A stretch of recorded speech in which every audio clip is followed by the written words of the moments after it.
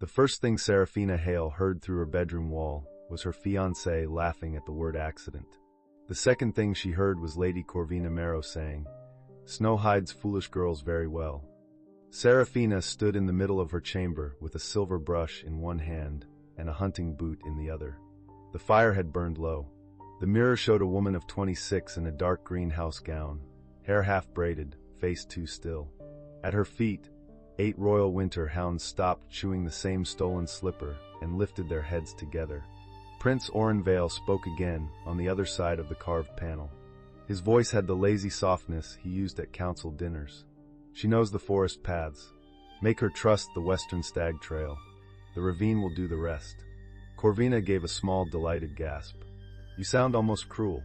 "Cruel would be breaking the betrothal in open court," Oren said. "This is cleaner. A tragic misdirection during the winter hunt. Her hounds will scatter. She will panic. By sunset, father will need a new bride for the border alliance." Serafina lowered the boot. Captain Biscuit, largest of the hounds, rose with the patience of a judge. Duchess followed. Buttons wagged once, then sneezed into the slipper. Oren added, "Besides, she is only the royal kennel master's pretty daughter. My father liked her mother's service record. That does not make her fit to sit beside me." The silver brush bent in Serafina's hand. For 3 breaths, she did nothing. That was important. Her mother had taught her not to loose a hound until the hound understood the shape of the field. So Serafina listened. She heard silk brush stone. She heard Oren lift a cup from the little table in the adjoining guest salon. She heard Corvina murmur that she had already moved the western trail markers. Then Serafina set the brush down and smiled at her hounds. "Good evening, respectable criminals," she whispered. "We are going to practice manners." Every tail began to move. She crossed the room, opened the hidden panel, and stepped into the guest salon with all 8 hounds at her skirts. Oren was standing too close to Corvina beside the wine table. His dark blue coat was unbuttoned at the throat. Corvina's white fur wrap sat over Serafina's own chair. They both turned at once. Serafina looked at the wine, the trail map, the shifted markers drawn in red ink, and the little knife Corvina had used to scrape wax from the royal hunt seals. "My lord," Serafina said, "my lady." Oren went pale. "Soha, this is not what it appears to be." "Excellent," she said, "because it appears to be a planned disappearance with poor handwriting." Corvina recovered faster. She smiled with her lips and not her eyes. "You should not enter rooms without knocking." Serafina lifted 2 fingers. Captain Biscuit put both front paws on Oren's chest and flattened him onto the carpet. Oren made a sound that would not have impressed a rabbit. Duchess seized the hem of his coat and dragged him 3 feet from the wine table.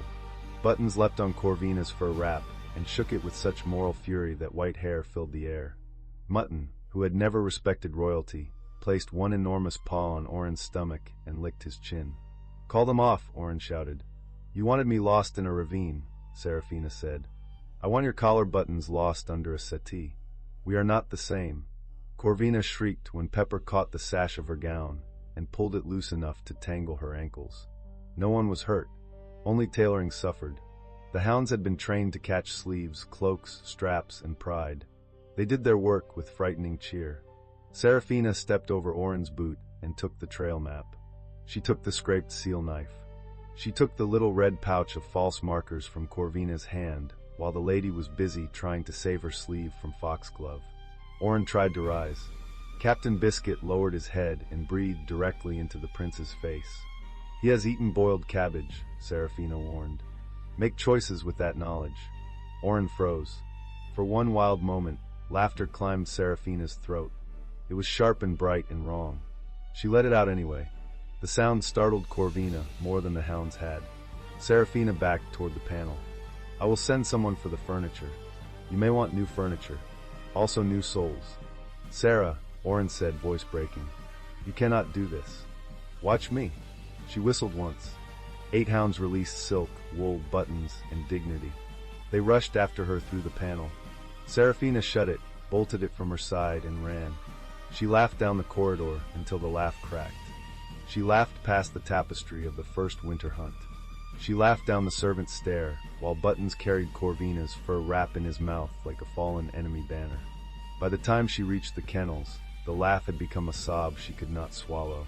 The royal kennels were warm with straw, iron stoves, and dog breath. 32 hounds lifted their heads from their beds. The youngest pups tumbled over each other to reach her. The old lead bitch, Grandmother Pike, opened one eye and judged everyone.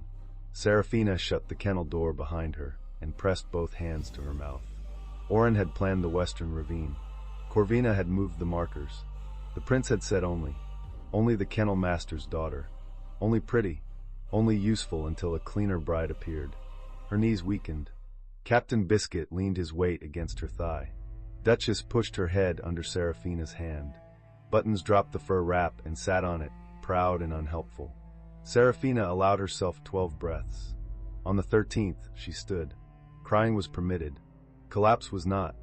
She crossed to the tack room and lit 2 lamps. The kennel ledgers waited in their cabinet. She pulled the winter feed book, the hunt route register, the injury log, and the sealed copy of the hound master's oath. Her mother had made 3 rules for a woman cornered by a noble house. First, leave with proof. Second, leave with witnesses. Third, leave loudly enough that silence becomes suspicious. Serafina took all 3 rules personally. She packed the ledgers in oilcloth. She strapped grain pouches to 6 sled harnesses. She opened the iron cage where the hunt whistles hung and took the black horn whistle that had belonged to her mother. Then she paused at the smallest hook. A child's whistle hung there on a frayed blue cord. It was plain bone, carved with a crooked moon. A boy had given it to her in a snowstorm when she was 8. He had found her crying under a pine before she ever came to the palace. He had wrapped his own scarf around her and said, very severely, that brave girls were still allowed to ask for help before freezing to death. She had never learned his name. Serafina put the old whistle around her neck. The hounds watched with bright eyes. "We are not sneaking away," she told them. "We are conducting a professional relocation." Grandmother Pike groaned. "Do not take that tone." 1 hour later, the eastern kennel gate opened on a sight the palace would discuss for years. Serafina Hale walked out under a hard white moon wearing her training coat, tall boots, and a belt full of whistles. Behind her came 32 royal winter hounds in travel harness. 6 dragged sleds of ledgers, feed, medicines, blankets, and 1 stolen white fur wrap that Buttons refused to surrender. At the front, Captain Biscuit carried Oren's torn collar in his mouth. Serafina stopped at the public hunt board in the stable court. She pinned the red pouch of false trail markers beside the royal map. Under it she wrote, in the bold hand her mother had beaten into her, "The Western Trail was tampered with. Ask Prince Oren why."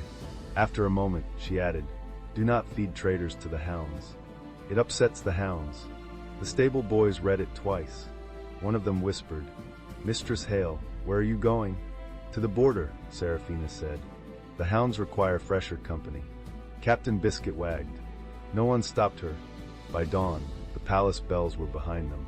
The city road lay buried under clean snow, and Serafina had cried enough to leave salt on her scarf.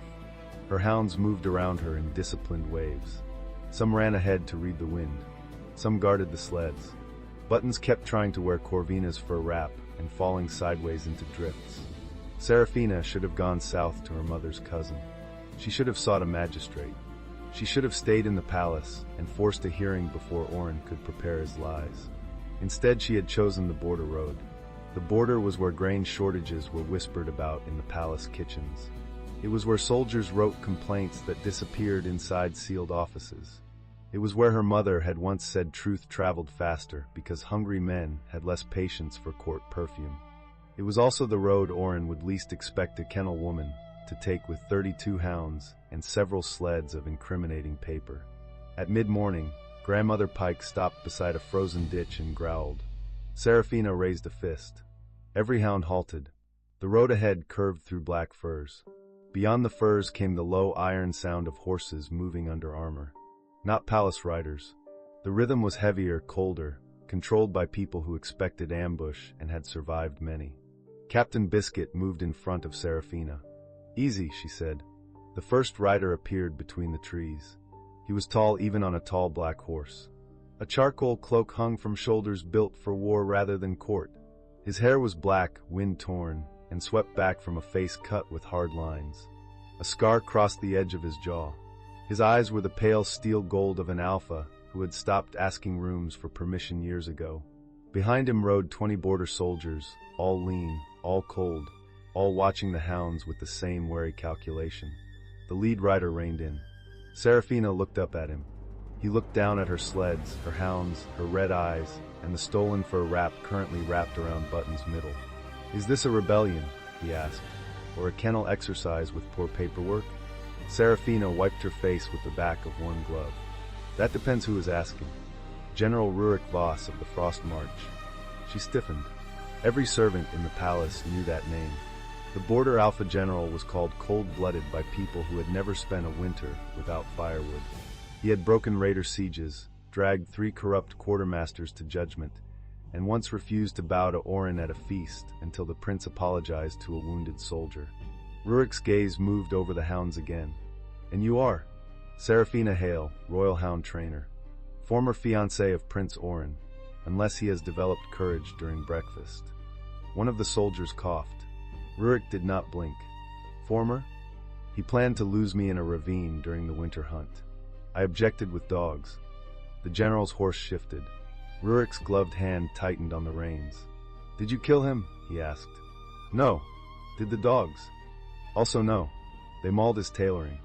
A second soldier turned his face away. Rurik leaned slightly forward.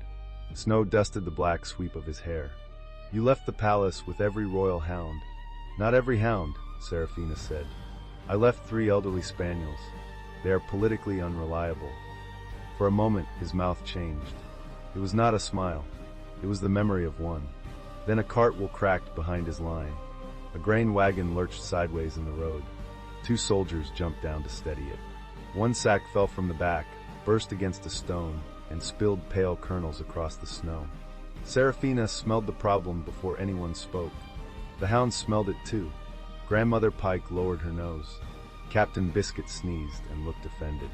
Rurik turned in the saddle. "Hold that sack." Serafina walked past him without asking. A border sergeant moved to block her, then stopped when 32 hounds politely considered removing him from the path. She crouched beside the torn sack. Wheat should smell dry, grassy, faintly sweet. This smelled of cellar mold, river silt, and something sharp that belonged in mortar. She pushed her fingers into the grain and rubbed. Grit scratched her glove. "Sand," she said. Rurik dismounted in one smooth motion. He landed close enough that she felt the impact through the frozen road. "How much?" Serafina lifted a handful. Grain and pale grit slid between her fingers. "Enough to cheat a scale. Enough to break teeth. Enough to starve a keep while the ledger says you were fed." The nearest soldiers went very still. Rurik crouched beside her. His shoulder nearly brushed hers. He smelled of cold leather, pine smoke, and iron discipline. Up close, his face looked younger than the stories and more tired than the scar allowed. "Can your hounds track where the sand entered the sacks?" he asked. Serafina glanced at the torn seal. The wax mark was royal blue, but the press had slipped. Her kennel ledgers tracked feed shipments by scent for the hunt dogs. Grain theft always left a trail if someone cared to put a nose to it. "Yes," she said, "if you stop breathing down my collar." His eyes lowered to the space between them. Serafina realized his gloved hand was braced on the snow beside hers. Their fingers were close enough for the heat of him to reach her through winter air. Her heart, treacherous animal, struck once against her ribs. Rurik did not move away. "I breathe where the evidence is," he said. "Then the evidence is about to file a complaint." A hound sneezed directly into the spilled grain. Serafina closed her eyes. "That is Mutton. He has strong views on fraud." Rurik looked at the hound, then back at Serafina. "Mistress Hale, I was writing to the capital to demand the grain owed to my garrisons. It appears the capital has sent me sand and a witness." "I am not capital property. I did not say you were." His answer came too fast for courtesy. It landed between them with a weight she felt. Serafina stood. He stood with her.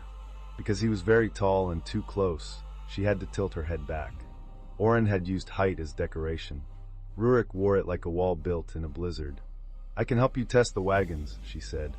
"Then I keep moving." "Where?" "Away from ravines. The road ahead is borderland.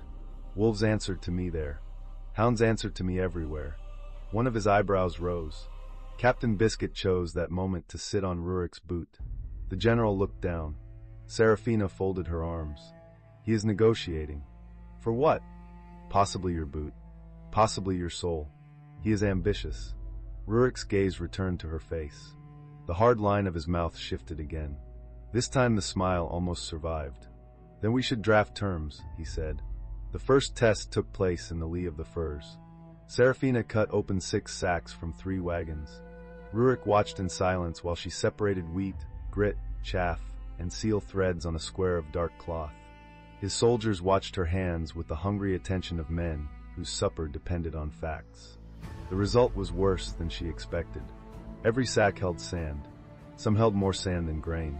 The mold hid at the center, where a careless inspector would miss it. 2 sacks had dead beetles. One had a pebble stamped with blue quarry dust from the capital's North Chapel works. Serafina held that pebble in her palm. "This is not border sand," she said. "This came from the palace district." Rurik's jaw tightened. The quartermaster swore the wagons were sealed at the royal granary. He may have sworn truthfully. Someone could have filled false sacks before sealing, or changed them in a holding yard. "Can your ledgers prove that?" "My ledgers prove what the kennels received. They include cent notes for hound feed and hunt grain stores. My mother believed numbers lied less when dogs checked them. Your mother was sensible. She was terrifying." "Good." Serafina looked up. Rurik's face had gone flat again, but his eyes were on her fingers. She realized she had rubbed the pebble so hard that grit had cut through her glove. A thin red line marked her thumb. Before she could hide it, he caught her wrist. The contact was careful. It still sent heat up her arm.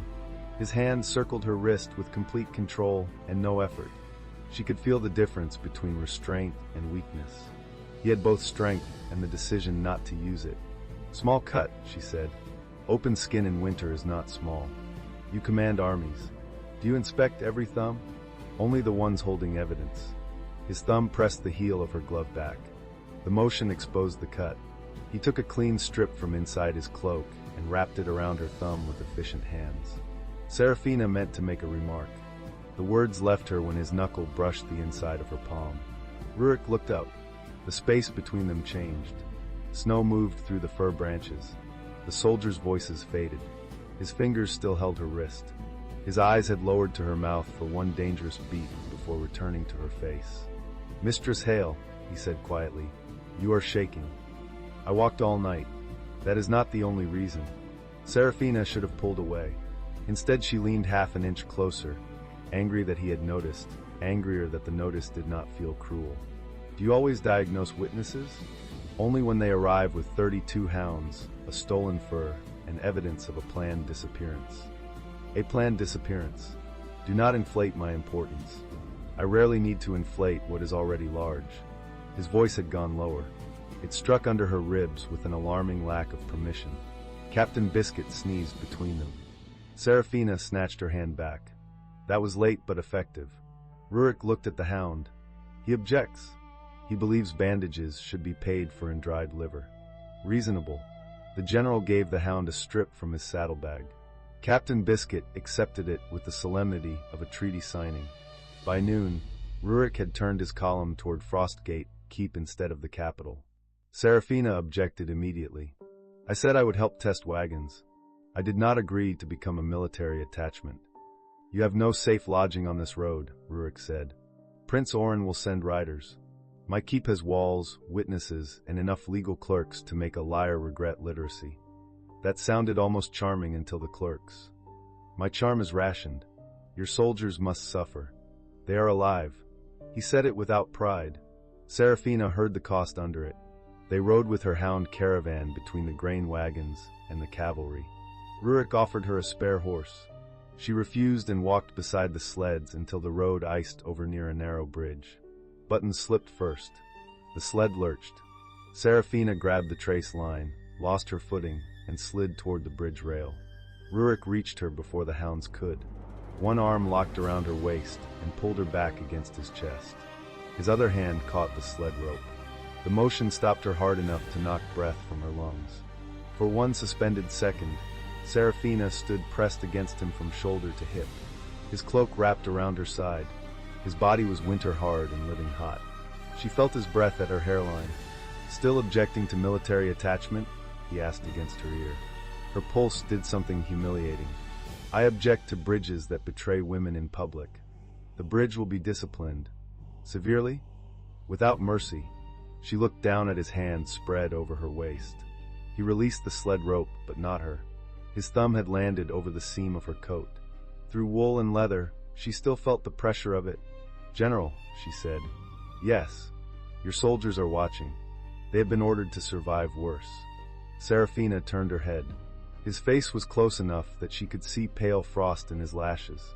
The cold-blooded Alpha General did not look cold now. He looked controlled by the width of a knife edge. "I can stand," she said. "I know. Then why are you still holding me?" A pause opened. His answer was very quiet. "Because you nearly fell. That was earlier." "I am aware." The hounds began to howl. Not a danger howl. Worse, a delighted howl. Serafina closed her eyes as all 32 hounds announced to the entire road that their mistress was being held by a tall man and had not bitten him. Rurik released her slowly. "Your pack reports everything," he said. "They were raised in court. Gossip is in the mortar." The hounds kept howling until Grandmother Pike barked once. Silence fell at once. Rurik looked at the old bitch with respect. "I want her on my council." "You cannot afford her." "What does she demand?" "Blankets, meat, and the right to judge men from a cushion." "Half my council already does that." Serafina laughed before she could stop herself. The sound surprised them both. Rurik looked at her as if the laugh had shown him a door he had not known existed. Serafina looked away first. Frost Gate keep rose from the border cliffs at dusk. It was not beautiful in the palace sense. No gold domes, no painted saints, no perfumed arches. It was black stone, smoke, iron gates, and men on the walls with crossbows. The mountain wind struck it and broke. Hungry soldiers lined the yard when the wagons entered. Their cheeks were hollow. Their winter coats had been patched too often. A young guard in his early 20s stared at the grain sacks with such plain hope that Serafina's stomach twisted. Rurik dismounted before the main steps. "No sack opens for the kitchens until Mistress hail and my quartermaster inspect it," he ordered. "Any man who steals before inspection eats sand first."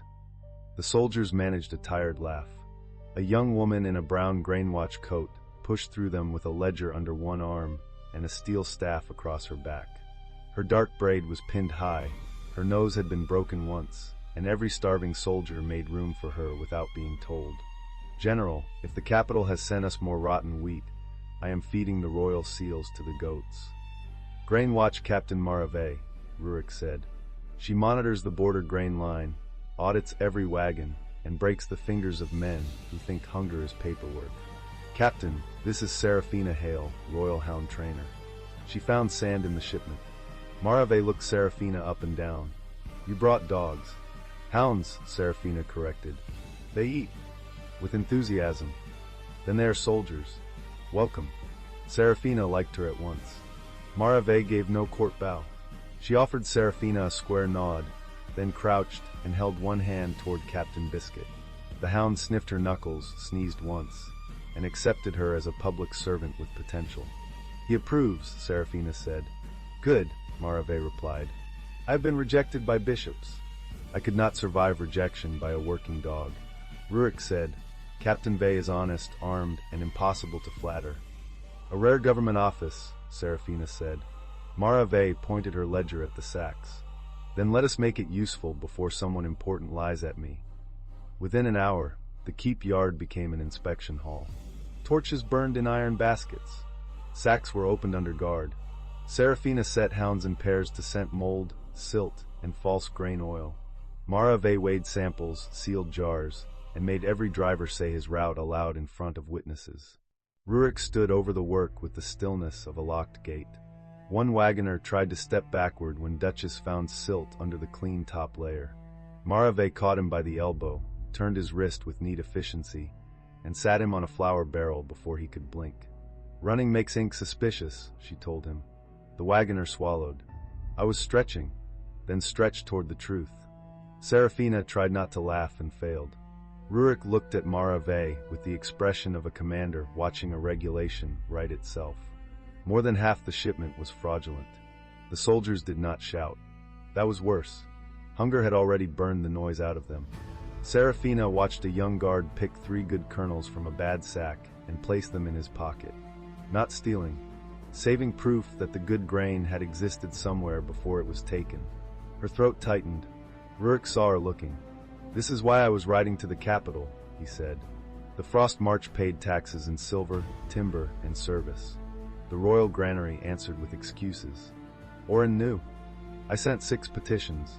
He signed 3 dismissals. The prince's name turned the cold inside her into a cleaner thing. "Then we will give him a 7th document," she said. "One he cannot dismiss." Rurik turned toward her. Serafina was tired. Her eyes burned. Her thumb hurt. Her heart had been dragged over stones by a man who had planned to lose her in snow. Yet standing in that yard, among hungry soldiers and honest hounds, she felt the first hard shape of purpose. "I need a table," she said. "A lamp. Fresh wax.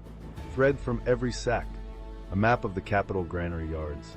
Access to your petitions. And dried liver for the witnesses." Marave grunted. "The dog witnesses? They work cheap. Better than most inspectors," Marave said. "They cannot read a bribe and pretend it is weather." Captain Biscuit wagged once, as if accepting the promotion. Rurik's gaze did not leave Serafina's face. "You will have all of it, and I am not your prisoner." "No, I decide when to leave." "Yes, I keep my own room." His eyes changed at the edges. "Also yes." Serafina heard the roughness under the last answer and felt heat rise under her collar. She looked down at the ledgers before her face betrayed her. "Good," she said. "Then bring me your fraudulent wheat." Buttons trotted past, wearing Corvina's fur wrap again. Marave stared. "Why is that one dressed like a bankrupt duchess?" "Evidence," Serafina said. Rurik looked at the hound. "Against fashion?" "Against many things." They worked until the moon stood high over the keep. Serafina discovered 3 patterns before midnight.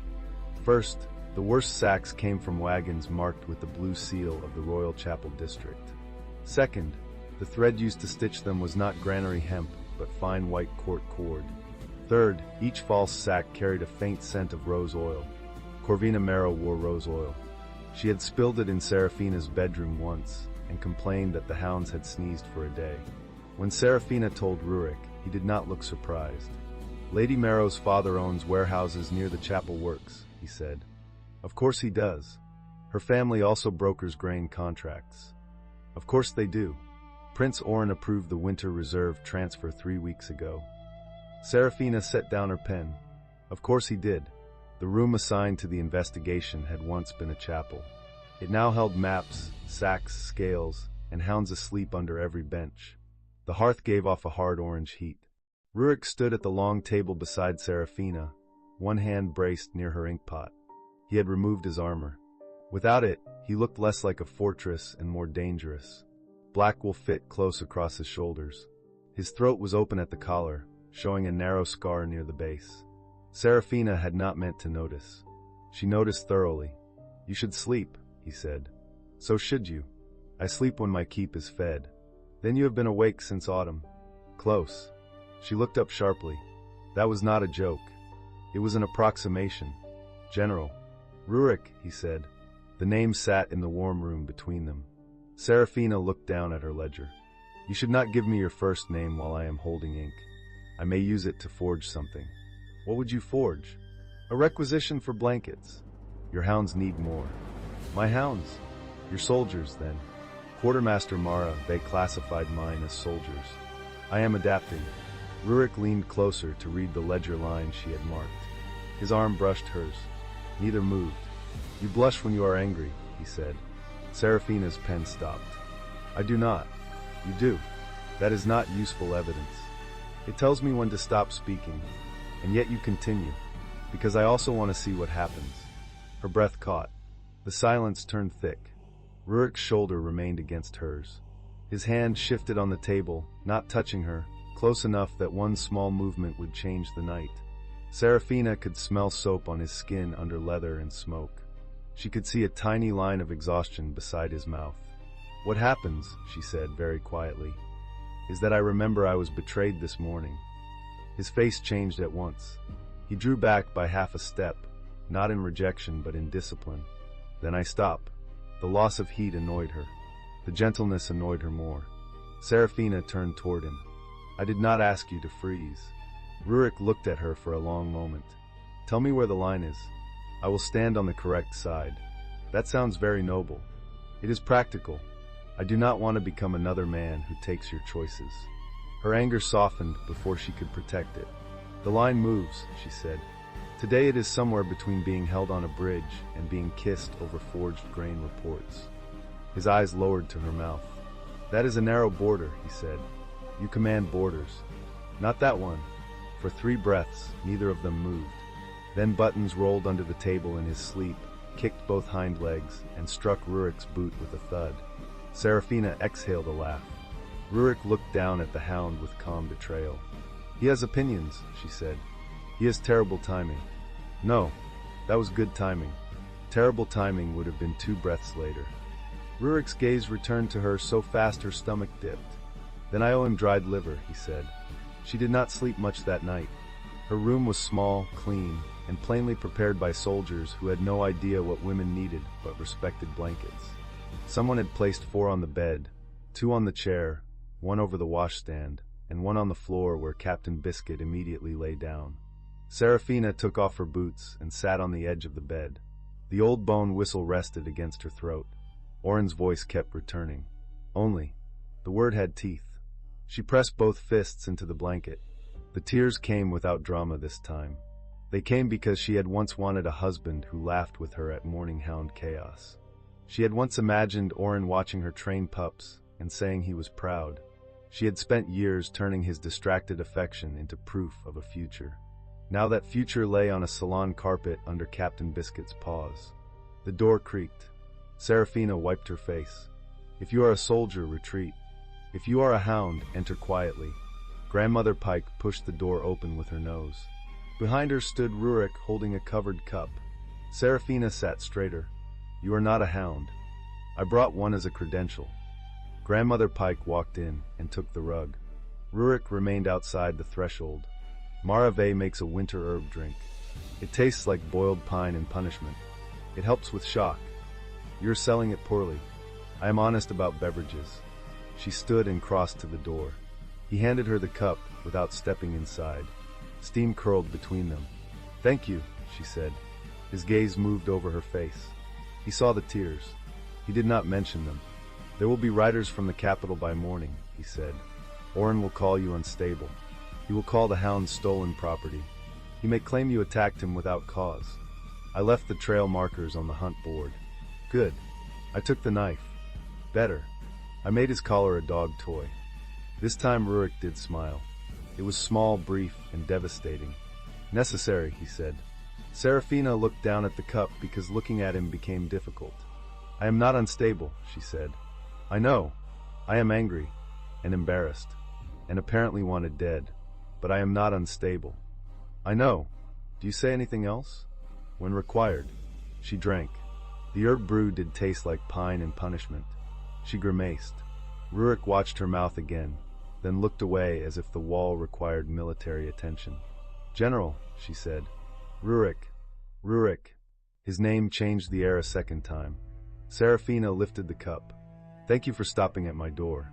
Thank you for not entering without permission. And thank you for looking at the wall as if it insulted your ancestors. It did. What did it say? That I have poor judgment. Does it often tell the truth? His eyes came back to hers. Tonight, yes. The cup warmed her fingers. His voice warmed everything else. Serafina should have closed the door. Instead, she let herself stand there with one bare foot on cold stone and one hound snoring behind her. Rurik's shadow filled the threshold without crossing it. Sleep, Serafina, he said. The way he said her name made it feel less damaged. You too. I will try. That was not an agreement. No. She narrowed her eyes. You are difficult. I have references. She closed the door before she smiled too much. Morning at Frostgate Keep began with a horn, a curse, and a hound stealing a sausage from a lieutenant's hand. Serafina woke before the second horn. Habit pulled her from bed while the sky was still iron gray. At the palace, This was the hour she crossed the kennel yard with warm mash, brushed snow from every muzzle, and greeted each hound by title. The ritual had survived fevers, royal inspections, Oren's board visits, and one unfortunate spring when Buttons fell in love with a laundry basket. She found the Frostgate hounds, her own hounds, and 4 suspicious border mutts gathered in the lower yard around a cook who looked prepared to resign from life. Serafina put 2 fingers to her mouth and whistled. Every dog sat. The cook almost dropped the sausage pan. Rurik stood near the armory steps with a mug in hand. He wore no cloak despite the cold. His black training shirt clung to his shoulders, and his hair was still damp from washing. Serafina's brain, usually competent before breakfast, mislaid several useful thoughts. He watched her line the hounds in rows. "Good morning, honorable criminals," she said. 36 tails moved. "Captain Biscuit, you look innocent. That means you are guilty. Duchess, stop judging the cook. He has suffered enough. Mutton, remove your paw from that boot. It still contains a lieutenant. Buttons, if you are wearing stolen fur before sunrise, you must at least stand straight." The soldiers gathered on the steps began to grin. Serafina moved down the line, touching each nose. Every hound gave a different greeting. Captain Biscuit pressed his forehead into her palm. Duchess offered one paw. Mutton leaned so hard she had to brace. Grandmother Pike allowed one royal tap, and then looked away in contempt. When Serafina reached the young pups, she crouched. "And good morning to the tiny disasters. Did we dream of eating glove leather? We did. Did we repent? We did not." A laugh broke from the soldiers. Rurik's mug had stopped halfway to his mouth. Serafina straightened and caught him looking. For once, the general did not hide it. "What?" she asked. "I have watched men confess under interrogation with less discipline than those pups show for you. Pups respond to consistency, food, and being told when they are ridiculous. Men are less advanced." The soldiers laughed harder. Rurik's gaze warmed. "You may brief my officers after breakfast. On grain fraud. On being less advanced than pups." She pointed at him. "Do not tempt me before tea." Breakfast became a council because Frostgate had no talent for leisure. They gathered in the old chapel room again. Marave brought porridge thinned beyond pride. Rurik's captains brought maps, petitions, and a stack of replies from the capital. Serafina read them with growing rage. The palace had dismissed every complaint as border exaggeration. The Crown Office claimed weather delays. The Granary Office claimed rodent loss. Oren had signed one note in his own hand. General Voss must learn that hunger makes wolves dramatic. Serafina stared at that line until the ink blurred. Ulrich sat beside hit. His knee brushed hers under the table. It might have been accidental. It did not move. "He wrote this while my men were cutting mold from bread," Rurik said. "He wrote it because he has never watched a young border guard save 3 kernels in his pocket," she answered. A captain with a scarred cheek looked up. "You saw Tobin do that?" "Yes." The room quieted. Serafina closed the letter. "We need more than proof of bad grain. We need proof of intent, profit, and chain of custody. If this is only incompetence, Oren will blame a clerk. If it is theft, he will blame a dead clerk. If Lady Marrow's family is involved, they will blame a foreign merchant."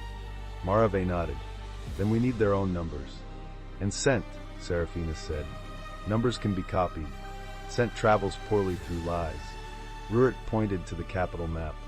3 places: Royal Granary, Chapel Warehouse, North Weighing Yard.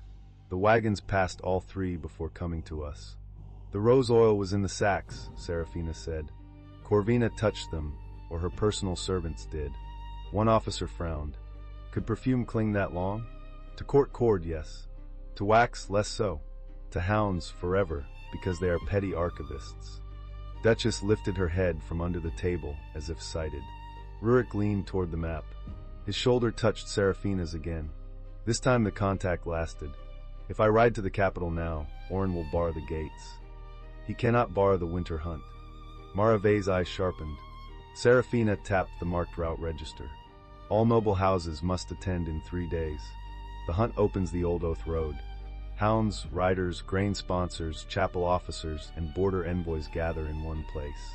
If I accuse him there, he cannot hide the accusation inside a clerk's drawer." "Dangerous," Rurik said. "Yes." "Public." "Yes." He already planned to lose you there. Then he will expect fear, not an audit. Rurik turned his head toward her. His eyes were close. You intend to walk back into the trap? No, I intend to bring the trap witnesses. Captain Biscuit sneezed under the table. An illegal team, she added. Preferably one that bites cloth. The plan required a day of ugly work. Serafina sorted thread samples.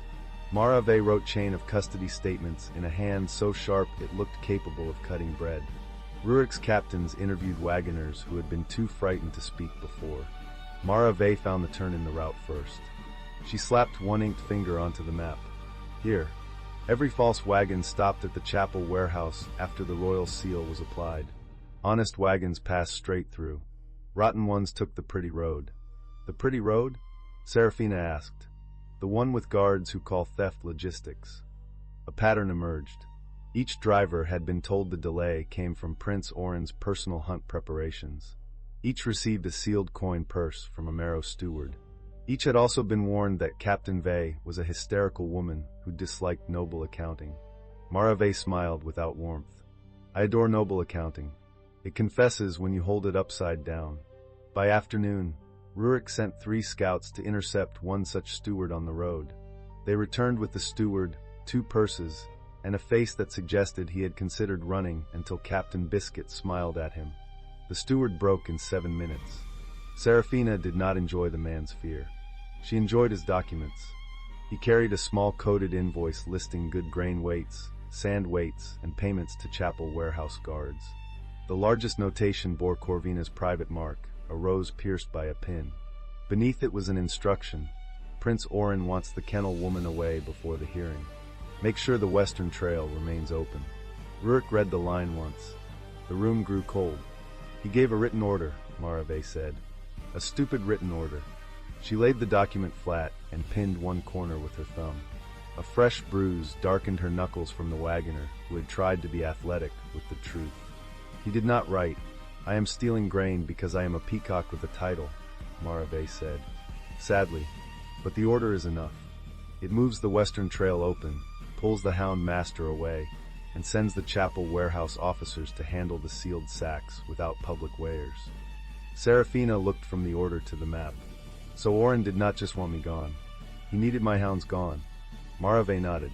A lie is easiest when the noses are removed. Buttons lifted his head from the corner, deeply offended on behalf of noses everywhere. Vanity makes people use stationery, Serafina said. Her voice sounded steadier than her hands felt. Rurik noticed. He always noticed. He took the paper from her fingers before she crushed it. Walk with me, he said. It was not a request, but it was not a command either. It was a rope thrown before she sank. They left the chapel room through a side door and stepped into the wall walk. The wind hit hard. Below, the hounds chased one another between snow piles while soldiers pretended not to watch. Beyond the keep, the border forest stretched dark and white toward the old hunt road. Serafina gripped the stone parapet. I wanted to humiliate him. I wanted his buttons scattered. I wanted him frightened for 1/10 of the time he meant me to be frightened. You did humiliate him. Not enough. Rurik stood beside her, close enough to block part of the wind. No, not enough. The agreement loosened something in her chest. People keep expecting me to be sad in a quiet way, she said. I am sad, but I also want to knock his teeth loose with a ledger. A heavy ledger? The feed register from last winter. 400 pages. Excellent spine. Practical. She looked at him. Rurik's face remained serious, but his eyes were not. That nearly undid her. Serafina laughed once, then covered her mouth. The laugh shook into a sob. She hated that. She hated him witnessing it. She hated that he did not look away in embarrassment or step forward to smother her in comfort she had not requested. He simply opened his cloak. Not his arms. His cloak. The offer was absurdly formal and dangerously intimate. That is not a military tactic, she said. It is shelter. Shelter often becomes tactic in male hands. Then take the cloak, not the man. She looked at the black wool hanging open. He was letting cold into his own shirt. The wind cut across the wall and lifted her hair from its braid. She stepped closer before courage could cool. Rurik wrapped the cloak around her shoulders. For a while neither spoke. She stood against his chest, facing the forest. His arms held the cloak around her, not trapping, not loose either. The warmth was immediate and unfair. Serafina's cheek brushed his shirt. His heart beat slow under her ear, though she could feel how much of that steadiness was work. "You are very warm for someone called cold-blooded," she said. The title was assigned by idiots. Many titles are. His chin almost touched her hair. "What title would you choose?" "For you. For yourself." She went still. Only the kennel master's daughter. Only pretty. The wind dragged snow along the parapet. "I do not know any more," she said. His arms tightened by a fraction. "Then do not let him name you while you are still bleeding." The words entered quietly and stayed. Serafina turned inside the cloak. They were too close. Her hands landed against his chest to steady herself. Muscles shifted under her palms. Rurik looked down at her hands first, then her face. "There," she said, softer than she meant. "That sounded wise. Are you ill? Severely? Symptoms?" "Poor judgment." Wall confirmed it. She smiled. His gaze dropped to that smile. The air between them tightened again. This time no hound stood near enough to save them. Rurik lifted one hand slowly, giving her time to step back. She did not. His fingers touched a loose strand of hair at her cheek and drew it away from her mouth. Serafina forgot the wind. "This is near the line," he said. "Yes." "Has it moved?" "A little." "Which direction?" She rose on her toes and kissed the corner of his mouth. It was brief, barely a kiss. Still, it struck through both of them. Rurik inhaled once, sharply. His hand moved to the back of her neck, then stopped before pressure became demand. Serafina felt that restraint. She liked it. She resented it. She wanted to test it with scientific cruelty. "That was not forged grain reports," she whispered. "No. It was also not quite a kiss." His thumb brushed the hair below her ear. "Do you require accuracy?"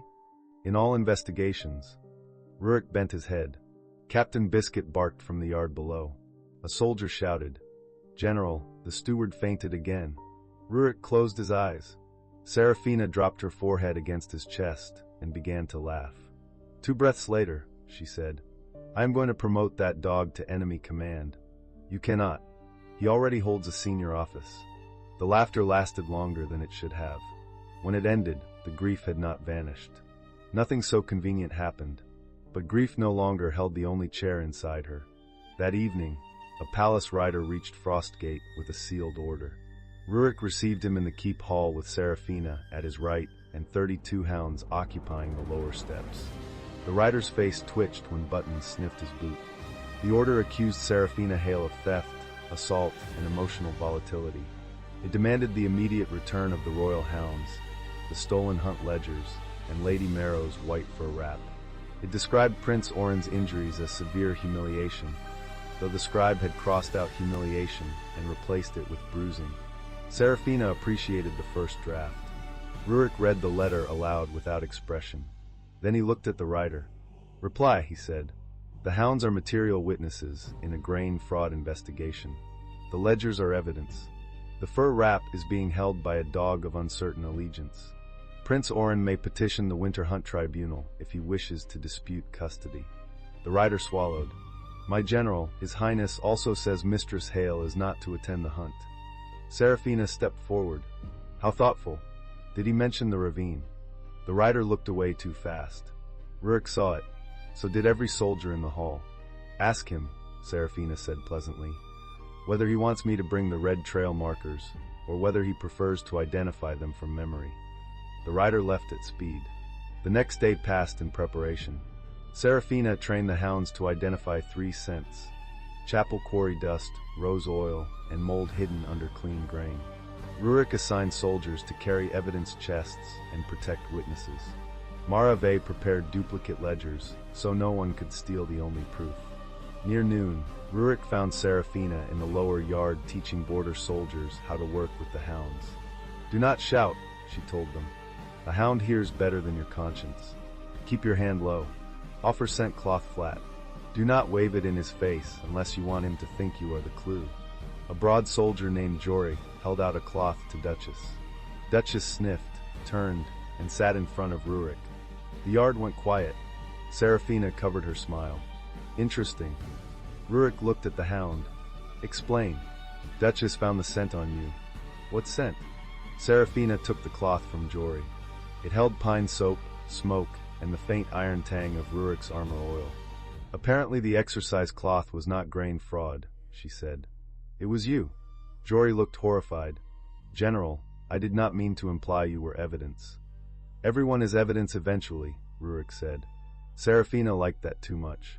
Rurik walked toward her. The soldiers suddenly found reasons to adjust straps, examine snow, and become furniture. He stopped close enough that Duchess, still seated, had to lean against both their legs. You are enjoying this, he said. Immensely. At my expense. Your expense appears durable. His mouth curved. What is the correction? For a false alert? The handler apologizes to the hound, resets the scent, and praises the correct behavior. Then apologize. I am not the handler. You are always the handler. That should not have sounded intimate. It did. Serafina held his gaze. Fine. Duchess, I apologize for asking you to identify fraud when General Voss was standing nearby being suspiciously scented. Duchess wagged once. Rurik bent, took the scent cloth, and held it out again. His shoulder brushed Serafina's hip as he crouched. She felt the contact all the way up her spine. Try again, he told the hound. Duchess sniffed the corrected cloth, crossed the yard, and put her nose on a marked sand sack. The soldiers cheered. Rurik stood. Good. Serafina looked up at him. That is all. Good. She saved your honor. My honor has survived worse than a hound's nose. Has it survived wearing Corvina's fur wrap? His eyes narrowed. Do not test command structure. I would never. Buttons appeared behind him dragging the white wrap. The entire yard inhaled. Rurik did not turn around. Mistress Hale. Yes. Is there a hound behind me with enemy fabric? No. A pause. Define no. There is a hound behind you with evidence. Jory made a strangled sound. Rurik turned. Buttons placed the wrap over the general's boot and looked proud. Serafina expected Rurik to scowl. Instead he reached down, lifted the wrap, and draped it over one forearm as if accepting a ceremonial mantle. If I must enter the winter hunt with this, he said, I will declare war on fashion. The soldiers laughed until Marave shouted that anyone with lungs that strong could carry evidence chests. Later, when the yard emptied, Rurik walked Serafina to the kennels built against the inner wall. The hounds settled around them in straw and lamplight. Outside, wind climbed the stones. Inside, the smells of clean fur, leather, and warm mash wrapped around her like something close to home. Rurik stopped beside a pen of young hounds. You look different here. Covered in hair? At ease. She fed a pup from her palm. Kennels make sense. Eat, work, play, sleep. If a hound loves you, he shows it. If he hates you, he also shows it. Court could learn from that. You belong there less than they told you. Her hands stilled. Do not be kind just because I am useful, she said. I am not kind. That is your defense. It is my reputation. Your reputation is terrible company. I know. The quiet after that was not uncomfortable. It was worse. It invited honesty. Serafina touched the old bone whistle at her throat. Rurik's eyes followed the motion. Where did you get that? He asked. A boy gave it to me when I was little. Before the palace. I got lost during a winter market storm. He found me under a pine, wrapped me in a blue scarf, and scolded me for freezing quietly. Rurik went still. Serafina looked at him. What? He reached toward the whistle, stopped, and lowered his hand. It was not blue. Her breath caught. What? The scarf was gray when my mother made it. I had fallen through creek ice the week before and stained it with the dye from a merchant's glove. It looked blue after that. The kennel sounds faded. Serafina's fingers closed around the whistle. You! Rurik's face had lost its hard command. Under it stood a boy with serious eyes in a snowstorm. I was 14, he said. You were very small, very angry, and determined not to cry where anyone could see. I was 8. You told me brave girls did not make noise.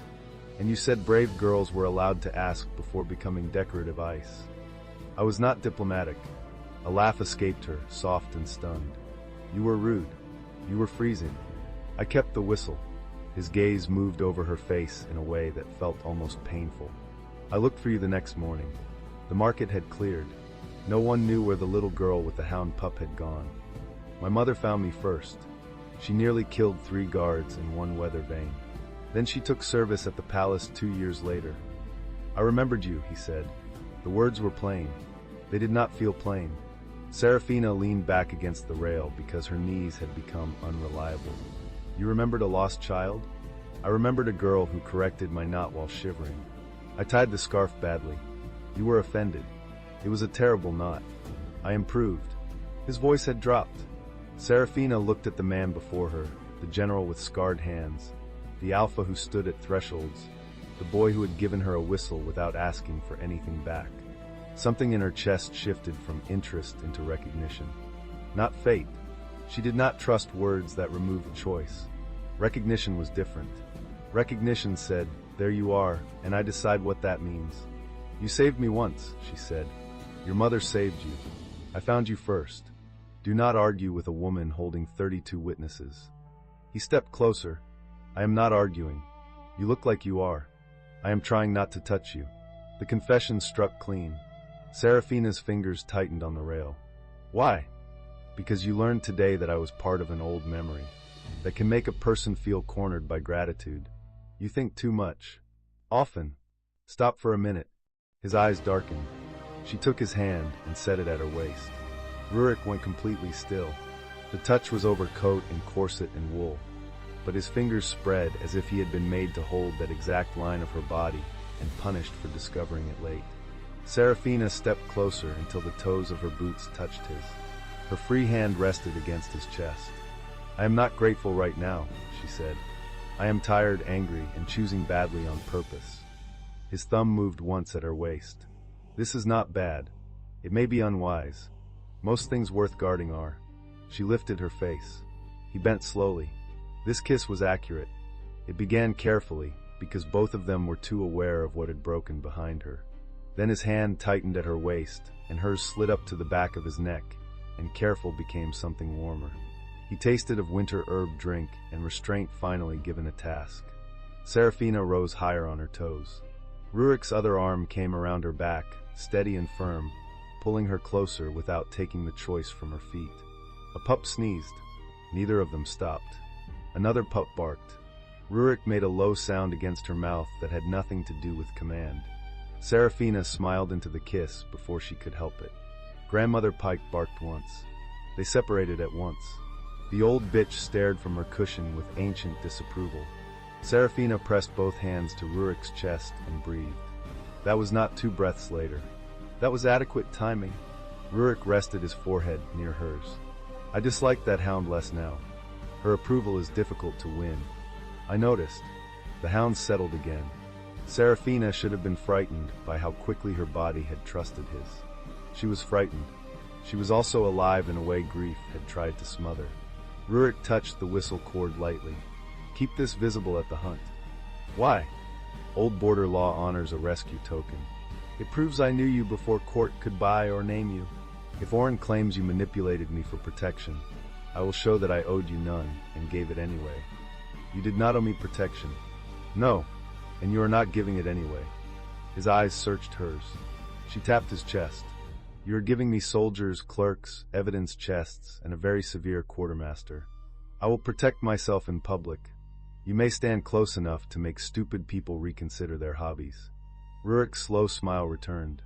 "That I can do." "Good." "Serafina." "Yes. After the hunt, when the evidence is read and your name is yours again, I will ask if the line has moved farther." Heat climbed her neck. "That is arrogant. It is strategic patience. You make patience sound indecent. Only near you." Grandmother Pike barked again. Serafina pointed at the old hound. "Do not judge me. You had 6 mates and bit 3. Rurik choked on a laugh. The hunt began under a sky the color of polished steel. The royal forest lay 2 hours from the capital, where old pines crowded a ceremonial road lined with antler poles and blue banners. Noble houses arrived in fur and jewels. Priests from the Moon Chapel carried silver bowls. Merchants brought decorated grain baskets for public blessing. Border soldiers entered last, without decoration, pulling sealed evidence chests on sleds. Serafina rode at the front of the hounds. She wore no bridal white. She had chosen her dark green training coat, polished boots, and her mother's black horn whistle at her belt.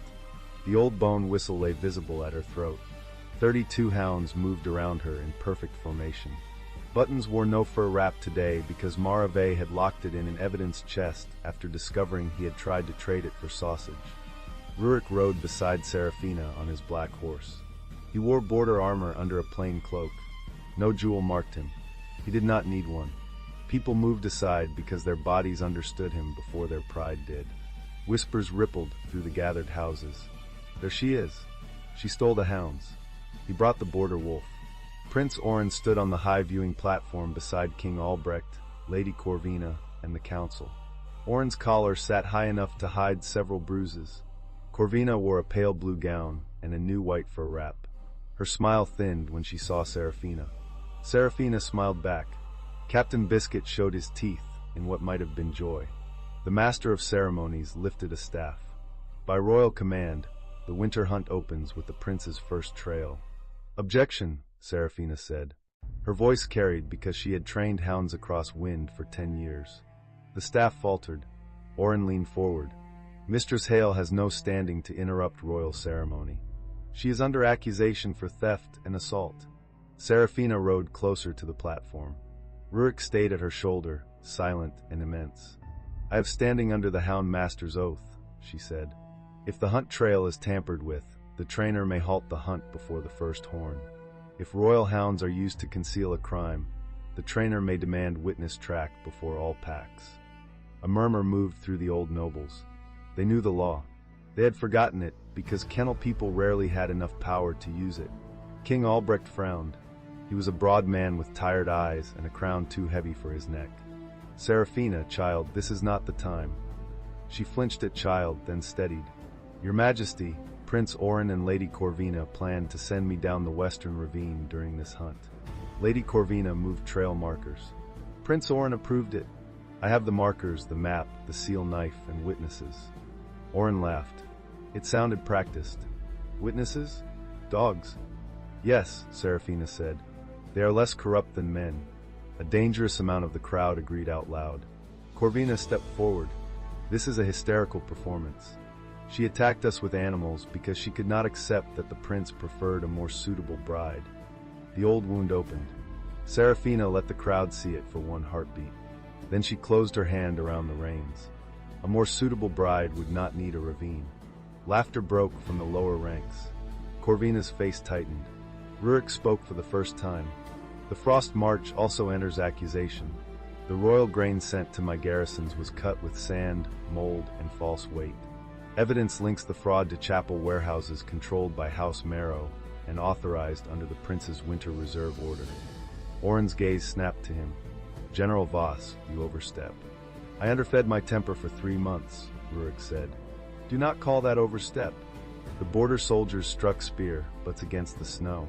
King Albrecht lifted a hand. Enough. These are grave claims. They will be heard after the hunt. Serafina's stomach dropped. After the hunt meant time to hide evidence, silence witnesses, and trigger the same trap under ceremony. She raised the blackhorn whistle. No, she said. The entire field stilled. King Albrecht stared at her. Serafina's voice shook once, then steadied. The oath says before the first horn, not after. The hounds are not decorations, Your Majesty. The hunt is not a toy for princes. If the western trail remains open while the accusation stands, every rider here enters a tampered course. If the grain blessing proceeds while sand sits in royal sacks, every hungry border child hears the crown bless fraud. The king's face changed. Oren saw it and struck fast. She is manipulating you with kennel law. Father, she is angry because I ended a childish match. She stole royal animals.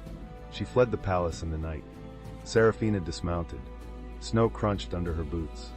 I left in the night, she said. After you planned to leave me in the snow.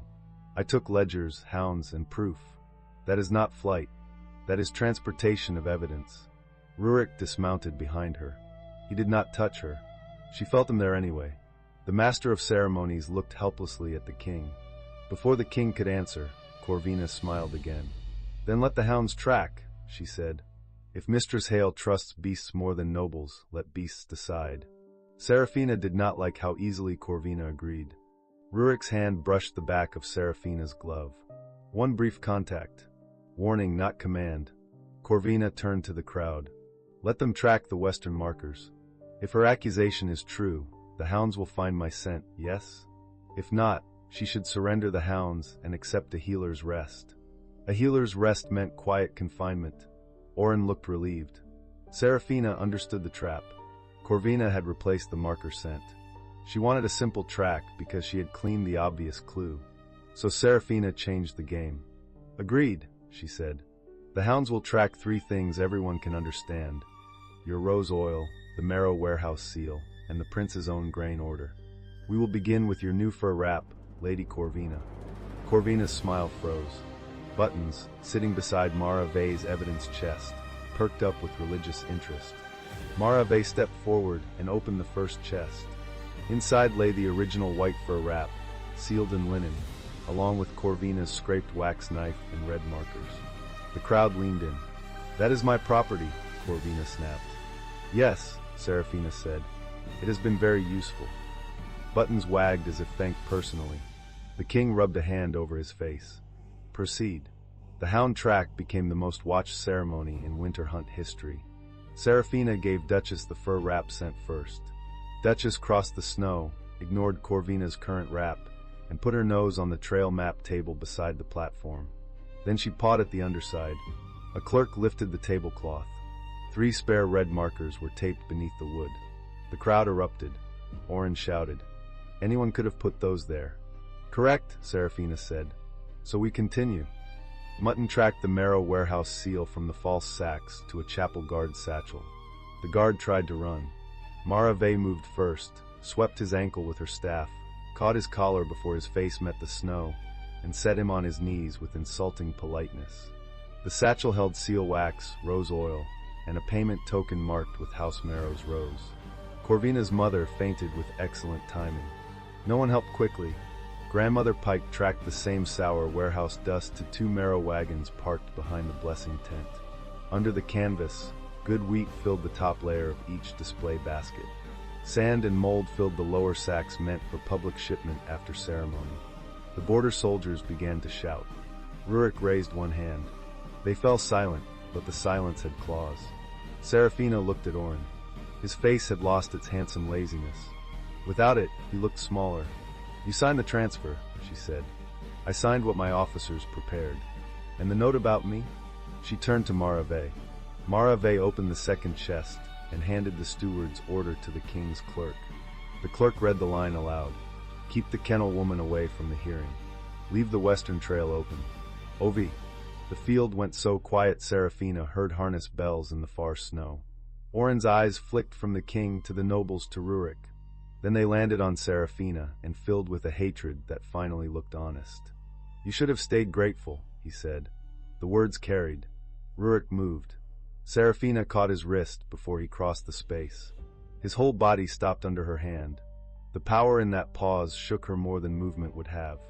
Mine, she said quietly. This part is mine. Rurik's eyes burned down into hers. Then he stepped back. Serafina faced Oren. I was grateful, she said. For work. For a place in the kennels. For my mother's oath being honored. You mistook gratitude for ownership because no one taught you to see women who arrive with useful hands. Oren's mouth twisted. You think a few dogs and a border brute make you powerful? Captain Biscuit growled. Rurik did not. That was more frightening. Corvina seized the moment. She lifted a silver whistle from her sleeve and blew 3 sharp notes. The sound cut through the field. Several strange wolves burst from the tree line. They were not palace hounds. They were paid winter riders in white hunting wraps, hidden low among the trees. They ran for the evidence chests, not the crowd. Serafina understood the trick at once. Ruin the proof, blame panic, and call the hearing unsafe. Serafina blew the black horn whistle. Her hounds surged. No wounds. No frenzy. She had trained them for crowd control, not harm. Captain Biscuit hit the first attacker in the chest and drove him into a snowbank. Duchess caught a white cloth sleeve and spun another rider sideways. Mutton seized a satchel strap and dragged its owner in a circle until the man begged for stillness. Border soldiers closed around the evidence chests. Oren grabbed Serafina from behind. His arm locked across her shoulders. The silver edge of a ceremonial hunt knife flashed near her collar, too close for comfort. The crowd recoiled. Rurik froze 10 steps away. Serafina felt Oren shaking. "Call them off," he hissed. "Call them off, or I will make this ugly." Fear flashed through her body, bright and old. Snow. Ravine. Only. Then Captain Biscuit saw the blade and lunged. "Stay," Serafina shouted. The hound stopped mid-charge, claws tearing lines through snow. The command rippled outward. Every hound froze. Every border wolf turned. Oren laughed against her ear. "There. That is what you are. A trainer. A servant with tricks." Something opened under Serafina's skin. It was not gentle. It was not a pretty glow from a tail. It felt like winter cracking a locked river. Her mother's black whistle burned at her belt. The bone whistle at her throat turned cold enough to bite. Every wolf sound in the clearing struck her blood as language. She heard panic, hunger, shame, rage, obedience forced through bad orders. She heard Rurik's wolf as a low thunder held behind iron, furious because she had told him not to move. Serafina drew one breath. The old oath rose in her memory. Her mother had made her repeat it every winter before the first hunt. The hounds do not belong to the crown. The crown belongs to the one who keeps the pack alive. Oren's grip tightened. Serafina spoke, and her voice carried over the entire field without strain. "Kneel." Every wolf in the clearing went to one knee. Not the humans, not the hounds, the wolves. The hired shifters collapsed first. Then the palace wolf guards. Then 3 noble alphas who had been standing near the platform, faces white with shock. At last, Rurik's knee struck the snow. His eyes stayed on Serafina. The sight nearly broke her concentration. Rurik Voss, border general, cold-blooded alpha, kneeling because her blood had commanded every wolf in reach. Oren did not kneel. He had no true wolf in him, only borrowed authority and a title. Serafina understood before anyone spoke. A sound moved through the crowd. Old Winter Line. Old Kennel Oath. Winter Steward. King Albrecht stood. His face had gone ashen. Oren's grip loosened. Serafina drove her heel into his instep. He yelped. She caught his wrist, turned under his arm the way she taught handlers to escape a tangled lead, and slammed his hand against his own chest. The ceremonial blade fell into the snow. Captain Biscuit sprang, caught Oren's coat sleeve, and dragged him face first into a drift. The field exploded into noise. Serafina did not look away from the kneeling wolves. Her body shook with the force moving through it. She could command them to stay down. She could command them to crawl. The power invited cruelty with a sweet, cold voice. Then she saw Tobin, the young guard with kernels in his pocket, kneeling among the border wolves. His face was frightened, not of her exactly, but of what power might do when it finally changed hands. Serafina released the command. "Stand," she said, "by your own will." The wolves rose slowly. Rurik stood last. Snow clung to one knee of his black trousers. His face held no humiliation, only awe, anger, and something that looked dangerously like devotion. Serafina pointed to the evidence chests. "Read the grain oath. All of it." The king's clerk hesitated. Rurik turned his head. "Read." The clerk read. The old winter grain oath was plain enough for every rider, cook, and kennel girl to understand. The crown had one winter duty before all ceremony: feed the border honestly.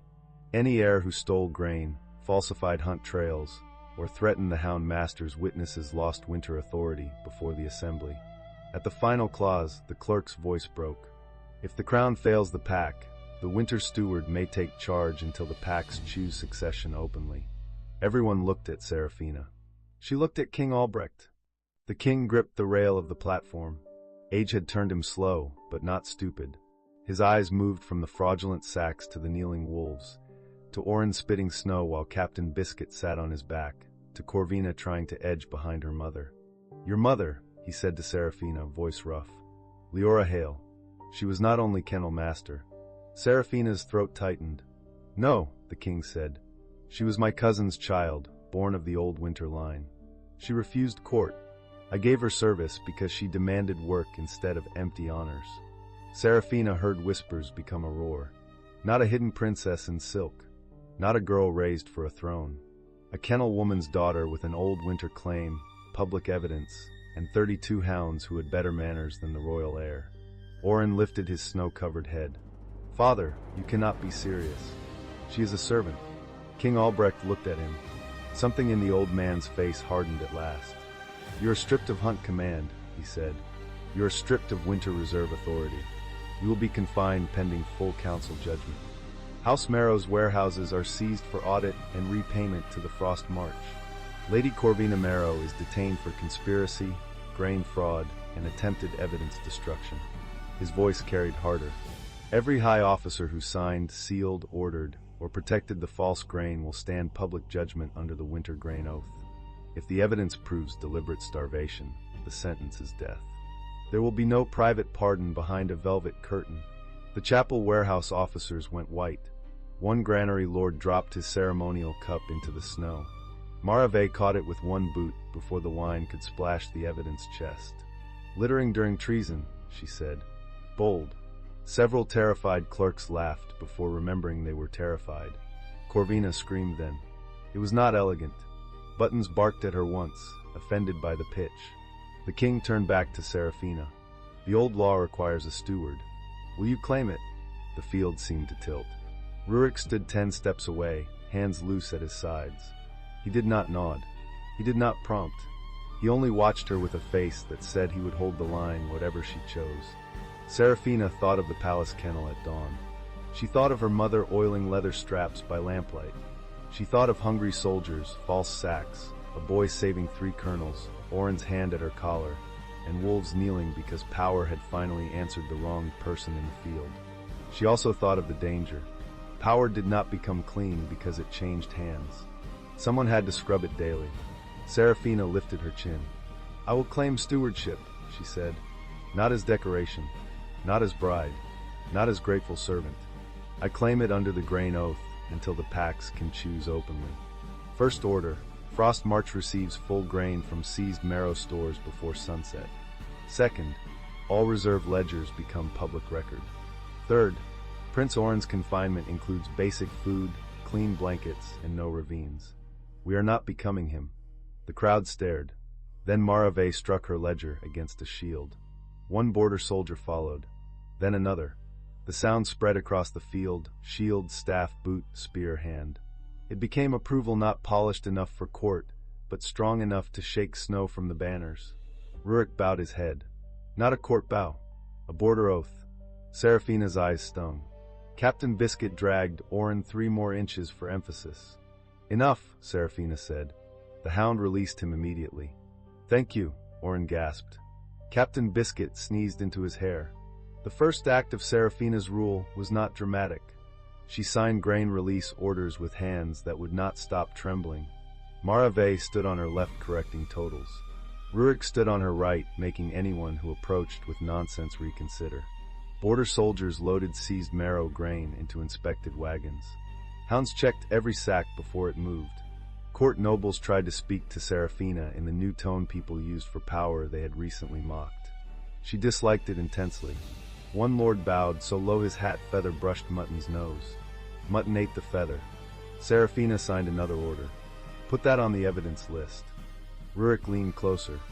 Feather theft? Feather redistribution. A promising policy. She looked up at him. The day had left lines of strain around his eyes. Snow had melted in his hair. One knee of his trousers remained wet from kneeling under her command. Guilt pricked. About the field. I did not mean to force you down. I know. I hated seeing it. I know. Stop saying that as if it fixes things. Rurik took the signed order from her and passed it to Marave. Then he turned Serafina gently by the elbow, guiding her behind a banner pole where the crowd could not read her mouth. His touch was light. It steadied anyway. Listen to me, he said. You stopped hired wolves without bloodshed. You released the command when fear would have made many keep it. You gave Oren blankets in the same breath you took his power. Do not spend your first hour as steward apologizing because corrupt men forced an old oath awake with a threat. Her breath shook. You knelt. My wolf recognized winter authority. My pride survived. You are sure? His mouth tilted. I have knelt for worse reasons. Boot repairs. Fallen maps. A hound sitting on my foot. Captain Biscuit is very heavy. Marave stepped around the banner pole with 3 fresh warrants under one arm, and the expression of a woman who had just found religion in properly numbered arrests. "Hi, steward," she said, then paused. "Am I allowed to call you that before the ink dries?" "Only if you promise not to faint," Serafina said. "I have never fainted in my life. I once broke a smuggler's jaw with a sack of barley." Rurik looked mildly impressed. "That is not in your service record." "Because I wrote the record. I am merciful to boring historians." Serafina laughed, and the laugh steadied something inside her. "Captain Vey, until the full assembly votes, you are acting warden of the grain line. Independent authority. Public ledgers. Armed escort. No noble private access to sealed grain." Marave's face changed once. "Not much. Enough." The young officer swallowed, then struck her fist to her heart. "Then I will make hunger afraid of paperwork," she said. "Good," Serafina replied. "Make it terrified. A heavy tyrant."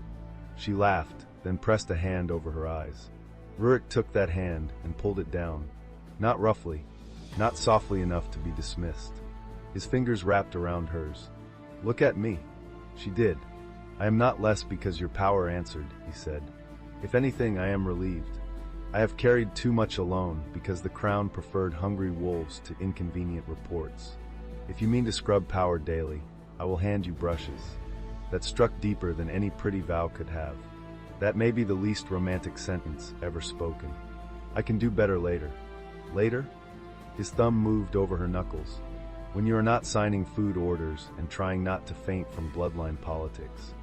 "I am not trying to faint." "Good. Because if you fall, I will catch you, and every hound will howl again." As if summoned by prophecy, Captain Biscuit howled from across the field. Serafina lowered her head to their joined hands. "I am going to outlaw timing. Ambitious first decree. Do not mock your steward." "I would not dare." He absolutely would. By nightfall, Frostgate wagons rolled north loaded with clean grain. Marrow warehouses sat under seal. Oren and Corvino were transported separately under guard, both furious, both alive, both facing public judgment. King Albrecht issued a proclamation naming Serafina winter steward until the full pack assembly convened in 30 days. The title felt too large. The work did not. Work began immediately. Serafina returned not to the palace bridal wing, but to the old council residence beside the Hound Yards. She refused the queen's apartments. She also refused 3 ladies who arrived to dress her in silver before breakfast. "I am auditing grain stores," she told them. "If any sleeve prevents me from opening sacks, the sleeve is treason." They retreated. Rurik arrived 10 minutes later with a stack of petitions, 2 clerks, and Captain Biscuit trotting proudly at his side. Serafina stared. "Why is my hound with you?" "He followed me." "He does not follow. He supervises." "Then I am supervised." Captain Biscuit dropped a glove at Serafina's feet. She looked at Rurik's bare right hand. "Did he steal that from you?" 3 corridors ago. I chose not to negotiate with a superior force." "Wise." Rurik set the petitions on her table. "The first council sitting begins in 1 hour. Before that, Marave needs signatures for the second grain release. The palace steward wants to know whether you will preserve Oren's household staff. 3 noble houses request private audience. For request public distance from House Marrow. The chapel claims innocence with impressive volume. Also, your hounds have occupied the East Fountain." Serafina sat down slowly. "Why?" "It contains fish." "There are no fish in the East Fountain." "There were 2. She covered her face. "I have been steward for less than a day." Rurik came around the table and crouched in front of her chair. The position made her look down at him. After the field, that should have been strange. Instead, it felt like a private correction to public power. He placed both hands on the arms of her chair and held her gaze. "1 order at a time," he said. "I know. 1 liar at a time." "I know. 1 hound-related disaster at a time." Her mouth trembled. "That may be impossible." "Then 2 disasters. Maximum." She laughed. Rurik's eyes softened. He reached up and touched her cheek with the backs of his fingers. "There you are." The words went straight through her. His thumb paused at the corner of her mouth. It was barely a touch, indecent only because both of them stopped breathing over it. "General," she said, and her voice came out lower than planned. "Steward," he answered. "You are too close for administrative efficiency." "I noticed.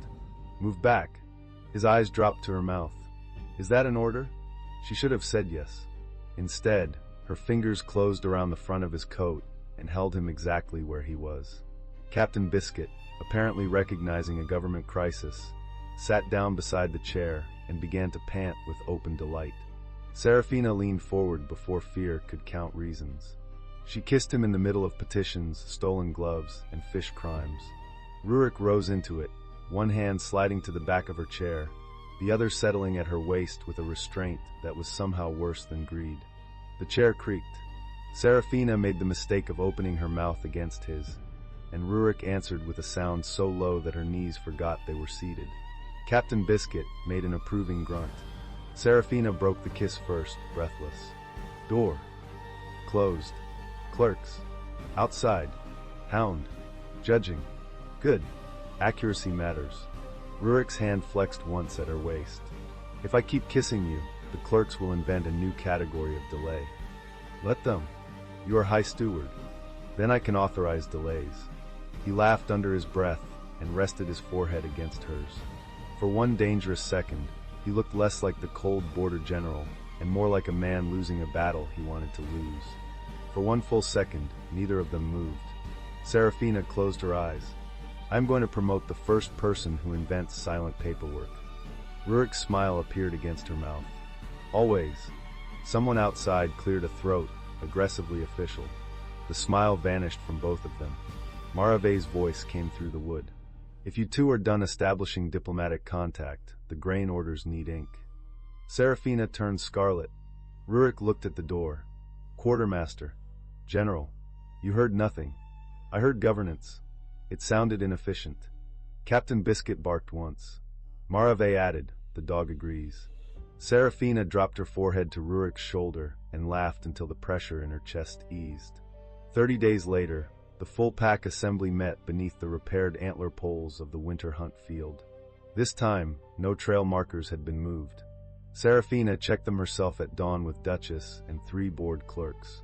Every grain basket had been cut open, tested, weighed, sealed, and marked by public hand. The chapel warehouse officers stood under guard. House Marrow's accounts had been read until even the nobles understood the theft. Good grain had reached Frostgate, Northmere, Greyford, and the 3 villages that supplied sled dogs to the border. No one called hunger dramatic anymore. Oren stood before the assembly without his prince's cloak. He had eaten plain food, slept on clean blankets, and complained through most of it. The public judgment stripped his succession rights, seized his private hunting estates for restitution, and sentenced him under the winter grain oath for falsifying a hunt, endangering a witness, and protecting deliberate starvation. No noble name softened the sentence. It would be carried out away from the field, without spectacle, after the victims' accounts entered the public record. Corvina Marrow, her mother, the royal steward, the chapel bursar, 2 granary lords, and every high officer who signed the false route books received the same judgment. Lower clerks who had confessed early kept their lives and gave testimony. Drivers who had moved sealed wagons under threat were assigned supervised restitution. High officials who had traded border hunger for court comfort met the full sentence of the oath. The seized Marrow silver funded border reserves, kennel repairs, and a public grain office staffed by people who had eaten army porridge and were therefore immune to elegant excuses. Serafina watched the orders signed and felt no triumphal music rise inside her. Relief was quieter. It wore ink on its fingers. When the votes were called, the pack representatives chose her as High Steward for a full winter term, with authority to reform grain, hunt, and hound law before a permanent Crown Assembly. The old winter line made her eligible. The evidence made her credible. Her choices in the field made people trust the claim. Serafina's first permanent appointment came before any courtier could ask for a private favor. "Marave," she said. The grain watch captain stepped forward in her brown coat, steel staff at her back, and ledger hugged to her ribs. For once, she looked young. "You helped expose the theft when silence would have been safer," Serafina said. "You protected witnesses, held the grain line, and told the truth without waiting for permission. By my authority as High Steward, I name you High Warden of the Grain Line. Your office answers to the public ledger, not to noble kitchens. Marave stared at her. Captain Biscuit barked once. He seconded the appointment, Serafina said. Marave struck her fist to her heart. Then I accept before the dog changes policy. The field laughed. The laugh mattered. It meant the new law had a face, a staff, and a woman who would hit corruption with both hands. That distinction mattered to her. After the vote, King Albrecht removed the winter circlet from its velvet cushion. It was not a queen's crown. It was black iron set with one pale stone, made for work and weather. He held it out to her with both hands. Leora's daughter, he said, the crown should have known you before crisis forced it. Serafina took the circlet. Yes, it should have. A few courtiers inhaled at the bluntness. The king bowed his head. Then let that be recorded too. She placed the circlet on her own head. The field bowed. Hounds did not bow, because hounds were sensible. Captain Biscuit sat on Rurik's boot instead, which many observers understood as a border endorsement. Rurik stood beside the steward's platform, not behind it. Serafina had insisted. He had argued for 7 minutes that a general belonged at her flank in public crisis. She had argued for 7 minutes and one eyebrow that a woman who had been almost erased by a fiancé did not need another man arranged as her shadow. They had compromised. He stood at the edge of the platform, close enough to intercept threats, visible enough to annoy traditionalists, and far enough that no one could pretend he held her strings. After the assembly, when the crowd moved toward the feast tents, Serafina found him in the old pine lane. Snow balanced on the branches. Evening light turned the path blue. For once, no clerk followed her. No noble waited with a complaint. No hound appeared except Grandmother Pike, who settled at the end of the lane and pretended not to guard them. Rurik looked at the circlet on Serafina's head. It suits you. It pinches. Most authority does. I am considering replacing it with a warm hat. A radical reform. She stepped closer. Would the Frost March support it? With enthusiasm. He reached up and adjusted the circlet with careful fingers. His knuckles brushed her hair. Serafina closed her eyes for 1 second, letting the touch land. When she opened them, his hand had lowered to her shoulder, but had not left. You have not asked, she said. I said I would ask after the hunt, then after the evidence, then after the assembly. You kept acquiring emergencies. I may continue acquiring them. I noticed. So ask before someone steals a fish. Rurik's hand slid from her shoulder to her waist, slow enough to give her every chance to refuse. She did not. The winter lane shrank around that touch. Has the line moved? He asked. Serafina looked at the man who had found a lost child without trying to own the memory. The man who had knelt under her power and risen without resentment. The man who brought petitions, blankets, military patience, and the worst romantic sentences in the kingdom. The man whose hand at her waist made her feel steadier and less tame at the same time. Yes, she said. His eyes darkened. How far? She set both hands on his chest and pushed him back against the pine trunk. Surprise flashed across his face. It was brief. Pleasure followed. His hand settled on her hips, firm and warm through her coat. That far, she said. Rurik looked down at her mouth. A useful measurement. Do you need confirmation? His hands had not moved higher than her waist. That almost made it worse. Rurik held her as if he had memorized the exact line between protection and hunger and intended to suffer there with military discipline. Serafina, who had survived betrayal, grain fraud, and 32 hounds with opinions, found his restraint personally insulting. You are thinking too loudly, she said. I am trying to be honorable. Try being interesting. Rurik's laugh was quiet and rough enough to warm her ears. In all investigations, she kissed him. This time, no grief stood between them.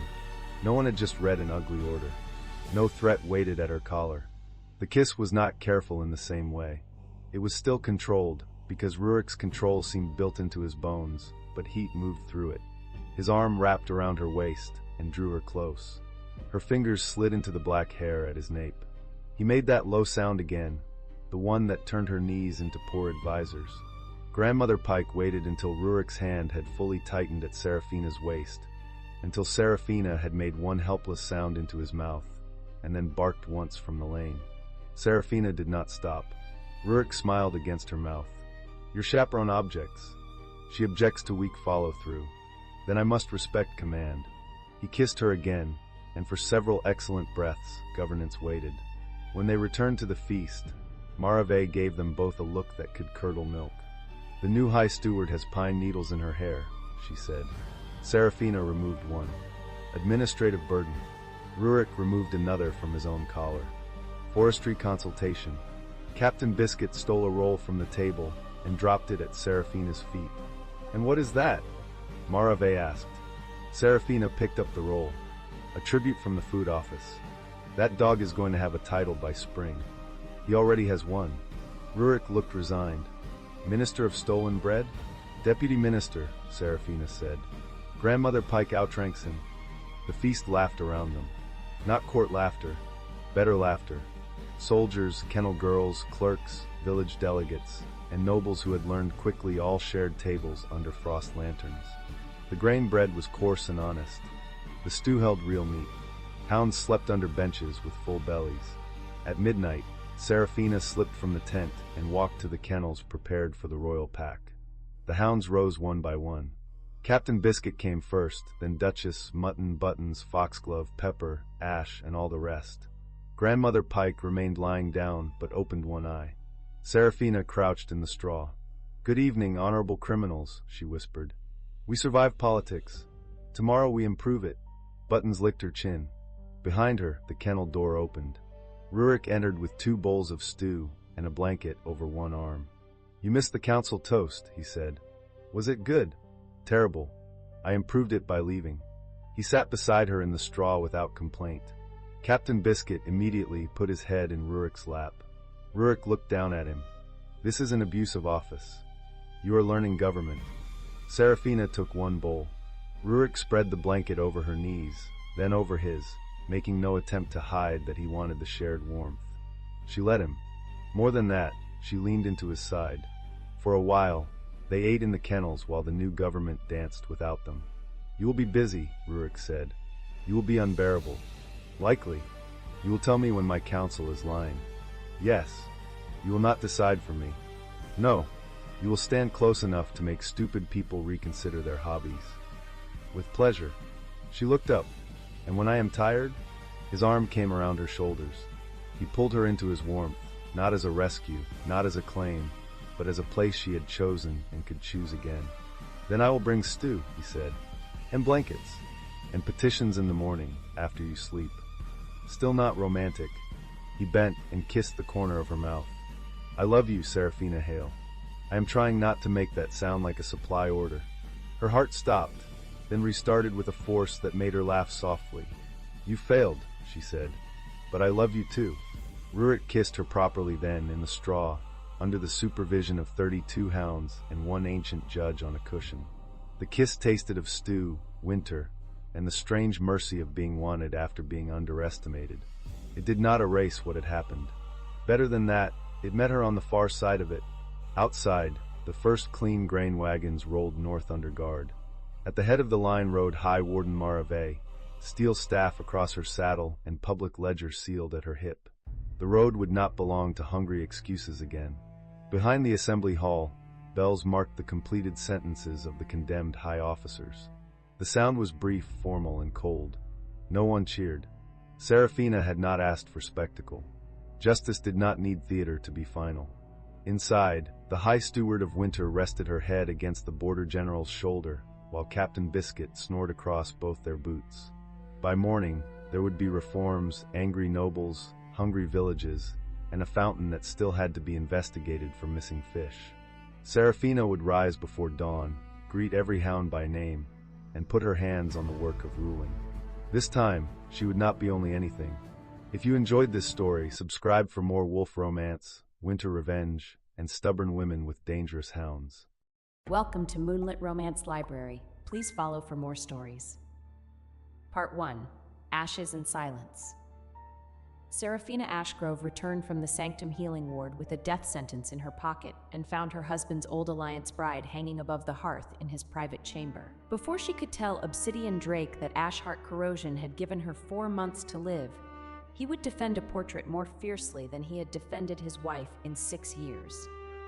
If the universe intended to kill her, it had chosen a remarkably petty Tuesday to begin.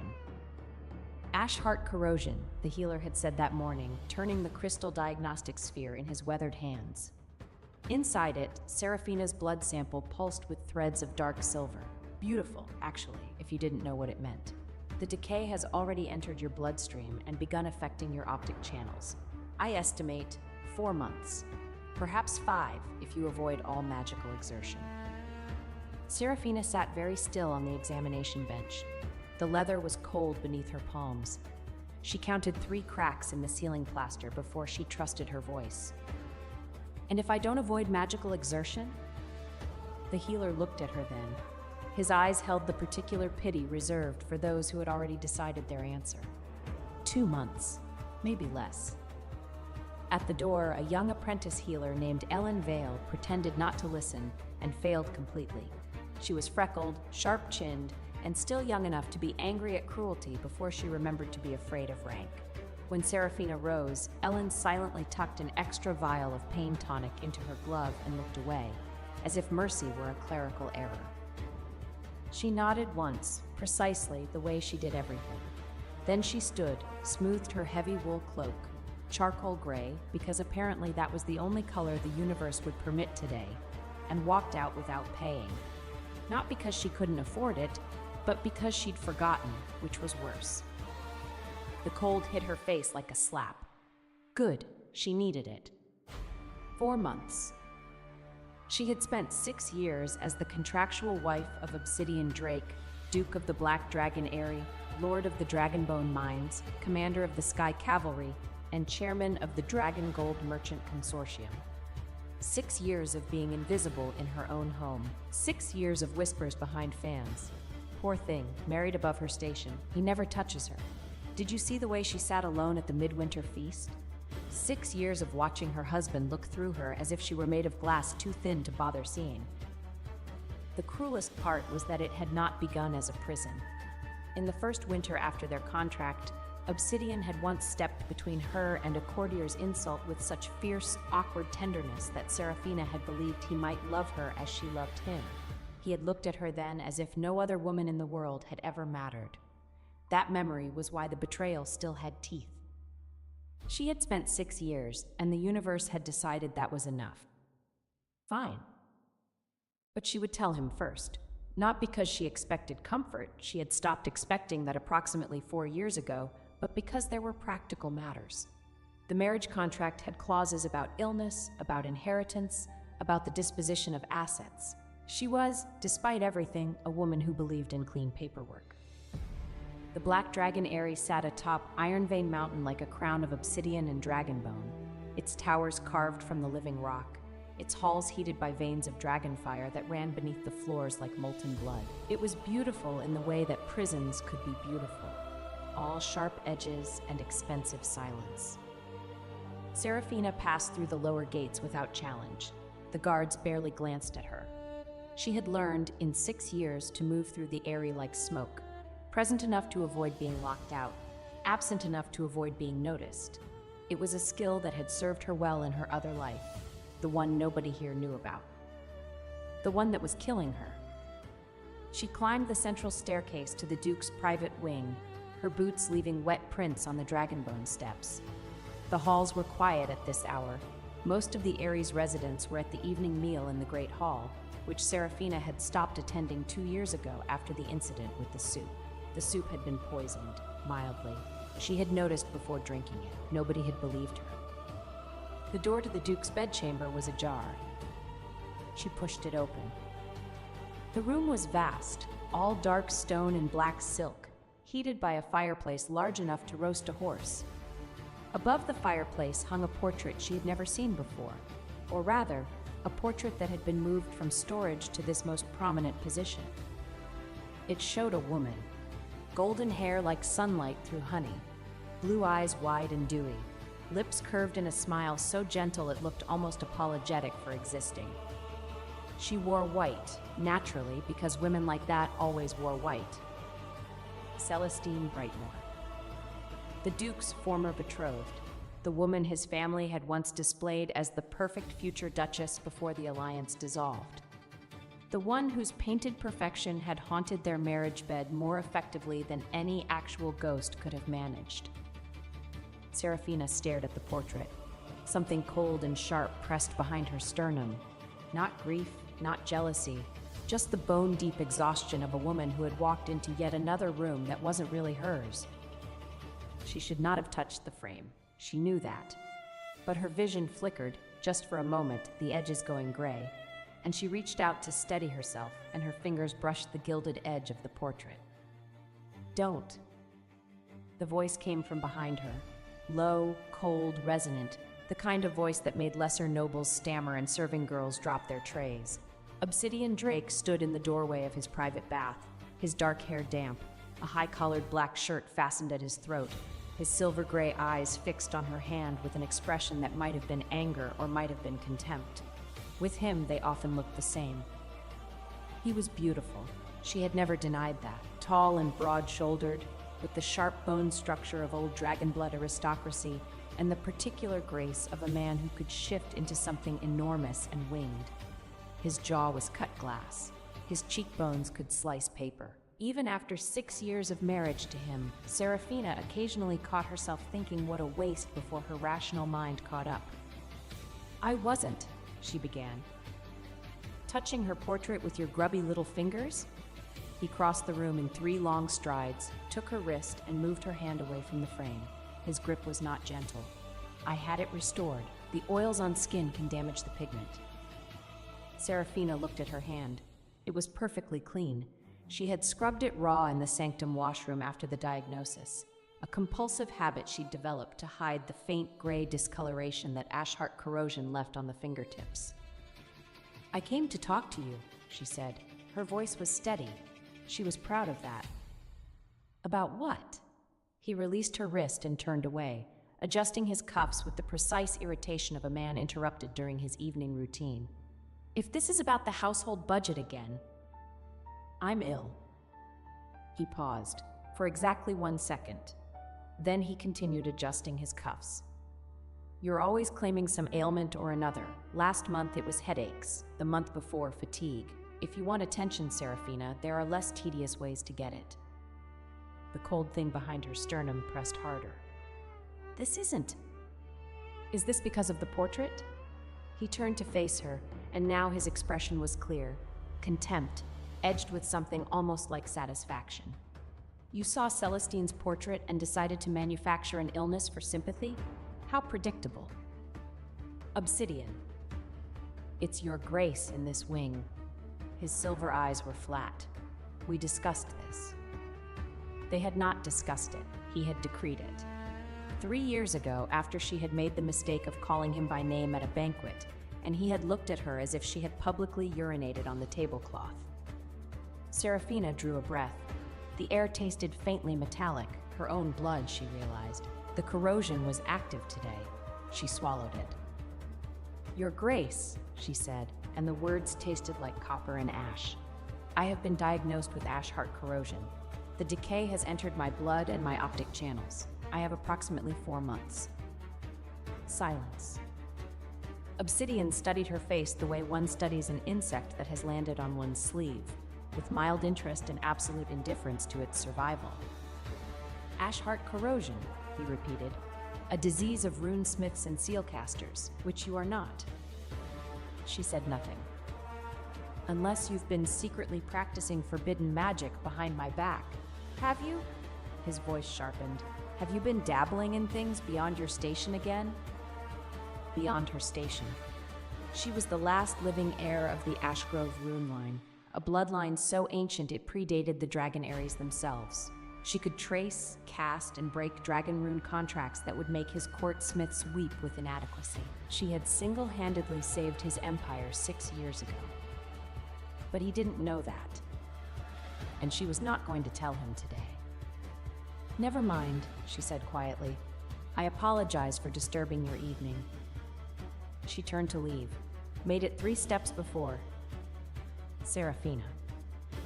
She stopped, did not turn.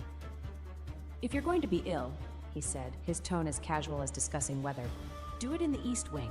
I have guests arriving tomorrow, and I don't need you looking pathetic in the main halls." She left without another word. The guests arrived not the next day, but that very night, a dramatic entrance through the Aries sky gates that woke half the household. Serafina, lying awake in her cold corner chamber in the East Wing, heard the commotion through the walls.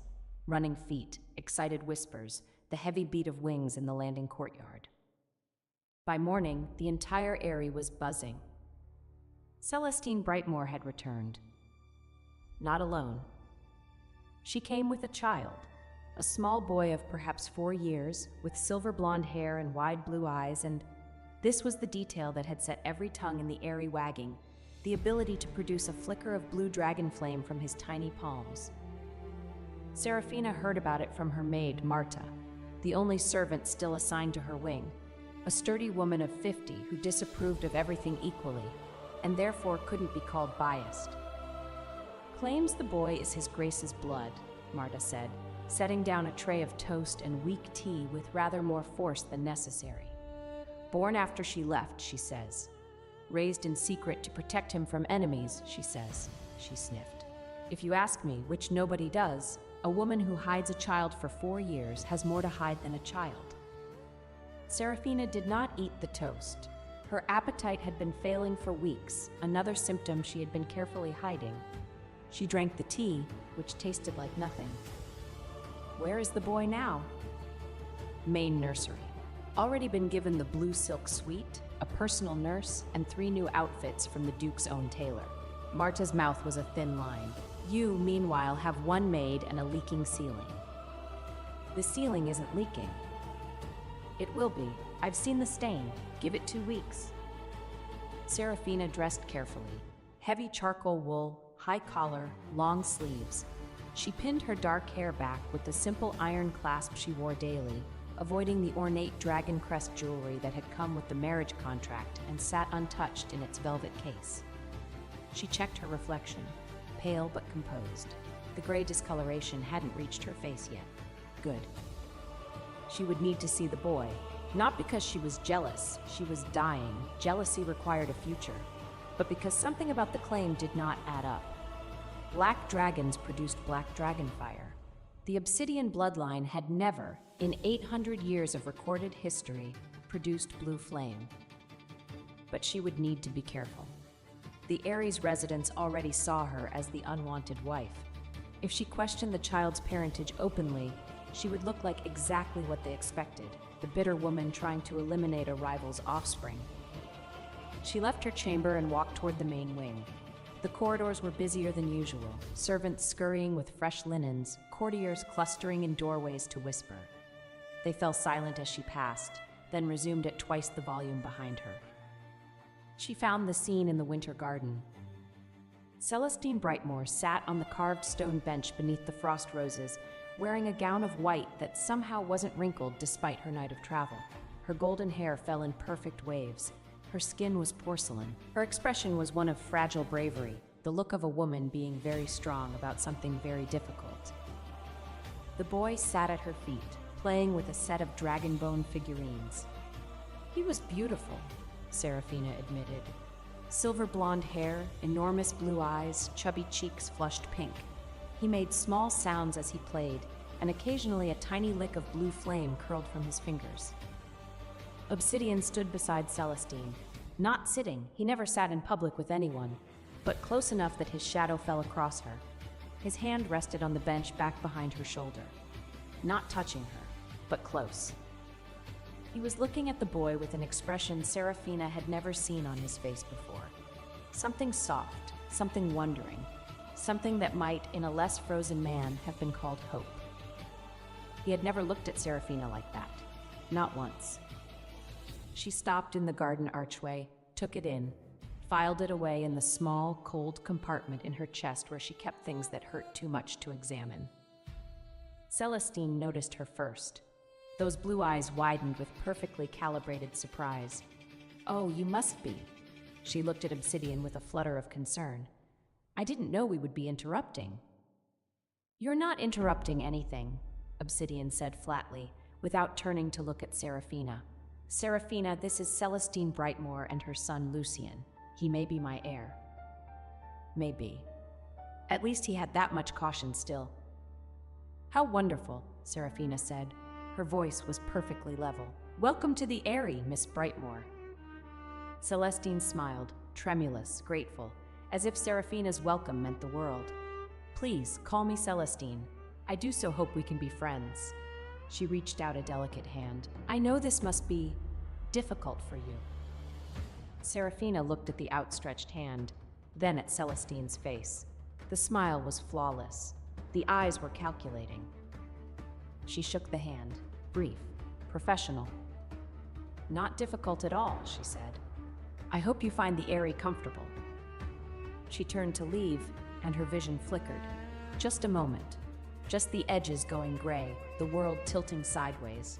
She caught herself on the archway, knuckles white against the stone. Are you quite well? Celestine's voice, sweet with concern that carried perfectly across the garden. Obsidian did not turn around. Perfectly, Serafina said, and walked away. 3 days passed, each worse than the last. Celestine established herself in the Eyrie with the efficiency of a military campaign disguised as helplessness. She needed a larger room. The boy had nightmares without windows. She needed different food. Her constitution was delicate. She needed Serafina's personal sitting room for the boy's lessons. It had the best morning light. Obsidian granted every request without consulting his wife. The boy, Lucien, was paraded before the court daily. His blue flame was displayed, admired, exclaimed over. A true dragon child, the nobles murmured. Look at those eyes, just like His Grace's mother's side. Nobody seemed to remember that Obsidian's mother had been a black dragon whose eyes were silver, not blue. Serafina watched. She said nothing. She noticed things. She noticed that Lucien's blue flame flickered oddly, not the steady burn of natural dragon fire, but the stuttering pulse of a flame sustained by external fuel. She noticed that Celestine's delicate wrists bore faint powder marks where something had been regularly applied and wiped away. She noticed that the boy flinched when Celestine touched his shoulder in a certain way. She noticed, but she could not yet prove. On the 4th day, Celestine made her first real move. It happened in the Great Hall at the noon meal. Serafina had come to retrieve a book she'd left on her usual side table. She no longer ate in the hall, but she occasionally sat there to read during off hours when nobody would bother her. The hall was crowded today, some minor celebration for the boy's official presentation to the court. Serafina was crossing the hall toward the side table when Celestine appeared from behind a pillar, carrying a tray of sweets. Their paths intersected. Celestine stumbled, a graceful, floating stumble, the kind that looked effortless, and went down. The tray scattered. Celestine hit the floor with a cry that echoed off the vaulted ceiling. Every head turned. She pushed me, Celestine gasped, one hand clutching her ankle. Tears, actual glistening tears, filled her blue eyes. The Duchess, she cast something at my feet. The hall erupted. Courtiers surged forward. Guards appeared. Obsidian materialized from wherever he'd been lurking, his face thunderous. Serafina. His voice cut through the noise like a blade. What did you do? She looked at him. He was already decided. She could see it in his eyes, the verdict rendered before the trial. Of course he would believe the weeping golden woman over the gray, silent wife who had never given him tears. The old Serafina, the one from 6 years ago, fresh-faced and still hoping, might have stammered a denial, might have begged him to listen, might have dissolved into the pleading, desperate creature he clearly expected her to be. The current Serafina did none of those things. She removed the iron ring from her left index finger, her ash print ring, the only visible tool of her true craft, and pressed it to the stone floor. A pulse of gray light spread outward from the point of contact, thin as spider silk, illuminating the floor like frost on glass. Everywhere it touched, previously invisible marks became visible, footprints of residual spell energy, glowing faintly gold. The courtiers gasped. There, clearly visible on the floor, was a neat line of Trip Hex energy. It originated not from Serafina's path, but from directly beneath Celestine's own feet. The woman had hexed herself, tripped herself, thrown herself down, and blamed it on the silent wife standing 6 feet away. The glowing marks faded after 3 seconds. Ash print diagnostic traces were not permanent, but 3 seconds was enough. Half the court had seen. Celestine's tears dried remarkably fast. Her expression shifted, just for a heartbeat, from wounded innocence to something sharp and furious before the mask slid back. I don't understand what that was, she whispered. Some kind of illusion? Obsidian, she's casting things? It was a diagnostic reveal, said a voice from the crowd. Old Magister Thornwell, the Ares senior arcanist, pressed forward. His rheumy eyes were sharp. Shows the origin point of recently cast hexes. Can't be faked. The hex came from under her. He pointed at Celestine, not from the Duchess. Silence. Obsidian looked at the floor where the marks had been, then at Celestine, then at Serafina. He said nothing. He did not apologize. He turned and walked away. Celestine was helped up by her supporters. She still had plenty, and whisked off to her rooms with much fluttering concern. The court dispersed, buzzing. Serafina stood alone in the great hall. Her vision flickered again, longer this time. She pressed her palm against the cool stone of the pillar until the grayness receded. Then she walked to the side table where Lucian's silver water cup had been left among the lunch debris. She turned it over.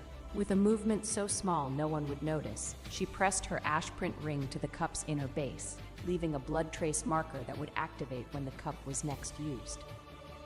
The marker would read the child's blood composition through any liquid he drank from it. In 3 days, it would have enough data to determine exactly whose bloodline Lucian carried. She set the cup back, walked away. Let the blood speak for itself. Part 2. Dead Eggs and Living Things. The snow began that evening, heavy, wet, blanketing the mountain in white that turned the Ares black stone dramatic. Serafina left through the servants' gate at dusk, pulling her hood low.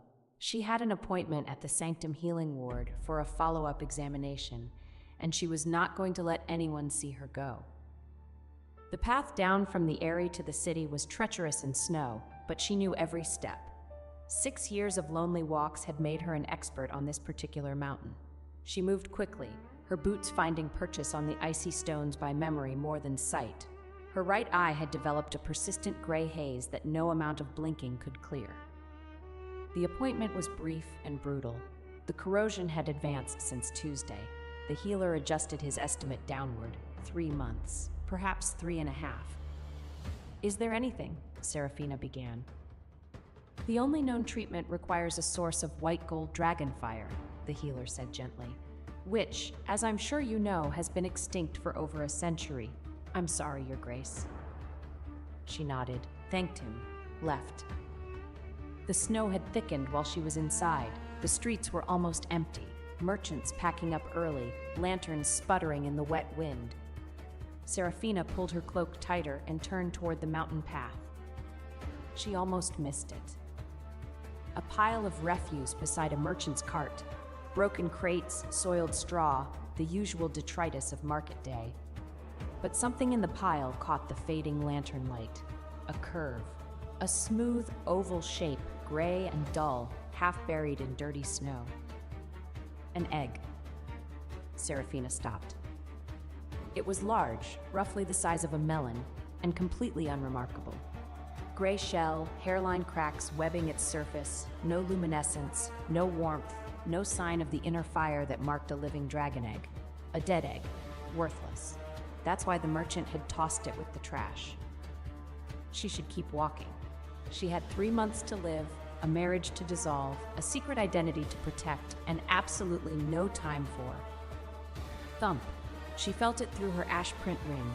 Not heard, felt. A vibration so faint it was barely distinguishable from her own heartbeat. But there, undeniably there. A heartbeat, inside the egg. Tiny, struggling, almost gone. Oh, for... Serafina pressed her hand to her face. No, absolutely not. Thump, thump. I am dying. I don't have time to... Thump, thump. This is ridiculous. You're probably going to die anyway. We'll die together in my cold room and they'll find us both frozen in 3 months like some pathetic... Thump. She picked up the egg. It was heavier than it looked, and cold, so cold that even through her gloves she could feel the chill radiating from its shell. She tucked it inside her cloak, against her chest, where her own body heat might do something. The heartbeat steadied slightly. I'm not keeping you, she informed the egg. I'm merely preventing you from dying in garbage, which is the bare minimum of decency. Don't get attached. The egg did not respond, obviously. It was an egg. She carried it home. The east wing of the Eyrie was cold, as always. Serafina's chambers consisted of a sitting room, a bedroom, and a small private study, all furnished in the Eyrie's leftover pieces that nobody else wanted. The heating runes in this wing had been temporarily reduced 3 years ago during a budget dispute and never restored. She set the egg on her bed, surrounded by pillows, and covered it with her spare wool blanket. Then she fed the fireplace until the room was warm enough that her breath no longer fogged. Then she sat and stared at the egg. Well, she said, now what? The egg sat, gray, silent, cracked. Serafina touched her ring to the shell. Gently, carefully, a whisper of diagnostic magic. The heartbeat was there, slow but steady. The egg was alive. The cracks weren't decay, they were stress fractures, possibly from impact when it was discarded. The creature inside was... She frowned. The diagnostic couldn't get a clear reading on the species. Dragon, certainly, but the subsignature was muddled, as if something was actively obscuring it. Self-camouflage? In an unborn creature? Aren't you interesting? She murmured. The egg gave no reply. She fell asleep beside it that night, one hand resting on its shell. In the morning, she found it had somehow rolled 3 inches closer to her, pressing against her hip. She chose not to examine this too closely. Over the next week, the egg developed what Serafina could only describe as a personality. When she was in the room, it was perfectly still, silent, inert. The picture of a dead egg that happened to not be dead. The moment she left, Marta confirmed this with increasing bewilderment, it became active. It was vibrating when I came in to change the linens, Marta reported, arms crossed. And it had rolled off the bed entirely, found it in the wash basin. The wash basin? In a nest of your clean small clothes, which it had apparently knocked off the shelf. The next day, Serafina returned from a walk to find the egg had somehow shoved itself into her medicine box, displacing 3 bottles of the pain tonic she was supposed to take daily. The bottles were lined up on the bedside table in a neat row, as if arranged by invisible hands, or by an egg repeatedly butting them into position. Are you reminding me to take my medicine? Serafina asked it, feeling only slightly insane. The egg was perfectly still, perfectly innocent, not at all alive. She took the medicine. On the 3rd day, she returned to find a small package from Obsidian on her bureau, a guilt gift, probably. Some trivial trinket sent by a secretary to maintain appearances. She hadn't opened it before she left. When she came back, the package was under the bed, far under the bed, pushed into the dustiest corner against the wall. The egg sat on the bureau in the package's place, serene as a church. Did you... Serafina looked at the egg, looked under the bed, looked back at the egg. How do you even move? You don't have legs. The egg did not dignify this with a response. On the 5th day, something remarkable happened. Celestine sent one of her maids to Serafina's wing, ostensibly to deliver an invitation to tea, actually to snoop. Serafina was out. Marta was in the laundry. The maid entered freely and began opening drawers. According to Marta, who returned partway through, the egg began vibrating so violently that it bounced off the bed, rolled across the floor at alarming speed, and struck the maid's ankle with sufficient force to send her stumbling backward into the doorframe. The maid fled. The egg rolled itself back to the bed and settled into its pillow nest with the air of a job well done. Your egg, Marta said that evening, is possessed. It's not my egg. It pushed a grown woman out of your room. It's slightly my egg. On the 7th day, the cracks in the shell shifted. Serafina didn't notice at first. She was reviewing the blood trace data from Lucien's cup, which was yielding increasingly interesting results. But when she glanced over, the hairline fractures had rearranged themselves. They formed unmistakably a pattern, an expression.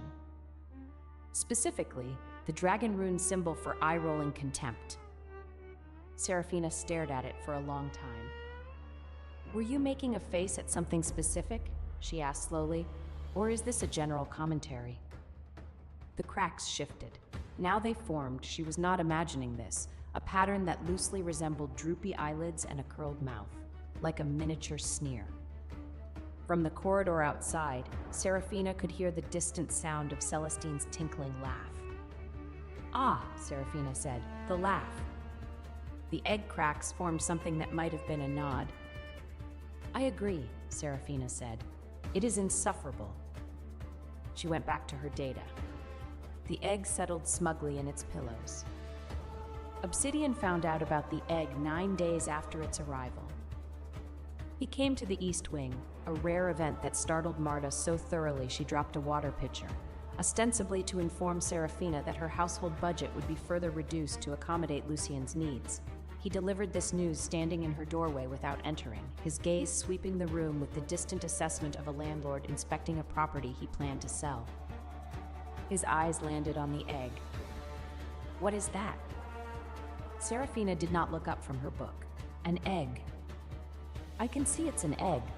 Why is there a cracked, dead egg in your bedchamber?" "It's not dead." Obsidian stepped into the room, first time in months, and approached the bed. The egg was very still, very gray, very unremarkable, but the cracks were visible, and to someone like Obsidian, who had grown up around dragon eggs, they looked wrong. "This is a reject," he said flatly. "Where did you get it?" "The street." "You picked up a street egg." His voice carried the particular disbelief of the very privileged. "Serafina, do you understand what could be incubating in a discarded egg? Parasite worms, blight mites, corruption spawn. It has a heartbeat." "Many parasites have heartbeats." He reached for the egg, and the egg pulsed. A single flash of heat, brief but intense, that made Obsidian snatch his hand back. He stared at his palm. Across the inside of his fingers, faint as a watermark, a pattern of white gold scales had appeared. They faded after a moment, leaving his skin unmarked. The room was very quiet. "That," Obsidian said carefully, "should not have happened." Serafina had seen it, filed it, white gold, not black, not blue, white gold, a color that had not been seen in dragonkind for over a century.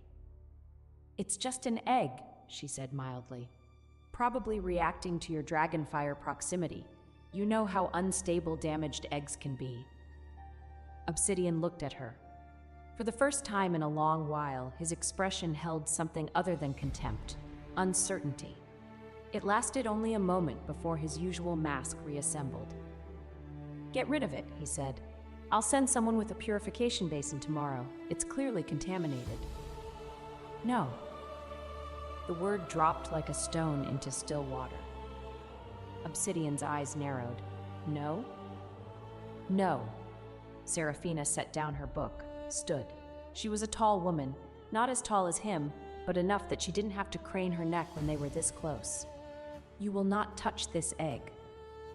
It is a potential threat to the Eyrie. It is a potential life that someone threw away because they couldn't be bothered to look closer." Her voice was level, but something in it had shifted. An edge, a hardness she usually kept hidden. "I'm familiar with the experience."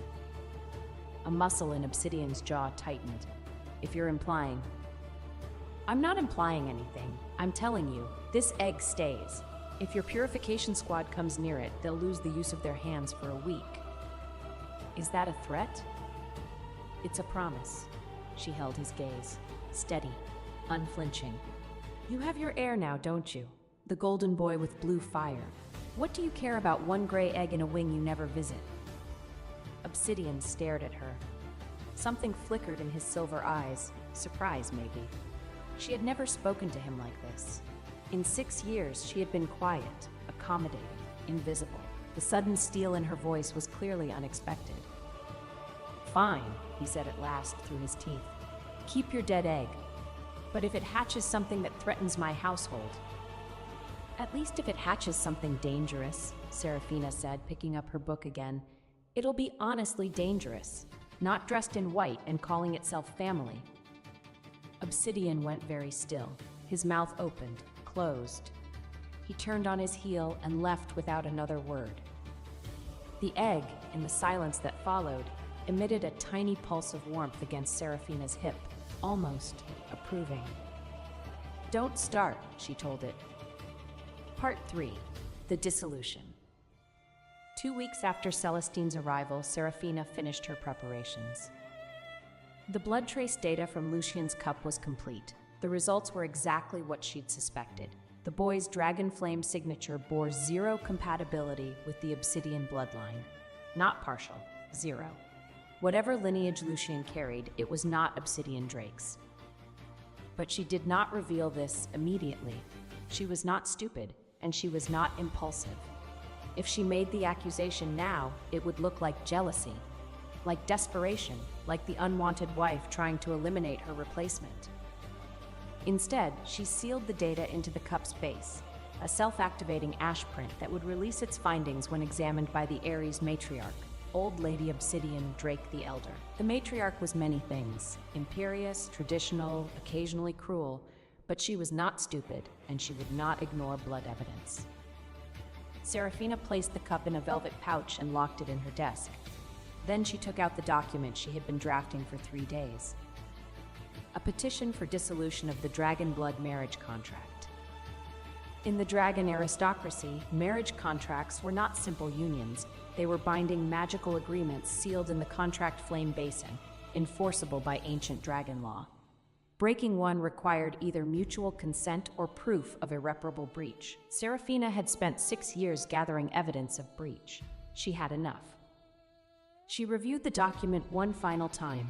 It asked for no wealth, no property, no title, no compensation, just freedom. She signed it with her blood name, the real one, not the diminished version on the public marriage contract, and sealed it with her ash print ring. Then she went to find Obsidian.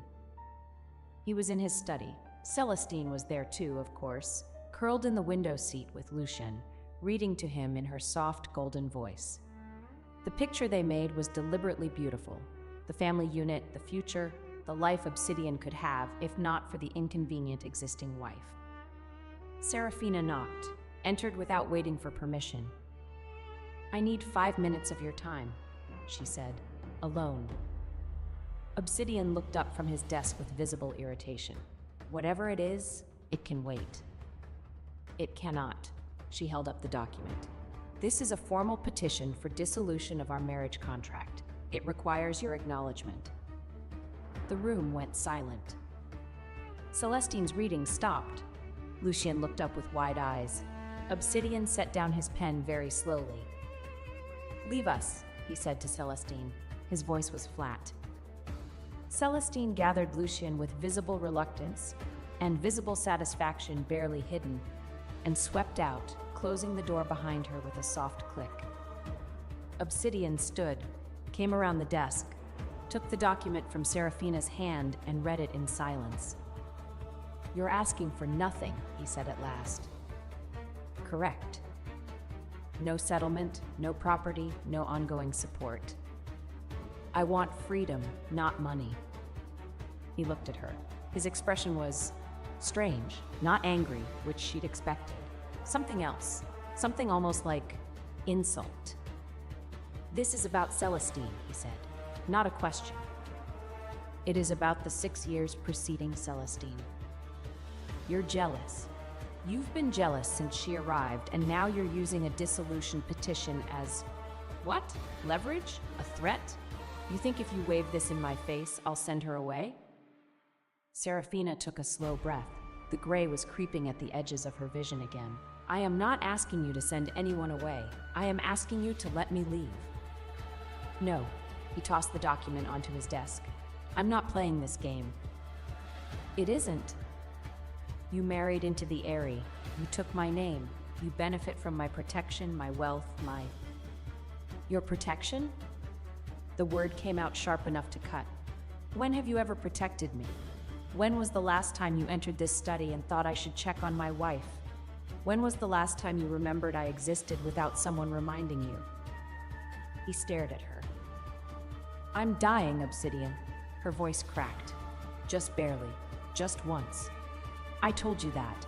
12 days ago, you told me to do it in the East Wing where no one would see. That is what you call protection?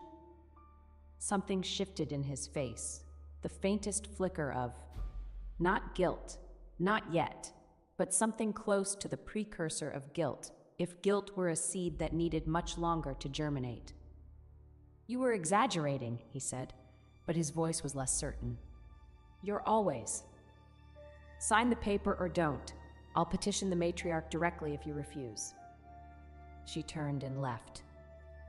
He did not sign it. In the days that followed, Celestine moved with increasing boldness. She installed herself in the main wing as if she were already mistress. She directed servants. She rearranged furniture. She chose menus. She sat in Seraphina's chair at formal dinners, the one beside Obsidian's, and nobody corrected her. She also began sending Seraphina small, deliberate humiliations disguised as requests. Would Seraphina mind organizing the linen closet in the guest wing? The nursery needed fresh flowers. Could she arrange them? The dragon flame breakfast required a specific rare tea that only grew in the lower markets. Would Seraphina fetch it? Seraphina completed none of these tasks. She simply didn't respond to the requests, which drove Celestine to a particular white-lipped fury that she hid behind concerned sighs to the court. I do worry about her. She seems so withdrawn. Is she eating properly? The egg, during this period, seemed to develop opinions about Celestine. Every time her name was mentioned within earshot, or when her signature perfume drifted down the East Wing corridor from a passing servant, the shell cracks would rearrange into what Seraphina had come to recognize as the egg's disgusted expression, a pattern resembling narrowed eyes and a turned-down mouth. You've never even met her, Seraphina told the egg one evening. The cracks rearranged themselves emphatically. Fair point. I suppose the perfume is evidence enough. Celestine's next move involved Lucian and the egg. It happened on a day when Seraphina was reviewing trade reports in her study, a habit she maintained despite having no official role in the Eyries' finances. She liked to know things. Knowledge was armor. The door burst open. Lucian ran in, small and blue-eyed and propelled by the particular momentum of a 4-year-old who has been aimed at a target. Behind him came Celestine, breathless and performatively worried. Lucian, no, darling, come back. She grabbed the doorframe, one hand pressed to her heart. I'm so sorry, Duchess. He just ran off. He wanted to see your chambers. Children are so curious. Lucian, oblivious to the script, had already spotted the egg. His eyes went round. Egg! He tottered toward the bed with arms outstretched. Pretty egg. Can I hold it? Seraphina stood. Careful. It's... But Lucian had already grabbed the egg with both hands. And... nothing happened. No flash, no burn, no defensive pulse. The egg sat perfectly still in the child's arms, as docile as a stone. Lucian grinned, clutching it to his chest. Celestine's eyes sharpened. This was not what she'd expected. Seraphina could see the calculation shifting behind those pretty blue irises. She'd clearly been hoping the egg would react badly, would shock or burn the boy, providing evidence that the contaminated egg was dangerous and should be destroyed. But Seraphina had planned for this. 3 days ago, she'd laid a softening charm on the egg's outer shell, not to change its nature, but to ensure that any accidental contact would be cushioned. If someone tried to manufacture a "the egg hurt the air" incident, the egg would feel no harder than a pillow. Lucian was now hugging the egg like a stuffed toy, showing no inclination to release it. Mine, he declared. No, darling, give it back. Celestine reached for the egg. Lucian dodged. Azar. A sunstoro. Romantically, Glinsby used this sash, a village gravitated about Great Azar. Serafina watched with something that might, in a healthier woman, have been amusement. The boy clearly had no malice. He was 4, acting on 4-year-old impulse. Whatever Celestine had planned, the child wasn't playing along. Lucien, Serafina crouched to his level. The egg needs to stay warm. Would you put it back on the bed for me? You can visit it again later. Lucien considered this. Promise? Promise. He set the egg down with surprising gentleness, patted it twice, and ran back to Celestine. As he passed his mother, Serafina noticed something. The boy's hands, which had been clutching the egg, bore no trace of blue flame, not even a flicker. Every other time she'd seen Lucien hold something, his excitement triggered small bursts of dragonfire. It was, according to Celestine, involuntary, yet with the egg, nothing. Interesting. Serafina looked at the boy's wrists. There, fading quickly but briefly visible in the warm light, were faint powder marks. The same marks she'd noticed on Celestine's wrists. Blue flame powder, applied externally, making the boy appear to produce dragonfire he could not actually produce on his own. She said nothing, filed it, added it to the growing collection of truths she would deploy at the right moment. We'll let you rest, Celestine said sweetly, ushering Lucien out. Do take care of yourself, Duchess. You look so pale lately. The door closed. The egg's cracks reformed into what was unmistakably a rude gesture. Language, Serafina said. Part 4. Hatching. The night the egg broke open, Serafina was dying. Not metaphorically, not slowly. Dying right then in the sharp and immediate sense, her vision gone entirely gray, her chest filled with the grinding pressure of ash-heart corrosion in full attack, her body curled on the cold floor of her bedchamber because she hadn't made it back to the bed. She'd been fine at dinner, or as fine as she ever was. Then the pain hit like a hammer between her shoulder blades, and her legs gave out, and she'd gone down hard enough to bruise her knees on the stone floor. The egg was screaming. Not literally, eggs couldn't scream, but it was producing a vibration so intense that the water glass on the bedside table had shattered. The shell was glowing white-hot, the cracks spreading and widening, liquid light pouring through them like molten metal. Serafina crawled toward it. Her hands left gray-smeared trails on the floor. The corrosion was leaking through her skin now, painting everything she touched with ash. Her vision was nearly gone, the world reduced to blurs and brightness. Don't! She reached the bed, got her hands on the egg. It was burning, searing, but she pressed her ash-print ring against the shell anyway, feeding it her own blood magic in a desperate attempt to stabilize whatever was happening inside. The shell cracked. Not the gentle hatching of a baby dragon, the explosive fracture of something immensely powerful, forced through too small a container. The shell blew apart. White gold fire erupted upward, scorching the canopy of her bed, washing across the ceiling in a wave of light so bright it burned through even her failing vision. Heat, brilliance, the smell of ozone and old magic. Then silence. Serafina blinked. Her vision was returning, slowly the gray receding as if pushed back by the residual warmth in the air.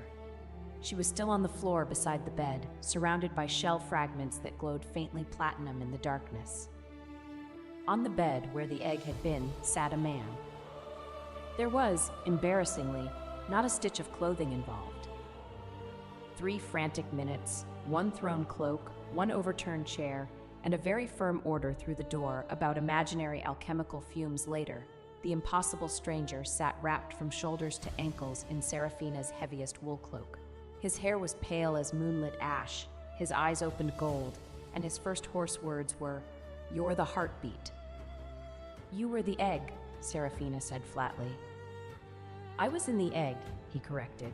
"The egg was merely temporary housing." "For how long?" He tilted his head. That movement, the slight angle, the faintly curious regard, was so like the egg's habit of rolling toward interesting sounds that Serafina felt a strange jolt of recognition. "A while," he said. "Time is difficult to track when you're busy not dying." She should ask more questions. She should demand explanations. She should probably be terrified. A strange, impossibly beautiful man had just materialized in her bedroom from an egg she'd been sleeping next to for weeks. Instead, what she said was, "Are you going to die if I stop looking at you for 30 seconds? Because I need to find you clothes." His mouth curved, just slightly. A smile that was less innocence and more quiet delight, as if she had said exactly the thing he'd been hoping to hear. "I will endeavor to survive your absence." She did not dignify this with a response. She went to the wardrobe, pulled out the largest shirt she owned, one of Marta's that had been mixed in with the laundry, and a pair of loose trousers from her own collection, the ones she wore for physical work. "These will be short on you," she said, tossing them to him, "but they'll have to do until morning." He dressed with the unself-conscious ease of someone who had never learned to be modest, or perhaps someone so ancient that modesty was a concept he'd once invented and grown bored of. The shirt stretched across his shoulders. The trousers ended above his ankles. He looked ridiculous. He also looked like something out of a legend. Even in borrowed, ill-fitting clothes, wrapped in a too-small cloak, with shell dust still in his hair, he radiated a quiet, devastating presence that made the air in the room feel heavier. Serafina crossed her arms. "Name." "Ah," he looked at her. Something cautious entered those gold eyes, the first hint that behind the bemusement there was calculation. "You may call me Siren. It's close enough." "Close enough to what?" "To what I once was." "That's not an answer." "No," he agreed pleasantly. "It isn't." She studied him. He met her gaze without flinching, without the defensive bravado that usually accompanied secrets, or the evasive dart of someone constructing a lie. He simply looked at her, gold eyes steady, and allowed her to look back. "Fine," she said at last. "Sirin, you hatched in my room. That makes you my responsibility until I decide otherwise. You will sleep." She pointed to the window seat, which was padded but narrow. "There. You will not leave this room until I determine that you're safe to be around. You will answer my questions when I ask them, and you will never appear improperly dressed in my presence again." He considered the window seat, looked at her, looked at the window seat again. "It seems," he began. "It seems perfectly adequate for someone who spent the last several weeks as a 9-inch egg." Another curve of his mouth. "Fair." He settled himself on the window seat with fluid grace, pulling the cloak around himself like a blanket. He was too long for it. His feet hung off the end, but he curled without complaint, making himself small. "Thank you," he said quietly, "for keeping me warm." Serafina turned off the remaining lamp. In the darkness, she could still see the faint glow of white gold from his skin, like moonlight captured in flesh. "Don't thank me yet," she said. "Tomorrow we'll have problems." "We already have problems," he said, "but yours are worse than mine, and you haven't told me about them." She was silent for a long moment. "Good night, Siren." "Good night, heartbeat."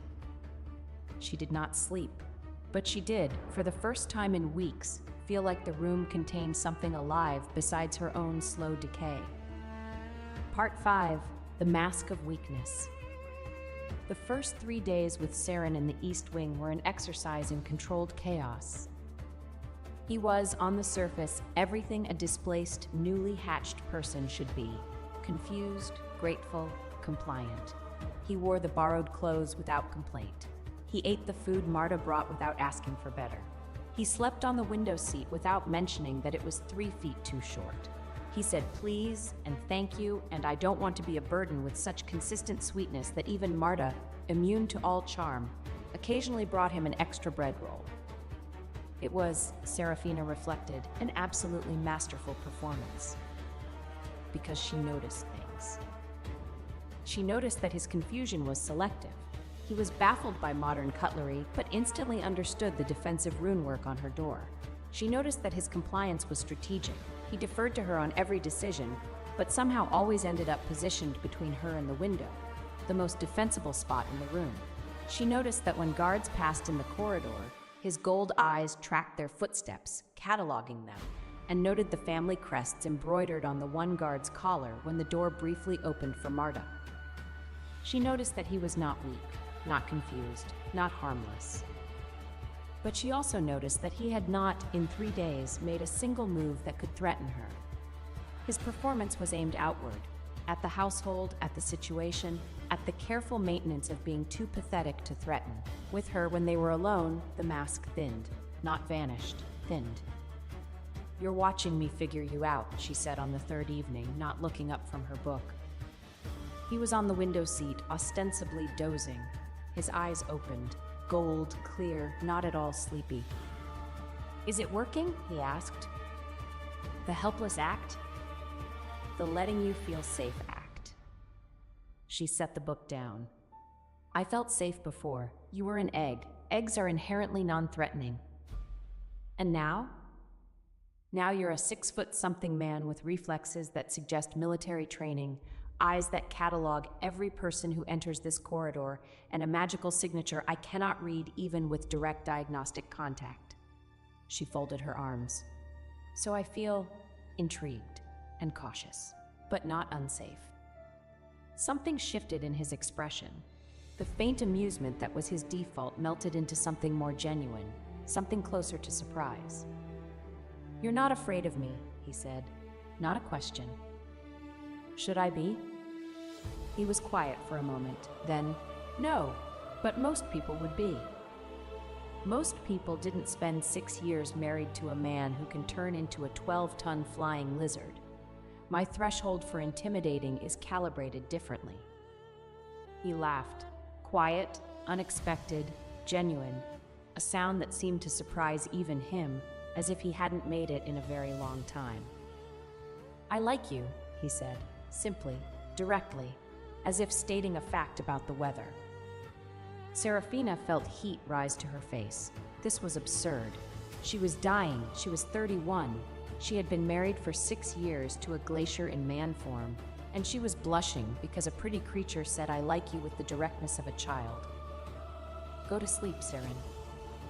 "As you wish, heartbeat." On the 4th day, the Aerie discovered his existence.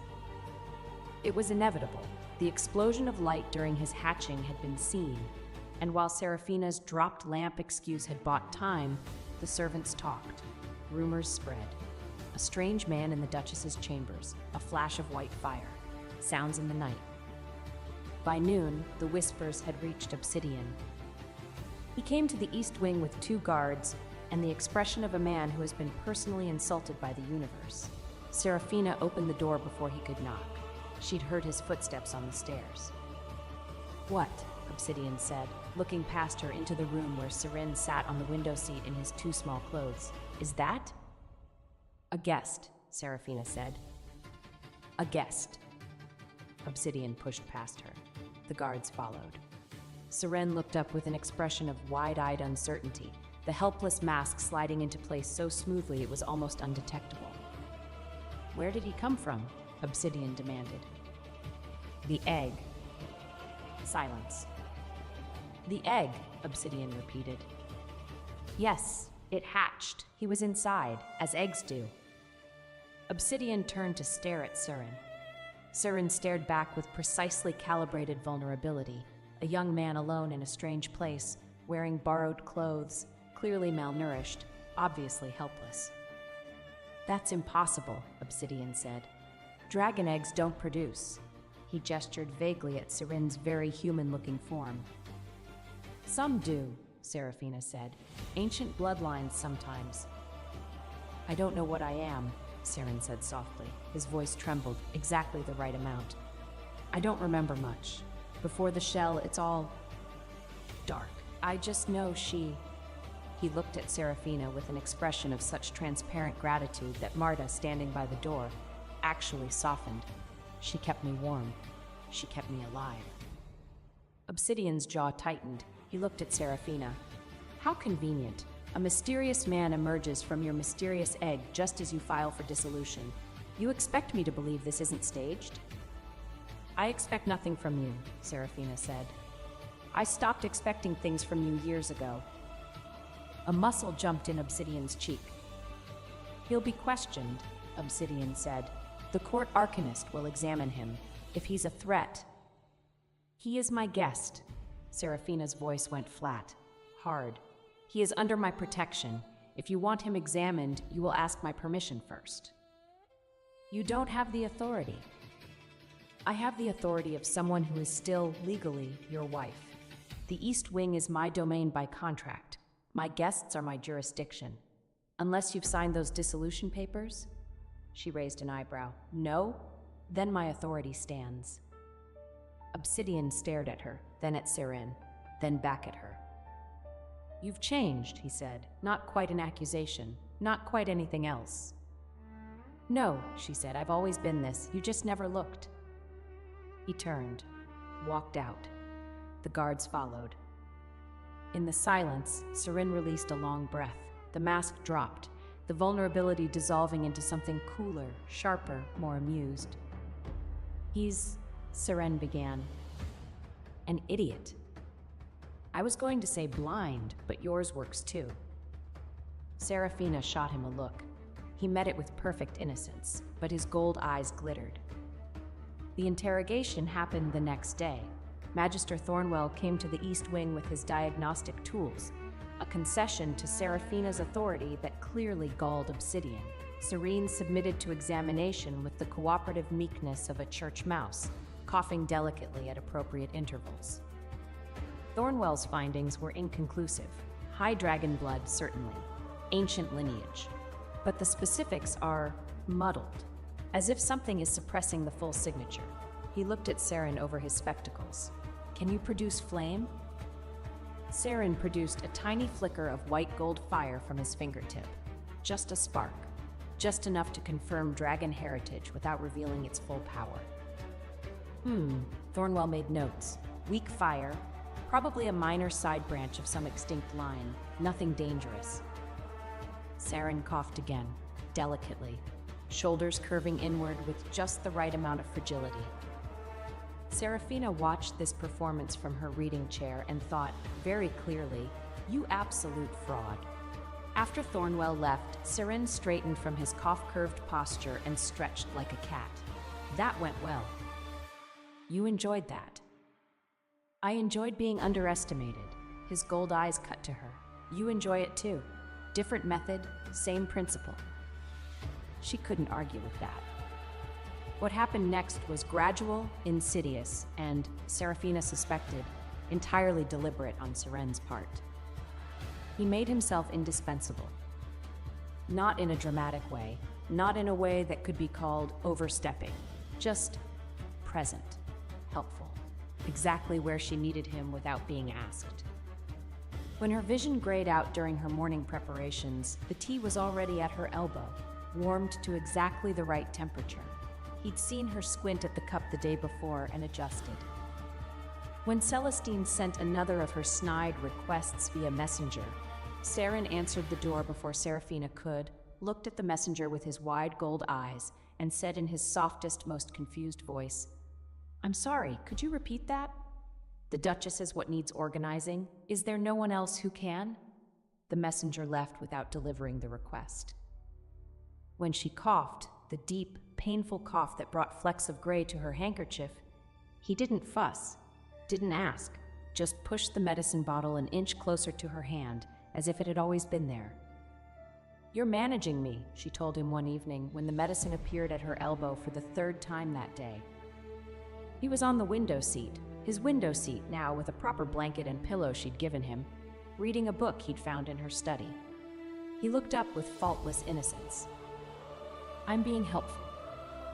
You're being strategically helpful in ways designed to make me dependent on your presence. Is it working? She threw a pillow at him. He caught it without looking up from his book. Also, she said, you've been wearing my old cloak exclusively, the one I wrapped you in the first night. I've offered you better clothes 3 times. This one is warm. It's threadbare. It smells like you. He said it casually, without looking up, as if it were a perfectly normal thing to say, but his ears, she noticed, turned faintly pink at the tips. Serafina stared at the back of his head for a long moment. Then she returned to her own book and said nothing, because she absolutely did not know what to say. The dynamic between them settled into something Serafina could not quite name. It wasn't friendship, too charged for that. It wasn't romance, too early, too fraught, too complicated by the fact that she was still technically married and also dying. It was a vigil. Two people in a cold room, keeping each other company against things they couldn't say aloud. He never pushed, never demanded, never tried to kiss her or hold her or make declarations. He simply was there, warm and alive and occasionally devastatingly funny in ways that caught her off guard. "Your husband's portrait," he said one morning, examining the painting of obsidian that hung in the corridor outside her chambers. "Is the jawline accurate, or did the artist add extra geometry?" "It's accurate." "Tragic. A man that angular should have at least one soft opinion, as compensation." She choked on her tea. Another time, watching Celestine parade through the courtyard below the east wing windows. She's wearing white again, in a snowstorm. Either she's committed to the aesthetic, or she's hoping to disappear entirely. "Seren, I'm simply observing. If one stands very still in that outfit against a snowy wall, one achieves perfect camouflage. Very practical for avoiding accountability." And perhaps most dangerously, when Celestine made one of her public declarations of concern for Serafina's health, she asked if I was eating properly in front of 12 courtiers while sitting in my chair. Seren, without looking up, perhaps she was asking as your chair's new occupant. The chair might have dietary concerns. Serafina laughed before she could stop herself. It was the first time she'd laughed in months, and the sound surprised them both. Seren looked up from his book with an expression she would later describe as caught, briefly unmasked, briefly unguarded, briefly and obviously pleased with himself in a way that had nothing to do with cleverness and everything to do with her. He looked away quickly, returned to his book, said nothing else. But he was smiling, slightly, behind the page. Part 6. The Night She Lost. 1 month after Celestine's arrival. 3 months, approximately, before Serafina expected to die. 2 weeks after Seren hatched into her life with all the subtlety of a comet in a teacup. The night started with an argument. Not between Serafina and Obsidian. They had stopped arguing, which was worse. Arguments implied engagement. What happened between them now was more like weather. She existed. He acted upon her. She endured. The argument was between Obsidian and the truth. A truth Serafina had made the mistake of speaking aloud during a council meeting she'd been summoned to, a rarity and suspicious in itself. The council was discussing Lucien's formal recognition as heir. Celestine had petitioned for a blood ceremony, a public magical ritual that would confirm the boy's parentage and grant him inheritance rights. Serafina, seated at the far end of the table like an afterthought, had listened in silence for 40 minutes before saying, "Has anyone considered that his fire is blue?" The table went quiet. "Black dragons produce black fire," she continued. Her voice was mild, conversational, the tone of someone pointing out that it was raining. In 8 centuries of documented Obsidian bloodline history, there has never been a single instance of blue flame. Not one. Even mixed heritage offspring produce flames within the black to gray spectrum. Blue is from an entirely different lineage. Celestine, seated beside Obsidian like a second shadow, went very still. Dragonfire color can vary with diet, environment, and emotional state in young children, she said quickly. Sweet, reasonable. The healers confirmed. "Which healers?" Serafina asked. "The Aries or ones you brought with you?" "Serafina," Obsidian's voice cut across the table. "Enough. I'm raising a valid concern about... You're raising a jealous objection to a child's right to know his father." His silver eyes were cold. "This isn't the time or place for your personal grievances." she held his gaze. The gray was creeping again. Her right eye was nearly useless now in dim light, but she kept her face perfectly still. "As you wish, Your Grace." The council continued. The blood ceremony was scheduled for the following week.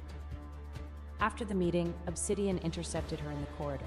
His face was thunderous. "What are you doing?" he demanded. "Questioning the boy's blood in front of the entire council? Making yourself look bitter and—" "I'm trying to prevent you from making a legal error that will—" "You're trying to undermine Celestine because you can't stand that someone else might give me what you never could." The words landed like a blow. Not because they were cruel, she was used to his cruelty, but because of what they revealed about his understanding of her. 6 years, and he still thought she was motivated by competition, by jealousy, by the petty desire to be chosen. She was motivated by being right. She was motivated by the fact that a woman was lying to him, using a child as a weapon, and he was too proud and too guilt-ridden to see it. But he would never believe that coming from her. "The blood ceremony will answer everything," she said quietly. "I hope, for the boy's sake, you're prepared for what it finds." She walked away. He let her. That night, Obsidian had her locked in the runesmith chamber. He didn't come himself. He sent guards, 2 of them, large and apologetic, who appeared at her east wing door at midnight with the message that His Grace required her to reflect on her behavior in a secure location until morning. The runesmith chamber was in the lower levels of the Dragon Gold Consortium building, a separate structure from the main Eyrie, connected by a sky bridge. It was where the consortium's master smith worked on dragon rune contracts. It was also, during the winter months, essentially an unheated stone box. Serafina did not fight the guards. She could have. Her ash print abilities could disable them in seconds, but doing so would require revealing capabilities she was not ready to reveal. So she went, quietly, without making a scene Celestine could use. She did, however, have time to do one thing before leaving. She pressed her ash print ring to Seren's wrist, leaving a binding mark. "Don't move," she whispered. "Don't reveal yourself. Whatever you hear tonight, stay in this room. That's an order." His gold eyes blazed. She could see the rage behind them, barely contained, nothing like the soft creature he pretended to be. "They're taking you. And they'll bring me back in the morning. But if you follow, if you fight, they'll know what you are. And right now, being underestimated is the only advantage we have." She pressed her fingers against the mark on his wrist. "Trust me." He caught her hand, held it for one breath. 2. "If they hurt you." "They won't. It's just a cold room." She was wrong about that. The runesmith chamber was not just cold. It was magically insulated, designed to prevent rune resonance from escaping during delicate work.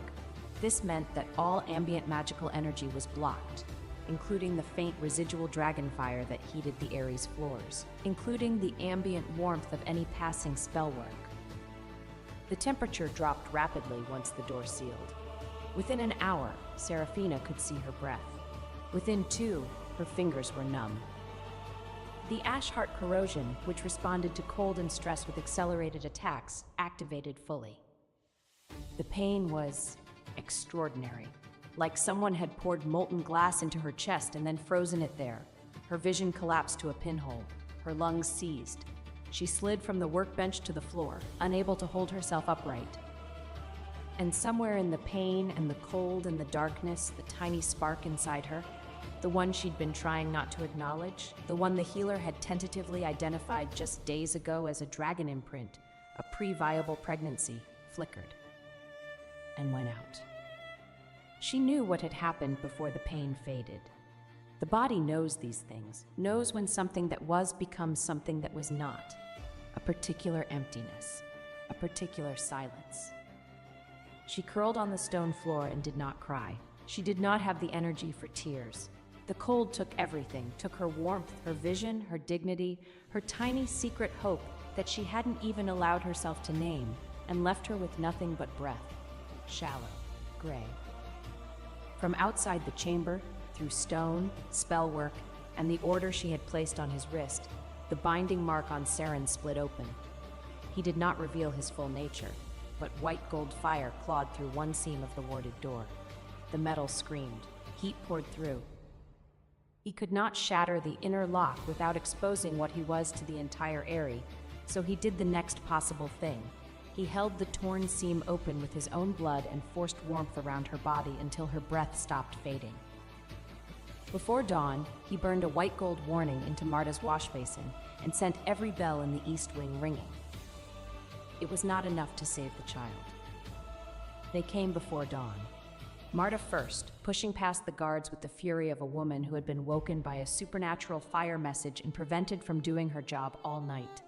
Then the Ares healer, summoned by Marta's shouting. Then Obsidian, standing in the doorway with an expression she couldn't read because her vision was still mostly gray.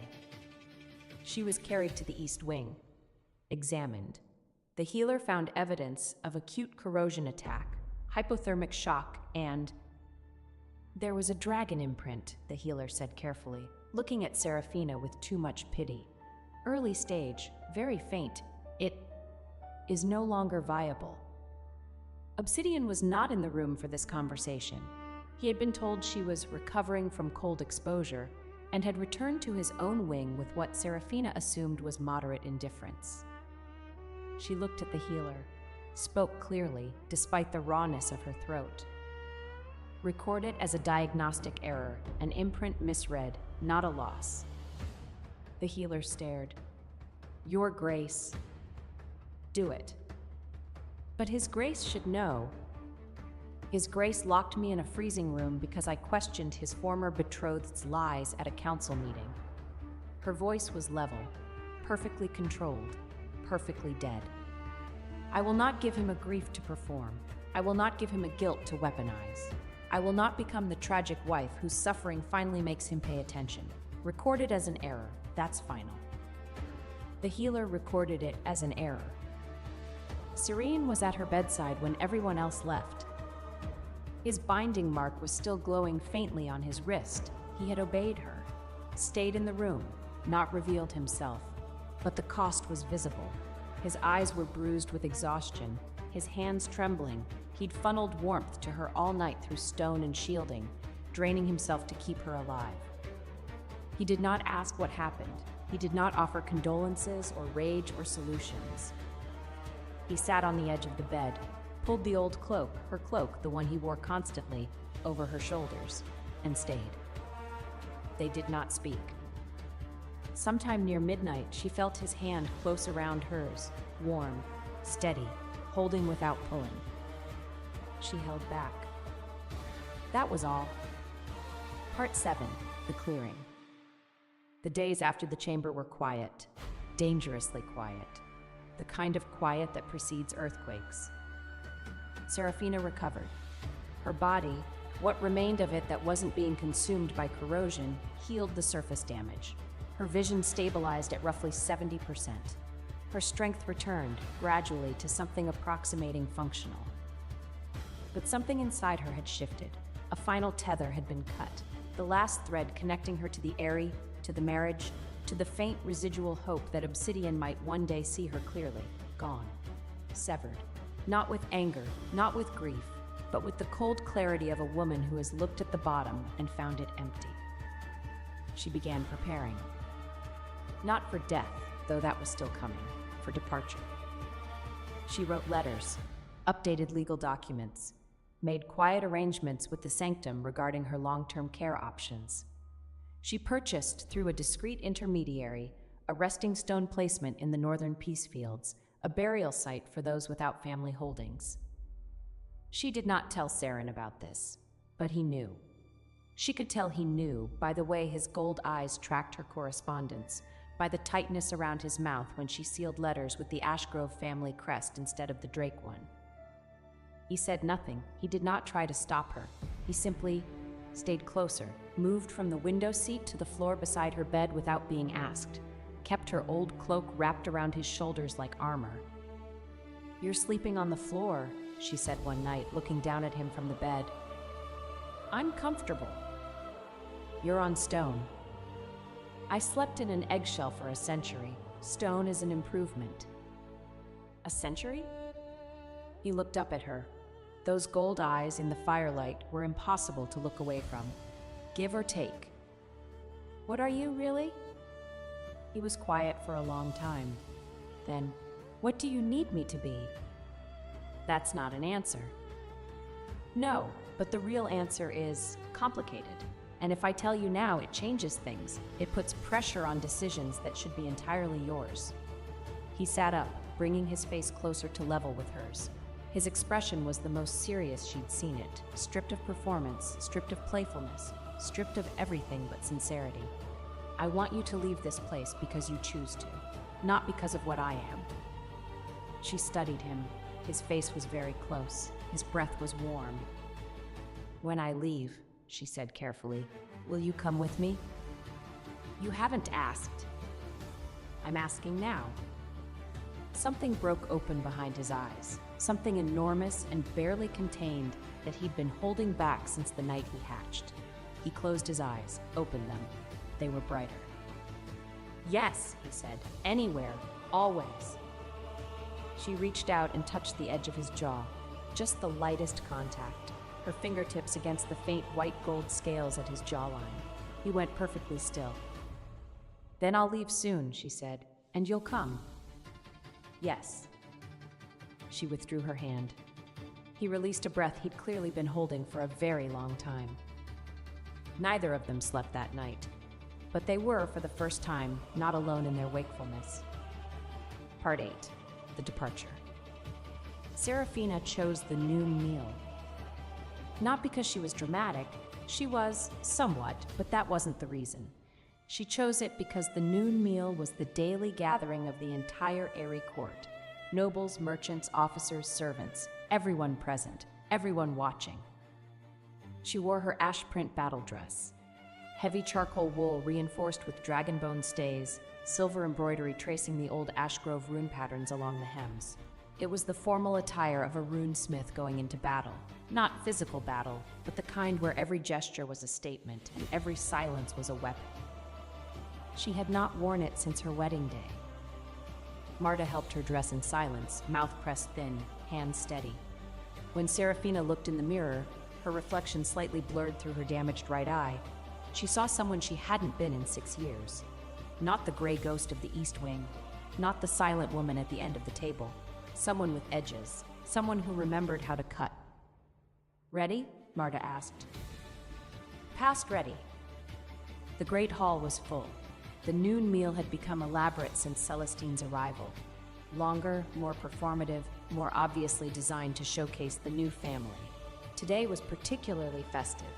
Lucien was to demonstrate his blue flame for the court as a preview of the upcoming blood ceremony.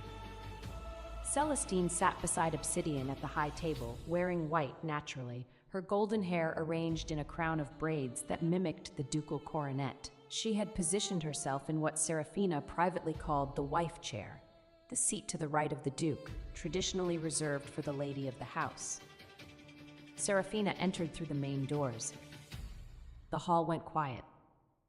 It wasn't the gray ghost entrance they were used to, the slipping in through side doors, the finding corners, the being present without being seen. She walked straight up the center aisle, boots ringing on the dragonbone floor, battle dress heavy and correct, and every eye in the room turned to follow her. She reached the high table, stood before it, did not sit. I have an announcement, she said. Obsidian set down his goblet with the air of a man bracing for irritation. Celestine's smile was fixed and brilliant, the smile of someone who believes she has already won. Serafina removed her wedding ring. The ring was dragon gold, set with a single black diamond, the traditional ring of the Obsidian ducal consort. She had worn it for 6 years. Her finger bore a permanent indentation where it had sat. She set it on the table before Obsidian. The sound it made, a tiny gold circle on polished dragon bone, was somehow louder than it should have been. I am dissolving this marriage, she said, effective immediately. Murmurs erupted. Obsidian's face went blank, the particular blankness of someone taken genuinely by surprise. You can't, he began. I can. She produced the dissolution document from inside her battle dress, the one she'd filed weeks ago, the one he'd refused to sign. I've exercised the unilateral dissolution clause, Article 17 of our marriage contract. A spouse may terminate without mutual consent if they can demonstrate 6 months of unreciprocated contractual obligation. She met his eyes. I have 6 years. This isn't legally. I've already filed with the matriarch's office. The paperwork is processed. This announcement is a courtesy.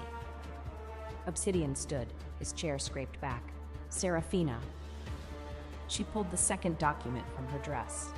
The marriage contract itself, her copy, the original, with both their blood signatures. She held it over the contract flame basin, the ceremonial fire pit set into the high table, used for contract sealing and oath binding. I am returning this to the flame, she said, as is my right. She dropped it. The basin flared, but instead of simply consuming the paper, the fire blazed, higher, brighter, turning from its usual red gold to a furious white. The flames licked up and outward, and across the surface of the fire glowing symbols appeared, runes, contract runes, marking every instance of breach, every broken promise, every obligation unfulfilled. There were hundreds of them. They clustered on Obsidian's side of the contract like a disease. Each one a time he had failed to protect, to honor, to treat his contractual wife as anything more than furniture. The court stared. The runes were damning, visible, undeniable, recorded by the basin's impartial magic. Celestine's eyes widened. She had not expected this. Serafina was not finished. She removed the ducal coronet, the small, elegant crown she wore at formal occasions, the symbol of her position as Duchess. She walked to the side of the hall where the Ares treasury vault was set into the wall, visible but sealed, its lock requiring the Duchess's blood key. She hung the coronet on the treasury door handle, then she pressed her ash print ring to the lock. True name seal, she said clearly. Activated. The lock glowed gray, then went dark. Obsidian stared. What did you...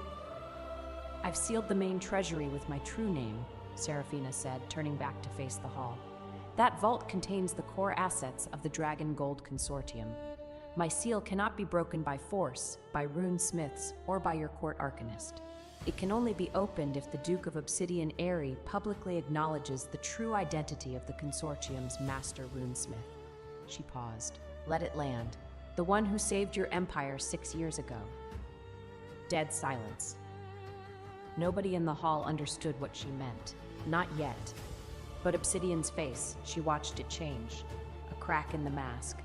The faintest dawn of suspicion. Finally, she took the velvet pouch from her belt, the one containing Lucian's blood trace cup.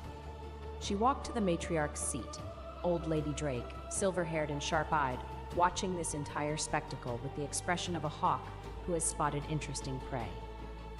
For you, Serafina said, placing the cup before the old woman. A gift.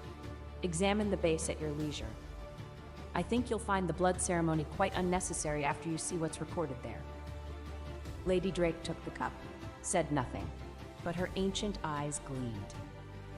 Serafina turned back to the hall, to Obsidian, who was standing behind the high table with an expression she had never seen before. Not anger, not contempt, but something raw and unfinished, like the first page of a grief he hadn't known was coming. That concludes my business here, she said. Celestine stirred. You can't simply, this is Obsidian, stop her, she's clearly unwell. Celestine began to rise, and made the mistake of swaying. A calculated sway, the beginning of a dramatic feint designed to refocus all attention. She never completed it. From the back of the hall, a voice, low, pleasant, perfectly timed. Oh, are we fainting now? I thought that was a second act move. Serene stood by the main doors. He was wearing Serafina's old cloak over borrowed clothes that still didn't fit properly, his platinum hair loose and slightly tangled, his gold eyes half-lidded with an expression of polite disinterest. He looked frail, decorative, completely harmless. Every woman in the hall looked at him.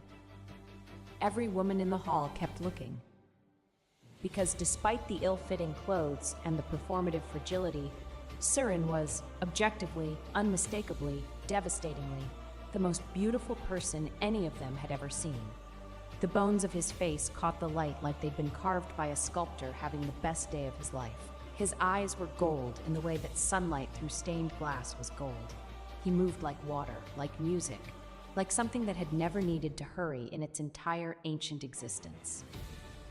Celestine's sway froze mid-execution. "Who?" she began. Saren drifted forward. His eyes touched Celestine, briefly, dismissively, then moved to Serafina with something much warmer. "I believe," he said to Serafina, "you mentioned you were leaving?" "I am." "Then I'm coming with you." He said it simply, as he said all important things. "If you'll have me." "I'll have you. Get your things." "I don't have things. I have your cloak." He plucked at the worn charcoal fabric. "Will you want it back?" "Keep it. You've ruined it anyway with all that." She gestured vaguely at his general existence. "Pine tree heat and egg dust." He smiled. The full version, not the half smile, not the careful curve. A real smile that transformed his face from beautiful to incandescent. Obsidian moved. He came around the table fast, not toward Serafina, toward Seren. "You, stay where you are. You're not leaving this area until I know what you." Serafina drew her ash-print short blade and placed herself between them. The hall collectively inhaled. 6 years, she said, her voice carrying clearly. "You never once protected me from insult, cold, hunger, isolation, or your golden guest schemes. But the moment I try to take something with me, the moment something exists that I chose and you didn't provide, now you care." She raised the blade. Not threatening, just present. "He's mine. I found him. I warmed him. I named him. If you want him, go find your own egg on a snowy street corner." Obsidian stared at the blade, at her face, at the absolute certainty in her eyes. Behind them, Lucian, who had been watching with the wide-eyed fascination of all 4-year-olds confronted with drama, chose this moment to get excited. His small hands sparked. Blue flame jetted from his palms, uncontrolled, enthusiastic, childish. The flame hit Celestine's sleeve. Specifically, it hit the concealed pocket in her sleeve, the one containing the blue flame powder she used to fake the boy's dragon fire. The powder ignited. Celestine shrieked, batting at her arm. The powder billowed outward in a cloud of iridescent blue, coating the table, the floor, and Celestine's very expensive white dress in unmistakable evidence. The hall erupted. Courtiers surged forward. The matriarch's eyes went sharp as blades. Guards moved, toward Celestine for once, not Serafina. Obsidian stood frozen, staring at the blue powder settling across the table like toxic snow. Serafina sheathed her blade. "Well," she said, "that was convenient timing." She whistled. From the courtyard beyond the hall's great windows came the sound of hooves on stone, heavy, rhythmic, accompanied by the snort of something very large and very annoyed. A dragon-bone stallion, black skeletal and red-eyed, appeared in the hall's entrance. Its rider, nobody. It had arrived riderless, stamped impatiently on the polished floor. Behind the stallion skidded Rose Pike, the youngest stable hand in the Eyrie, red-cheeked, breathless, and holding a snapped lead rope.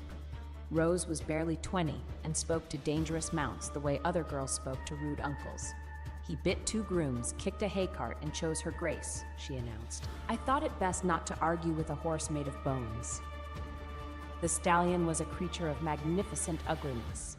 Dragonbone armored, spike-maned, built like a war machine crossed with a nightmare. It surveyed the great hall with the expression of a creature deeply offended by interior decoration. Its iron-shod hoofs scraped the floor, leaving a gouge. "Don't you dare," Obsidian began. The stallion kicked sideways. Its hoof connected with the base of the great stone pedestal holding the Drake family ancestral sculpture, a dramatic piece depicting the first duke in dragon form. The pedestal cracked. The sculpture wobbled, toppled, shattered on the floor into approximately 100 pieces. The hall went very quiet. Serafina walked to the stallion, mounted with the ease of long practice, looked down at the devastation of the great hall, the broken sculpture, the blue powder, the burning sleeve, the cracked contract runes, the sealed treasury, the frozen duke, and allowed herself one small moment of satisfaction. Serafina, Obsidian's voice, hoarse. Is he? He stared at Serene. Are you leaving because of him? Serene had moved to stand beside the stallion, one hand resting on its shoulder with the casual authority of someone very comfortable with large, dangerous animals. He looked up at Serafina on the horse, then back at Obsidian. Serafina considered the question, looked at Seren, rumpled, beautiful, wearing her old cloak like a badge of honor, looked at Obsidian, perfect, cold, standing in the ruins of a marriage he'd never valued. At least he knew what I was worth on the first day, she said. It took you 6 years to realize you should ask. She extended a hand to Seren. He took it, swung up behind her with effortless grace, not the movement of a frail invalid, but of a warrior remembering old muscle memory. His arms settled around her waist. His chin rested near her shoulder. His shell fragments are still in your pillow, he murmured. I put them there. I know. In case you tried to leave without me. I wasn't going to. I know. A pause. But I liked having insurance. She clicked her tongue. The dragonbone stallion wheeled, took 3 thundering steps, and carried them out of the great hall into the winter sun.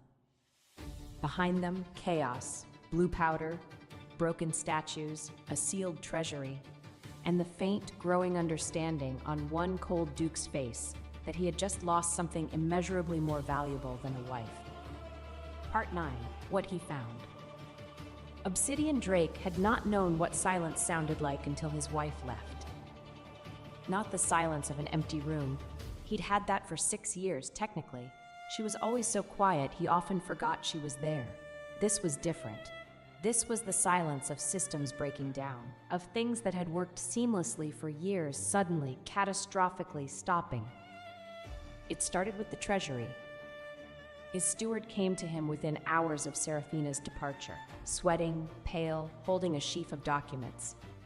Your Grace, the main vault, the true name seal, we can't override it. The Arcanists have tried. Magister Thornwell has tried. It's locked with something none of them can identify. It's a lock, Obsidian said. Break it. Sir, we've tried. The seal responds to attempts at force with counter-rune burns. 2 Arcanists are in the healing ward. The Dragon Gold Consortium's operating funds were in that vault. Trade contracts, guild agreements, payroll records, ship manifests. The entire infrastructure of the Empire, Obsidian, had spent a decade building, all sealed behind a gray glowing lock that burned anyone who touched it. Then came the matriarch. Lady Drake the Elder summoned Obsidian to her chambers 3 days after Serafina's departure. She was sitting in her iron-backed chair, the blood trace cup open on the table before her, its base glowing with activated ash print data. Sit down, she said. He sat. This cup, the matriarch said, contains a blood resonance record of Lucien's true lineage. She folded her liver-spotted hands. The boy carries the bloodline of House Valcrest, minor dragon nobility from the eastern shores, specifically the bloodline of one Roland Valcrest, Celestine's former companion from before she ever met you. Obsidian said nothing. The boy is not yours, the matriarch continued. He was never yours. His blue flame was artificial, produced by a powder applied to his skin, which ignites on contact with ambient magic. Without the powder, the child has no dragon fire at all. He is not even fully dragon-blooded. Obsidian said nothing. Celestine Brightmoor used your guilt and your vanity to install a false heir in your house. She intended to secure inheritance rights, which would have given her legal access to the Drake fortune, and to the consortium funds your wife sealed behind a lock you cannot open. Obsidian said nothing, but something behind his eyes was cracking, like ice in spring, not melting, just breaking apart into pieces too sharp to hold. I have ordered Celestine confined to the lower quarters pending a formal hearing, the matriarch said. She attempted to claim innocence. The contract flame basin disagreed. What do you mean? She tried to swear an oath of truthfulness. The basin rejected it, branded her. The matriarch's voice was dry as bone. She now bears the oathbreaker's mark on her forearm. It will not fade. She will never again be permitted to enter a dragon blood household or approach dragon flame in any form. A fitting punishment. Permanent, visible, inescapable. Celestine's beauty would remain, but anyone who saw the mark would know what she was. Obsidian sat in his mother's chamber and felt the first real emotion he'd allowed himself in weeks. Not guilt, not yet. Just the cold, creeping awareness of a man realizing the floor beneath him has been hollow all along. The second revelation came from his records clerk. The man appeared at Obsidian's study door 1 week after Seraphina left, nervous, twisting his hat, clearly terrified. "Spit it out," Obsidian said. The consortium, sir. The core dragon rune contracts, the ones that keep everything working. The trade seals, the mining authorizations, the sky cavalry binding oaths. What about them? They're degrading. Without the treasury seal, the renewal cycles are breaking down. And I went through the old records, sir. The maintenance logs, the rune work provenance reports. Obsidian waited. 6 years ago, the clerk said, barely above a whisper, when the consortium nearly collapsed, when the core runes failed and everything was, do you remember, sir? We were days from bankruptcy, from losing the mines, the cavalry, the trade alliances. I remember. He remembered it like a fever dream. The worst week of his life, the contracts disintegrating, the empire crumbling. And then, overnight, salvation. An anonymous runesmith had repaired everything, restored the core contracts, rebuilt the entire framework from scratch. Nobody knew who they were. Nobody had ever been able to trace them. I found the provenance signature, the clerk said, on the repaired runes. It took years. The smith used masking protocols, but with the treasury locked and the counter runes active, the masking degraded enough to see the original imprint. He placed a thin crystal slate on Obsidian's desk. On it, glowing faintly gray, was a runesmith's signature. It matched perfectly with the Ashgrove family crest. Seraphina's crest. The third revelation took longest and hurt most. Obsidian found the purchase order for the Northern Peace Field's resting stone 2 weeks after her departure. He found it because he was searching, tearing through her abandoned East Wing chambers like a man looking for something he could not name. The room was bare. She had taken almost nothing. A few clothes, her medicine box, her books. The eggshell fragments on the pillow. She'd taken those. But she'd left the resting stone receipt in her desk drawer, tucked between blank pages. Almost hidden, almost. A resting stone placement, reserved for the terminally ill, paid in full. He stood in her empty room and held the receipt and felt something he had not felt in years. Genuine, grinding, annihilating fear. She was dying. She had told him. She had stood in his bedchamber and told him plainly, clearly, directly, I have approximately 4 months. And he had said do it in the East Wing where no one would see. He went to the Sanctum Healing Ward that same day. The healer, the same gray-faced man who had first diagnosed her, was not pleased to see the Duke of Obsidian Eyrie demanding private medical records. But a duke was a duke, and the records were produced. Ashheart corrosion. Advanced stage. Entered blood, optic channels, and shadow matter. Prognosis. 3 months remaining at time of last examination.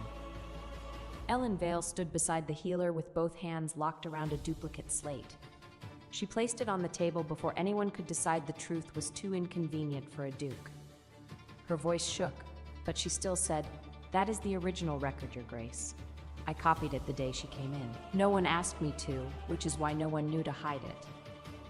And there, a footnote, crossed out, rewritten. Dragon imprint detected, later confirmed as diagnostic error, no viable pregnancy. But the healer's handwriting on the correction was different from the original entry, subtly. Someone used to reading runes noticed such things. Was there really an error? Obsidian asked. The healer looked at him for a long time. Old eyes, tired eyes. The eyes of a man who had watched a young woman choose dignity over justice. She asked me to record it that way, he said at last. Your Grace. Obsidian left the sanctum. He walked. He did not know where he was going. His feet took him to the east wing staircase, to the empty rooms, to the cold bed where an egg had once sat surrounded by pillows, where his wife had slept alone for 6 years, where she had lost. He had locked her in a freezing room, because Celestine told him she was being difficult, because questioning a false child's blood was in his mind a worse offense than slowly killing his actual wife. He sank to his knees on the cold stone floor, put his hands over his face, and for the first time since boyhood, Obsidian Drake made a sound that was not a word, a raw, ugly thing torn from somewhere he'd bricked over years ago. He stayed there a long time. Then he stood and began to chase. Part 10. The North. The northern peace fields were a week's ride from the Eyrie, through mountain passes, across frozen rivers, into the vast white expanse of the far north where the sky was bigger than anything, and the dragonfire aurora lit the heavens in sheets of color that no artist could capture. Seraphina wasn't there for the resting stone. Not yet. She was there for the aurora. I want to see it, she'd told Serin on their second day of riding. Her right eye was nearly blind now. The left was holding, but dimming. Before I can't anymore, I want to see the aurora one time. Serin, riding behind her on the dragonbone stallion, he could have summoned his own mount, could have flown, could have carried her on wings wider than the Eyrie's towers, said nothing. Just tightened his arms around her waist and pressed his cheek to her shoulder. He'd been feeding her white gold fire in small doses since they left. Not enough to cure. Nothing short of a full ancient dragon's healing rite could address Ashheart corrosion at this stage, but enough to slow it, enough to push back the gray, enough to give her time. How much time, he didn't know. He didn't tell her that. They made camp in the northern fields on the 5th night. The resting stone was visible in the distance, a dark monolith in the snow, but Seraphina didn't look at it. She looked up. The aurora had begun. Not the ordinary aurora that tourists came to photograph. Dragonfire aurora, the residual energy of ancient battles, ancient magic, ancient dragons who had lived and fought and died so long ago that their fire had become part of the sky. It moved like liquid, green and gold and white and deep, bottomless blue, rippling across the heavens in waves that seemed to breathe. Seraphina stood in the snow, face tilted upward, and watched the sky burn with something beautiful. It's... she started. What? Serin stood beside her, close, warm. Worth the trip. She looked at him. In the aurora's light, his face was unearthly, the white gold scales at his temples catching the colors, his eyes reflecting the fire above. You're glowing. I do that sometimes. It's showing off. I'm trying to compete with the sky. Is it working? She looked up. Looked at him. Up. Him. The sky's bigger. But I'm closer. She laughed. Small, real, warm. He caught her hand. Drew her fractionally nearer until the cold between them was a memory. When this is over, he began. Which this? The aurora, the disease, or the dramatic former husband situation? Any of them. All of them. His gold eyes were very serious. I want you to know something.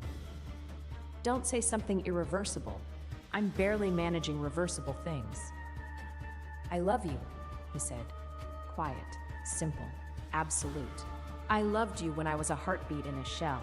I loved you when you wrapped me in a blanket and told me not to get attached. I loved you when you threw a cloak at me and threatened structural violence unless I covered myself. I loved you when you stood between me and a duke twice your political rank with a blade in your hand. He lifted their joined hands and pressed his mouth to her knuckles. I loved you before I understood strategy. Everything after that was just me trying to be useful enough to stay. She stared at him. The aurora rippled overhead. Her eyes were burning, not from corrosion, from something else. I'm dying, Saren. Not yet, not while I'm here, not if you let me. Let you what? Be what I am, fully, not the egg, not the wounded stray, what I really am. She studied his face, the scales, the gold eyes, the ancient, impossible beauty of him. What are you really? Ask me after the aurora. I want you to see this first.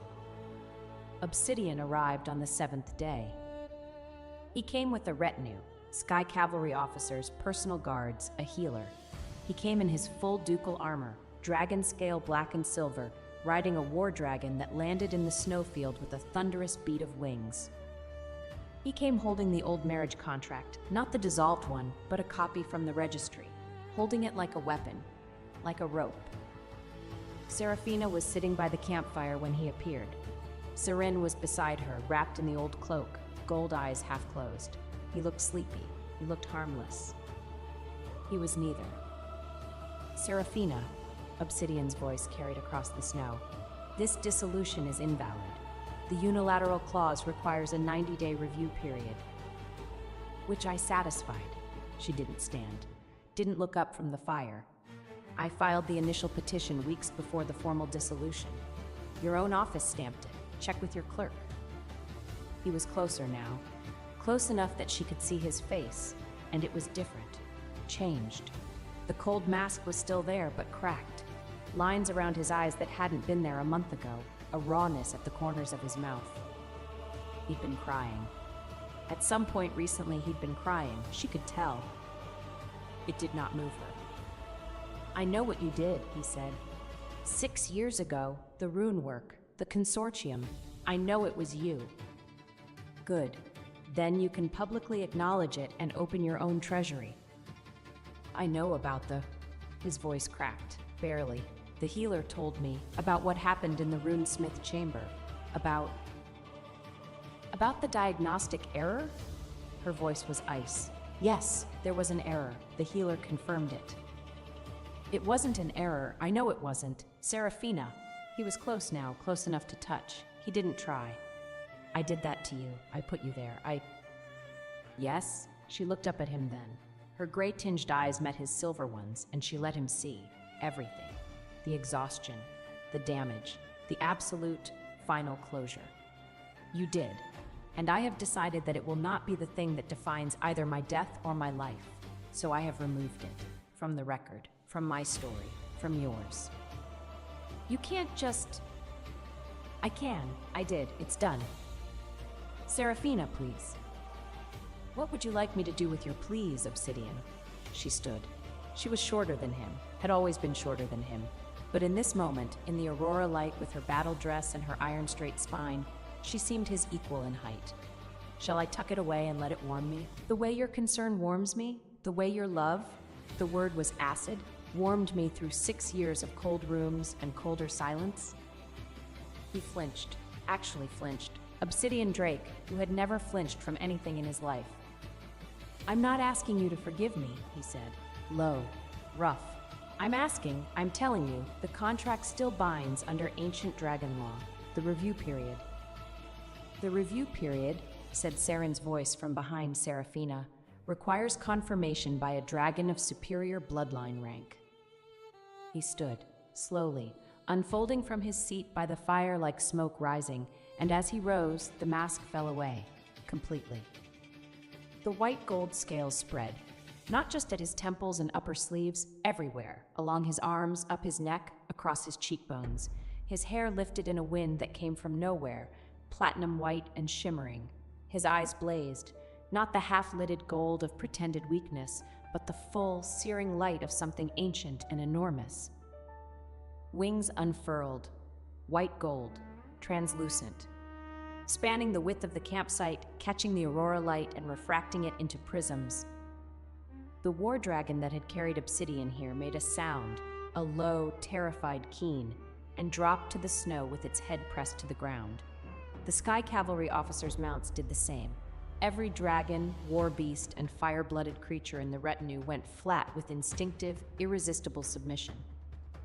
Obsidian's own dragon blood, the ancient instinct buried in every black dragon's bones, screamed at him to kneel. His legs buckled. He fought it, teeth gritted, muscles locked, but his body was not asking permission. "You," he gasped. "I am Cerinthius." The voice was no longer soft, no longer human warm. It was the voice of mountains, of deep time, of something that had watched civilizations rise and crumble and rise again. The white gold, the first light, high sovereign of the ancient dragon court, whose bloodline authority supersedes every ducal, royal, and imperial dragon rank in existence. He looked down at Obsidian because Obsidian was on his knees now, unable to resist, with an expression that held no fury, no triumph, just a vast, patient, absolute certainty. "I review this marriage contract," Cerinthius said. "I find it valid in form and void in spirit." The Duke of Obsidian Airy entered a binding agreement with Seraphina Ashgrove. He failed to protect, failed to honor, failed to value. He concealed no information, but he refused to perceive information freely given. He enabled the persecution of his contractual partner. He facilitated the destruction of, his voice caught, just once, just barely, of something irreplaceable. The aurora flared above them. The white gold wings spread wider. "I declare this contract dissolved, not by clause, not by petition, by sovereign judgment. The woman called Seraphina Ashgrove owes nothing further to the House of Drake. No debt, no obligation, no residual bond. She is free." Silence. Obsidian, on his knees in the snow, looked up at Seraphina. His silver eyes were wet. His face was broken. Not the cold mask, not the proud duke. A man who had finally, catastrophically, too late understood what he had held and what he had dropped. "Seraphina," he whispered. She looked down at him and felt nothing. Not satisfaction, not vindication, not triumph. Just the quiet, complete absence of pain. The cauterized place where love had been, now healed into smooth scar tissue. "Stand up, Obsidian," she said quietly. "You look pathetic." He stood, his legs shook. She turned away from him, raised her hand, her ash print ring, toward the sky, and spoke the activation phrase for the last thing she'd prepared. The aurora rippled, changed, drew together into a new pattern, not random, not natural, but deliberately composed. Runes, images, a story written in dragonfire across the sky. 6 years ago, the consortium's collapse, the desperate night when every contract failed and the entire Drake Empire hung by a thread. And the anonymous runesmith, small, quiet, working alone in the dark, who had rebuilt it all, who had poured her own blood and magic into seals meant to last centuries, who had taken the backlash and the cost and the slow, patient corrosion onto herself. The sky showed Seraphina's face, her hands tracing runes, her blood sealing contracts, her body absorbing the rebound damage that would, 6 years later, kill her. Every person in Obsidian's retinue saw it, the Sky Cavalry officers, the guards, the healer. They would talk. They would all talk. By the time they returned to the Eyrie, every soul in the Dragon territories would know the silent, invisible Duchess had been the savior all along. The aurora faded. The sky returned to its normal dance of color. Seraphina lowered her hand, turned to Seren, still in his sovereign form, wings shimmering, gold eyes soft as he looked at her. "Take me somewhere warm," she said. He closed his wings, stepped forward, took her hands in both of his, warm, so warm, the white gold fire in his blood pushing back the gray at her fingertips. "Always," he said. They left. Obsidian stood in the snow, surrounded by his kneeling retinue and the distant glow of his shattered pride, and watched them go. Part 11. Aftermath. The news hit the Eyrie like a tidal wave. Celestine's formal hearing took place 3 days after Obsidian's return, conducted by the matriarch, witnessed by the full court, and utterly damning. The blood trace evidence from the cup was irrefutable.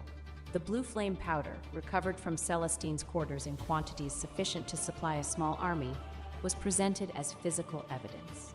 2 witnesses came forward, a servant who had seen Celestine applying the powder to Lucien's hands, and a market vendor who had sold her the compound. Celestine tried to weep, then to rage, then to blame Serafina, claiming she'd been framed, manipulated, forced into the deception by the Duchess's cruelty. The contract flame basin was brought into the hearing room. Celestine was invited to place her hand in the fire and repeat her claims under oath. She refused. The oathbreaker's mark on her forearm, already visible, already permanent, pulsed with ugly blue light. She was escorted from the area under guard. Her destination, a minor holding in the distant south, where she would live out her days with the mark visible to all, unable to enter any dragon-blooded household or participate in any dragon fire ceremony.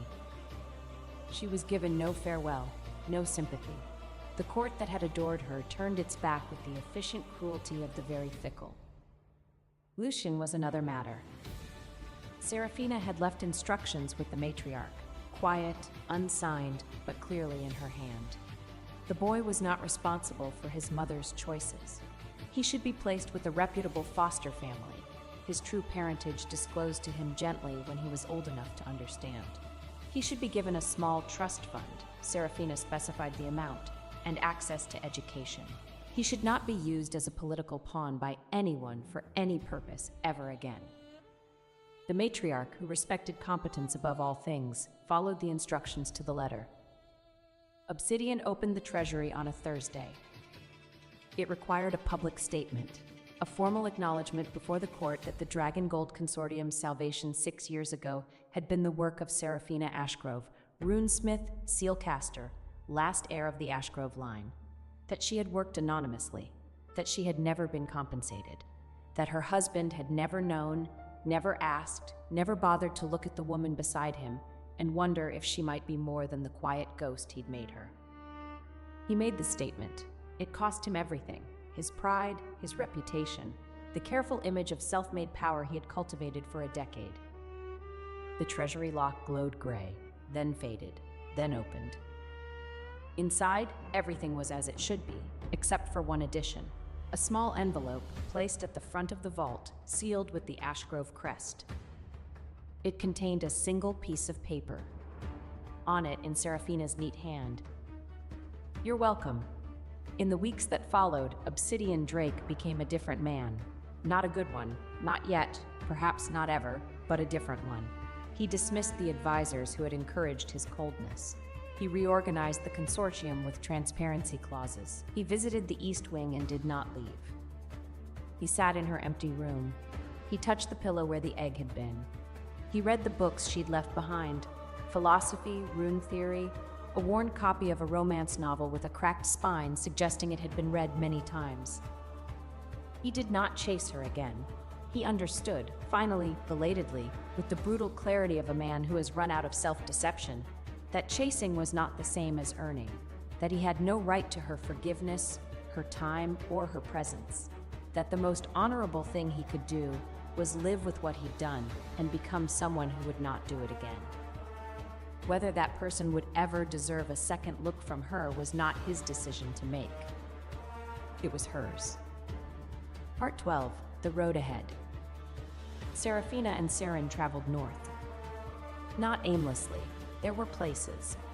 Ancient dragon ruins, predating the modern Ares, where healing rituals beyond current medical knowledge had once been performed. The white gold sovereign's blood gave them access to sites that had been sealed for centuries. His power gave her time. His presence gave her something she had not had in 6 years, someone who saw her fully and stayed. The ash heart corrosion was not cured, not yet. Her vision fluctuated, some days clear, some days gray. The pain came and went. But it was no longer advancing unchecked. Saren's white gold fire pushed back against the decay like a tide against erosion, not reversing the damage, but slowing it enough that hope became rational rather than foolish. "There's a site," Saren said one morning, studying an ancient map over breakfast. They were in a traveler's inn at the edge of the northern wastes, a small, warm place run by a cheerful woman who clearly found them both completely baffling, but was happy to take their coin. 3 days' ride. The old records mention a restoration pool, used by ancient dragons after battle damage, if any of the magic still functions. If, Serafina said. She was eating toast. Her appetite had returned, partially. Enough. That's a large if. I am an optimist. You are a 1,000-year-old dragon pretending to be an optimist because it makes me less likely to argue with you. He looked at her over the map, his gold eyes crinkled at the corners. Is it working? Marginally. They traveled well together. Better than Serafina had expected, though perhaps she should have known. He had, after all, lived in her pocket, metaphorically, for weeks as an egg. He knew her rhythms, her silences, the difference between her thinking quiet and her hurting quiet. He knew when to be present and when to be absent, when to fill silence with his low, slightly ridiculous observations about the world. That bird is judging us. Specifically, it's judging my cloak. It's a bird, Siren, a critical bird. Look at its eyes. And when to simply exist beside her without words. He also knew when she was thinking about the child she'd lost. He never asked, never pushed, just moved closer, a hand on her back, a brush of warmth, and let her feel his presence without the burden of explanation.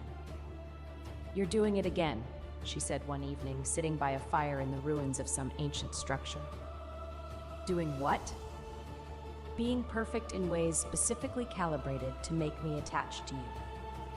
He set down his tea, looked at her with complete seriousness.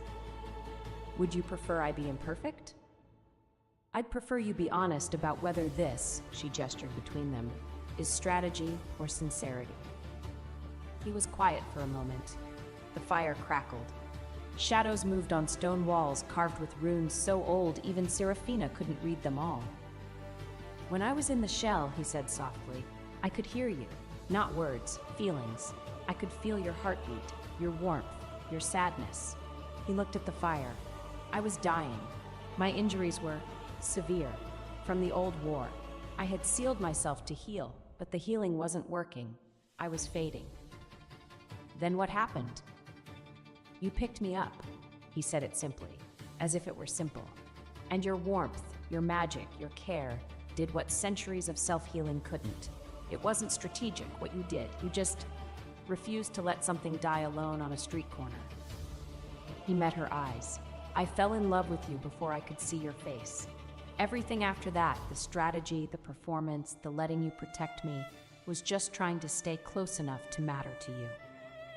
She was quiet for a long time. That's not fair, she said at last. You can't say things like that and expect me to maintain emotional distance. I don't want you to maintain emotional distance. I know, that's why it's not fair. He moved closer, slowly, giving her time to pull away. She didn't. His hand found hers, warm, steady. The white gold fire in his blood hummed against her skin, not painful, not demanding, just present. I'm not asking for anything, he said. I'm not obsidian. I don't need you to perform a role or fill a position or be anything other than exactly what you are. His thumb traced the back of her hand. I just want to be where you are, for as long as you'll have me. She leaned into him, just slightly, just enough that her shoulder pressed against his arm and his warmth seeped into her bones. You put eggshell fragments in my luggage, she said. I did. So I couldn't leave without you. A precaution. A manipulation. A romantic precaution. She smiled, small, real, hidden against his shoulder. Fine, she said. Stay. For how long? For as long as I'm interesting. Then forever, he said. Because I've been alive for 1,000 years, and you're the most interesting thing I've ever found. She would have argued, but he'd turned his head just slightly, just enough that his lips brushed her temple, and the argument dissolved into warmth. They rode on the next morning. The dragon-boned stallion, who had developed an aggressive preference for Siren's horse treats and an equally aggressive disdain for Obsidian's family colors, it had once kicked a man wearing a drake crest pin, carried them north through the snow. Serafina rode in front, Sirin behind, arms around her waist, chin on her shoulder, occasionally narrating the landscape in deliberately terrible poetry.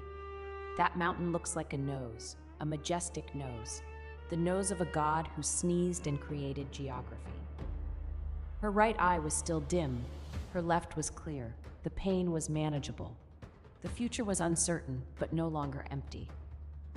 She had left behind a sealed treasury, a disgraced rival, a husband on his knees, and a court that would never forget the sky-written truth. She carried with her a medicine box, a book of rune theory, a bag of eggshell fragments tucked into the bottom of her pack, and a 1,000-year-old dragon disguised as the most beautiful man alive, wearing her old cloak like a talisman. She was not a duchess, not a wife, not a ghost. She was a runesmith, an ash grove, a woman who had seen the bottom and chosen deliberately to climb. And somewhere ahead, 3 days' ride through ancient ruins and snow-covered passes, there was a chance, not a guarantee, not a certainty, but a chance. That was enough. For now, that was enough. Epilogue. Shell fragments. The restoration pool worked. Not instantly. Saren had warned her it wouldn't be instant. Ancient dragon healing is patient magic, he said, waist-deep in glowing water that smelled of ozone and starlight. It works on the principle that time can be convinced to move differently around a wound. That's not a medical explanation. I'm a dragon, not a healer. I think in metaphors. But it worked. Over days, then weeks, the gray receded from her blood. The corrosion slowed, then stopped, then began to reverse. Her right eye cleared. The metallic taste faded from her mouth. The fatigue lifted like fog burning off at dawn. She was not cured overnight. It took months of treatments, of traveling between ancient sites, of Serene feeding her white gold fire, and the old pools feeding her life back to her one day at a time. But it worked. By spring, she could see clearly from both eyes. By summer, the pain was gone.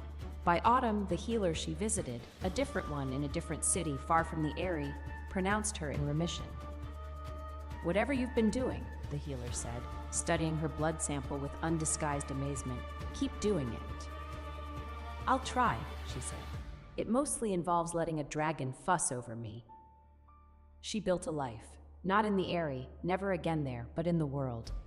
She took commissions as a runesmith under her own name. The Ashgrove name, which had been thought lost, turned out to carry considerable weight when attached to a living, breathing practitioner. She was sought after, respected, paid well. She had her own workshop, her own home, her own staff. She had friends, other runesmiths, merchants, scholars, women she could laugh with, men who admired her work and occasionally, charmingly, tried to court her, only to be met with the polite but unmovable wall of the white gold dragon, who appeared at her shoulder with a cup of tea and a smile that was 90% territorial and 10% innocent. You scared off another one, she told him one evening. I merely offered him tea, gold eyes, guileless. You offered him tea while manifesting scales on your neck. I have a skin condition. You have a jealousy condition. Also, yes. He set down his own tea and pulled her chair slightly, very slightly, closer to his. Is it a problem? She looked at him. The most powerful being in the known world, dressed in her old cloak, now thoroughly worn out and patched 6 times, sitting in her workshop like a very beautiful house cat who had decided this was where it lived. No, she said, it's ridiculous, but it's not a problem. He smiled. The real one. The full one. She received a letter from the matriarch once a year. Brief, formal, informative. The consortium was stable. The Eyrie was functioning. Lucien was happy with his foster family. Bright, kind, showing an aptitude for music. Celestine, the matriarch wrote, had not vanished into comfort. The Oathbreaker's mark kept every dragon household shut to her, and she now earned her keep copying harmless estate ledgers in a southern chapel, wearing long sleeves even in summer. It was not forgiveness. It was consequence, slow enough to teach. Obsidian's name appeared rarely in these letters. When it did, it was in passing. Brief mentions of policy changes, structural reforms, charitable acts that seemed deliberately designed to address the specific failures of his past. He did not write to her directly, not once. She respected that. It was the first genuinely thoughtful thing he'd done in their entire acquaintance. One evening, years later, in the home she'd built, surrounded by her work and her life, and the particular warmth of a man who still kept eggshell fragments in his pocket for sentimental reasons, she found herself thinking about the beginning. A Tuesday, a gray diagnosis, a cold egg on a colder street. "You're thinking loudly," Surin murmured from behind her. He was stretched on the sofa, reading, or pretending to read. His gold eyes watched her over the page. "I'm thinking about how close everything was," she said. "How easily it could have gone differently. But it didn't. But it could have. But it didn't." He set down the book, opened his arms. An invitation, not a demand. "Come here." She went, settled against him, warm, alive, both of them alive. "I'm glad I picked up that egg," she said. "I'm glad you did too." His lips pressed to the top of her head. "Though I maintain that I did significant work from inside the shell, the medicine bottle pushing alone." "You want credit for rolling into my medicine box?" It was a very purposeful roll. She laughed. He held her tighter. Outside, snow fell, gentle, white, harmless. Not everything was perfect. She still had checkups, still carried the faint scars of corrosion in her blood, like hairline cracks in porcelain, mended, but visible if you knew where to look. She still sometimes woke at night with the echo of cold stone beneath her and the memory of a small absence. But she was alive, she was free, she was loved, not with the brittle, performative passion of a man who only valued what he'd lost, but with the steady, patient, slightly ridiculous devotion of a dragon who had decided, from inside an eggshell, that she was worth the next 1,000 years. That was more than enough. That was everything. Thank you for listening. Please follow Moonlit Romance Library for more. Welcome to Moonlit Romance Library. Please follow for more stories. Part 1. The Winter Flame Feast. Chapter 1. The Betrothal That Wasn't. The honey nut cakes stood in a 6-tier tower at the edge of the feast table, and Soot had already noticed them. Serafina Voss stood at the far end of the great hall of Ashenmere Keep, dressed in her only formal coat, a dark wool surcoat with a high collar that hid the scar running from her left ear to her collarbone, and she held a black cat against her chest like a soldier holds a shield. The cat's name was Soot. Soot did not care about the betrothal feast. Soot cared about the honey nut cakes. The Winter Flame Feast was the single largest social event of the Southern Noble calendar, a night when every Dragon Rider family from the Amber Coast to the Greyvale Marshes gathered under enchanted firelight to announce alliances, seal marriages, toast military victories, and most importantly, show off. The Great Hall of Ashenmere Keep had been decorated in red and gold silk banners, each one embroidered with the twin flame crest of House Hareth. Dragonfire candelabras hung from iron chains bolted to the vaulted ceiling, casting everything in a warm amber glow that made even the ugliest lord look halfway tolerable.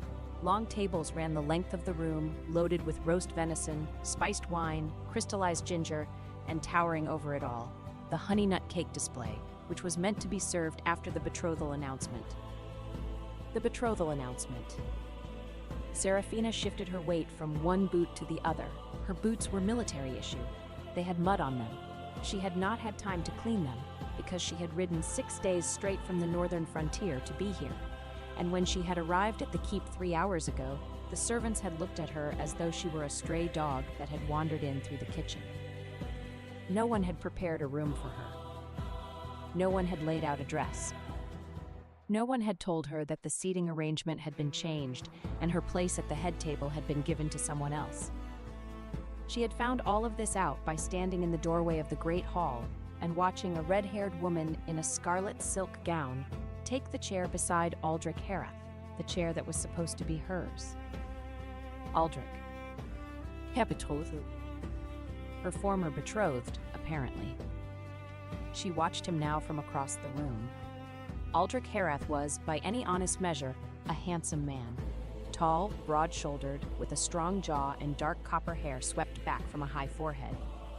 He wore a formal military coat of deep crimson with gold braiding at the shoulders, and on his chest, Serafina's fingers tightened around Soot.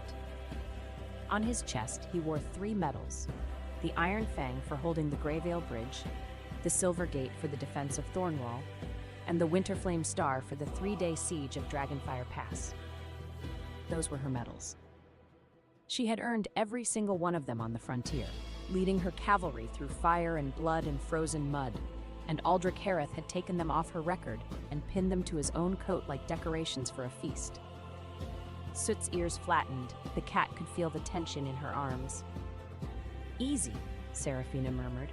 Her voice was low and quiet, the kind of voice that did not carry in a crowded room, which was fine because no one in this room was listening to her anyway. She had known something was wrong when the letters stopped. For 2 months before the feast, Aldrich's correspondence had gone from warm to formal to non-existent. His last letter had been 3 lines long. "The Winterflame feast will proceed as planned. Your presence is expected. Wear something appropriate." She had not owned anything appropriate. She still didn't. The surcoat was clean. The boots were not. The cat was well fed, which was more than she could say for herself. She had given her last ration biscuit to Soot somewhere around the 4th day of riding because the cat had looked at her with those enormous golden eyes, and she was apparently incapable of saying no to a small animal with fluffy ears. This was the great irony of Serafina Voss. She could say no to a charging warhorse, a collapsing siege wall, a screaming battalion of enemy soldiers, and a Dragonfire bombardment that had turned the entire eastern flank of Dragonfire Pass into a lake of molten stone. She could not say no to a cat that wanted a biscuit. "Commander Voss." The voice came from behind her. She turned. A steward in House Herath livery stood at her elbow, looking deeply uncomfortable. He was young, maybe 20, with a thin mustache he was clearly very proud of and a nervous habit of pulling at his cuffs. "Lord Herath requests that you come to the front of the hall," the steward said. "He wishes to make an announcement." "I know what the announcement is," Serafina said. The steward blinked. You do?" "It's a betrothal feast. He's going to announce a betrothal." She paused. "It's just not going to be ours." The steward's face went through a complicated sequence of emotions. Confusion, then realization, then pity. Then the particular kind of discomfort that occurs when a young man realizes he has been sent to fetch a woman to her own humiliation, and he does not have the rank to refuse the errand. "I'm sorry," he said, very quietly. "Don't be." Serafina adjusted Soot in her arms. The cat had begun to purr, which meant it had spotted something interesting, probably the honey nut cakes. "Lead the way." The walk from the back of the hall to the front was approximately 40 paces. It felt like 40 miles.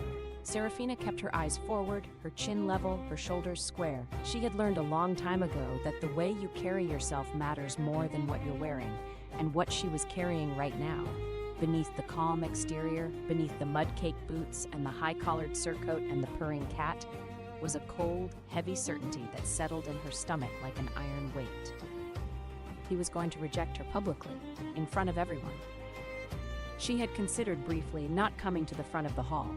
She had considered leaving, walking out the door, mounting her horse, and riding back to the frontier where the people who loved her were waiting, and the only thing that tried to humiliate her was the weather. But Aldrich had her command token. He had her transfer orders, he had her war medals, and, as of tonight, he was going to have her cavalry. The female cavalry of Dragonfire Pass, the Iron Maidens, the common soldiers called them, was technically a noble-sponsored military unit, and the sponsorship was tied to the betrothal contract. If the betrothal dissolved, sponsorship reverted to the male party's house, which meant that if Aldrich rejected her tonight, House Herath would take command of the 63 women she had trained, led with, frozen with, and dragged out of burning siege lines with her own hands. She was not going to let that happen. She reached the front of the hall. Aldrich stood on the raised dais where the head table was set, and beside him sat the red-haired woman in the scarlet gown. Up close, the woman was striking. High cheekbones, sharp green eyes, skin like porcelain, and a bearing that suggested she had never in her life carried her own luggage. Her gown was cut from silk so fine it seemed to breathe, and at her throat hung a pendant of red dragon scales set in gold. Red dragon blood. Old money. The kind of family that traced their lineage back to the first dragon rider packs and never let anyone forget it. The woman looked at Serafina. Her gaze moved from the mud-caked boots to the military surcoat to the black cat, and her expression arranged itself into something that was not quite contempt, but was definitely not respect. "Serafina," Aldrich said. His voice was warm. That was the worst part. He sounded exactly the way he had sounded when he had asked her to marry him. Gentle, steady, sincere. As though what he was about to do was reasonable. As though she would understand. "Aldrich," she said. "I'm glad you came. I wanted you to hear this from me." "I'm hearing it." He took a breath. The hall had gone quiet. 300 nobles, dragon riders, military officers, and their assorted attendants were watching. The dragonfire candelabras flickered. Someone at a nearby table set down their wine glass with a soft clink. "The betrothal between our houses," Aldrich said, "will not proceed." A murmur rippled through the hall. Not surprise. Serafina could tell from the way the murmur moved that most of the guests had already known. They had been told before she arrived. The announcement was not for them. It was for her.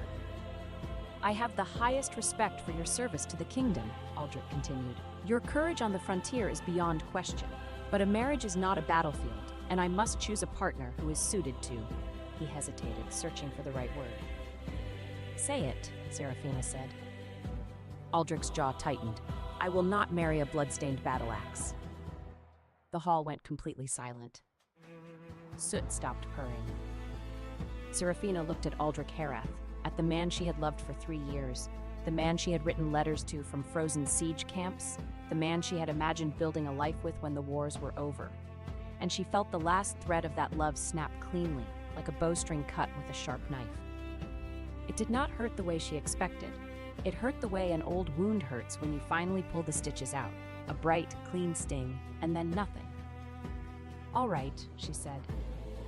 Aldrich blinked. He had expected tears. Everyone in the hall had expected tears. The red-haired woman had already arranged her face into an expression of gracious sympathy, the kind of look a woman gives another woman when she wants the audience to see how merciful she is. "All right," Aldrich repeated. "You don't want to marry me," Serafina said.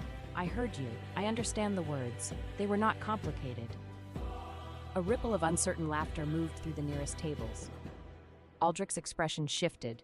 He had rehearsed this moment, she could tell, and her reaction was not following his script. "Serafina, I know this is difficult." "It's not difficult. You said no. I don't beg." She turned to leave, and that was when the ring box appeared. It was sitting on the edge of the head table, a small velvet box in deep red, positioned next to the red-haired woman's wine glass. The new betrothal ring, the replacement. Aldrich must have had it ready, waiting for the moment the old betrothal was formally dissolved so he could announce the new one. Soot saw the box. Soot was a cat. Cats do not understand the social significance of betrothal rings. What cats understand is that small objects on the edges of tables are inherently suspicious and must be investigated. Before Serafina could react, Soot launched himself from her arms, landed on the white tablecloth with the grace of a small, furry cannonball, and trotted directly toward the ring box. His long black tail swept behind him like a banner. "Get that animal," the red-haired woman started. Soot's tail caught the ring box. The box tumbled off the edge of the table. The lid popped open, and the ring, a ruby and gold band that probably cost more than Serafina's entire military salary, rolled out, bounced twice on the stone floor, arced upward in a glittering red trajectory, and landed directly in the center of the 6-tiered honey nut cake tower. The hall watched in collective, horrified silence as the ring sank slowly into the top tier, leaving a small crater in the honey glaze. The red-haired woman stared at the cake. Aldrich stared at the cake. 300 nobles stared at the cake. Soot sat down on the tablecloth, curled his tail around his paws, and began to wash his face. The red-haired woman stood up. Her scarlet gown rustled. She looked at the cake tower, then at Aldrich, then back at the cake tower. "My ring is in the cake." I can see that, Aldrich said through his teeth. Well, get it out. Aldrich turned to his steward. Get the ring. The steward looked at the cake tower. The tower was 6 tiers high, glazed in honey, studded with candied nuts, and the ring was somewhere in the top tier, buried under 2 inches of almond paste and sticky glaze. There was no way to retrieve it without destroying the display. My lord, if I may, the steward began. I'll get it myself, the red-haired woman said, and she reached into the top tier of the cake with both hands. Her fingers, adorned with 3 gold rings and a dragon scale bracelet, sank into honey glaze up to the second knuckle. She dug. Honey oozed between her fingers. Almond paste stuck to her bracelet. A chunk of cake fell and landed on the tablecloth with a wet splat. The entire Southern Dragon Rider aristocracy watched Lady Virena Ashcliffe of the Red Dragon bloodline fish through a honey nut cake with both hands, while her new betrothed stood beside her looking as though he wanted the floor to open and swallow him. Serafina, standing at the foot of the dais with no cat and no ring and no betrothal, felt the corner of her mouth twitch. It was not a smile. Serafina Voss did not smile in public, but it was close.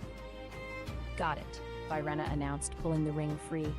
Honey dripped from her fingers onto the scarlet silk of her gown. She held the ring up triumphantly, and then noticed the honey.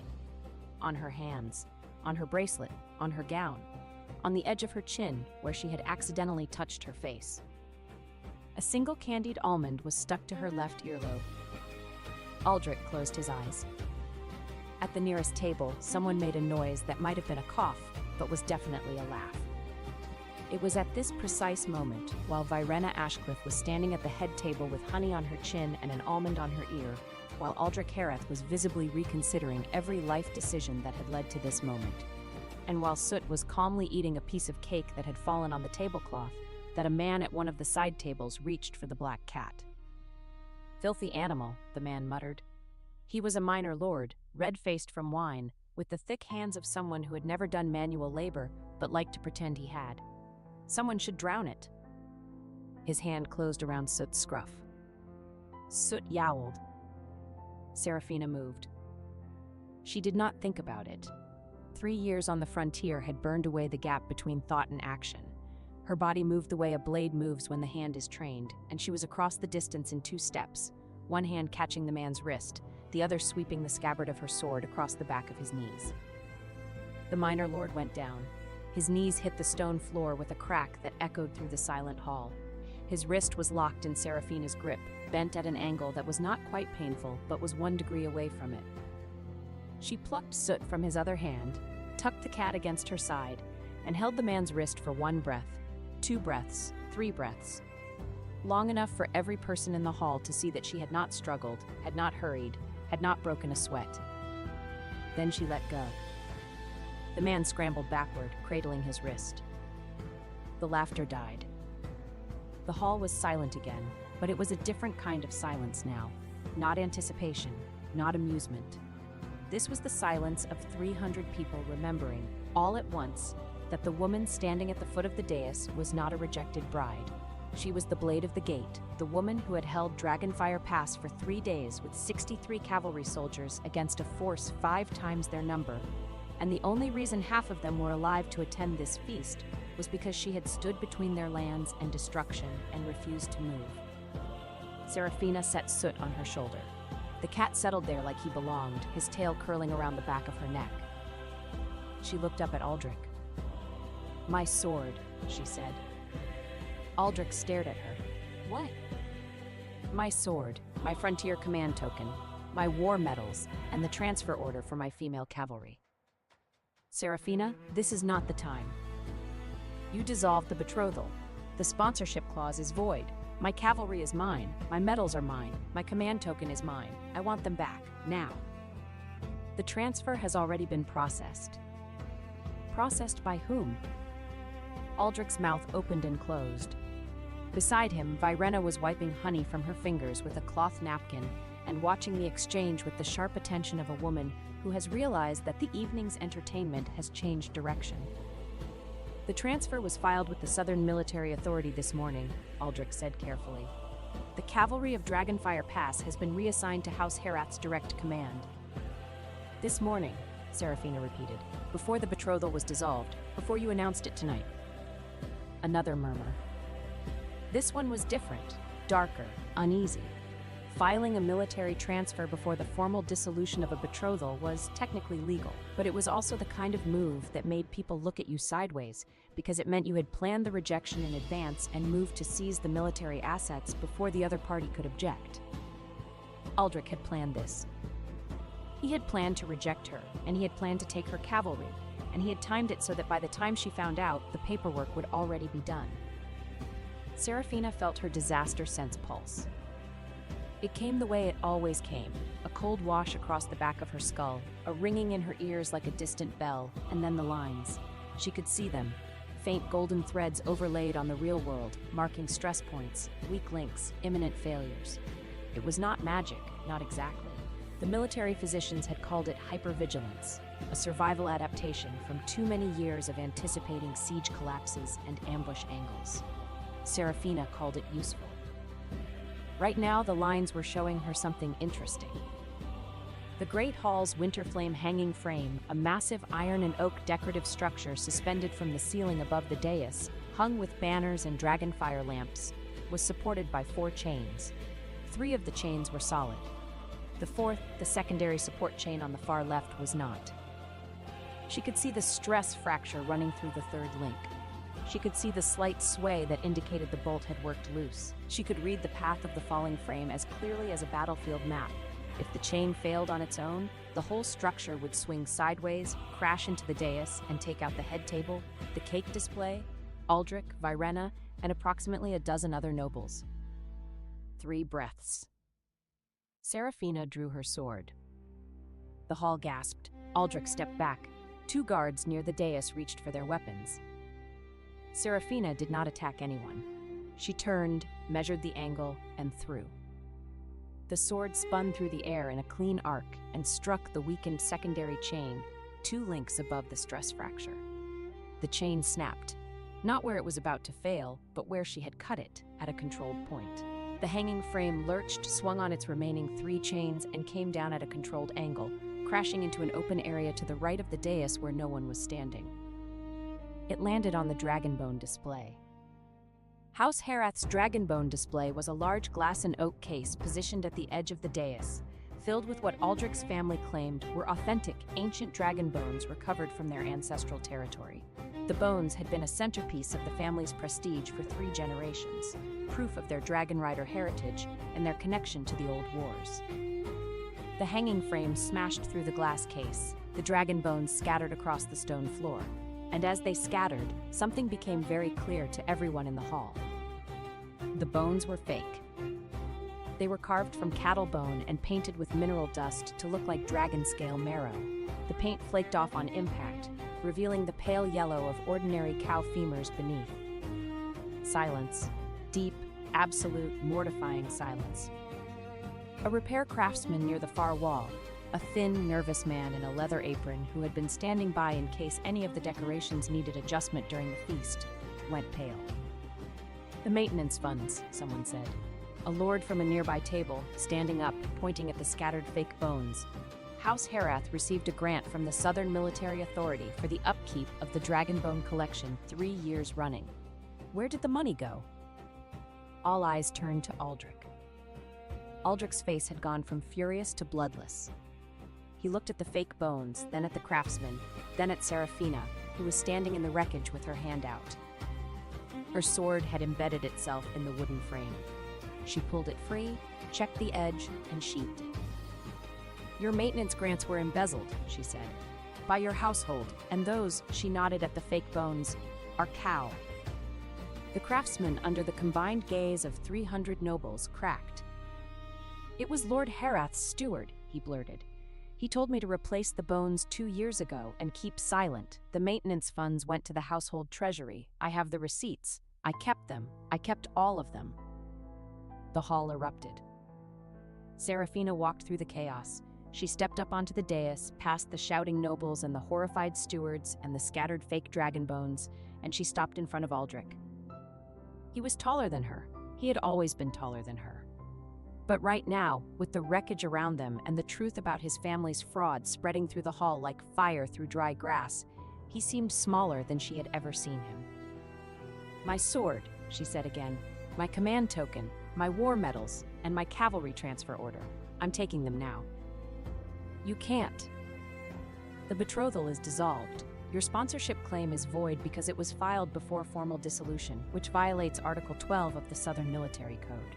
Your family's maintenance fraud gives me grounds to petition for immediate return of all military assets held under false pretenses.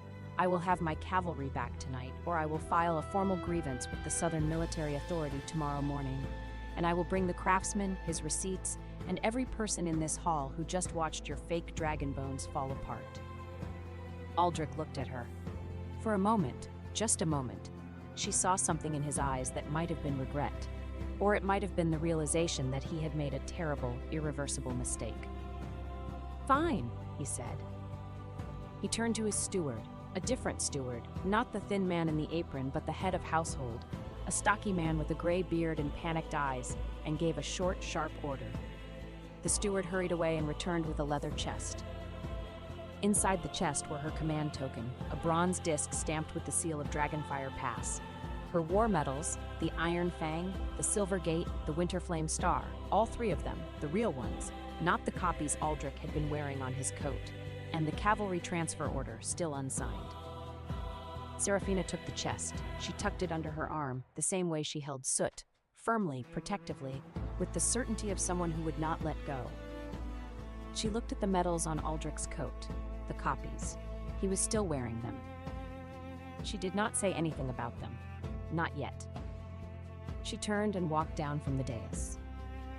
The hall parted for her like water. Chapter 2. The Dragon in the Snowstorm. She made it as far as the courtyard before the shaking started. It was not fear. It was not sadness. It was adrenaline. 3 years of it, all the adrenaline she had been storing up since the day she rode south from the frontier, condensed into a single tremor that started in her hands and worked its way up to her shoulders. Soot meowed and pressed his face against her neck. "I know," she said. "I know." The courtyard of Ashenmere Keep was wide and cobblestoned, surrounded by high walls and open to the sky. Snow was falling, fat, heavy flakes that caught the light from the keep's windows and glowed like sparks. The air smelled of cold iron, wood smoke, and the faint sulfur tang of dragon fire that always lingered around Dragon Rider estates. Serafina set the leather chest on a stone bench, sat down beside it, and held her cat. She breathed. In, out, in, out. The way she had taught herself to breathe after battle, when the killing was done and the survivors were counting bodies and the world was too loud and too bright and too alive. She was not going to cry. She had made that decision somewhere between the dais and the courtyard door, and she was going to hold to it because she was Serafina Voss, the Blade of the Gate, and she did not cry in courtyards while holding a cat and a box of medals. She was going to sit here for 5 minutes, she was going to breathe, and then she was going to find a horse, ride to wherever her cavalry was bivouacked, show them the command token, and take her soldiers back. That was the plan. For approximately 90 seconds, the plan was enough. 90 seconds was how long it took for the snowstorm to change. Serafina felt it before she saw it, a pressure drop, sudden and immense, like the air had been punched. The snow stopped falling. The flakes hung in the air for a heartbeat, suspended, and then the wind hit. It came from the north, and it carried with it a sound that Serafina had heard only once before in her life, during the siege of Dragonfire Pass, when the enemy had deployed their war dragons against her position. Wings. Enormous wings, beating against the storm. She stood. Soot dug his claws into her shoulder. The leather chest fell off the bench. She didn't pick it up. The sky above Ashenmere Keep split open. A dragon came through the clouds. It was not like the war dragons she had fought on the frontier. Those were young drakes, 30 feet from nose to tail, fast and vicious but manageable. This was something else entirely. This was an ancient, and it was vast. Its wingspan blotted out the snow. Its scales were black as obsidian, but shot through with fissures of molten gold that glowed like lava cracks in cooling stone. Its eyes were burning amber, each one the size of a tower shield, and they swept the courtyard with the focused, predatory intelligence of a creature that had been alive longer than the castle it was landing on. It descended through the snowstorm like a falling mountain, and every dragon in the keep's stable, 6 young drakes, 2 war mounts, and a courier breed, screamed and pressed their bellies to the floor. The ancient dragon landed on the keep's outer wall. The stone groaned under its weight. Frost cracked. Mortar dust sifted down. It folded its wings, slowly, deliberately, the way a king closes the doors of his throne room, and looked down at the courtyard. At Serafina. At the black cat on her shoulder. At the leather chest on the ground. The dragon's enormous head tilted. Its molten gold eyes narrowed. Then the air around it shimmered, the way heat shimmers above a forge, and the dragon was gone. In its place, standing on the outer wall with one boot on the stone and one hand resting on the parapet with absolute ease, was a man. He was tall, not tall the way Aldrich was tall, with the broad-shouldered, carefully maintained build of a southern nobleman who spent his mornings in the training yard and his afternoons being fitted for clothes. This man was tall the way a blade is long, lean, dangerous, built for speed and precision and the particular kind of violence that does not announce itself before it arrives. His hair was black, shot through with streaks of dark gold that caught the firelight from the keep's windows. His skin was tanned to a deep bronze, marked with faint lines at the jaw and temples that might have been age or might have been something else entirely. His eyes were dark gold, vertical pupilled, and they caught the light the way a predator's eyes catch the light in the dark. He wore a long coat of black leather and dragon scale, belted at the waist with a chain of dark iron, and at his throat hung a pendant of raw obsidian set in molten gold. He smelled, even from 20 feet away, even through the snow and the wood smoke, of cold iron, volcanic ash, and something deep and hot and old, like the heart of a mountain. He looked at Serafina. She looked at him. Soot hissed. The man jumped down from the wall. It was a 20-foot drop. He landed on the cobblestones without a sound, straightened, and walked toward her with the unhurried pace of someone who has never once in his very long life needed to rush. "You're bleeding," he said. His voice was low, smooth, and carried an undertone of heat.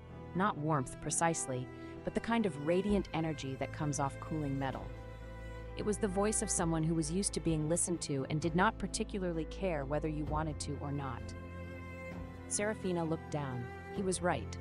During the incident with the hanging frame, a shard of glass from the dragonbone display case had sliced through the cuff of her surcoat and opened a thin cut across her forearm. She hadn't noticed. "It's shallow," she said. "I didn't say it was deep." He stopped 3 paces from her. Up close, the vertical pupils were more pronounced and the scent of volcanic ash was stronger. "I said you're bleeding. In a courtyard, alone, holding a cat and a box of medals. After your betrothed just called you a blood-stained battle axe in front of 300 people. You were listening." "I was landing on the roof. Sound carries." Serafina studied him. Her disaster sense was quiet. No golden lines, no ringing, no cold wash. Whatever this man was, her instincts were not reading him as an immediate threat, which was either very reassuring or very alarming. "Who are you?" she asked. "Caeldrith," he said. "Caeldrith of the Obsidian Reach." A pause. "Some people call me the Dragon King of the North." "The Black Gold Ancient," Serafina said. She had heard of him. Everyone on the frontier had heard of him. The oldest living Dragon King, ruler of the volcanic dragon nest in the far north, where the fire veins ran hot beneath the stone, and the dragon eggs slept in beds of molten rock. He was a legend. He was also apparently real and standing in front of her in a snowstorm. "You know my title," he said. "Good. Then you know I don't come south for small reasons." "What's your reason?" "Dragon fat wax tribute from the Amber Coast hasn't arrived in 3 seasons. Frontier battle records have been altered, and the fire veins in my dragon nest are behaving in ways that concern me." His dark gold eyes moved from her face to the leather chest on the ground. "I came to inspect. I landed here because the feast gave me an audience. And I stayed because I saw a woman control a room full of armed nobles with a scabbard and a thrown sword, prevent a structural collapse before anyone else noticed the fault, expose a fraud, and reclaim her military assets, all while holding a cat." Soot, from Serafina's shoulder, gave a smug chirp. I have questions about the frontier battle records, Kildrith said.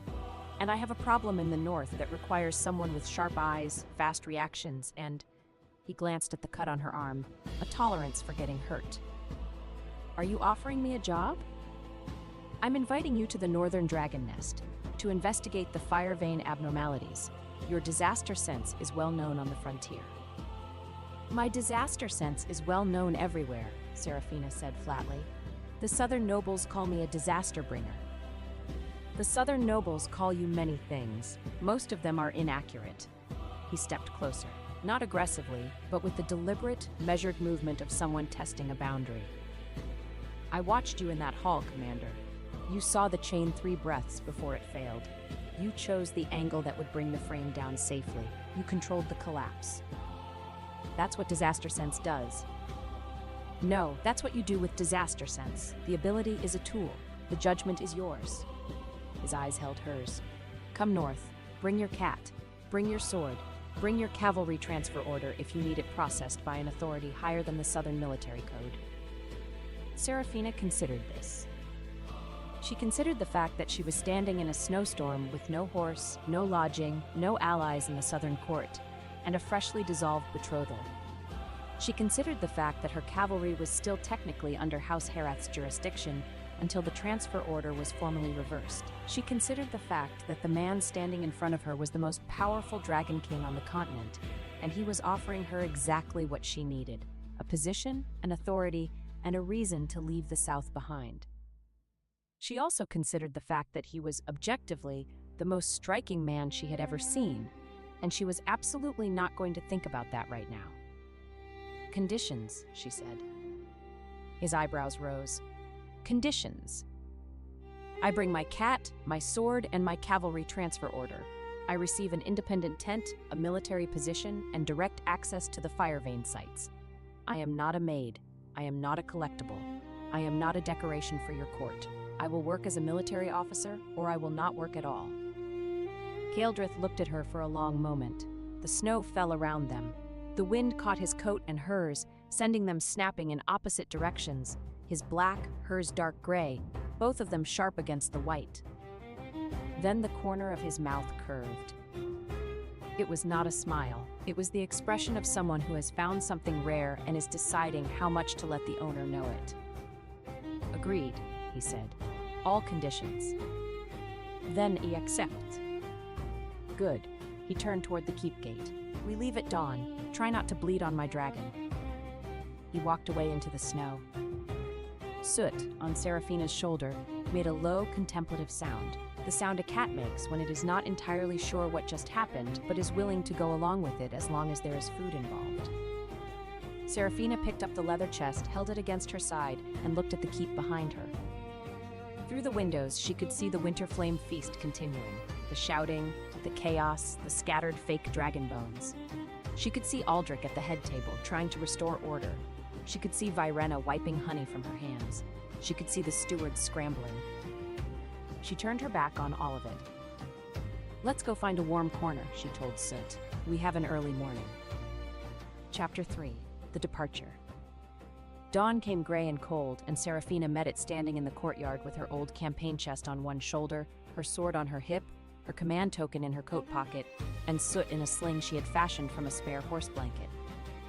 The sling had been necessary because Soot, upon being introduced to the concept of early morning departures, had expressed his displeasure by going completely boneless and refusing to support his own body weight. He was currently draped in the sling like a furry black sandbag, his golden eyes half closed, his tail hanging over the edge. She had found him 18 months ago in the ruins of a farmstead east of Dragonfire Pass. The farmstead had been hit by a raider skirmish, one of the small, vicious attacks that came every few weeks along the frontier, too small to warrant a full military response, but too deadly for the farmers to handle alone. By the time Serafina and her cavalry arrived, the house was burned, the family was dead, and the only living thing in the wreckage was a kitten. He had been tiny, a palm-sized scrap of black fur and fury wedged under a collapsed roof beam, hissing at the fire. She had reached into the wreckage, pulled him out, and tucked him inside her armor, against her chest, where he had immediately stopped hissing and started purring. He had not left her side since. He did not solve mysteries. He did not rescue people. He did not perform tricks or carry messages or do anything remotely useful in a military context. He was a cat. He slept 18 hours a day. He complained about food. He hated loud noises. He liked hiding inside her cloak, and he had an unerring instinct for sitting on the most important document in any room. He was the only thing in her life that did not require her to be strong, and she loved him with the kind of fierce, uncomplicated devotion that she could not seem to direct at anything else. Commander. The voice came from the keep gate. Serafina turned. They were standing in a line by the gate, 7 women in cavalry armor, their horses behind them, their faces set in the particular expression of soldiers who have made a decision and will not be talked out of it. Serafina recognized every face. Lieutenant Marin Arsk, her heavy armored shield commander, built like a stone wall, calm as deep water, and capable of evacuating a civilian column through hostile territory with the efficiency of a woman sorting laundry. She had a wide jaw, brown hair cropped short beneath her helmet, and the kind of steady brown eyes that made frightened people stop running and listen. Captain Dagnavale, her mounted archer, outgoing, sharp-tongued, and possessed of a laugh that could be heard across a battlefield. She had bright red-brown hair, a spray of freckles, and a gap between her front teeth that she refused to hide because, as she said, it gives my insults better airflow. Dr. Thessaly Cade, the military physician, cold-faced, ruthless with a suture needle, and the only person in the cavalry who had ever made Serafina sit down and submit to a medical examination by threatening to put a laxative in her field rations.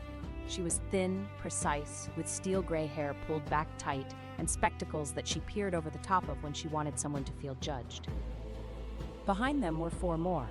Sergeant Hala, the horse handler, Corporal Wynne, the scout, Private Lara, the youngest member of the unit, who had joined at 17 and was now 20 and looked like she might cry, and Private Rost, who never looked like she might cry because her face appeared to have been designed specifically to discourage emotion. "What are you doing?" Serafina asked. "Standing in the snow," Dagna said. "What does it look like?"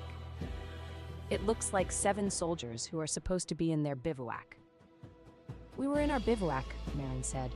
"Then we heard what happened at the feast. Then we heard Lord Hareth was going to fold us into his household guard. Then we decided we'd rather freeze." "The transfer order hasn't been processed," Thessaly cut in. "I checked. His steward filed it, but the Southern Military Authority hasn't countersigned. The order is in administrative limbo, which means we're not technically under anyone's command right now." She adjusted her spectacles. "We chose to be here." Serafina looked at them. 7 women in armor, standing in the snow at dawn, who had walked away from their warm billet and the certainty of House Hareth's protection to stand in a courtyard with a disgraced commander and a cat in a blanket sling. "I can't promise you anything," she said. "I'm going north. The Dragon King has offered me a position in the volcanic nest. I don't know what I'm walking into." "You never know what you're walking into," Dagna said cheerfully. "That's literally every mission we've ever been on. Remember Thornwall? You told us we were going to check on a grain wagon, and we ended up fighting 40 men in a mudslide." "It was 36, Serafina said. "See? You always round down. Makes everything sound more manageable." Young Private Lara stepped forward. Her eyes were bright, and her chin was set with the kind of determination that only the very young can produce. "Commander, you taught me how to hold a sword. You taught me how to ride in formation. You pulled me out of the river at Greyvale when my horse went down. I go where you go." Private Rost said nothing, but she gave a single, firm nod, which from Rost was equivalent to a standing ovation. Serafina felt something crack in her chest, not painfully, but like ice breaking on a river in spring, letting the current through. "All right," she said. "Mount up." They rode.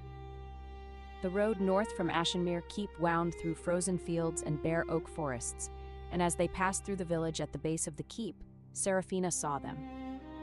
The people. They stood by the road, not a crowd, not a planned assembly, just ordinary people who had come out of their homes in the early morning cold to watch the cavalry pass.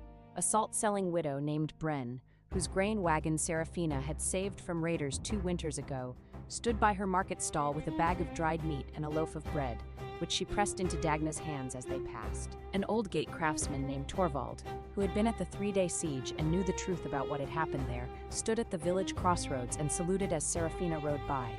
Not the formal military salute, but the old frontier salute, fist to chest, that meant "I remember what you did."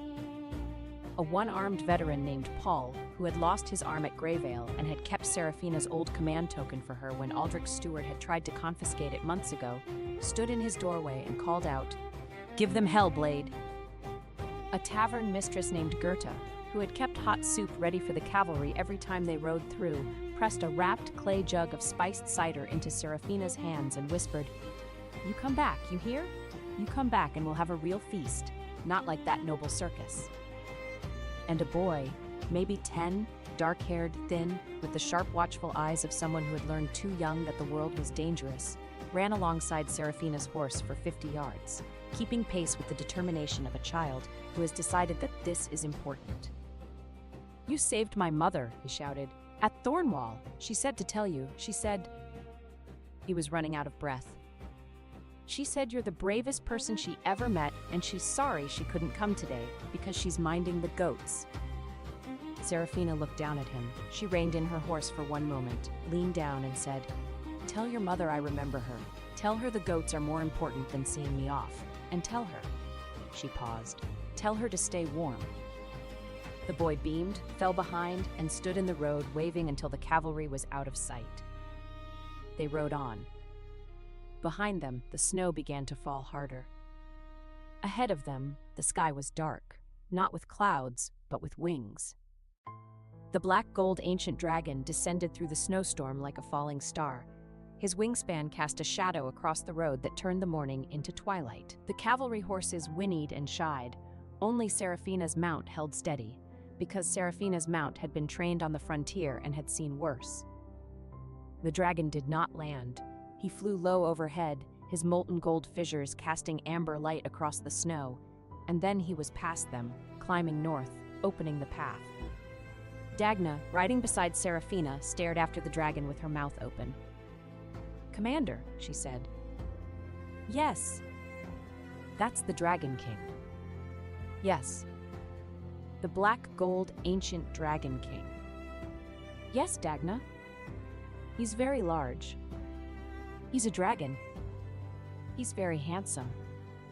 Serafina gave her a flat look. "What?" "I'm stating facts. Enormous, powerful, molten gold fissures.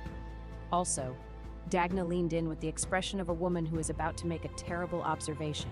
"I saw him in human form last night through the window. Commander, he looked at you like you were the last sword in the armory, and he needed to go to war. He looked at me like I was a useful military asset." "Sure, that's what I said. Exactly what I said." Thessaly, riding on Serafina's other side, adjusted her spectacles and said nothing, which was her way of saying everything. Soot, in his sling, slept through the entire exchange. They rode north. Part 2. The Northern Dragon Nest. Chapter 4. The Obsidian Reach. The Obsidian Reach was not what Serafina had expected. She had expected a cave, a large, hot, smoky cave full of dragons, because that was what the word nest suggested. And in the frontier military briefings, the Northern Dragon Nest had always been described in terms that made it sound like a particularly well-organized furnace. What she found was a city. The Obsidian Reach was built into the caldera of a dormant volcano, or mostly dormant, because the fire veins still ran hot beneath the stone, sending plumes of sulfurous steam through natural vents in the rock, and keeping the entire basin warm enough that flowers grew on the inner slopes in the dead of winter. The city itself was carved from black volcanic stone, tiered in concentric rings that climbed the inner walls of the caldera like the seats of an amphitheater. Bridges of dark iron and dragon bones spanned the gaps between levels. Towers of obsidian glass caught the light from the fire veins below and scattered it in amber and gold across the buildings. And everywhere dragons. They roosted on the upper ledges, dozens of them in colors that ranged from deep charcoal to mottled bronze to pale silver. Young drakes chased each other through the steam vents. A massive gray-blue female lay coiled around a clutch of eggs on a heated stone platform, her tail curling and uncurling with the slow rhythm of deep sleep. Hatchlings, tiny, scaly, and absurdly cute, tumbled over each other on the lower ledges, making sounds that were halfway between a purr and a kettle whistle. Soot, who had woken up approximately 5 minutes before arrival, took one look at the dragons, flattened his ears, and retreated to the deepest possible point inside Serafina's cloak. "This is the Obsidian Reach," Kaeldrith said. He had shifted back to human form at the caldera's rim, stepping out of the dragon shape the way a man steps out of a coat. He stood beside Serafina at the edge of the first tier, the volcanic wind catching his black and gold coat, and gestured at the city below with the casual propriety of someone showing off a particularly impressive garden. "Your quarters are on the 3rd tier, independent, as agreed. Your cavalry can billet on the 2nd tier. There's a barracks carved into the east wall that's been empty since the last border garrison rotated out. The fire vein sites are accessible from the 6th tier down. I'll have maps sent to your quarters." "Where's the hatchery?" Serafina asked. Kaeldrith looked at her. "You want to see the hatchery first? You said the fire veins are behaving abnormally. The hatchery is where the fire veins are most concentrated. If something's wrong with the veins, the eggs are the first thing at risk." He studied her for a moment. The volcanic light caught his vertical pupils and made them glow. "The hatchery is at the bottom of the caldera," he said. "7th tier. The temperature down there can crack iron. Most humans can't tolerate it for more than a few minutes. I held Dragonfire Pass for 3 days. I can handle heat." "You held Dragonfire Pass for 3 days because you're stubborn, not because you're fireproof. Those are the same thing on the frontier." Something shifted in his expression. Not quite amusement, not quite admiration, but something in the territory between the two that made his dark gold eyes warm by a degree. "I'll take you down tomorrow," he said. "Tonight, settle in, feed your cat, rest." "I don't need rest." "Commander Voss," he stepped closer. Not aggressively, but close enough that she could feel the heat radiating from him. A dry, volcanic warmth that had nothing to do with the air temperature and everything to do with whatever burned beneath his human skin. "You rode 6 days south, survived a public humiliation, prevented a structural collapse, reclaimed your military assets, rode 3 days north, and you're standing in a volcanic caldera arguing with me about whether you need sleep. I've been alive for a very long time. I know what exhaustion looks like." "What does it look like?" "Like a woman who hasn't blinked in 90 seconds because she's afraid that if she closes her eyes, she'll fall asleep standing up." Serafina blinked. He was right. She had not blinked. She was exhausted, bone deep, marrow deep, the kind of tired that lives beneath the adrenaline and waits for the moment you stop moving. "Fine," she said. "Tomorrow." "Good." He turned to leave, then paused. "Your cat is looking at me." Soot had emerged from the cloak just enough to stick his head out and fix Kaeldrith with a long, unblinking golden stare.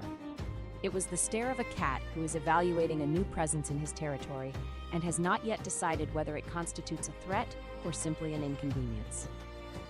Kaeldrith looked back at the cat with the same expression. "Your cat has very strong opinions," he observed. "He has strong opinions about everything. He once stared down a warhorse." "Did the warhorse blink first?" "The warhorse left the stable." Something that was almost a laugh crossed Kaeldrith's face. He turned and walked toward the upper tiers, his coat catching the volcanic wind, and Serafina watched him go. Dagna appeared at her elbow like a red-haired ghost. "He was flirting with you," Dagna said. "He was talking about my cat." "Commander, that man turned himself into a dragon to fly us here. He gave you independent quarters. He asked about your cat by name. He stood close enough to melt your buttons. That is flirting." "He was assessing my tactical value." "Tactical value? Is that what the kids are calling it these days?" Thessaly, who had somehow materialized on Serafina's other side, the physician had an unsettling ability to appear without being heard, adjusted her spectacles and said, "Your pupils are dilated." "It's dark. We're in a caldera." "Your pupils were not dilated in the caldera. They became dilated when the Dragon King stood close to you." "That's a medical observation, not a romantic one." "It's both," Thessaly said, and walked away to find the barracks. Dagna grinned, slapped Serafina on the shoulder, and followed. Serafina stood alone on the first tier of the obsidian reach, holding a cat in a blanket sling, and stared at the volcanic city below. "I am not going to think about this," she told Soot. Soot purred. It sounded skeptical. Chapter 5. The Hatchery. The next morning, Kaeldrith took her down. The descent to the 7th tier was exactly as uncomfortable as he had promised. The temperature rose with every level, and by the time they reached the 6th tier, Serafina could feel the heat through the soles of her boots. The air tasted of sulfur and hot stone. Fire veins, visible here as glowing orange-gold lines running through the black volcanic rock, pulsed with a slow, rhythmic light that reminded her of a heartbeat. Soot had been left in the quarters, under the watchful eye of Private Lara, who had volunteered for cat duty with an enthusiasm that suggested she had found her true military calling. Kaeldrith walked ahead, and Serafina noticed that the heat did not seem to affect him. His coat was open at the throat, his sleeves pushed back, and the fire vein light played across his skin in a way that made the gold in his hair glow and his vertical pupils contract to thin, sharp lines.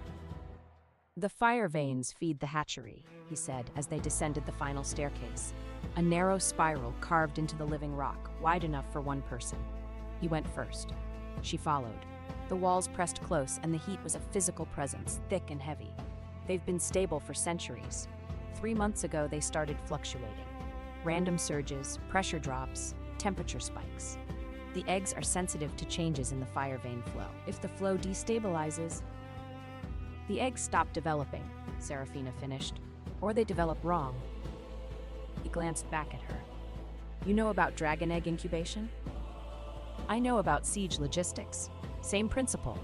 If the supply line is disrupted, the endpoint suffers." They reached the bottom. The hatchery was a vast, cathedral-like chamber carved from the heart of the volcano. The ceiling soared 100 feet overhead, ribbed with natural stone formations that looked like the inside of a dragon's ribcage. The floor was smooth and warm to the touch, heated from below by the fire veins that converged here from every direction, their glowing lines running across the stone like a map of golden rivers. And in the center of the chamber, arranged in concentric circles on heated stone platforms, were the eggs. 37 dragon eggs. Each one was roughly the size of a large wine barrel, smooth-shelled and colored in deep jewel tones: emerald, sapphire, ruby, topaz, and 3 that were the same obsidian black shot with gold as Kaeldrith's scales. They sat in depressions carved into the stone, each one positioned precisely above a junction of fire veins, drawing heat and energy from the volcanic flow. They were beautiful. They were also silent. Serafina walked to the nearest egg, a deep emerald one, its shell gleaming in the fire vein light, and placed her palm against it. Nothing, no vibration, no pulse, no heartbeat. "When did they stop?" she asked. 12 days ago. Kaeldrith's voice was different down here, lower, rougher, with a vibration beneath the words that she could feel in her chest. He was closer to his dragon nature here, in the heart of his nest, and it showed. All 37 within the same hour. The adult dragons felt it. They've been restless since. "All at the same time," Serafina repeated. "That's not natural degradation. That's interference." "I know." She closed her eyes. She let her disaster sense open.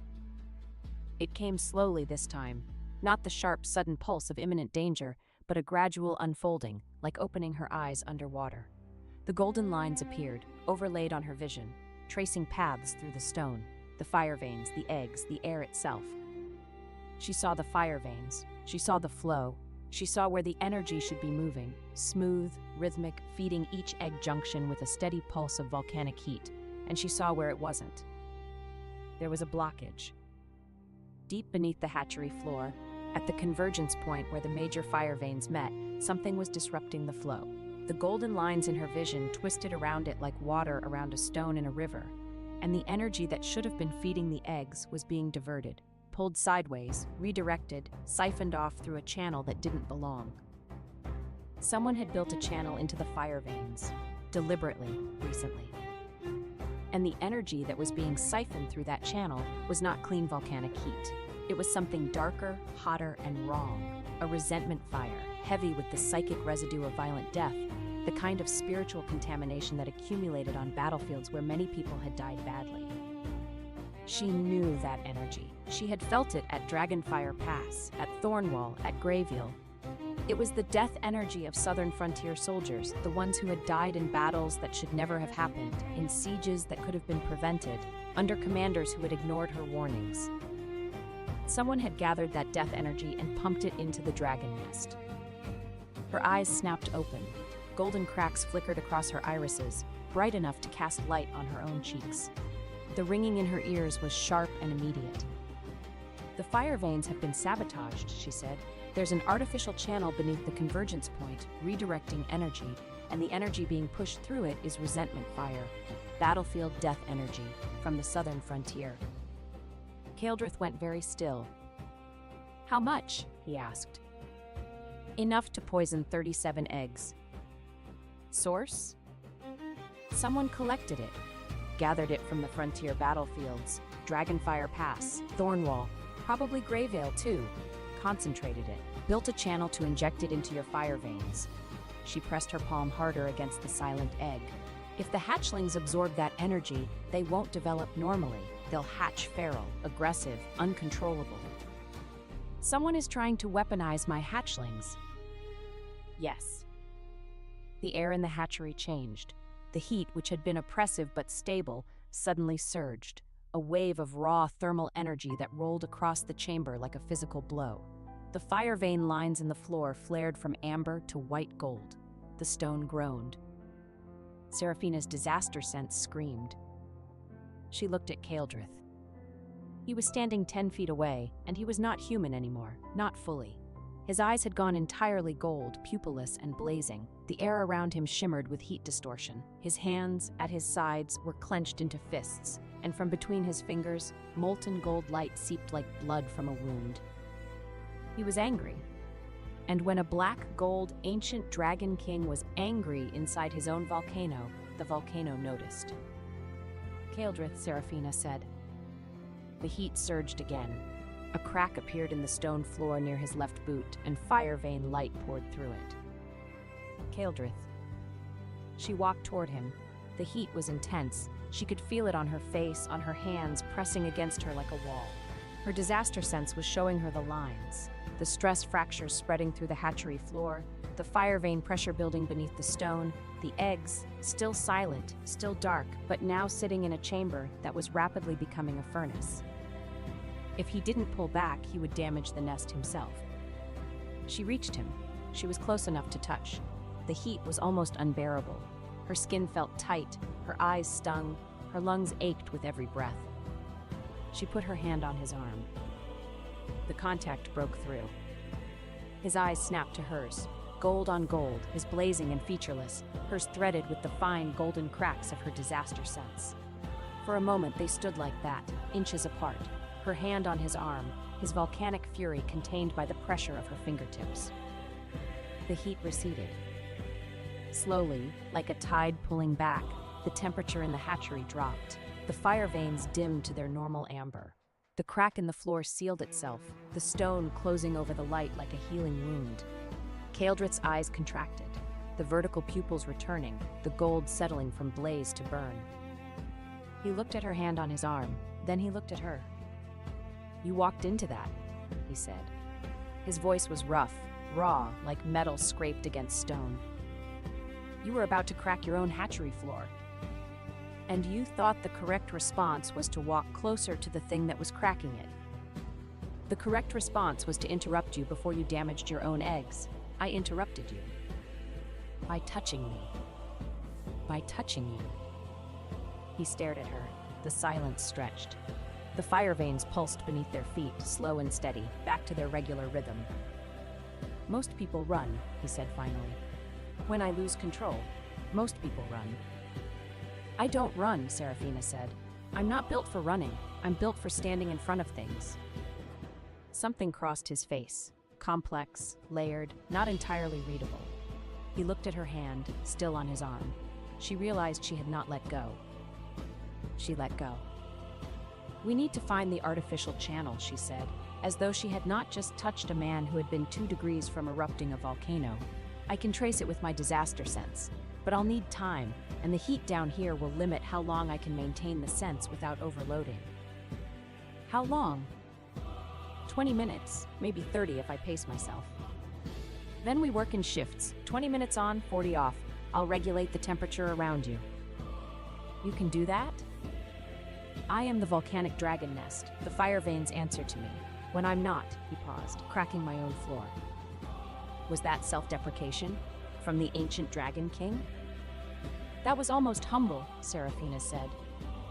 Don't get used to it, he said, and turned toward the deeper tunnels. They worked. For 3 days, Serafina descended into the hatchery and traced the artificial channel through the fire veins. It was painstaking work. Her disaster sense could show her the lines of corruption, but the channel was cleverly hidden, threaded through natural faults in the volcanic rock, so that it would be invisible to anyone who didn't have the ability to see stress fractures 3 breaths before they happened. Kaeldrith stayed with her every session. He regulated the temperature, keeping a bubble of tolerable heat around her, while the rest of the hatchery ran hot. He watched her work with the focused attention of a predator studying something it cannot quite categorize. Not prey, not threat, but something else, something that occupied a space in his taxonomy that he had not previously known existed. On the 2nd day, he brought her water without being asked. On the 3rd day, he brought her water, a field ration biscuit, and tucked in beside the biscuit, a small dried fish. For the cat, he said when she looked at him. Soot isn't here. I know, for later. She took the fish. She put it in her coat pocket. She did not say thank you, because on the frontier, you did not thank people for doing sensible things. You just noted that they were sensible people and adjusted your estimation of them accordingly. Her estimation of Kaeldrith adjusted upward. Chapter 6. The Dragon Scale Cloak. On the evening of the 3rd day, the temperature in Serafina's quarters dropped. The obsidian reach was normally warm. The fire veins kept the entire caldera at a comfortable temperature year-round. But the fire vein disruption was affecting the upper tiers too, and by nightfall, the 3rd-tier quarters were cold enough that Serafina could see her breath. Soot had burrowed under every blanket on the bed and formed a ball of black fur and displeasure at the center, from which only the tip of one gray ear protruded. Serafina was at her field desk, reviewing the maps of the fire vein system that Kaeldrith's staff had provided, when there was a knock at the door. She opened it. Kaeldrith stood in the corridor, holding something large and dark and iridescent draped over one arm. The fire veins on this tier are running cold, he said. This should help. He held out the object. It was a cloak, a long, heavy cloak made from dragon scales, each one the size of her palm, black as midnight and shot through with fine veins of dark gold. The scales overlapped like armor plating, but they were flexible, shifting and sliding over each other with a whispered rasp. The inside was lined with dense, dark fur. Not decorative fur, but the kind of thick, insulating underfur that kept Arctic animals alive in killing cold. At the collar, a heavy obsidian clasp shaped like a dragon's claw held the cloak closed. It was the most beautiful piece of clothing Serafina had ever seen, and she immediately evaluated it for tactical function. Dragon scale, she said, running her thumb over the surface. These are yours, shed scales. They're old. I have plenty. What's the thermal rating? Something flickered across his face. That expression again, the one that was not quite amusement. I have never in my several hundred-year existence heard anyone ask about the thermal rating of a dragon scale cloak. I need to know if it's going to restrict my sword arm. Try it on. She swung the cloak over her shoulders. The weight settled, heavy but balanced, distributed evenly, the dragon scale exterior catching the firelight and throwing off dark gold sparks. The fur lining was immediately, aggressively warm. She rolled her shoulders, tested the range of motion, and drew her sword experimentally. The cloak moved with her. The scales slid and adjusted, the weight shifting to accommodate the draw. She sheathed the sword. Good, she said. No restriction. Kaeldrith had not moved.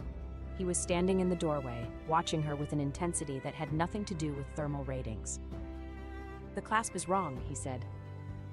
What? The shoulder clasp. It's sitting too low. Here. He stepped into the room. Before she could react, before she could process the movement, he was in front of her, his hands at her shoulder, adjusting the obsidian clasp. His fingers were warm.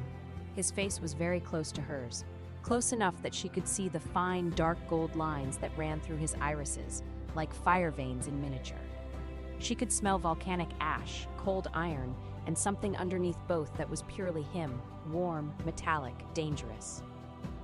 He fastened the clasp. His fingers lingered on the dragon scale collar for a moment that lasted one beat longer than necessary. "There," he said, his voice low.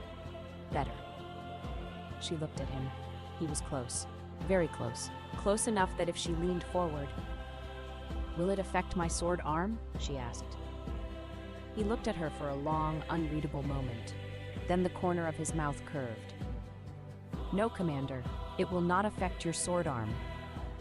He stepped back. He walked to the door. "Good night," he said. "Good night." He left.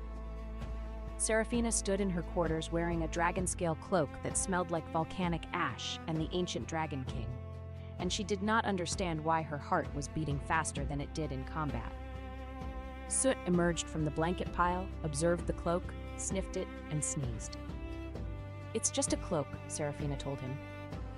Soot gave her a look of absolute disbelief and went back under the blankets. The next morning, Dagna took one look at the cloak and whistled. "That's a dragon-scale cloak." "Yes." "Those are his scales." "Yes." "Commander, in dragon culture, when a dragon gives someone a cloak made from their own scales, it's a territorial mark. It means the fire veins on the third tier are running cold, and he provided appropriate insulation." Dagna opened her mouth, closed it, opened it again. "You are," she said slowly, "the most tactically brilliant and romantically oblivious human being I have ever met." Marin, standing behind Dagna, gave a small nod of agreement. Thessaly, who was checking the medical supply inventory, did not look up but said, "Her pupils are dilated again." "It's morning," Serafina said. "The volcanic caldera has low ambient light. Pupil dilation is normal." "I've been tracking your pupil dilation for 3 days," Thessaly said, still not looking up. "It is specifically and exclusively correlated with the physical proximity of the Dragon King. That is a violation of medical ethics. I'm a military physician. My ethics are practical."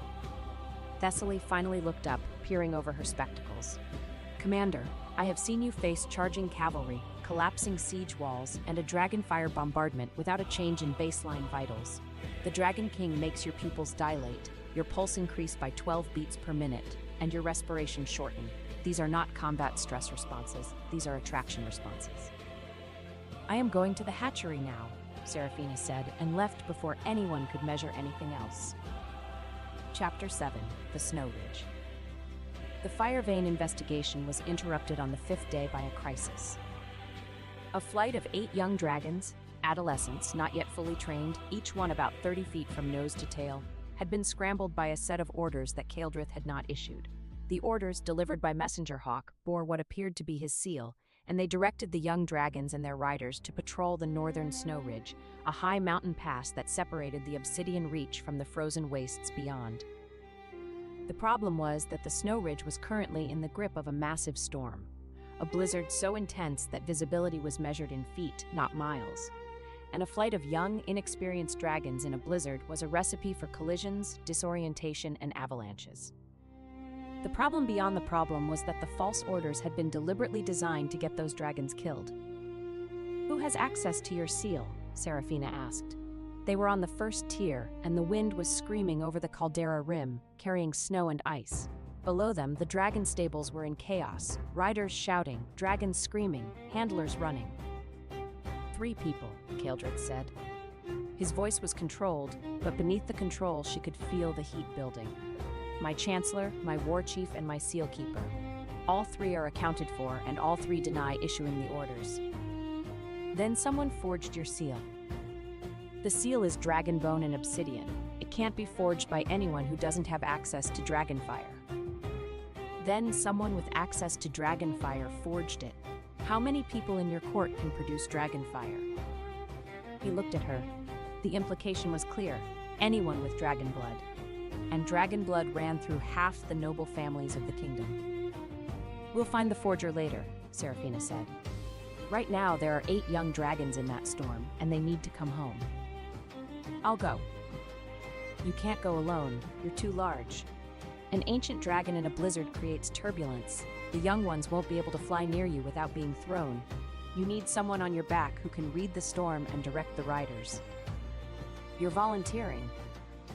"I'm the only person here who can see collision paths 3 breaths before they happen." They stared at each other. The wind howled. Snow whipped past them. The dragon stables screamed. "Get your sword," Kaeldrith said. He shifted.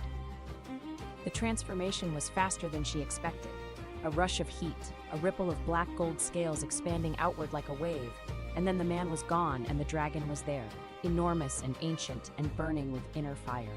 His obsidian scales caught the snow and melted it on contact, creating a haze of steam around his body. His molten gold fissures blazed. His eyes, vast, amber, slit-pupiled, looked down at her. He lowered his wing. Serafina climbed. Dragon scale was not easy to climb. The scales were smooth, slick with snowmelt, and the angle was steep, but she had climbed siege walls and river cliffs and the frozen chains of Dragonfire Pass, and she got to the top of his back in under a minute. The scales beneath her were warm.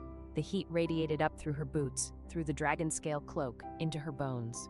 She knelt between 2 of the massive dorsal ridges, braced herself, and gripped the nearest ridge with both hands. "Go," she said. The black gold ancient dragon launched into the storm.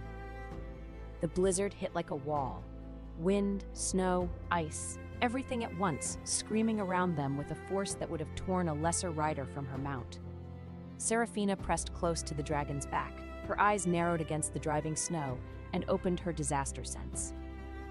The golden lines exploded across her vision. She could see everything: the wind shear paths, the ice formation zones, the avalanche-prone slopes, the collision vectors of 8 panicked young dragons flying blind in the worst storm she had ever seen. "Left!" she shouted. "Left and down! There's a wind shear wall at 40 degrees!" Kaeldrith banked. His massive body cut through the storm like a blade through water, and they dropped below the wind shear into a pocket of relative calm. Ahead through the snow, Serafina could see the first 2 young dragons, a blue-gray and a russet, circling in confusion, their riders clinging to their backs with the desperate grip of people who had realized too late that they were in over their heads. "Signal them," Serafina called. "Your fire. Use your fire as a beacon." Kaeldrith opened his jaws. A stream of black gold dragon fire, controlled, focused, bright as a second sun, cut through the blizzard. The young dragons saw it. They turned toward it, their riders screaming with relief. 2 more, northeast, half a mile. Serafina's disaster sense was tracking them all. She could see the collision paths. The russet was veering too close to the cliff face, and the blue-gray was drifting into the avalanche zone. "The russet is going to hit the cliff. 3 breaths!" Kaeldrith surged forward. His wings swept out, a wall of black gold scale and membrane that caught the russet dragon like a bird in a net and shoved it sideways, away from the cliff face. The russet shrieked, spun, and stabilized. Its rider, a young woman with ice in her hair and terror in her eyes, looked up at the ancient dragon with an expression of stunned gratitude. They found the 3rd and 4th dragons clustered together on a ledge, huddled against the wind. The 5th and 6th were higher up, above the worst of the storm, circling in wide arcs. The 7th was... "Down!" Serafina screamed. Her disaster sense blazed. Golden lines shot across her vision, not the controlled, analytical lines she was used to, but bright, screaming alarm lines that converged on a single point directly ahead. Avalanche.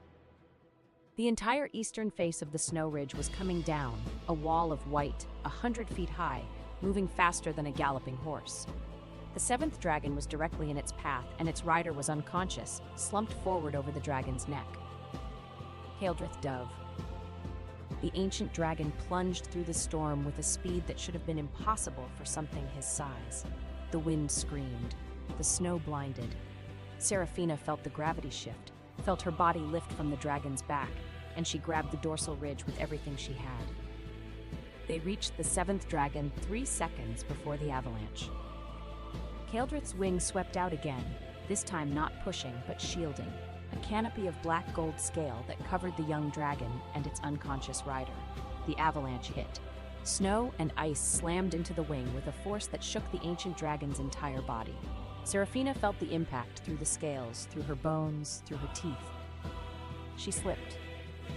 Her left hand came off the dorsal ridge.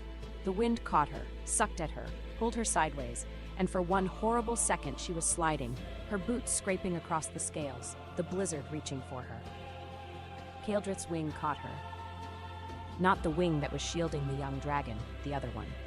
It swept in from the side, curving around her body like a cupped hand, pressing her back against his scales. The membrane was warm, thin enough to see light through, and she could feel his heartbeat through it, a deep, slow, powerful thud that vibrated in her ribs. The avalanche passed. The wing opened. Serafina was on her knees on the dragon's back, breathing hard, both hands locked on the dorsal ridge. "I'm fine," she said before he could ask. A deep rumble rolled through the dragon's body. It was not speech, dragons did not speak in their true forms, but it communicated clearly enough. "I know you're fine. I caught you." They found the 8th dragon last, a small bronze, barely more than a hatchling, shivering on a high ledge with its rider, a boy of no more than 16, who was trying very hard not to cry and failing completely. Serafina directed all 8 dragons and their riders back to the obsidian reach, using her disaster sense to map a safe route through the collapsing storm.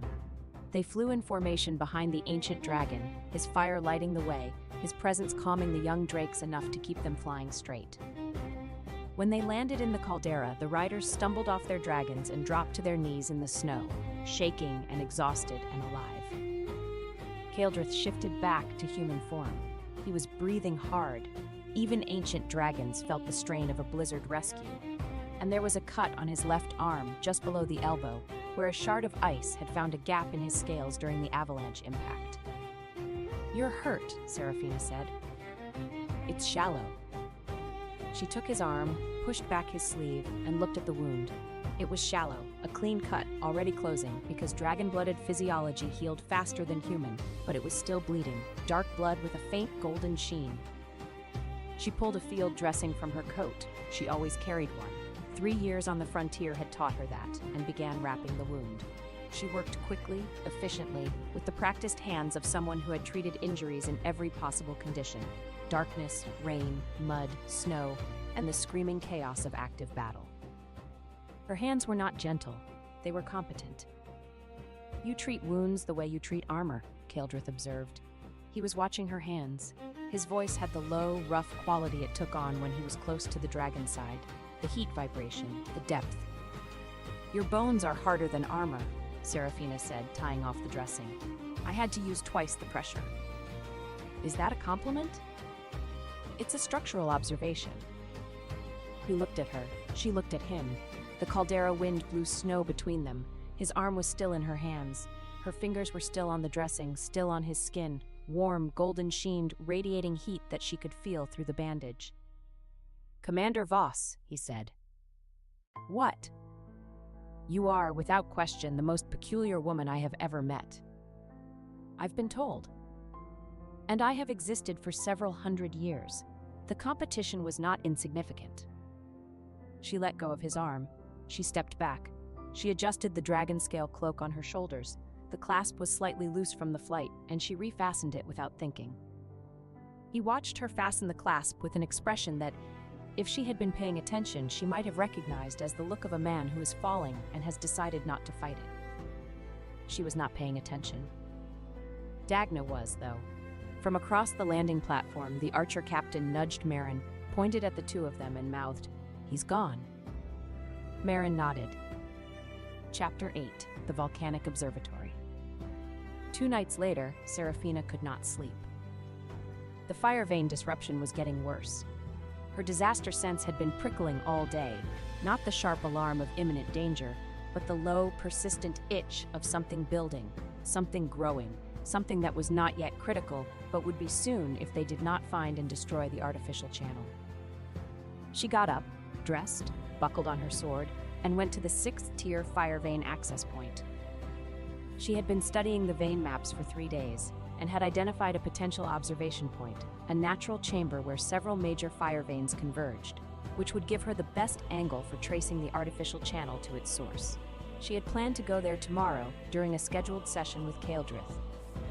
But she could not sleep, and the itch would not stop, and she was a frontier soldier who had long ago learned that when her instincts said go, she went.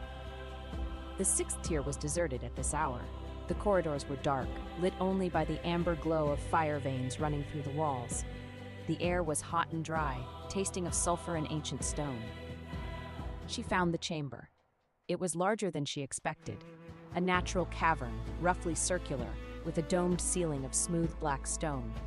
The floor was glass smooth and warm. Fire veins ran through it in concentric rings, pulsing with slow amber light. But the chamber was not empty. Kaeldrith was already there. He was sitting on a stone bench carved into the far wall, one leg extended, one arm resting on his knee. The fire vein light played across his face, painting it in amber and gold. He was not wearing his coat. He was in a simple black shirt, sleeves pushed back, and the obsidian pendant at his throat caught the light and threw dark sparks across the stone. He looked up when she entered. His eyes glowed in the fire vein light. "Commander Voss," he said, "it's after midnight." "I couldn't sleep. The fire veins are getting worse." She looked around the chamber. The fire vein pattern was different from what the maps had shown, more complex, more beautiful, with rings within rings that formed patterns she did not recognize. "This isn't the observation point I planned to visit." "No," he agreed. "This is a different observation point." "What's it for?" A pause. The fire veins pulsed. "In dragon culture," Kaeldrith said, "this chamber is called the Eye of the Nest. It's where the fire veins converge to their deepest and most stable point. The patterns you see on the floor are nesting patterns, the flow signatures of every dragon who has ever bred in this volcano, going back 1,200 years. It's a breeding observatory. It's a mating observatory." Silence. "This is where dragon mates come," he continued, his voice very even, "to read the fire veins together and determine whether the nest is stable enough for a new clutch."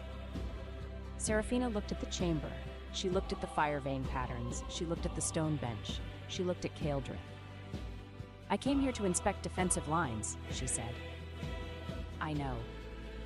I was going to trace the artificial channel. I know. I did not know this was a mating observatory. I know that too." She stared at him. The fire vein light was very warm. The chamber was very private. He was sitting on a bench that was designed for two.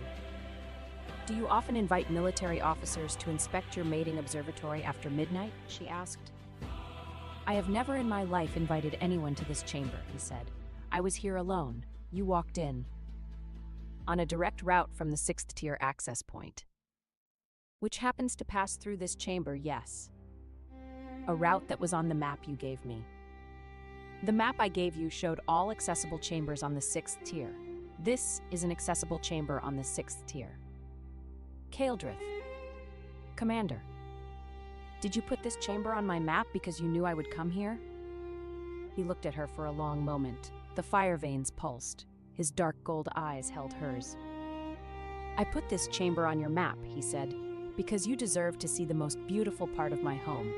Whether you came at midnight or midday, alone or accompanied, for military inspection or personal curiosity, was entirely your choice." "I came for military inspection." "I see that. Your sword is buckled, your posture is operational, and you have not looked at the nesting patterns once, which suggests that you are in fact here for defensive assessment and not for the romantic ambiance of volcanic light on ancient dragon mating grounds." He was teasing her. The ancient dragon king of the northern volcanic nest was sitting in his own mating observatory after midnight, teasing her. "I do not understand romantic ambiance," Serafina said. "I've noticed. I understand defensive positioning, fire vein flow assessment, and the tactical implications of a convergence point. I've also noticed that. If you wanted to show me something romantic, you should have told me it was romantic. I would have adjusted my expectations." And what would adjusted expectations look like, Commander? She thought about it, genuinely, seriously, with the careful consideration she gave to every tactical problem. I would have left my sword in my quarters, she said. Something shifted in his expression.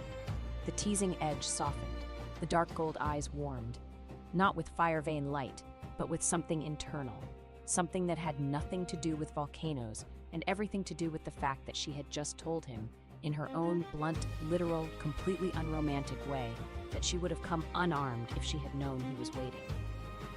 Next time, he said, I'll tell you. Good. Would you like to sit down? She sat down on the stone bench beside him. It was, as she had noted, designed for two. Their shoulders were not quite touching. The fire vein patterns glowed on the floor in front of them, slow and beautiful and ancient. Tell me about the nesting patterns, she said. You want to discuss fire vein flow on a mating bench. I want to understand your home. The fire veins are your home. If I'm going to fix them, I need to understand how they work when they're healthy. He looked at her. She looked at him. You are extraordinary, he said very quietly. I'm practical. That's what makes you extraordinary. He began to explain the nesting patterns. She listened, asked questions, and did not notice that over the course of the conversation, their shoulders had started touching. Dagna, who had followed Serafina out of concern for her insomnia and was now crouched behind a corridor pillar with an excellent view of the chamber entrance, put both hands over her mouth and silently screamed. Chapter 9. Sparring. Serafina dealt with feelings the same way she dealt with everything else, by hitting something. The next morning, she went to the training ground on the second tier, a wide, flat arena carved from volcanic stone, edged with iron railings, and warmed by the ever-present fire veins, and she began working through sword forms. She was 3 forms in when Kaeldrith appeared. Sparring? He asked. Drills. Drills are for soldiers who don't have partners. I'm offering to be your partner. She considered this. On the frontier, an invitation to spar was the highest compliment one soldier could pay another. It meant I trust you enough to fight you, and I think you're good enough to challenge me. She had not sparred with a partner since leaving the frontier, and her muscles were starting to remember it. Rules? She asked. First, to disarm. What are you using? My hands. She stared at him. You're going to spar with me barehanded. My hands and a small amount of dragon fire. I don't use blades. That's a disadvantage. Commander, I have been fighting since before your grandmother's grandmother's grandmother first picked up a stick. I don't need a blade. She adjusted her stance. He stepped into the ring. The sparring started clean. Serafina advanced with a standard guard, testing his movement, footwork, reaction time, reach. He was fast, faster than any human she had fought, with a fluidity that came from a body designed for combat across multiple forms. His hands moved like weapons, precise, controlled, and capable of redirecting her blade with fingertip pressure that should not have been physically possible, but was, because he was an ancient dragon wearing human skin, and the skin was mostly a suggestion. She pressed. He gave ground, just enough, just slightly, drawing her in. She recognized the tactic. It was the same tactic she used with inexperienced opponents. Let them think they're winning, then exploit the overextension. She did not overextend. She feinted high, struck low, and nearly caught his ribs with the flat of her blade. He caught the blade. Not with his hand, with a flash of black gold dragonfire that erupted from his palm, caught the sword's edge and pressed it down with a weight that felt like a mountain. The dragonfire was controlled, pinpoint precise, and it held her blade locked 2 inches from his torso. He stepped closer. Too close, much too close. His face was inches from hers. His breath was warm. His dark gold eyes were lit from within by the dragonfire still burning in his palm, and the vertical pupils were dilated, wider than she had ever seen them, and fixed on her with an intensity that had absolutely nothing to do with combat. You're fast, he said. His voice was low, close. She could feel it in her chest. You're cheating. I never specified no dragonfire in the rules. Dragonfire is not a hand. It comes from my hand. It counts. She tried to pull the blade free. He held it. The dragon fire flickered between them, casting amber light on both their faces, and he did not step back. "You're trying to disrupt my judgment," she said.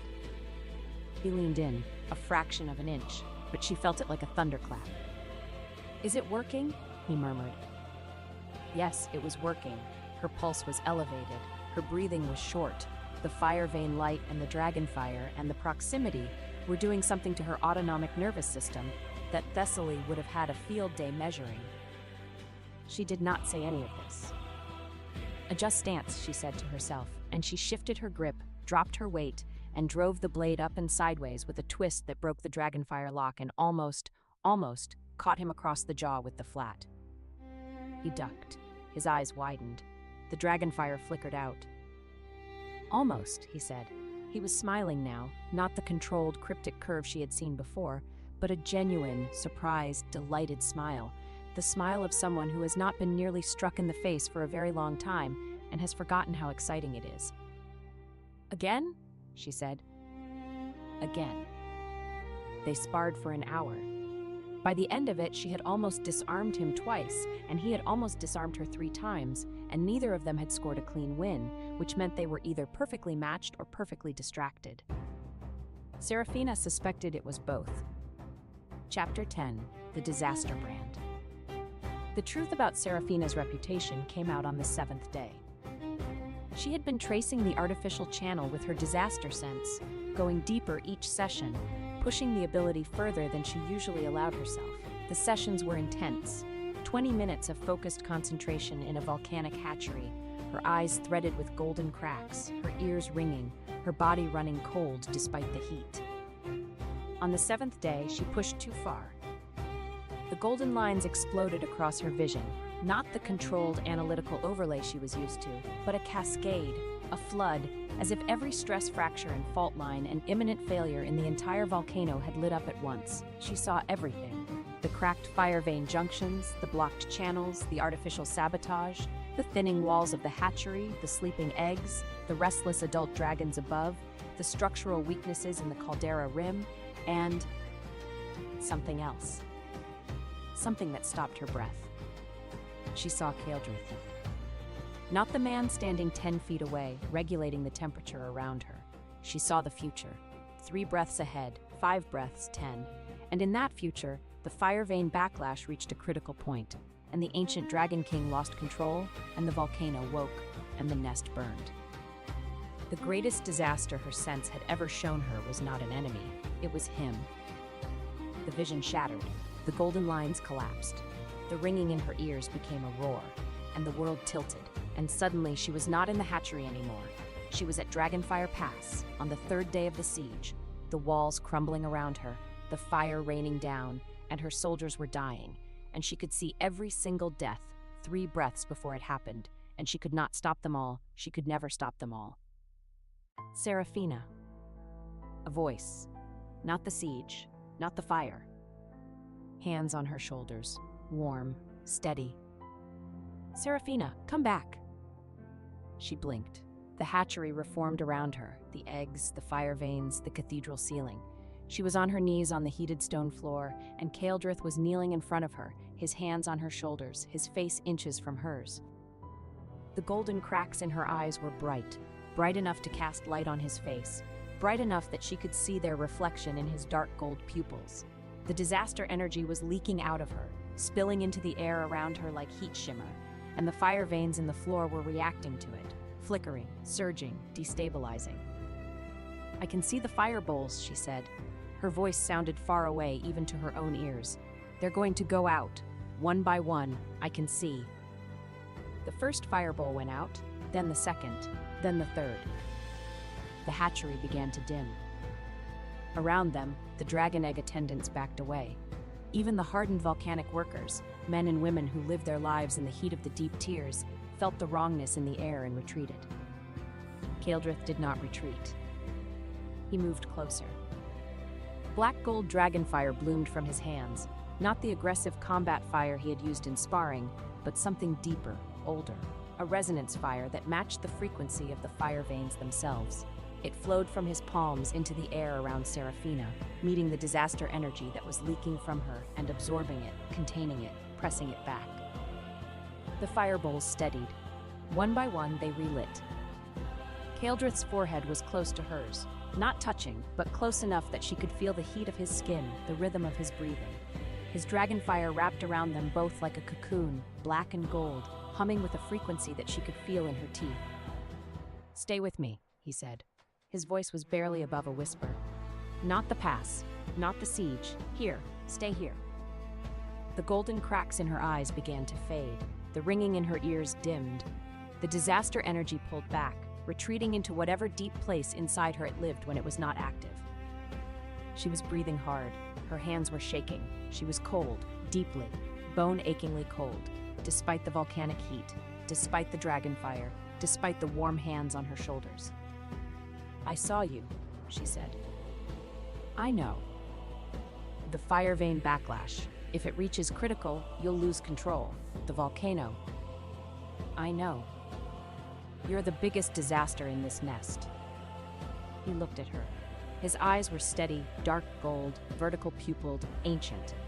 The dragonfire still flickered between them, its light painting both their faces in amber. "Yes," he said, "I am. And you invited me here knowing that. I invited you here because you are the only person alive who can see the disaster before it happens and do something about it." He paused. "Including the disaster that is me." They knelt on the hatchery floor, forehead to forehead, wrapped in dragonfire, and for one moment, one held breathless, impossible moment, neither of them moved. A dragon egg pulsed. They both turned. The emerald egg, the first one Serafina had touched 7 days ago, had pulsed. A single, faint throb of life, visible as a brief glow of green light through the shell. One heartbeat, then silence. But it had been there. The eggs were not dead. Serafina pulled back. The moment broke. The dragonfire faded. "We need to find the channel and destroy it," she said. Her voice was steady again, the commander's voice, the frontier voice, the voice that had held Dragonfire Pass. "Before the backlash reaches critical." "Agreed. And we need to talk about your loss of control." "Also agreed." A pause. "But perhaps not on our knees in the dark." She almost smiled. Almost. They stood. They left the hatchery. They did not talk about how close their foreheads had been, or how the dragonfire had felt, or how the moment had stretched between them like a wire about to snap. Dagna did not need to be told. She took one look at Serafina's face when she returned to the third tier and said, "Something happened. I had an overload. Something else happened." Serafina walked past her without answering. That night, she sat in her quarters with soot on her lap and the fire vein map spread across her desk, and she thought about the disaster she had seen. The ancient Dragon King burning his own nest. Not because he wanted to, not because he chose to, because the fire vein sabotage was destabilizing the volcanic system that he was connected to at a fundamental biological level. And when the system went critical, it would take him with it, dragging his ancient dragon fire out of his control and turning him into a weapon aimed at his own home. He was not just the powerful protector, he was also the danger. And she was the only person who could see it coming. "I'm going to fix this," she told Soot. Soot, who was lying on his back in her lap with all four paws in the air, made a sound that might have been agreement or might have been a request for belly rubs. She rubbed his belly. He purred. "I'm going to fix all of it." The next day, she began asking questions about the disaster brand. It was a name she had heard before, in the southern courts, in the whispered conversations that stopped when she entered rooms, in the letters that Aldrich had received from his noble allies. Disaster bringer, doom walker, the woman who calls the storm. The southern nobles believed that Serafina's disaster sense caused the disasters she predicted. They pointed to the evidence. She had warned about the Greyvale Bridge failure, and the bridge failed. She had warned about the Thornwall siege, and the siege happened. She had warned about the fire at Dragonfire Pass, and the fire came. She was not the cause. She was the warning. But warnings that went unheeded looked to the powerful men who had ignored them like prophecies. And prophecies that came true were easier to blame on the prophet than on the men who had failed to act. Cealdrith found the records. He had access to military archives that the Southern authorities did not know existed. Dragon Nest archives, maintained for centuries, that tracked every military action, every frontier dispatch, every warning issued, and every response given. The records were thorough, precise, and damning. The Greyvale Bridge, he said. They were in his study, a high, circular chamber on the 5th tier, lined with shelves of volcanic glass and scrolls, warmed by fire veins that ran through the walls in elegant spirals. You filed a warning with the Southern Military Authority 48 hours before the collapse. You identified the structural fault. You recommended evacuation. The recommendation was rejected, Serafina said. Lord Marin's household overruled it. They said the bridge was fine, and I was a hysterical woman with a dangerous reputation. Yes, I have Lord Marin's reply here. He held up a scroll. He used the word hysterical 3 times in one paragraph. Impressive commitment to a limited vocabulary. 32 people died on that bridge. 32 people died because a nobleman decided that his bridge was more important than a soldier's warning. Cealdrith set the scroll down. Thornwall, you filed a dispatch warning of the enemy approach, 7 days before the attack. The dispatch was intercepted. Not intercepted, suppressed. Lord Herath's intelligence office received it. They chose not to forward it to the garrison commander because, he read from another scroll, because the source has a known tendency toward excessive alarm and the intelligence is assessed as unreliable. The source, Serafina said flatly, meaning me. Meaning you. 86 soldiers died at Thornwall. They died because your warning was buried by the same man who stole your medals and tried to take your cavalry. The room was very quiet. Aldrich suppressed my warnings, Serafina said. She had known. She had suspected at least. The timing had always been wrong. The response is always too slow. The excuse is always too convenient. But hearing it confirmed with documentation in a volcanic study lit by amber fire vein light, with the Dragon King's dark gold eyes watching her face, was different. It was worse. Every disaster they blame you for, Cealdrith said, was a disaster they could have prevented if they had listened to you. You were never the cause. You were the only person who saw it coming. She stood very still. Soot in the sling on her chest. She had brought him because the quarters were cold and she had not wanted to leave him alone, pressed his face into the crook of her neck. I need these records, she said. They're yours. I need them for a trial. I assumed as much. The Southern Military Authority will not give me a trial willingly. The noblemen who suppressed my warnings are the same ones who sit on the military court. Then you take the trial to a higher court. There is no higher court. There is one. Cealdrith leaned forward. The fire vein light caught the obsidian pendant at his throat. The Dragonbone Throne, the oldest court on the continent. It predates the Southern Kingdoms, the military authority, and every noble house that currently claims power. It judges oathbreakers, and every officer of the Southern Military Authority swore an oath when they took their position to act on frontier dispatches in good faith. You're offering me the Dragonbone Throne.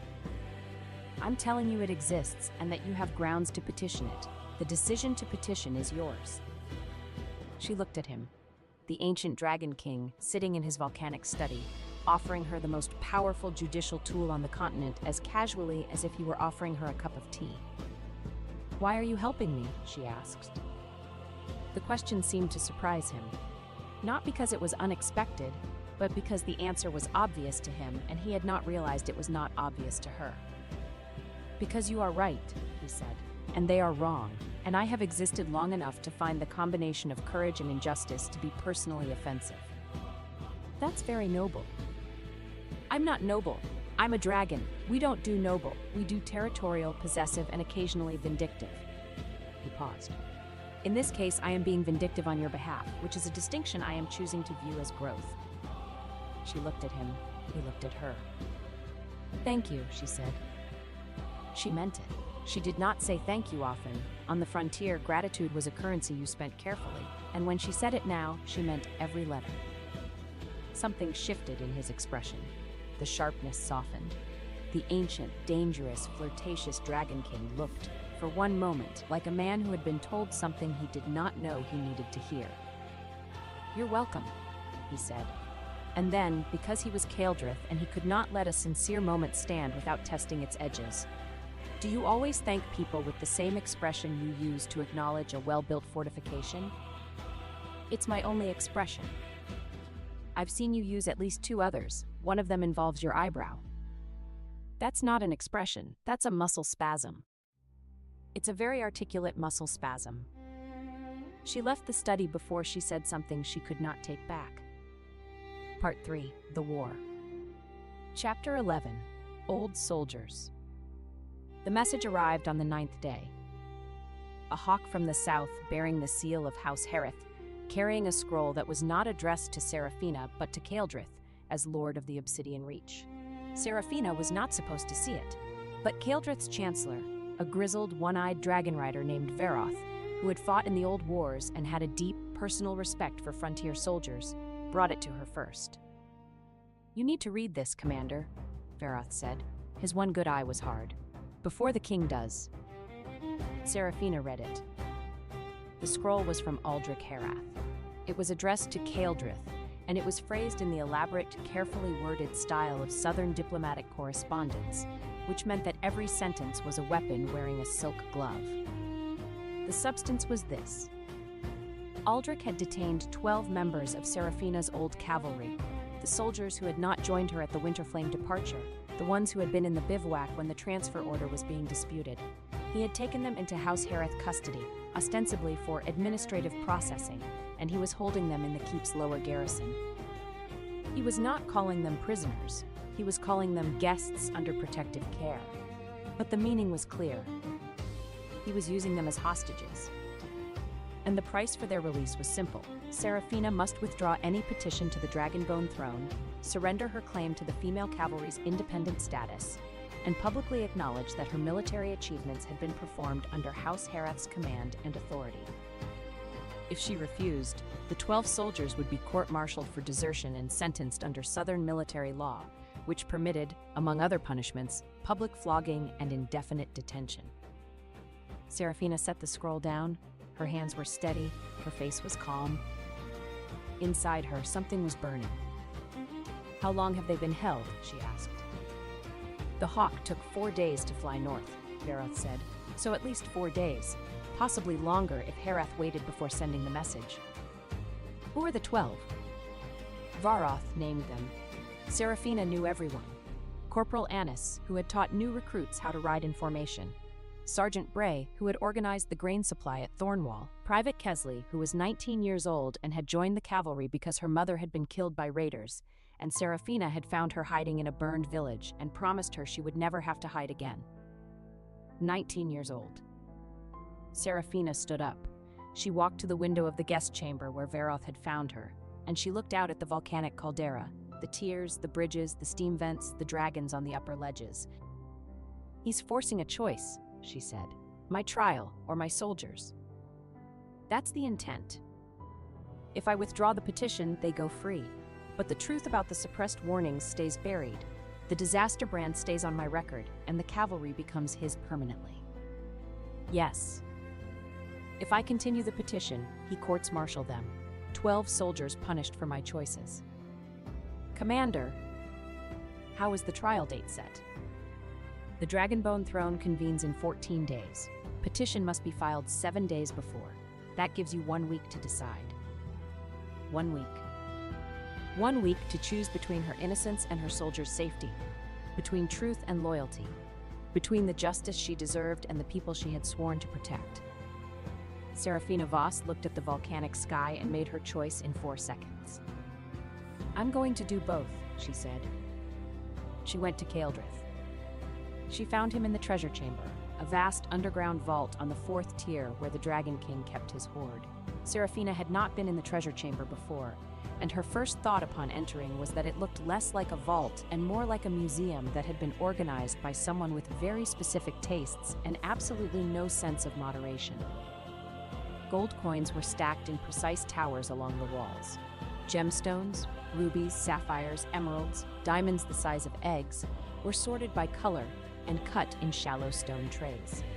Ancient crowns sat on velvet-lined shelves, each one labeled with a small obsidian tag that identified its origin and age. Battle banners, some of them centuries old, hung from the ceiling in protected glass cases. Dragon-scale armor from every era of Dragon Rider warfare was displayed on mannequins carved from volcanic stone. And in the center of the room, on a raised platform of polished obsidian, was a pile of molten gold treasures, objects that had been partially melted by dragonfire and then cooled into new shapes, creating abstract sculptures of frozen metal that caught the fire vein light and glowed. Kaeldrith was sitting on the platform beside the molten gold pile, looking at it with the expression of a man who is trying to figure out what has changed and cannot quite identify the problem. "Someone has reorganized my treasure chamber," he said, without looking up. "What?" "The gold coins. They were arranged by age and origin. Now they are arranged by denomination and weight." He pointed at the gemstone trays. "The gems were sorted by color. Now they are sorted by hardness and military utility, which gemstones can be used in dragon-scale armor and which cannot." He pointed at the battle banners. "The banners were arranged chronologically. Now they are arranged by tactical significance." Serafina looked at the room. She looked at the organizational system. She recognized it. "Marin," she said. "Your shield commander reorganized my treasure chamber." "She reorganizes everything. She once sorted an entire captured enemy camp by tactical priority while the battle was still happening. She has sorted my horde like a military supply depot." Kaeldrith looked at the molten gold pile with the expression of a man who has woken up to find his living room rearranged by a very efficient stranger. "I feel as though my nest has been conquered. I'll talk to her." "Don't. It's..." He paused, searching for the word. "Impressive? Unsettling, but impressive." "Kaeldrith." Something in her voice made him look up. The humor left his face. "What happened?" he asked. She told him. She showed him the scroll. She laid out the situation, the hostages, the demand, the timeline, the court-martial threat. She presented it the way she presented every tactical briefing, clearly, completely, without emotion. She did not need to add emotion. The facts were enough. Kaeldrith read the scroll twice. The second time, the air temperature in the treasure chamber rose by 5 degrees. "He is using your soldiers as leverage," Kaeldrith said. His voice was controlled, but beneath the control, the dragon was very close to the surface. "To force you to abandon a legitimate petition, to silence you." "Yes." "And if you refuse, he'll have them flogged." "Yes." "No," Kaeldrith said. The word was flat, cold, and absolute. "No, he will not." He stood. The fire vein light caught his eyes and turned them to molten gold. "I will go south and retrieve your soldiers myself." "No." He stopped. "No? If you go south in your true form and take the soldiers by force, it's an act of war. The southern kingdoms will say the Dragon King attacked a noble household and kidnapped military detainees. You'll justify every fear they have about the northern nest." "I don't care what the southern kingdoms..." "I do, because the Dragonbone throne requires legitimacy, and legitimacy requires that we do this by law, not by fire." She met his eyes. "I will go to the trial. I will present my evidence. And when Aldrich tries to use my soldiers as leverage during the proceedings, I will take them back." "How?" "By being better than he is, at everything." Kaeldrith looked at her for a long time. The gold in his eyes shifted, from fury to something more complex, more layered. Admiration, frustration, and beneath both, a fierce, possessive pride that he was not quite ready to name. "You are infuriating," he said. "I've been told." "You are infuriating, and you are right, and I am going to help you whether you ask me to or not, because that man put his hands on your soldiers and I want to watch you take them back." "That's territorial." "I'm a dragon." "You said dragons don't do noble." "We don't. We do vindictive. I am being very vindictive right now, and I am enjoying it enormously." Despite everything, despite the fear and the fury, and the cold tactical calculation running through her mind, Serafina felt the corner of her mouth twitch. Fine, she said. Help. Good. He picked up the scroll, folded it precisely, and tucked it into his coat. We have 7 days. Let's make them count. Chapter 12. Virena. On the 3rd day of preparation, an unexpected visitor arrived at the Obsidian Reach. Virena Ashcliffe, the Red Dragon noblewoman, the woman who had been sitting in Seraphina's chair at the betrothal feast, the woman who had dug a ruby ring out of a honey nut cake with her bare hands, flew into the caldera on the back of a young red drake, wearing a traveling cloak of scarlet silk and an expression that suggested she had eaten something unpleasant and was trying to maintain her dignity about it. Seraphina met her on the landing tier. "Commander Voss," Virena said. She dismounted from the drake with the practiced grace of a woman who had been riding dragons since childhood. Her red hair was windblown, her green eyes were sharp, and she held herself with the erect, shoulders-back posture of someone who had been taught that slouching was a moral failing. "Lady Ashcliffe," Seraphina said. An awkward silence. The volcanic wind blew between them. Virena's scarlet cloak snapped in the heat. Seraphina's dragon-scale cloak, black gold, Kaeldrith's scales, absorbed it. "I am here," Virena said, "because I have made an error in judgment, and I believe in correcting my errors before they become permanent." Seraphina waited. Virena took a breath. It was the breath of a proud woman about to say something that cost her dearly. "House Hareth has been passing debts to my family. Aldrich's betrothal to me was not a love match or even a bloodline alliance. It was a scheme to transfer his family's military debts, false achievement records, and political liabilities onto House Ashcliffe. When I discovered this, I also discovered that several of the young dragon riders attached to my household have been reassigned, without my consent, to House Hareth's frontier garrison, the same garrison that is currently holding your soldiers." Seraphina's expression did not change. "3 of my riders," Virena continued, "young, inexperienced, reassigned to a garrison that is, by all accounts, being used as a detention facility for women who committed the crime of being loyal to you." Her jaw tightened. "I will not allow my people to be used as prison guards for his hostage scheme." "What are you offering?" "Information. I know the garrison's layout, its guard rotation, and the legal grounds Aldrich is using to hold your soldiers. I also know that his petition to the Southern Military Authority for the court-martial has not yet been approved. The authority is stalling because several members are uncomfortable with the charges." She met Seraphina's eyes. "And I am offering an apology." Seraphina looked at her.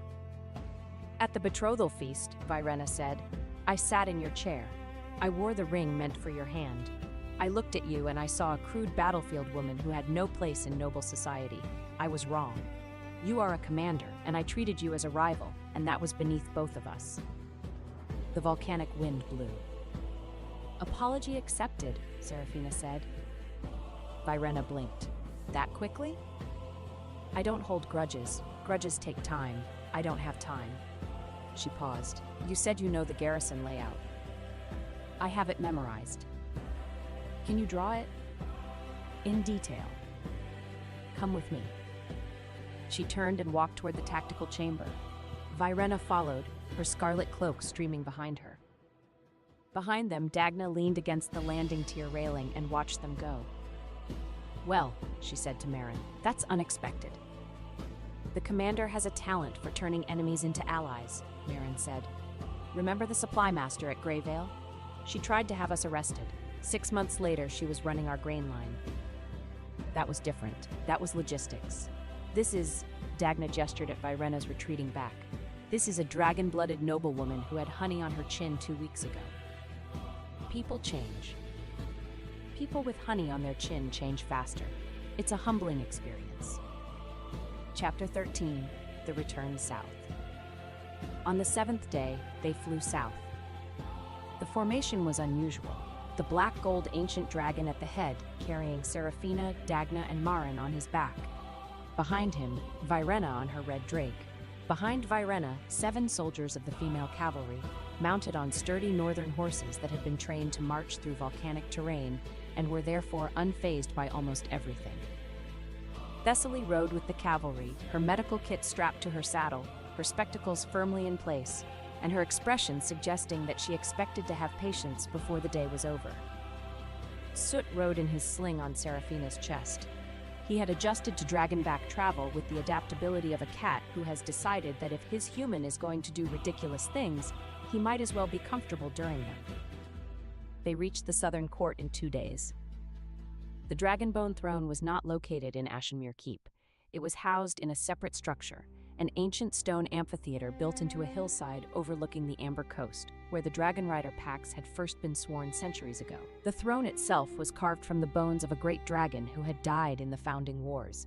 A massive, white-boned chair that sat at the center of the amphitheater, radiating a cold, ancient authority that made even the most powerful nobles uncomfortable. The southern court gathered. Lords, ladies, military officers, dragon riders, and their attendants filled the amphitheater's stone benches. It was the largest judicial assembly in living memory, and everyone knew why. Serafina Voss, the Blade of the Gate, was about to put the southern aristocracy on trial. Chapter 14: The Trial of the Dragonbone Throne. The amphitheater was full. Serafina stood at the center of the stone floor, in front of the Dragonbone throne, wearing her military surcoat, her sword, and the dragon scale cloak that the ancient Dragon King had given her. Soot was in Lara's care, safely outside the amphitheater. This was not a place for cats. To her left stood her witnesses, Marin, Dagna, Thessaly, and the 4 cavalry soldiers who had ridden south with her. Behind them, in the public gallery, stood the people she had protected: Bren the Salt Widow, Torvald the Gate Craftsman, Paul the One-Armed Veteran, Gerda the Tavern Mistress, and the boy from the village, who had brought his mother this time, and his mother was crying before the trial even started. To her right stood Virena Ashcliffe, who had come not as a witness for Serafina, but as a witness against Aldrich, a distinction that had caused a sensation when it was announced. Across the amphitheater floor, at the opposing advocate's position, stood Aldrich Harith. He was immaculate. Dark crimson coat, gold braiding, polished boots, every hair in place. On his chest he wore the 3 copied medals, the Iron Fang, the Silver Gate, the Winterflame Star. He stood with the confident posture of a man who believed he held all the leverage. Behind him sat 3 southern lords who had supported the suppression of Serafina's warnings: Lord Marin of the Greyvale Bridge, Lord Vask of the Thornwall Garrison, and seated in the shadows of the upper gallery, watching with cold, calculating eyes, Lord Caden of the Amber Coast, the man Serafina's investigation had identified as the architect of the Firevane sabotage. Kaeldrith was not in the amphitheater. This had been Serafina's decision. The trial was hers. The evidence was hers. The fight was hers. She had asked the Dragon King to remain outside, and he had agreed, reluctantly, with the expression of a man being asked to wait while someone he cared about walked into a battle without him. "I'll be on the hillside," he had said, "if you need me."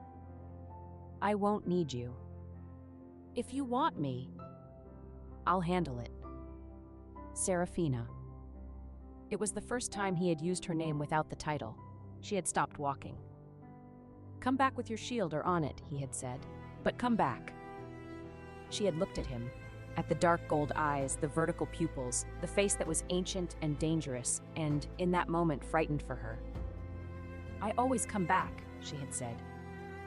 Now she stood in the amphitheater and faced Aldrich Herath across 20 feet of stone floor, and she began. "I petition the Dragonbone throne," she said. Her voice was not loud, but it carried, the voice of a woman who had shouted commands across burning battlefields and knew how to make silence listen. "I charge Lord Aldrich Herath, heir of House Herath, with the following: falsification of military records, theft of combat honors, suppression of frontier dispatches that resulted in the preventable deaths of soldiers and civilians, illegal seizure of an independent military unit, embezzlement of public maintenance funds, and the unlawful detention of 12 soldiers of the Dragonfire Pass cavalry."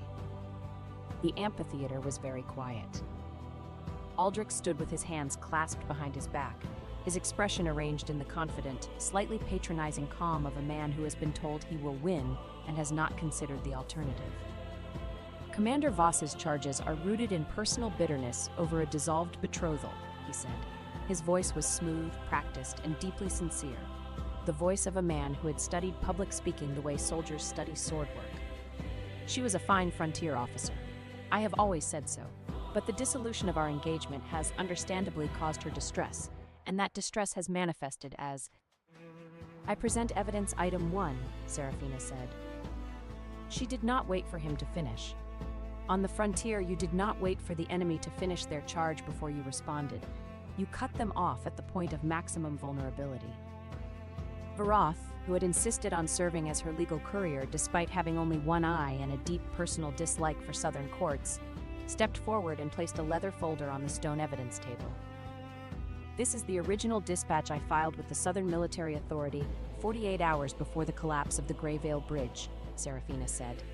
It identifies the structural fault, recommends evacuation, and is stamped with my command seal and the date. She opened the folder. The dispatch was there, yellowed, creased, authentic. Evidence item 2, a second folder.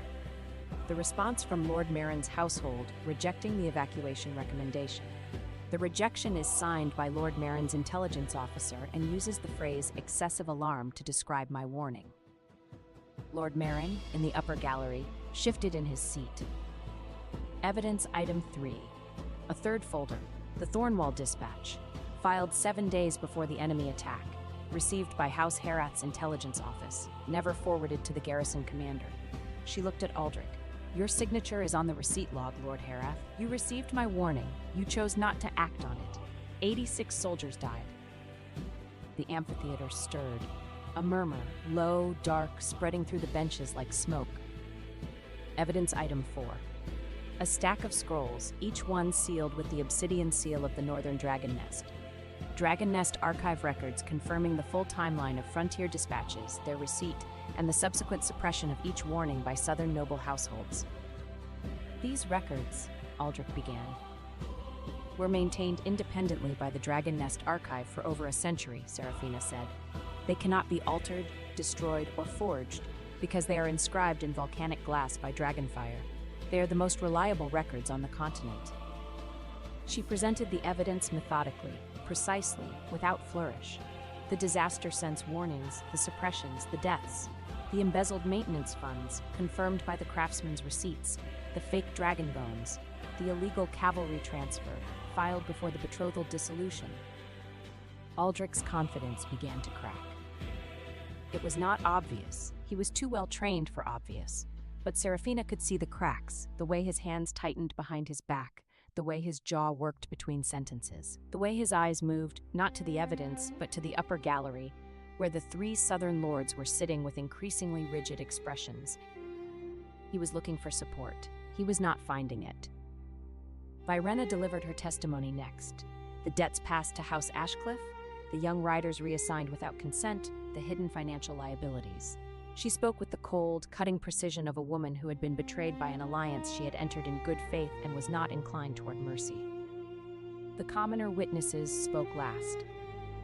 Bren the Salt Widow told the court about the grain wagon, how Serafina's cavalry had ridden 12 hours through a snowstorm to intercept the raiders who were targeting the supply route, how the commander had personally driven the lead wagon through a blocked pass while arrows flew, how the grain had reached the city in time to prevent a famine. Torvald the Gate craftsman told the court about the 3-day siege of Dragonfire Pass, how he had been inside the gate when the enemy breached the outer wall, how Serafina had ordered the evacuation of the civilian quarter before the wall fell, how she had held the inner gate with 18 soldiers for 6 hours until reinforcements arrived, how no civilian died. Paul the one-armed veteran told the court about Grayvale, how he had lost his arm covering the retreat, how Serafina had carried him 2 miles to the medical tent, how she had written to his family to tell them he was alive when the Army's official casualty report listed him as dead. The boy's mother told the court about Thornwall, how the raiders had come in the night, how she had hidden her son in a root cellar, how the cavalry had arrived at dawn, and Commander Voss had personally cleared the house where the raiders were holding 3 families hostage, how the commander had found her son in the cellar, lifted him out, and said, "You're safe. I've got you." The mother was still crying. Most of the amphitheater was crying. Aldrich was not crying. Aldrich was standing very straight, his face white, his hands clenched behind his back, and his eyes fixed on a point somewhere above the dragonbone throne, as though he could make this stop by not looking at it. Then he played his last card. "The 12 soldiers of the Dragonfire Pass cavalry," he said, his voice careful, "are currently in House Herath's custody. If Commander Voss continues this petition, If she insists on pursuing these charges, I will have no choice but to proceed with the court-martial. Desertion charges, under Southern military law. The amphitheater went silent. Aldrich looked at Serafina. For the first time since the trial began, he looked directly at her. Not at her evidence, not at her witnesses, but at her. And in his eyes, she saw something that she had not expected. Pain. Real pain. The pain of a man who had loved a woman and lost her and was now trying to destroy her and could not quite understand how he had gotten here. "Serafina," he said, and his voice cracked on her name. "Please, stop this. I'll release the soldiers. I'll return the cavalry. I'll withdraw the medals. Just stop." She looked at him. She looked at the man she had loved. The man who had written her letters, who had kissed her before she rode to the frontier, who had promised to build a home for them when the wars were over. "No," she said. Aldrich's face contorted. The pain turned to fury. "Then I'll give the order," he snapped. "The court-martial will proceed. Your soldiers will—" "Your soldiers," Serafina said, "are already free." She turned toward the amphitheater entrance. The great stone doors swung open. 12 women walked in. They wore cavalry armor, battered, road-worn, mud-splashed. They walked in formation, 2 abreast, with the straight-backed, level-eyed bearing of soldiers who had been through hell and come out marching. At their head walked Corporal Annis, who had a black eye and a split lip and the expression of someone who had very much enjoyed earning both. Behind them walked 3 young dragon riders in the colors of House Ashcliffe. Virena's riders, the ones who had been reassigned to the garrison. They did not look like prison guards. They looked like people who had recently made a choice. The garrison guards received a direct order from Lady Ashcliffe withdrawing her household's riders from the facility, Virena said from her witness position. Without her riders, the garrison was undermanned. The remaining guards were given the option to maintain the detention or to step aside. They chose to step aside. "And your soldiers chose to walk out," Serafina said to Aldrich, "because they're soldiers, not prisoners, and they know the difference, even if you don't." Aldrich stared at the 12 women. He stared at Virena. He stared at Serafina. He reached for his sword. It was not a planned action. Serafina could see that in the way his hand moved, jerky and desperate, the movement of a man who had run out of options and was reaching for the only thing he understood. He drew the blade and took 1 step toward Bren, the Salt Widow, who was standing in the witness gallery, unarmed and frightened. Serafina's disaster sense screamed. She moved. 3 breaths. That was all she needed. She crossed the amphitheater floor in 5 strides, caught Aldrich's sword arm, twisted the blade out of his grip with a technique she had learned on the frontier. Thumb on the wrist nerve, rotate, strip, and pinned him to the stone floor with her knee on his back and his own sword in her hand. The entire movement took less than 2 seconds. The amphitheater erupted. Serafina held Aldrich down. She did not hurt him. She applied exactly enough pressure to immobilize him and not a grain more, because she was a professional, and professionals did not use excessive force, even when the person beneath their knee was a man who had tried to steal everything she had built and then threatened to harm a defenseless widow. "Yield," she said. He struggled. She pressed harder. "Yield, Aldrich." He went still. "I yield," he whispered. She stood up. She kept his sword. She looked at the dragonbone throne. The throne was not empty. She had not noticed before. In the heat of the trial, in the chaos of evidence and testimony and combat, but the throne had been occupied throughout the proceedings by a presence that was not entirely visible. An ancient spirit, a resonance of the dragon whose bones formed the chair, a judgment force that had been watching and weighing and waiting. Now the throne spoke. Its voice was the sound of old bones grinding, of volcanic stones settling, of centuries of oath and consequence compressed into words. The petition is heard, the evidence is weighed, the oath-breakers are named. The amphitheater fell silent. Lord Aldrich Hareth, falsification of records, theft of honors, suppression of dispatches, unlawful detention. The judgment is forfeiture of all false military achievements, return of all stolen honors, loss of noble military command. Aldrich, still on the stone floor, closed his eyes. Lord Marin of Greyville, rejection of a valid dispatch, negligence resulting in preventable death. The judgment is public acknowledgement of the failure and restitution to the families of the fallen. Lord Merrin, in the upper gallery, gripped the stone bench with both hands. Lord Caden of the Amber Coast. The amphitheater's attention turned to the shadowed figure in the upper gallery. Lord Caden, thin, pale, with the cold, flat eyes of a man who had spent his entire career calculating costs and benefits, sat very still. Sabotage of the Northern Dragon nest fire vanes, introduction of resentment fire into the hatchery, attempted weaponization of dragon hatchlings. The judgment is loss of dragon rider status, annulment of noble oath, exile from all dragon-bonded territories. Lord Caden stood. His face was white. He opened his mouth to speak, and the dragon bone throne flared, a pulse of white bone light that filled the amphitheater, and Lord Caden's dragon rider insignia, a golden iron pin on his chest that signified his bond with his mount, cracked, split, and fell to the stone floor in two pieces. His dragon, a gray-green war mount roosting on the hillside outside the amphitheater, lifted its head, screamed once, and flew north without looking back. Lord Caden sat down. He did not speak again. The throne's light faded. Seraphina stood in the center of the amphitheater, surrounded by her soldiers, her witnesses, and the echoing silence of judgment, and she turned to Aldrich. He was standing now, slowly, painfully, with the careful movements of a man who has been knocked down in front of everyone he has ever known and is trying to find his feet. She looked at his chest, at the 3 medals, the copies, the stolen honors.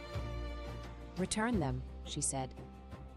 He looked at her. His eyes were red. His jaw was tight. The pain in his face was raw and open and terrible. "Seraphina, return them."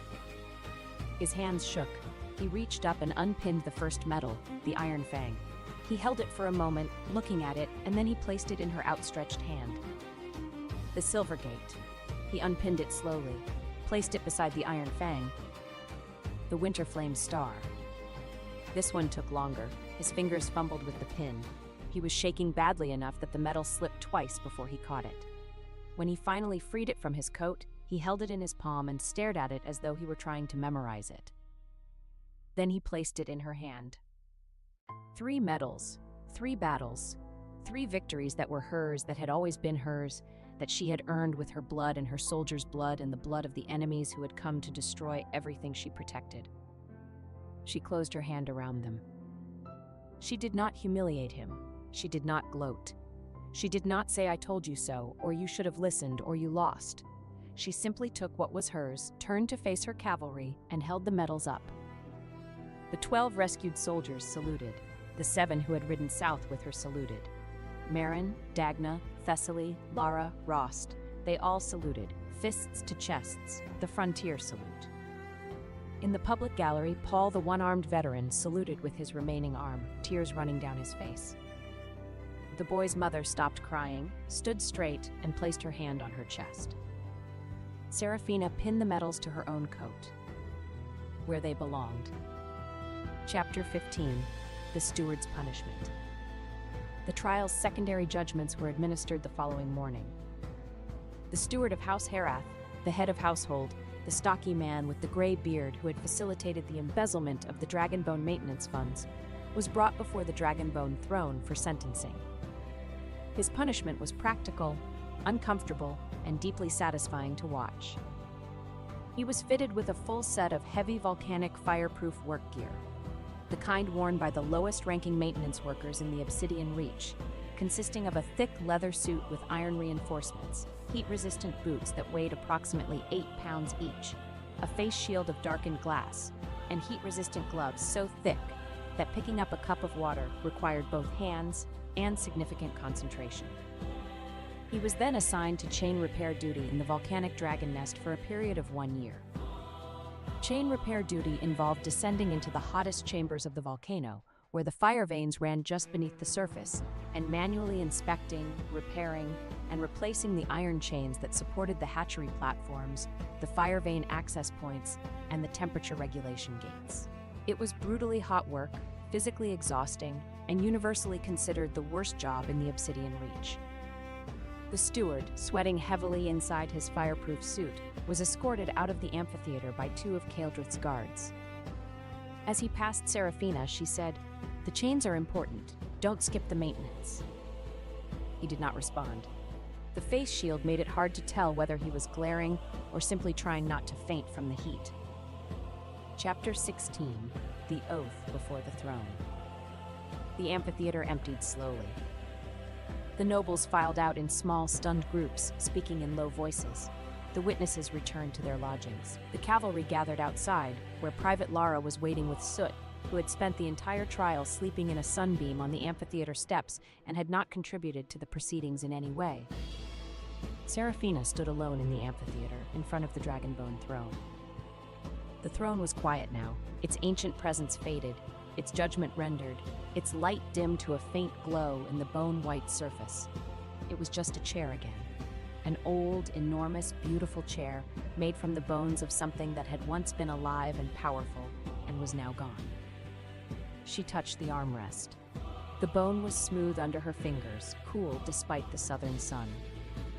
Footsteps on stone. She turned. Kaeldrith walked into the amphitheater. He had been on the hillside, as he had promised, close enough to hear, far enough to respect her demand that the trial be hers.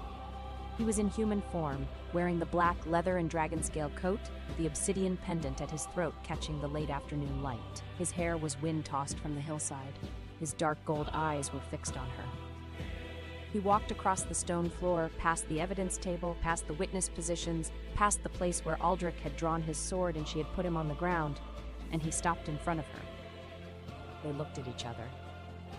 "You won," he said. "I won. You won without me. I told you I would. You told me a lot of things." His voice was low, close. He was close. He was very close.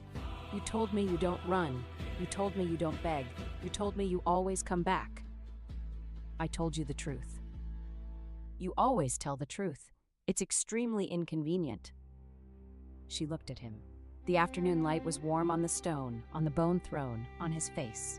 The wind moved through the amphitheater, carrying the smell of salt from the amber coast and the distant sulfur of the volcanic north. "Kaeldrith," she said. "Seraphina. You're standing very close. I'm aware. Is this tactical proximity? No. Is this the kind of proximity where I should lower my guard?" He looked at her.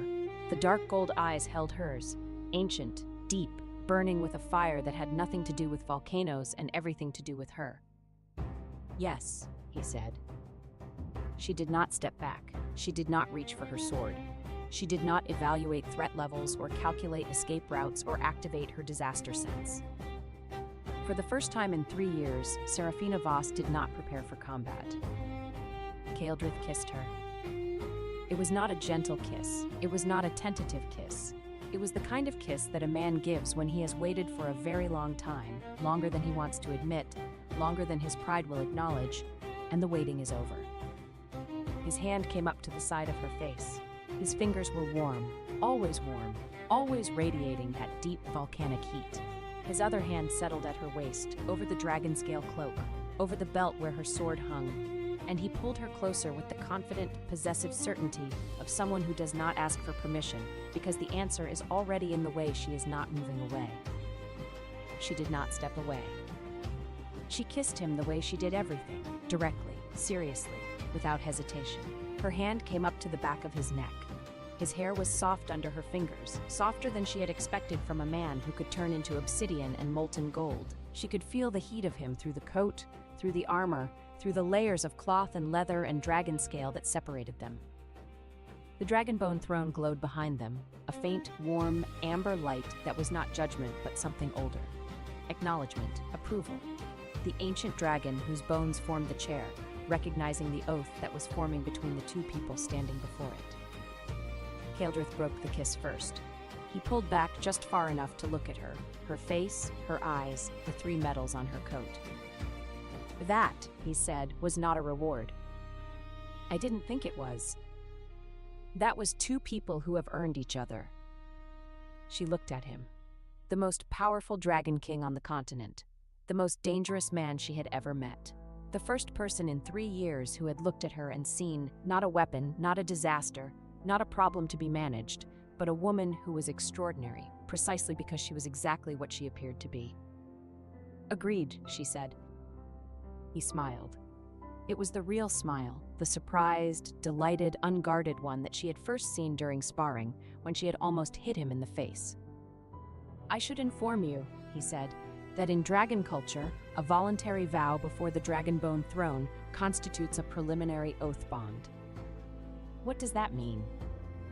"It means I have formally declared my intent, and you have formally accepted, and the throne has witnessed it, and approximately 300 years of dragon law now considers us partners."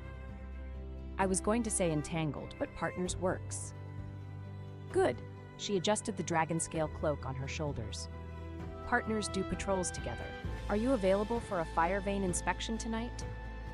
Kaeldrith looked at her, at the woman who had just been kissed by a dragon king in front of an ancient throne and was now scheduling a patrol. "You are," he said, "absolutely, unequivocally the most remarkable person I have ever met." "You said that before." "I intend to keep saying it until you react to it." "I reacted." "You scheduled a patrol." "That's how I react." He laughed, a real laugh, deep, warm, resonant, with the faintest rumble of dragonfire beneath it. The sound echoed through the empty amphitheater and bounced off the Dragonbone throne and filled the space with something that felt, improbably, like joy. Soot, who had wandered into the amphitheater at some point during the conversation and was sitting on the evidence table washing his paws, looked up at the sound and meowed. "Your cat approves," Kaeldrith said. "My cat wants dinner." "Then let's go, both of you." They walked out of the amphitheater together, the Dragon King and the Frontier Commander and the Black Cat, who did not solve mysteries or rescue anyone, but who loved his human with the kind of quiet, unshakable devotion that did not need words or dramatic gestures, just a warm lap and a gentle hand, and the knowledge that he would never be left behind. The cavalry was waiting outside. Marin saluted. Dagna grinned so widely that the gap in her teeth was visible from 50 feet. Thessaly adjusted her spectacles, observed the faint flush on Seraphina's face, and said nothing, which was her way of saying, "I told you so." Private Lara cried, because she cried at everything and was not ashamed of it. Private Rost nodded once. From Rost, this was practically an ovation. Corporal Annis, who had a black eye and a split lip, and the bearing of a woman who had walked out of a prison under her own power, looked at Seraphina and said, "Welcome back, Commander." "I didn't leave," Seraphina said. "No," Annis agreed. "You never do." Part 4, The Dragon Nest. Chapter 17, The Fire Vein Restoration. They returned to the Obsidian Reach. The Fire Vein crisis had not waited for the trial. In the 10 days they had been south, the disruption had worsened. The artificial channel that Lord Caden's agents had built was still active, still pumping battlefield resentment fire into the hatchery, and the dragon eggs were still silent. Seraphina went down to the hatchery the morning after their return. The heat was worse than before. The fire veins pulsed erratically, surging, dimming, surging again, and the air tasted of ash and copper and something bitter that stuck to the back of her throat. The eggs sat in their stone depressions, dark and still. She knelt beside the emerald egg, the one that had pulsed once 10 days ago. She placed her palm against the shell. Nothing. She opened her disaster sense. The golden lines bloomed across her vision, sharper and more defined than ever. She could see the artificial channel clearly now, a narrow, hidden conduit threaded through the natural fire veins, carrying the dark energy from southern battlefields directly into the hatchery's core. She could see where it entered the chamber, where it branched, where it merged with the natural flow and poisoned it. She could also see the solution. "The channel enters through the west wall, 6 feet below the floor," she said. Kaeldrith was beside her. He was always beside her now. In the hatchery, a warm and watchful presence that kept the temperature regulated and the adult dragons calm. It branches into 3 sub-channels that feed the main convergence point.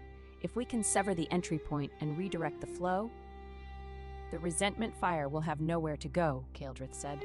It'll backlash. Into the wall, not into the eggs. The wall may not hold.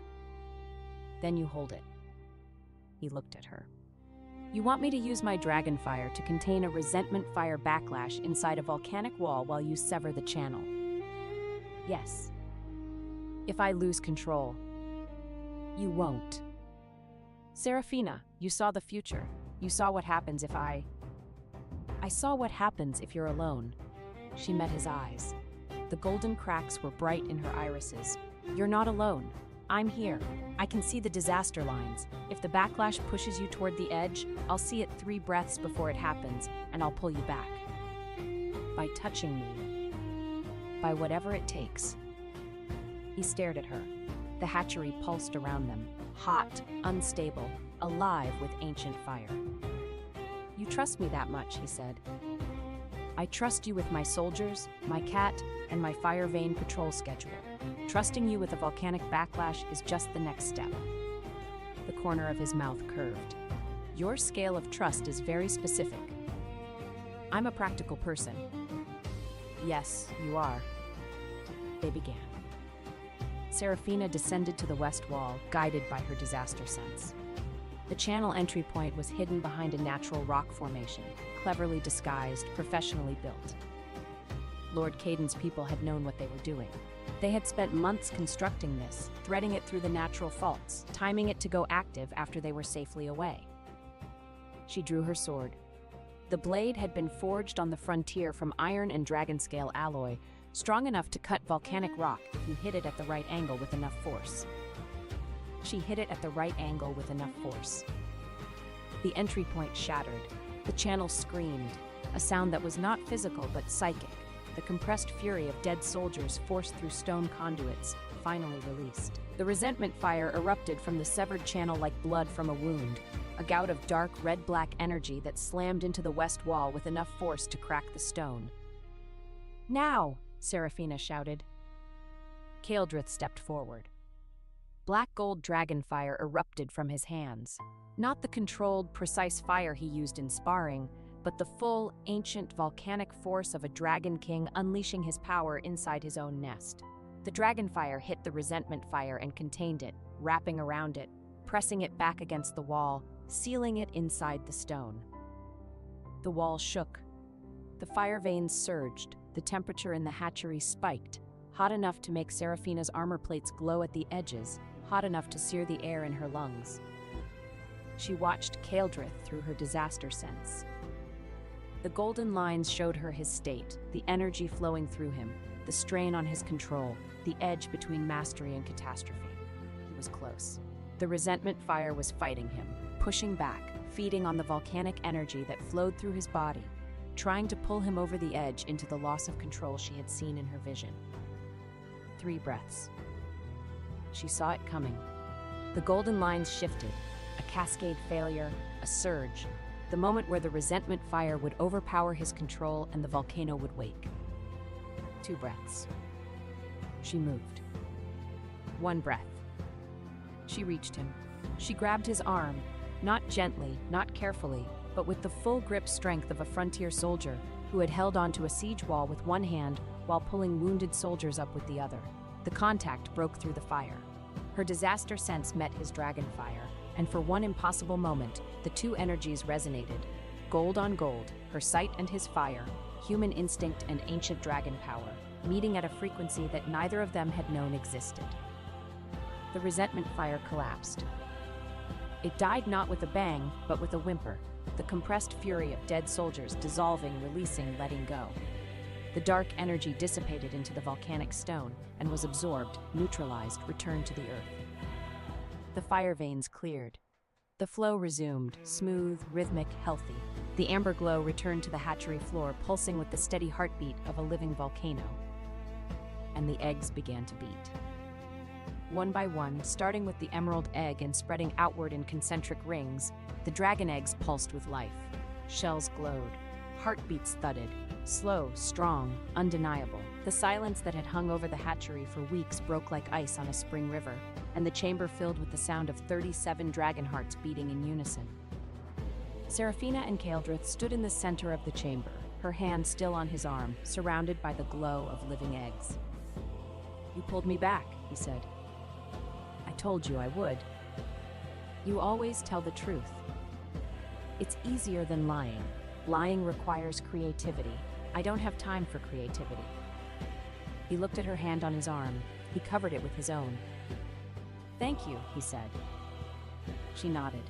She did not say you're welcome because the moment did not need more words. The eggs were beating. The fire veins were clear. The Dragon King was standing beside her, unburned, unbroken, held back from the edge by a frontier soldier's grip and a disaster sense that saw 3 breaths into the future. It was enough. Chapter 18. The First Hatching. The first egg cracked 3 days later. Serafina was asleep when it happened, genuinely asleep, in her bed, in her quarters, with soot curled in the hollow of her neck and one hand resting on the hilt of the sword propped against the bed frame. She slept the way frontier soldiers sleep, lightly, alertly, with one ear always open for the sound of trouble. The sound of trouble, in this case, was Dagna banging on the door at 4 in the morning. Commander, eggs! Hatching, now! Serafina was dressed and armed in under 2 minutes. Soot, who had been dragged awake by the commotion, was stuffed into his sling with the efficiency of a woman who had practiced this exact maneuver under combat conditions. She reached the hatchery at a run. The emerald egg was cracking. Fine lines spread across the shell like frost on glass, each one glowing with green-gold light from within. The shell bulged, contracted, bulged again. Inside, something was moving, something alive, something fighting to be born. Kaeldrith was already there, standing at the edge of the egg circle. He was barefoot. He had come straight from wherever he slept, and wearing only a shirt and trousers, with his hair loose and his eyes burning gold. The adult dragons in the upper chambers were awake and vocal, their calls echoing down through the volcanic tunnels. Not alarm calls, but birth calls, the deep, resonant sounds that dragons made to welcome new life. The emerald egg cracked open. A head emerged, small, wet, green-scaled, with enormous amber eyes and tiny, unfocused pupils. The hatchling blinked at the fire vein light, opened its mouth, and produced a sound that was somehow simultaneously a roar, a hiccup, and a sneeze. It was the most ridiculous and endearing sound Serafina had ever heard. The hatchling pushed free of the shell, tumbled onto the heated stone platform, and lay there in a puddle of egg fluid, trembling and blinking, and making tiny confused noises. It was about the size of a large dog, compact, wet, with stubby wings that were still folded against its body, and a tail that curled and uncurled with the spasmodic energy of a creature that did not yet know it had a tail. Serafina crouched beside the platform. The hatchling turned its head. Its enormous amber eyes found her face. It stared at her with the profound, unwavering attention of a creature that has just arrived in the world and is trying to determine whether the first thing it sees is food, a threat, or someone worth trusting. Then it sneezed again, lost its balance, and face-planted on the warm stone. It made a pitiful sound, a tiny, warbling cry that was halfway between a whimper and a squeak. And Serafina, without thinking, reached out and steadied it with her hand. The hatchling's skin was warm, warmer than the stone. Its scales were still soft, not yet hardened, still pliable, and they shifted under her fingers like living armor. The hatchling turned into her touch, pressing its small head against her palm, and the warbling cry stopped. It looked at her again. Then it climbed, scrambling, uncoordinated, with the flailing determination of a creature that has never used legs before, into her lap. Serafina looked down at the dragon hatchling sitting in her lap. She looked up at Kaeldrith. "It's sitting on me," she said. "I see that." "Why is it sitting on me?" "Because you're the first warm thing it touched after it hatched. In dragon culture, that's called an imprint greeting. It's not a full bond, that takes years, but it means the hatchling has identified you as safe." "I didn't mean to." "You didn't do anything wrong. You held it when it fell. That's all it took."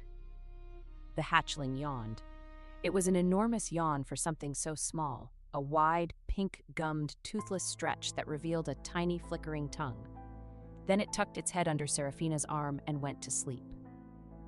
Around the hatchery, more eggs were cracking. 2, 3, 5, 8.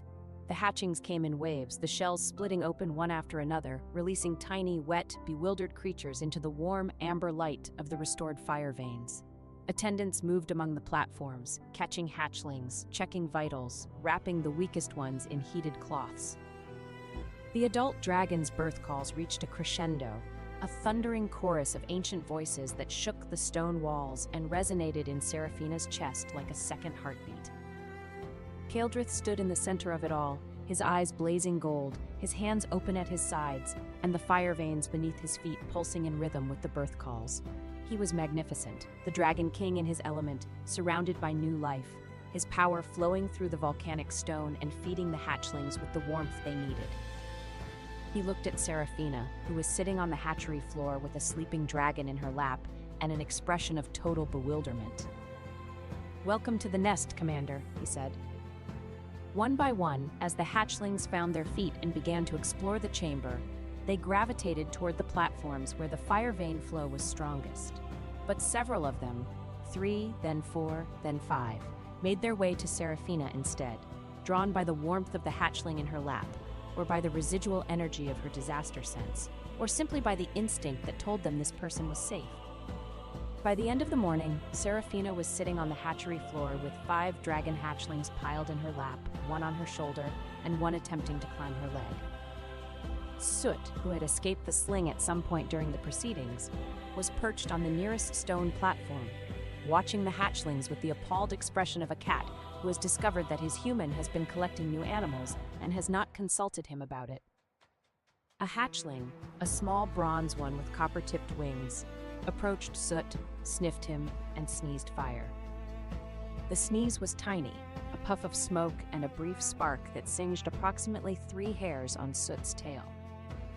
Soot gave the hatchling a look of such profound, withering contempt that the hatchling actually backed up. Then Soot turned, walked to Seraphina, climbed onto her head, and sat down with the air of a cat asserting dominance over an increasingly chaotic situation. Dagna, standing at the hatchery entrance with her arms crossed and tears running freely down her freckled face, said, "This is the best day of my entire life." Marin, beside her, nodded. Even Marin, calm, unflappable, stonewall Marin, had suspiciously bright eyes. Thessaly observed the hatchlings, observed Seraphina, observed the cat on Seraphina's head, and said, "I'm going to need more medical supplies."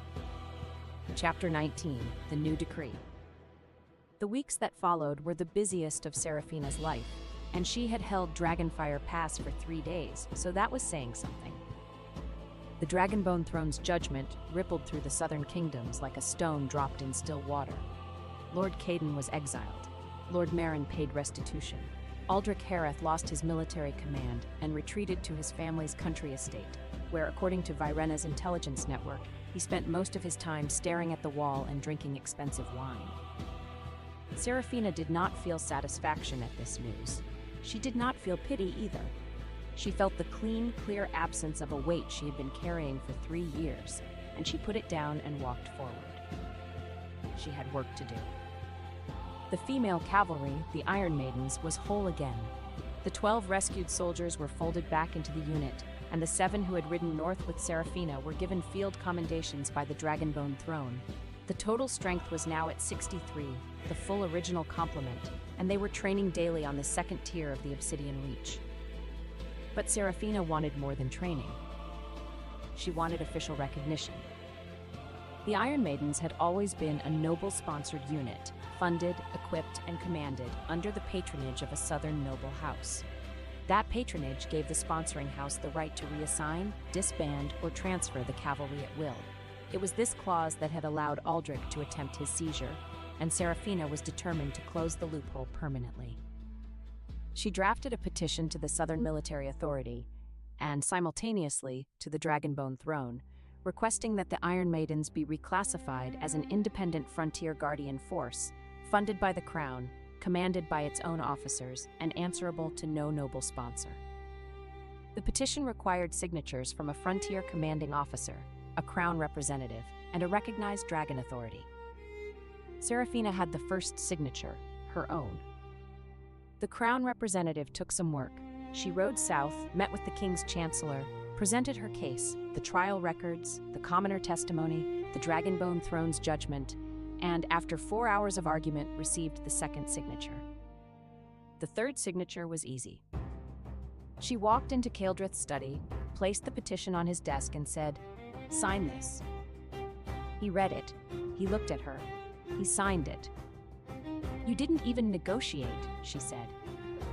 "There was nothing to negotiate. Your cavalry should have been independent from the beginning. The fact that it wasn't is a systemic failure that I have the power to correct. I corrected it." That was very efficient. I'm an ancient dragon. We invented efficiency. Also, you were going to stand here and argue until I signed it, and I have a treasury audit in 30 minutes. I was not going to argue. Your jaw was set. Your shoulders were squared. You had your command voice ready. That is your argument stance. I have an argument stance? You have several. I've cataloged them. He paused. The most dangerous one involves your left eyebrow. The muscle spasm. The articulate muscle spasm. Yes. She took the signed petition. She held it against her chest the way she held everything precious, firmly, protectively, with the certainty that she would not let go. "Thank you," she said. She meant it the way she always meant it, with every letter. "You're welcome." He stood up from his desk. "Seraphina." "Yes." The petition establishes the Iron Maidens as an independent force. It does not, however, address the question of where they will be stationed. I assumed. The Obsidian Reach has a permanent garrison allocation that has been vacant for 8 years. The second-tier barracks are already being used by your cavalry.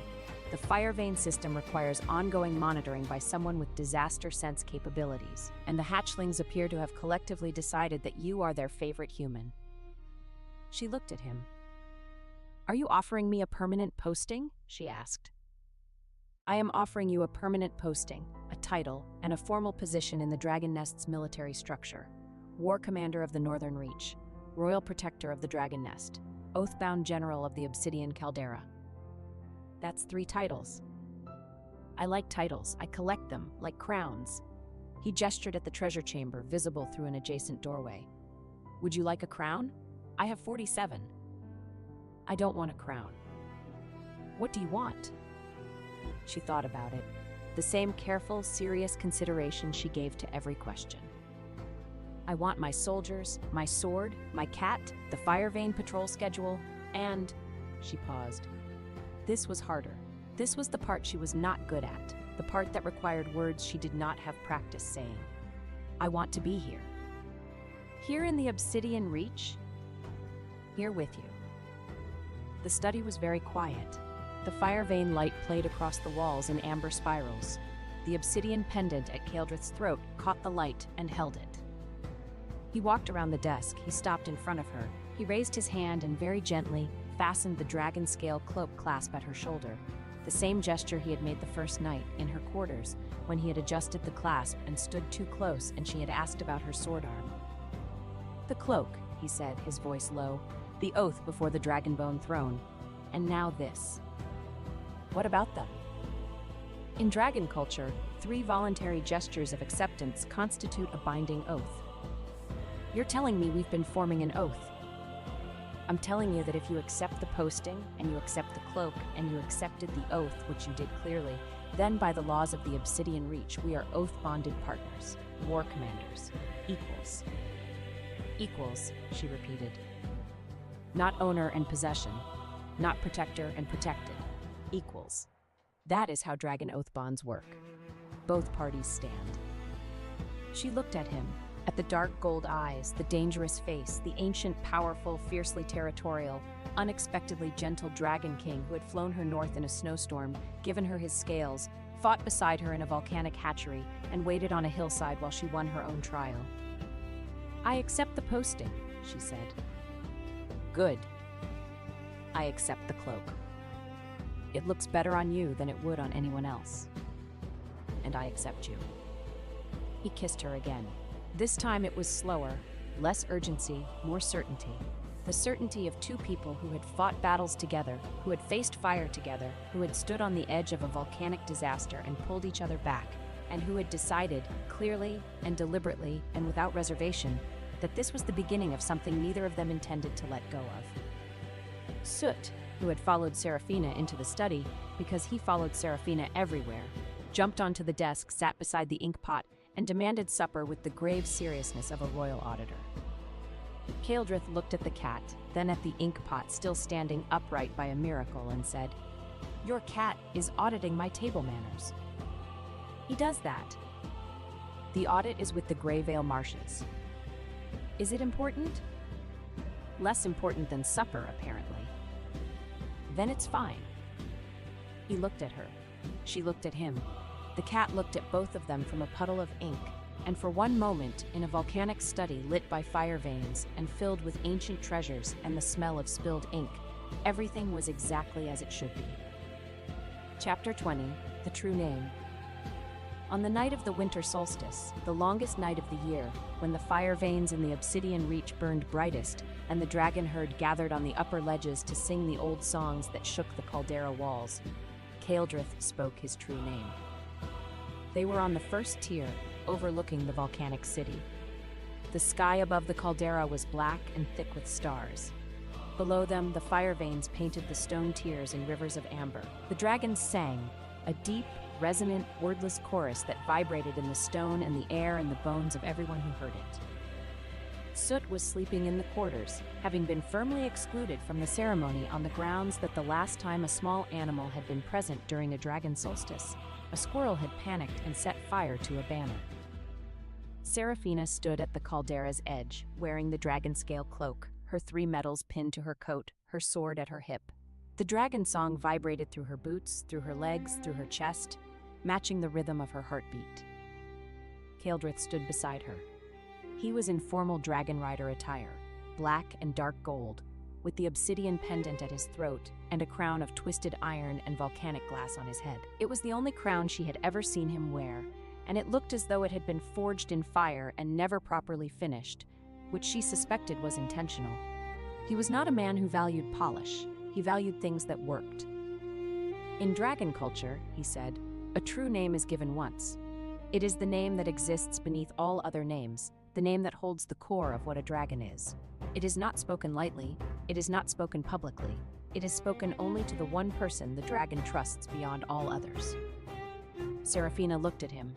The stars burned above the caldera, the dragon song hummed in the stone. "You don't have to," she said. "I know." He turned to face her. The crown caught the fire vein light. His dark gold eyes were steady, deep, ancient. The eyes of a being who had watched centuries pass and had never, in all those centuries, found someone he wanted to say this to. "I want to." He took her hand. His fingers were warm. They were always warm. "My true name," he said, "is Kael'therax vor Ashentide. It means the fire that holds against the dark. It was given to me by my mother, who was the last queen of this nest before me, on the night I hatched, in the same hatchery where your emerald dragon imprinted on you." The name hung in the air between them. It was not just a word, it was a vibration, a frequency, a key that unlocked something deep and fundamental about the being standing in front of her. She could feel it in her disaster sense, the golden lines responding to the name, recognizing it, resonating with it. The fire that holds against the dark. "Kael'therax vor Ashentide," she said. The syllables felt strange in her mouth, too large, too old, too heavy with meaning, but she said them clearly, precisely, without stumbling. Something happened. The fire veins flared. Not dangerously, not the wild, destabilizing surges of the sabotage, but a clean, bright pulse that ran through the entire caldera, from the deepest hatchery to the highest ledge. The dragon's song shifted in pitch, rising, sharpening, a note of recognition that cut through the night air like a blade. Kael'therax, closed his eyes. The fire vein pulse ran through him, and she could feel it through their joined hands, the volcanic energy of the nest flowing through its king, and the king accepting it, holding it, letting it burn steady and bright. When he opened his eyes, the vertical pupils were wide, wider than she had ever seen them, and the dark gold was shot through with fine lines of amber that matched the fire veins perfectly. "You said it correctly," he said. There was wonder in his voice, genuine, unguarded wonder, the pronunciation, the resonance. You said it as though you'd been saying it your whole life. I have a good ear for battle commands. That was not a battle command. It sounded like one, the fire that holds against the dark. That's a defensive position. He laughed. The deep, warm, dragonfire laugh that she had first heard in the amphitheater after the trial. The laugh that came from a place of real joy and was not performed or calculated or careful. Only you, he said, would hear a dragon's true name and interpret it as a tactical doctrine. It is a tactical doctrine. Hold the fire, defend the position, don't let the dark through. And what is your tactical doctrine, Commander? She thought about it. Stand in front of things, she said.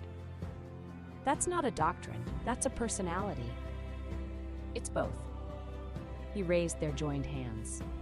In the fire vein light, their fingers were interlaced, his long, scarred, burning with inner heat, hers square, calloused, practical.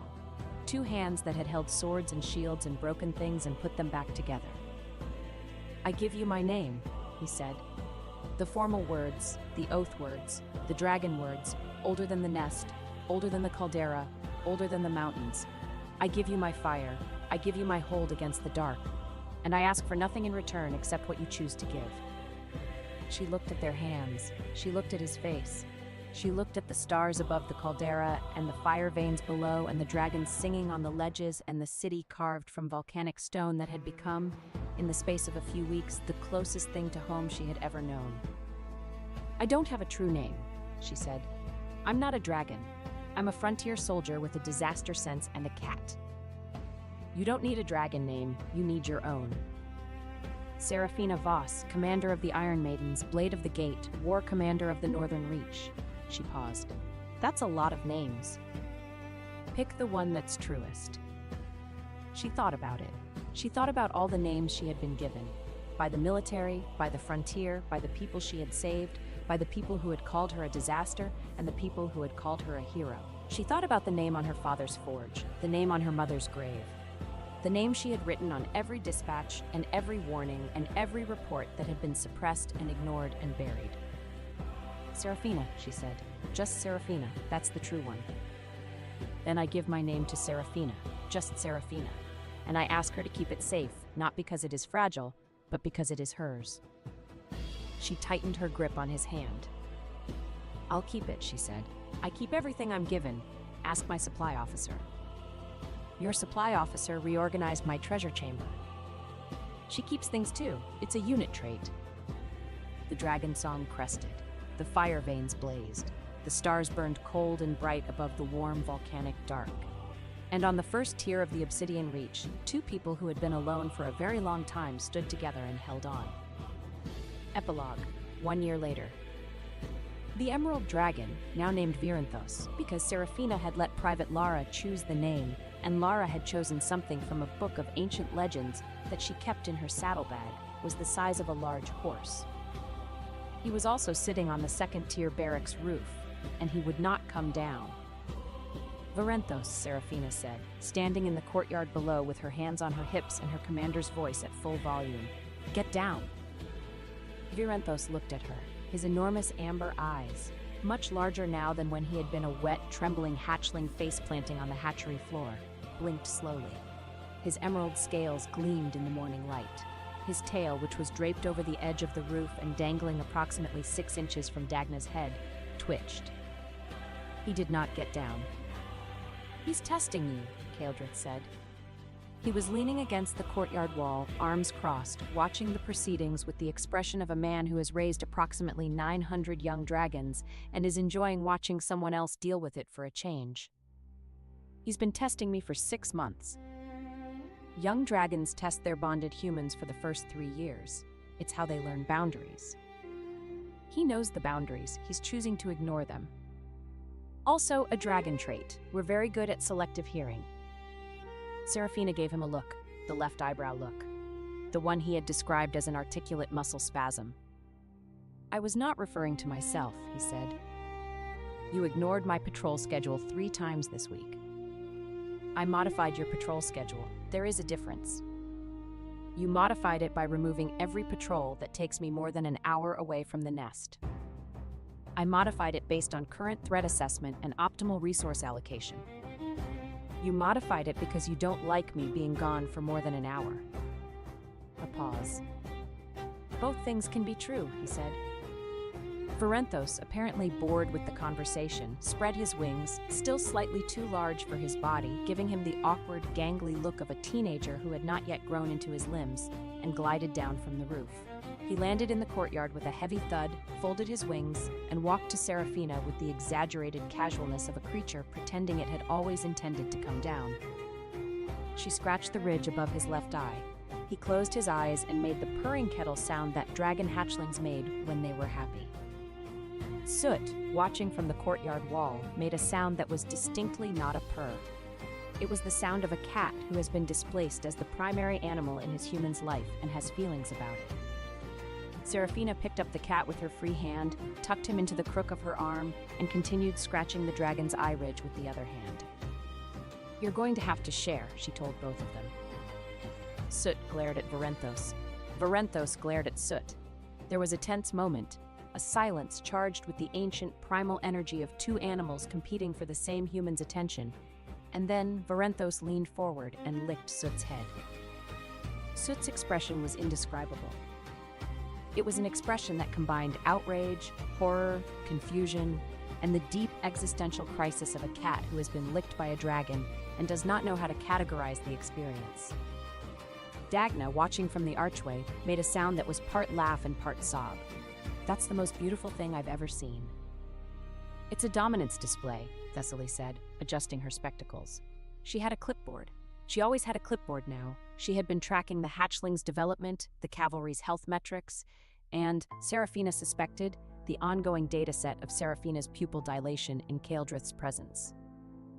"Has the pupil thing stopped?" Serafina asked.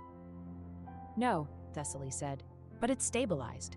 Your baseline pupil diameter in his presence is now consistently 2 millimeters wider than in his absence. I've classified it as a permanent physiological adaptation." "You've classified my attraction to my partner as a medical condition." "I've classified it as a data point. Data points don't judge." "You're judging." "I'm observing. There's a difference." She made a note on her clipboard. "Also, your heart rate increases by 8 beats per minute when he enters a room, down from 12. You're either getting used to him or your cardiovascular fitness has improved." "Both," Serafina said. "Both is acceptable." Thessaly walked away, clipboard tucked under her arm, spectacles glinting. Kaeldrith pushed off the wall and walked to Serafina. Varenthos, who had been following the conversation with the wide-eyed attention of a young dragon who understood more than anyone gave him credit for, stepped aside to let the king through. It was a respectful step, the instinctive deference of a young drake to the ancient dragon whose fire veins fed the nest. "The treasury audit is done," Kaeldrith said. Marin reorganized the gem trays again. "By what criteria this time?" "Emotional significance." Serafina blinked. "Marin organized your gemstones by emotional significance?"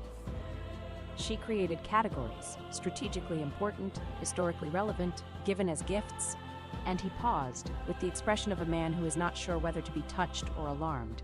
"Remind me of the commander." "There's a category of your gemstones that reminds my shield commander of me?" "It contains 7 sapphires, an iron-gray diamond, and a piece of unpolished volcanic glass that she says has the same energy as your command voice." "My command voice has the energy of unpolished volcanic glass?" "I believe it was intended as a compliment." Serafina looked at him. He looked at her. The courtyard was full of morning light. Varenthos was chasing his own tail. Soot was washing dragon saliva off his head with the grim determination of a cat who will never forgive this but will eventually stop talking about it. Dagna was laughing. Somewhere on the second tier, Private Lara was singing a frontier marching song, and the soldiers were singing back, and the sound carried through the volcanic stone like music through a cathedral. "I'm happy," Serafina said. The words came out before she could evaluate them, before she could assess their tactical implications or consider whether they were appropriate for the setting. They came out the way true things always came out of her, bluntly, directly, without decoration. Kaeldrith's face changed. The ancient, guarded, carefully controlled expression that he wore like armor softened, not into vulnerability because he was still a dragon, and dragons did not do vulnerable, but into something that was as close to undefended as she had ever seen him. "Say that again," he said. "I'm happy." "Again." "I'm happy, and I will continue to be happy, and if you ask me to say it a third time, I will schedule it as a recurring item on the patrol report." You would put emotional declarations on a patrol report. I would put everything on a patrol report. Patrol reports are the foundation of organized military life. He kissed her in the courtyard, in front of the dragon and the cat and the soldiers and the morning light and the volcanic caldera that had become her home. When he pulled back, she said, "That's going on the patrol report too." "What category?" "Morale-relevant activities." "I've been classified as a morale-relevant activity." "You've been classified as essential." The word landed. She saw it land, saw it hit him, saw the impact move through him the way a vibration moves through stone. Essential. Not decorative, not optional, not a luxury or an indulgence. Essential. The thing you cannot remove without the structure failing. "Essential," he repeated. "Essential." He took her hand. She let him. They stood in the courtyard of the Obsidian Reach, the frontier commander and the Dragon King, the disaster seer and the fireholder, the woman who stood in front of things and the man who burned against the dark, and they held on. Around them, the Iron Maidens trained. The dragons flew, the fire veins pulsed, the cat washed his face, the hatchling chased his tail. And on the third tier, in a set of quarters that had once been cold and empty, a field desk sat beside a window overlooking the caldera. On the desk, 3 medals were pinned to a display board: the Iron Fang, the Silver Gate, the Winter Flame Star. Beside them, a fire vein map was pinned to the wall. Anat aided in Seraphina's precise handwriting with patrol routes, temperature readings, and a small note in the margin that read, "K. Modified schedule again. Discussed. Resolved." He apologized. Sort of. Beside the desk, a sword leaned against the wall. The frontier blade, dragon scale alloy, battered and resharpened so many times that the original edge was a memory. It was not decorative. It was not retired. It was ready. On the windowsill, a small stone bowl held a collection of objects that did not, at first glance, appear to belong together. A black cat hair, a fragment of emerald eggshell, a piece of volcanic glass, unpolished, the color of smoke, a pressed winter flower from the road to the Obsidian Reach, and a slip of paper folded very small, on which someone had written, in handwriting that was not Seraphina's, in ink that shimmered faintly gold, a single word: essential. Below the windowsill, in a basket lined with a dragon scale offcut that was worth more than most houses, Soot slept. He slept the way he always slept, curled tight, nose tucked under tail, one ear twitching at sounds only he could hear. He was not a magical cat. He did not have special abilities. He could not speak or solve problems or sense danger. He was just a cat who loved his human. And his human loved him back. And that, in the end, was the whole story. Thank you for listening. Please follow Moonlit Romance Library for more Dragon Reject. Welcome to Moonlit Romance Library. Please follow for more stories. After 12 years of guarding King Aurelian, and after he had promised that peace would end with him choosing me before the whole kingdom, I heard him tell his new bride, "Tyra is built for a shield, not a crown." I was standing behind a pillar in the side chamber of the Dragon Throne Hall, holding a tray of ceremonial wine no one had asked me to carry. I had carried it anyway. 12 years of habit will do that to a person. The promise had not been vague. 6 years earlier, after the Crystal Gorge battle, Aurelian had knelt beside my sickbed, kissed the silver scars across my palms, and fastened a gold dragon wing clasp into his hair. I had forged it as a private pledge. He had said, "When the border is quiet, no more shadows. I will choose you where everyone can see." He had worn that clasp every day since. Now he was inside the chamber with Seraphina of the Molten Ridge, whose political value to the throne was measured in 600 war dragons and a monopoly on volcanic obsidian. The door was cracked. Aurelian's voice carried in the diplomatic tone he used when he wanted a lie to sound reasonable. She is irreplaceable in her role, he was saying. No one protects a nest like Tyra. When the eggs come, there is no safer pair of hands in the kingdom. Serafina's voice was lower, like lava cooling over stone. You are saying she stays. As captain of the guard, as protector of our children, she would never need to worry about status or security. But not as queen. No, a breath. Then softer, almost fond, almost pitying. Tyra is not built for a crown. She is built for a shield. She knows this. She has always known this. The tray in my hands did not shake. I am a moon-silver heavy dragon. My fingers can bend longswords barehanded. My arms have held collapsing tunnel ceilings while soldiers crawled to safety beneath me. I do not shake. But something inside my chest made a sound like a pin snapping in frozen iron. I set the tray down because I was suddenly unsure whether I would crush the goblet stems if I held them 1 second longer. He had not merely changed his mind. He had taken a promise, buried it in silence, and arranged to keep every useful part of me after giving my future to someone else. Essential, functional, permanently installed. Never chosen. Serafina murmured something I could not catch. Aurelian laughed, warm and easy, with the laugh he had once given me across midnight corridors when he thought our future belonged to us. He was giving it to someone else now, and it cost him nothing. I straightened the bracers on my wrists, adjusted the crescent and hammer captain's seal above my heart, and walked through the cracked door. Aurelian's head turned first. He was leaning against the carved mantel, one hand resting near Serafina's elbow, his ceremonial robes half-fastened and his golden crown circlet slightly askew in that artful way he liked because it made him look approachable. His eyes widened. Not much. Just enough for me to know he understood exactly what I had heard and exactly how long I had been standing there. Serafina straightened. She was beautiful, I will give her that. Tall, dark-skinned, with veins of ember orange visible at her temples and throat where her fire blood ran close to the surface. Her gown was deep crimson, heavy silk layered over dragon-scale mesh, and she wore a headpiece of obsidian and rubies that must have weighed as much as a small child. They stared at me. I stared back. Tyra, Aurelian began. Built for a shield, I said. My voice was very even. Not for a crown. His mouth closed. 12 years, I said. 12 years I have stood between you and everything that wanted to kill you. Arrow storms, assassination blades, the rift beasts at Cairn Pass, the poison smoke in the northern tunnels. That time in the Crystal Gorge when your own cousin tried to burn your wings off and I held the fire with my bare hands until the healers came. I held up my palms. The scars were still there, pale and silver white, mapped across my skin like frozen rivers.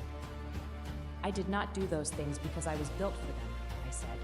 I did them because I chose you. Every single morning for 12 years, I chose you. Serafina's fingers curled around the edge of the mantel. She did not speak.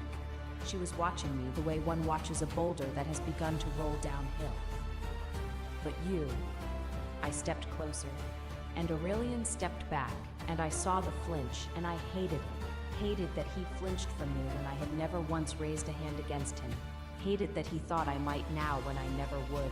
Not physically, not like that. You chose a new shield bearer and forgot to dismiss the old one. You chose a new warmth for your bed and assumed the old one would simply stand outside the door. You chose. My voice cracked. Just once. I swallowed it like broken glass. You chose to keep me without choosing me, and you thought I would be grateful. It is not that simple, Aurelian said, and his voice was still smooth, still golden, still the voice of a king who had been told yes his entire life. The kingdom needs the Molten Ridge Alliance. The army, I laughed. It came out brittle. Which army, Aurelian? The one that follows your crown?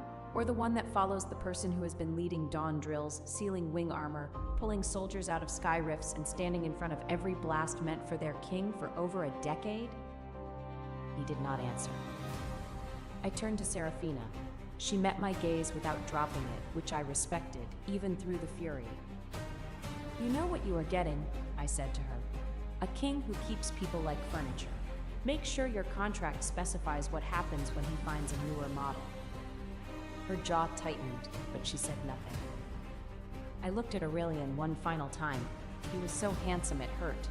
Golden hair falling across his forehead, sharp jaw, amber eyes that could hold warmth like a sunlit hearth or turn cold like a winter sky. I had loved that face for 12 years. I had memorized every line of it in moonlight and firelight and the gray pre-dawn glow of 100 training mornings. Then I reached forward and took the gold dragon wing clasp from his hair. He was so startled he did not move. That was our pledge, I said. You wore it when you promised that peace would end with you choosing me in daylight. His face lost what little color remained. Tyra? We broke the promise. I am taking back the proof. I closed the clasp in my palm. Then I reached for the moon silver pendant at his throat, the one I had forged for the second year of our private courtship. He caught my wrist, too slow and too weak compared with my strength, and I continued the motion with his hand still attached until the chain snapped free. That too. 3 of the 5 rings on his fingers were mine. I took them. He let me because they were my work, my silver, and the remains of a future he had spent without telling me. Then I looked at Serafina's throat. A diplomatic moon silver chain held a tear-shaped diamond I had forged for Aurelian to present during the alliance negotiations. And that, I said. Serafina flinched but did not step away. I unclasped it carefully. I did not punish women for the choices of men who treated both of us as strategic assets. I looked around the room for anything else that bore my forge mark. 2 brooches on Aurelian's cloak. A decorative chain across Serafina's bodice that I had made as a sample for the royal jeweler. The silver inlay on the wine goblet stand. I took the brooches, I took the chain, I left the wine stand because it was bolted to the wall and I was angry, not petty. Well, perhaps I was a little petty. I took the wine stand too. The bolts came out of the stone with a grinding shriek, trailing dust and mortar. I tucked it under my arm. Aurelian and Serafina stood very still, covered in plaster dust, stripped of silver and gold, looking like 2 very expensive statues that had been caught in a minor earthquake. I will collect the rest from my quarters, I said. Everything I forged, every gift, every piece of moon silver in this palace that bears my mark, it is mine by dragon forging law, and you both know it. Aurelian found his voice. Tyra, be reasonable. I have been reasonable for 12 years, I said. I am done being reasonable. I am going to be unreasonable now, and you are going to stand there and let me, because if you try to stop me, I will pick you up and set you on top of that bookshelf, and we will both find it very undignified. He did not try to stop me.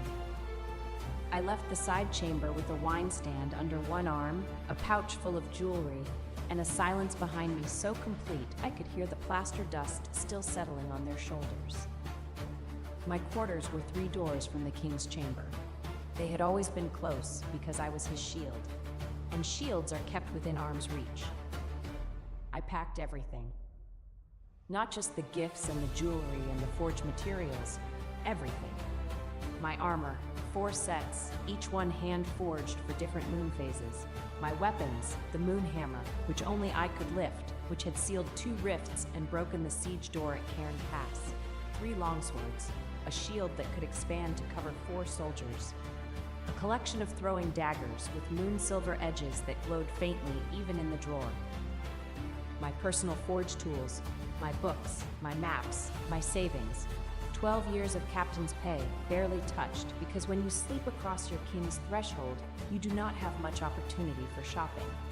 The coins filled 3 large satchels and 1 small chest. I loaded everything onto a wheeled armor cart, pulled on my heaviest set of plate armor, moon silver and steel, forged under the blood moon of my 7th year, weighing more than most soldiers could carry with both arms, and strapped the moon hammer across my back. Then I wheeled the cart out of my quarters, through the corridor, and directly into the grand ceremony hall. The ceremony was already in progress. The grand ceremony hall was the largest enclosed space in the Dragon Palace, a cavern of carved obsidian and dragon bone pillars, hung with banners of gold and crimson for the occasion. 300 guests filled the tiered seating.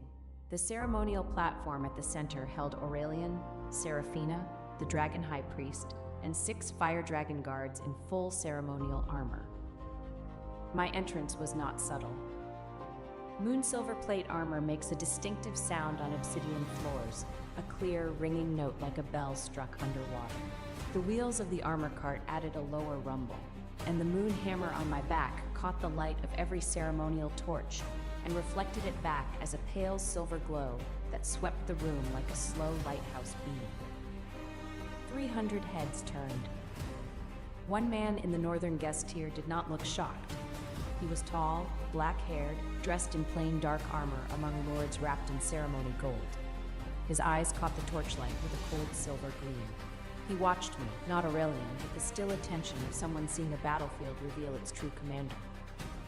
Aurelian's face went through several colors very quickly, gold to white to something approaching green. Seraphina, to her credit, attempted to continue the ceremony. She turned back to the high priest and said in a perfectly controlled voice, "Please continue with the third invocation." The high priest stared at me, at my armor cart, at the moon hammer, and said, "I, the third." "Continue," Seraphina said through her teeth. The high priest cleared his throat and raised his hands, beginning the invocation in the old tongue. His voice wobbled like a fledgling on its first flight. I walked forward. The armor rang with each step. The cart rumbled behind me. I passed the first row of guests, then the second, then the third. Everyone was watching. No one blinked. Aurelian made a sharp gesture to the ceremonial guards, a flick of his fingers that meant intercept, redirect, remove from view. I had seen that gesture 1,000 times. I had taught half those guards their formations. The 6 fire dragon guards stepped forward, then hesitated. They looked at me, then at Aurelian, then at me again. I stopped walking, looked at the lead guard, Vareth, a good soldier, one I had trained personally, who had flown beside me in 3 sky battles and once carried my spare hammer when my arm was broken. "Vareth," I said calmly. "Captain," he said. Then he winced because he could see from Aurelian's expression that he should not have used my title, but he had used it anyway, because it was reflex, because I was his captain, because I had been his captain since before he could fly in formation. "Stand aside," Aurelian said from the platform. His voice was sharp, kingly, commanding. Vareth stood aside. So did the other 5 guards. Not one of them moved to block me.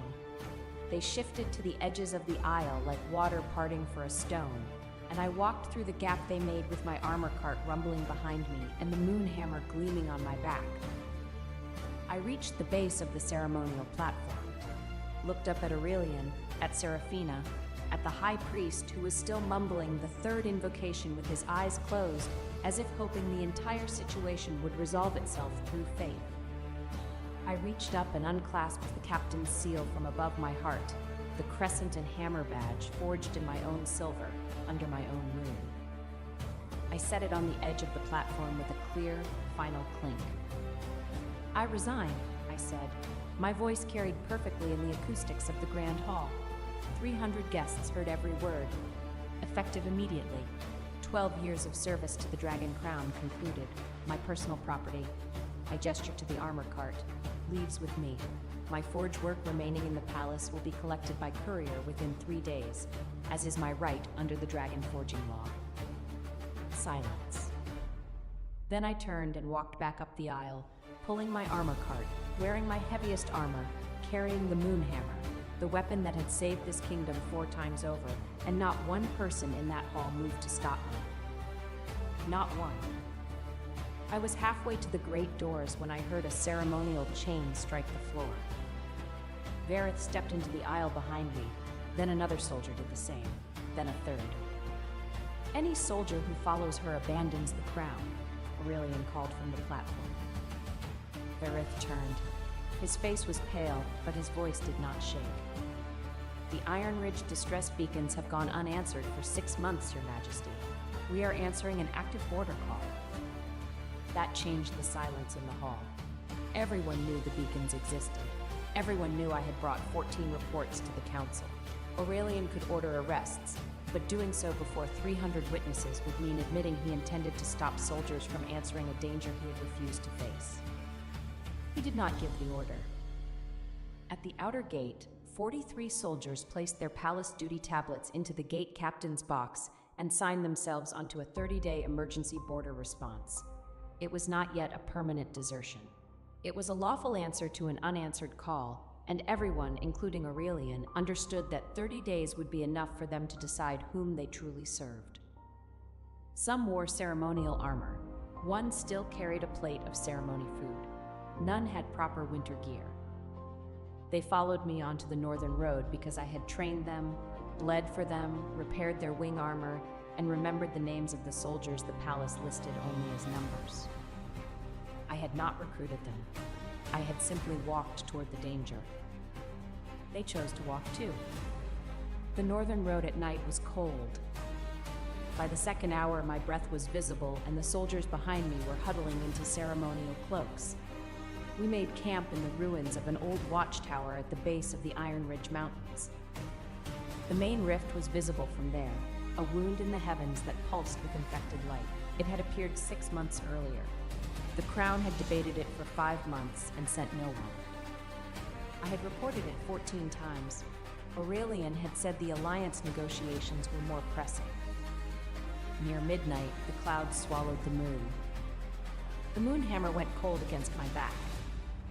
A smaller crack tore open directly above the watchtower. There was no warning beyond one sharp vibration in the stone. Then the roof split, black wind poured through the opening, and winged rift beasts dropped toward 43 soldiers wearing parade armor. "Shields around the wounded," I shouted. "Do not chase anything into the dark. Hold the stair and move the supplies below." I reached the crack's anchor point and swung before the formation was fully set. I wanted the problem gone before anyone could regret following me. Without moonlight, the hammer struck like a siege weapon, but not a sealing tool. The blow cracked the anchor instead of compressing it. The wound widened. Dark pressure threw me across the tower roof. The western wall collapsed. A timber pinned Verith's leg, supply crates burst open in the snow, and 3 winged beasts dove through the gap I had made larger. I had failed. Not later, in reflection. In that moment, every soldier could see it. I abandoned the rift and went for Verith. The old version of me would have kept striking until the sky obeyed. The captain I needed to become chose the people beneath it. I lifted the fallen timber while 2 soldiers pulled Verith free. Another blast split the roof under my boots. The edge dropped away, taking me and the moon hammer with it. Black wings filled the dark. A dragon caught me before I hit the ravine. He was long and lean, built for speed, his scales swallowing what little light remained. He banked hard with me, held against the armored curve of one foreleg, then released me onto stable ground so precisely that my boots landed beneath me. The black dragon rose again before I could speak. He cut through the winged beasts with surgical strikes, breaking their formation and driving them away from the retreating soldiers instead of trying to win a glorious fight over a collapsing tower. "Move," I shouted. "East Ridge. Leave the crates. Carry only people and weapons." We lost the watchtower. We lost half our food, 2 tents, and every blanket that had not already been wrapped around a soldier. The crack remained open behind us. No one died. At dawn, the black dragon landed on the East Ridge and shifted into human form. He was the man from the ceremony hall, taller than Aurelian by half a head, black hair falling past his shoulders, pale skin touched by the gray cast of black-scaled dragons, and silver eyes as sharp as a blade's edge. His armor was dark, practical, and repaired in several places. A black iron clasp shaped like folded wings held his collar closed. "You were in the hall," I said. "I came to ask the Crown for help with 3 rifts in my territory," he replied. "I watched the Crown choose a ceremony instead. Then I watched its only competent commander leave. You followed me." "I followed the unanswered beacon. You happened to be walking toward it." That answer irritated me because it was exactly the kind of answer I would have given. Kale, he said, Lord of the Black Ridge, Warden of the Northeastern Waste. I knew the title. The Black Ridge was wild territory beyond Aurelian's border, where dragons followed demonstrated strength rather than inherited polish. You made the crack worse, Kale said. My soldiers went still. I know. He studied my face, perhaps expecting an excuse. You also stopped trying to seal it the moment your people were trapped, he continued. That is why they are alive. Is this where you offer to take command? No. Among the northern nests, the first covenant is simple. The one who keeps a nest alive commands its defense. I have no claim over your soldiers. His gaze moved to the ruined tower. But a hammer cannot also be the sky. You need an air corps. I do not fly under another lord's banner. Then do not fly under mine. His eyes returned to mine. Survive beside it. He offered shelter at a Black Ridge outpost 3 miles east. I accepted one night of roof and food, nothing more. Before he left the next morning, he looked at the dent in my shoulder plate where the failed strike had thrown me into stone. When you are ready to admit that strength includes letting someone cover what you cannot, send word. I will not send word. The corner of his mouth moved, almost a smile. Then I will return. 3 days later, we encountered our first ground rift beast. This time I did not rush. I placed the soldiers, checked the escape route, waited for the thin crescent moon to clear the clouds, and struck only when the line was ready. The beast ended embedded in a cliff, the crack sealed on the second blow. We need proper weapons, I said, looking at the dented ceremonial armor around me. We need winter supplies. We need a plan better than walking north and hoping. What is the plan? Vareth asked. We protect everything beneath those rifts. We learn from every failure, and we do not ask permission from anyone who left the beacons unanswered. That was how the Moonsilver Dragoon was born. Not from an easy victory, but from 43 people surviving the night I made the sky worse and choosing to trust what I did next. Over the following 3 weeks, I forged weapons, rebuilt armor, and trained sky soldiers to fight on the ground. We sealed 3 minor cracks. A 4th forced us to retreat and evacuate a farming hamlet before we returned under better moonlight. We also rescued 2 low-altitude dragon nests that the palace had classified as non-priority. In one of those nests, I found her. The baby white dragon was barely bigger than a large cat, undersized, probably the runt of her clutch, with scales so pale they were almost translucent and wings that looked about 2 sizes too small for even her tiny body. She could not fly. She could not produce flame, only a sad little sputter of sparks that would not have lit a candle. She was also sitting on my moon hammer.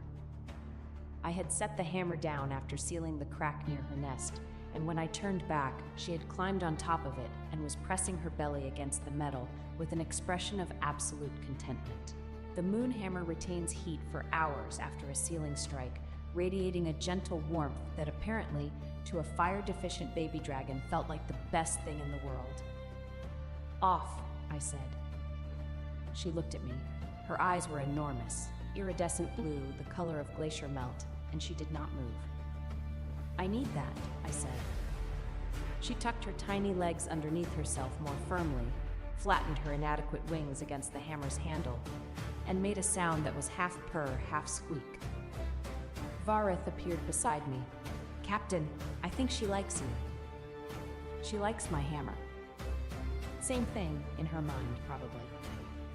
I reached down and picked her up. She weighed almost nothing. Hollow bones, thin scales, the kind of frail construction that said she would never be a war dragon, never carry a rider, never breathe fire hot enough to forge metal. She chirped indignantly as I lifted her, and immediately began wriggling toward the hammer again. I held her against my chest plate instead. The moon-silver armor was warm from my body heat. She went still, pressed her face into the metal, and fell asleep in 4 seconds. Wonderful, I said. Vareth grinned. He tried to hide it. He failed. I named her Pearl because her scales caught the moonlight like the inside of an oyster shell, and because she had the approximate combat value of a very small, very round, very warm-seeking pearl. Pearl became the camp's smallest logistical problem. She slept on warm metal, hoarded buckles and spoons, and climbed anything higher than her own head despite having wings too small to help. The soldiers loved her because she was fragile, stubborn, and entirely convinced that every polished object in the North belonged to her. I loved her too, though I expressed it mostly by sighing, checking that she was warm, and removing her from the moon hammer before combat. 6 weeks after I left the Dragon Palace, the Moon Silver Dragoon had grown to 112 members. Word had spread. Soldiers who had been stationed at the border and received no reinforcements. Low-altitude dragon riders whose nests had been declared expendable. Ground knights who had been denied promotion because their bloodline was not pure enough for the Sky Corps. Wingless Dragon King who had been told they could never serve in combat. They came to us, one by one, then in groups. They came because we sealed the rifts that the crown ignored. They came because we protected the nests that the palace had written off. They came because in the Moon Silver Dragoon, promotion depended on what you could do, not what color your scales were or which family had hatched you. And they came because of what happened at the Thornvale Rift. Thornvale was the largest secondary rift we had encountered, a gaping wound in the sky above a valley that held 3 farming settlements and 1 ancient dragon nursery. The nursery held 17 eggs. Some were common breeds, some were rare. 2 were believed to be the last clutch of a nearly extinct silver lineage. The palace had received reports about Thornvale for 8 weeks. The response had been a single reconnaissance flight and a memo classifying the situation as concerning but not immediate. 17 eggs, 3 villages, rift beasts already beginning to emerge in numbers. We arrived at Thornvale on a cloudy night, the worst possible conditions for me. Cloud cover blocks moonlight, and without moonlight, my forging ability drops by half. The moonhammer still hits like a siege weapon under any conditions, but the additional lunar constructs, shields, chains, lances of compressed silver light, require direct moon exposure. I told my soldiers the truth. I am at half strength. The rift is twice anything we have sealed before. If the clouds clear, I can close it.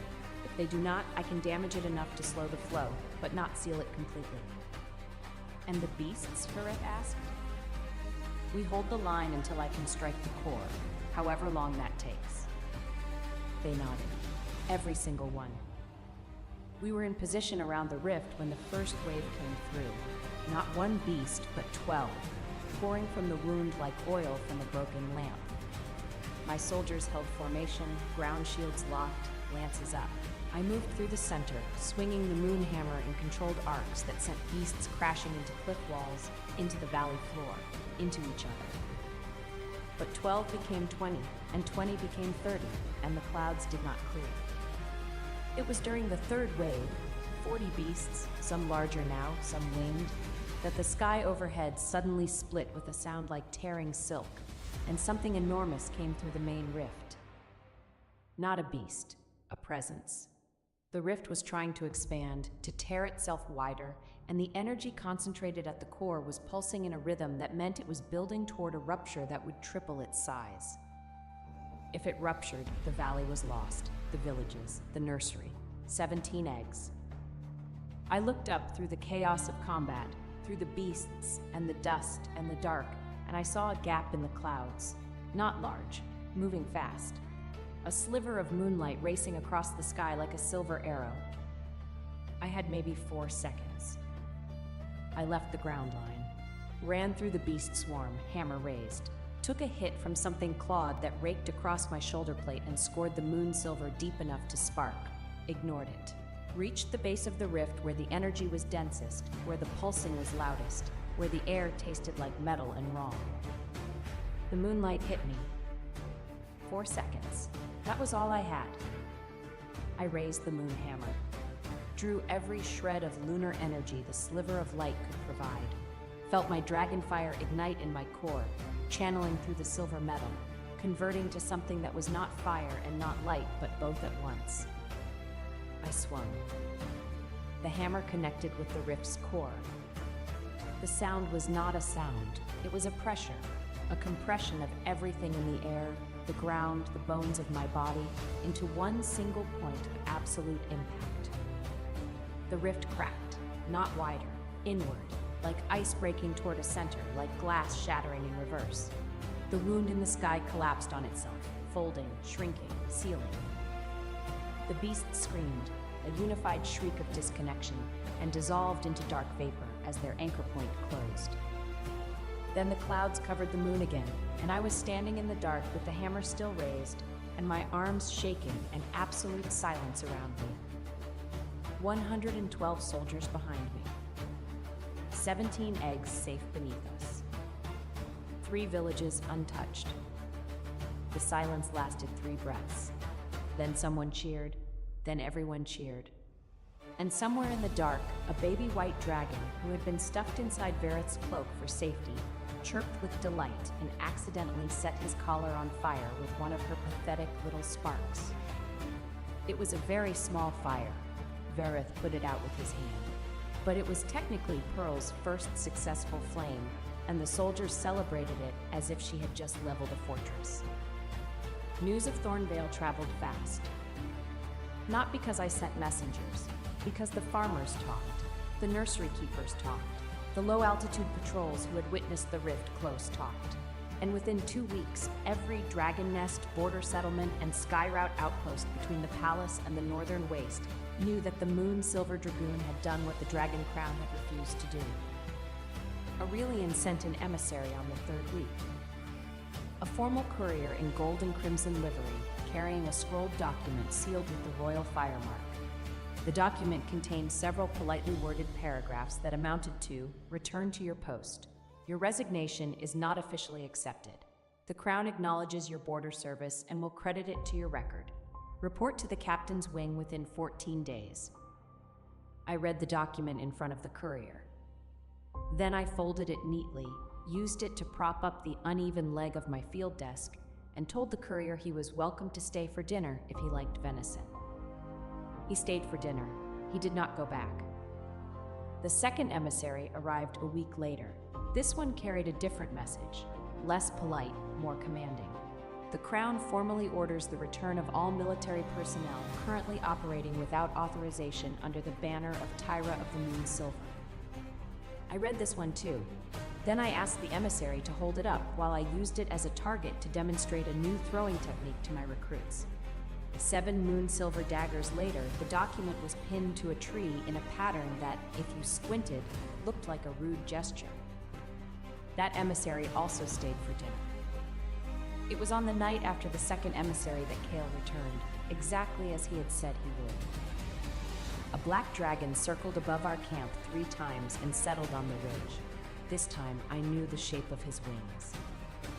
He came down in human form at dawn, walking through the camp as if every suspicious stare were merely weather.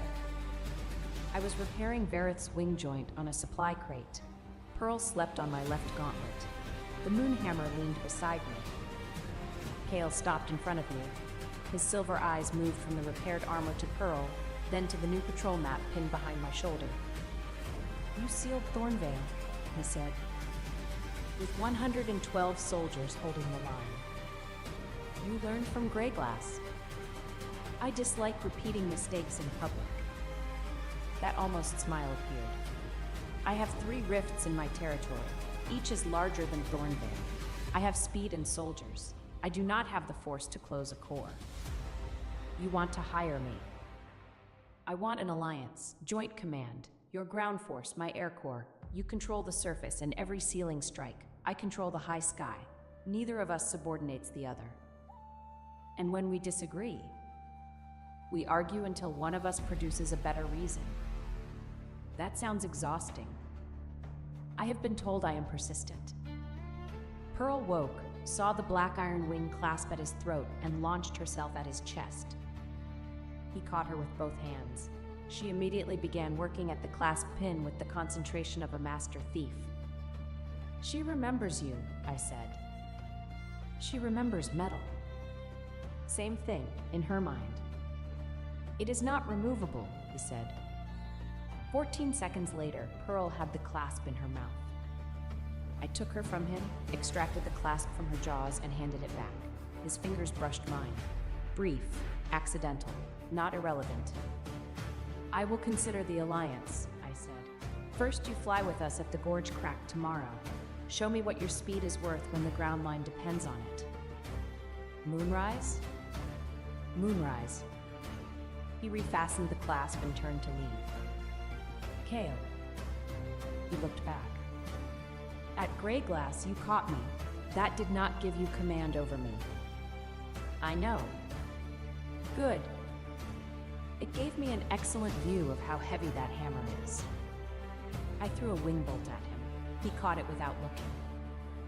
Vareth appeared at my elbow after Kale left. Find out everything about the Black Ridge, I said. Forces, supply capacity, whether its lord is trustworthy or merely desperate. Yes, Captain. Vareth paused. He is very tall. That is not intelligence. He is also very handsome. That is also not intelligence. I am establishing the full tactical picture. I held out my hand. He returned the wing bolt and left before I could throw it again. The next night, Kale proved himself. The gorge engagement was a standard crack seal. Small rift, minor beasts, clean angles. What made it different was the sky above us. 3 rift beasts had emerged with wings, spiraling upward to attack from height, and normally my soldiers would have had to split their formation to address the aerial threat. Kale did not let them. He moved through the air like nothing I had ever seen. Not with the broad, powerful strokes of a heavy dragon, but with a darting precision that was almost insectile. Sharp turns at impossible angles, sudden accelerations that left the winged beast spinning in his wake, corrections and reversals so fast that my eyes could barely track them. He did not kill the beasts with fire. He killed them with speed, striking at joints, at wing bases, at the delicate connection points between body and limb, dismantling them in midair with surgical efficiency. In 4 minutes, the sky was clear. I sealed the crack with a single hammer strike. Full moonlight, clean shot, easy. And then I stood in the cleared gorge with my soldiers and looked up at the dark shape circling above us, barely visible against the stars, except for the faint silver gleam of his eyes. All right, I said to no one in particular. He can keep the sky clear. We formalized the alliance 3 days later. Kale brought 20 of his own soldiers to the negotiation. Lean, fast-looking dragon warriors in dark armor, all built for aerial combat, all watching me with the same evaluating intensity their lord had shown. I brought my full complement, now 130, ground-heavy, shield-locked, watching Kale's soldiers with the professional wariness of people who had spent their lives looking up and worrying about what might dive at them. The terms were simple because I made them simple. Joint command, no subordination. His air corps handles altitude, my ground force handles the surface and the seal strikes. Neither commander overrules the other in their domain. Shared intelligence, shared supplies, separate camps until trust is established. Kale signed without argument. His hand was steady on the document, his expression unreadable, and when he passed the quill to me, he said only, "You write the patrol rotations. My soldiers will follow them." "You trust me with your patrol structure already?" I asked. "You sealed Thornvale with 4 seconds of moonlight and half-strength forging capacity. If you wanted my soldiers dead, you would not need patrol rotations to accomplish it." It was not flattering. It was assessment, delivered with the same flat certainty as everything else he said. I signed the document and tried not to notice that his gaze lingered on my hands as I wrote, on the silver scars, the forged calluses, the width of my fingers around the quill. The first week of joint operations went smoothly. The second week went better. By the third week, we had sealed 2 more secondary cracks and established a patrol network that covered the entire northern border more effectively than Aurelian's palace guard had managed in 6 months. It was during the 3rd week that the challenge happened. Kale and I had disagreed, publicly in front of both companies, about approach strategy for a mid-altitude rift. I wanted ground anchor positioning. He wanted a high-altitude dive seal. The disagreement was professional, technical, and completely civil. But his soldiers were watching, and my soldiers were watching. And in dragon military culture, when two commanders of equal rank disagree and neither yields, there is a traditional resolution. Vareth said it first because Vareth had no sense of self-preservation. Trial of arms, Captain? The camp went very quiet. I looked at Kale. He looked at me. His silver eyes held something that might have been anticipation. Ground combat, I said. Open ring, first to yield or leave the circle. Agreed, he said, and the speed with which he agreed told me he had been waiting for this. We cleared a flat area at the center of camp. Both companies formed the ring, my soldiers on one side, his on the other, Pearl on Vareth's shoulder looking deeply confused about why everyone was standing in a circle. I wore my standard armor, moon silver plate, no helm, hair bound back. I carried a training lance, blunted, weighted to match my combat weapons. Kale wore his dark armor, lighter than mine, and carried a training sword that was clearly designed for speed rather than force. We faced each other across the ring.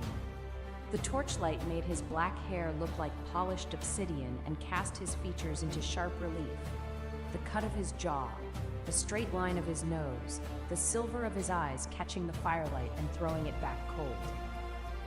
Rules, Vareth called out, acting as arbiter because someone had to and he apparently wanted a front row seat. No dragon form, no fire, no forging, no flight, ground combat only. First to yield, leave the ring, or be unable to continue. I adjusted my grip. Kale adjusted his stance, low, balanced, ready to move in any direction. Begin, Vareth said. Kale moved first. Fast, faster than I expected in human form, closing the distance between us in 2 strides, his sword coming in at a low angle designed to test my guard. I did not parry. I stepped forward into his range, inside the arc of his blade, and pushed. Open palm, center of his chest plate, full strength. He flew backward 3 steps. His boots left furrows in the packed earth. His sword arm swung wide for balance. He did not fall, but it was close. One heel caught a stone and he had to twist sideways to stay upright. Silence from both sides of the ring. I lowered my hand. Your speed is notable, I said calmly, but you came within arm's reach of a heavy dragon. His expression did not change. He straightened, rolled his shoulders, adjusted his grip. Then he came again, faster this time, and this time he did not come straight. He circled, quick lateral steps, feints, direction changes that made tracking him require full focus. His sword came from angles I did not expect, testing every joint in my guard, never committing fully, never staying in one place long enough for me to plant and push. I understood. He was not trying to overpower me. He was trying to exhaust me, to make me turn and turn and turn again until my heavier armor and slower rotation gave him an opening. I stopped turning. He struck from my left. I took the hit on my shoulder plate. Moon silver rang but did not dent, and grabbed. My hand closed on his sword arm, not the blade, the arm itself above the wrist, my fingers wrapping around the vambrace with the kind of grip that bends metal. He went very still.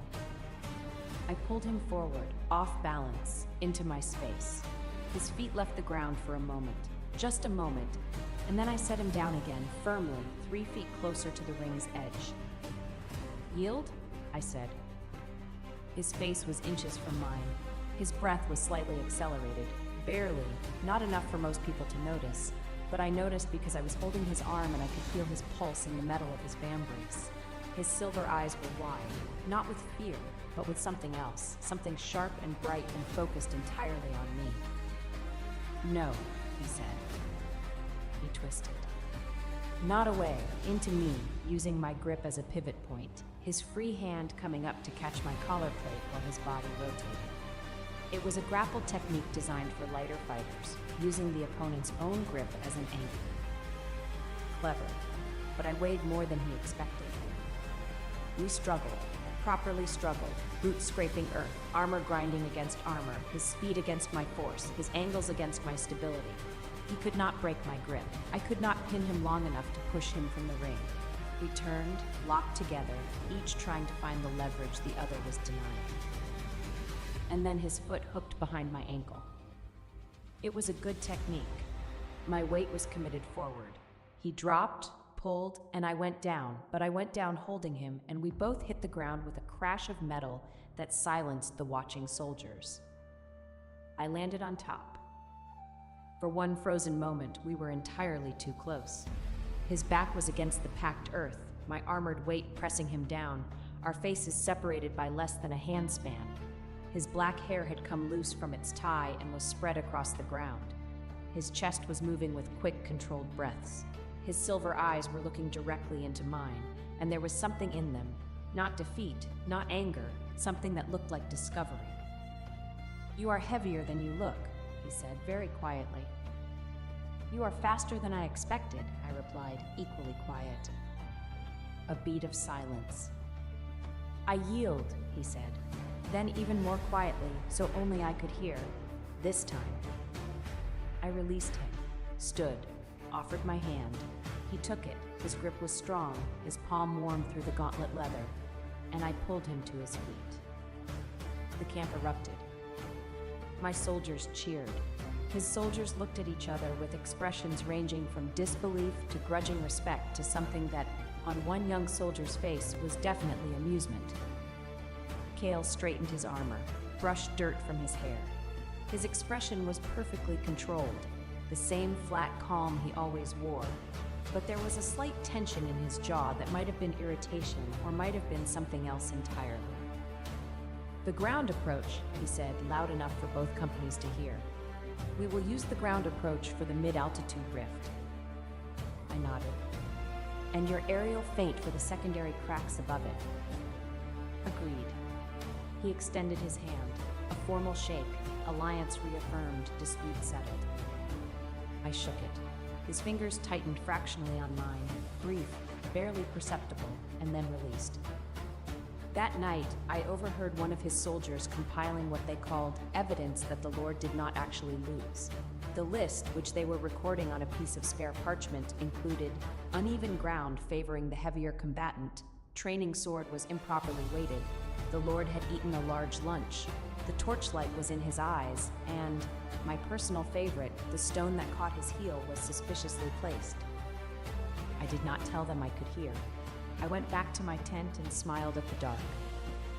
The document appeared 3 days later.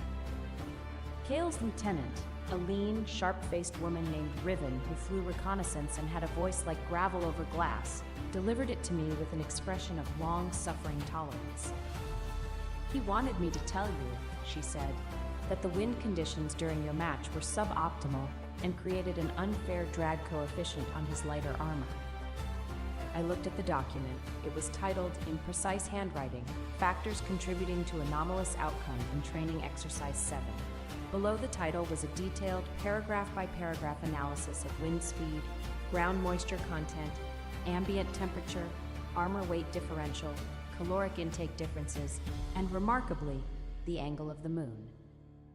"The angle of the moon," I said. "He spent 2 hours on this," Riven said. "I want you to know that." "Does he actually believe any of this?"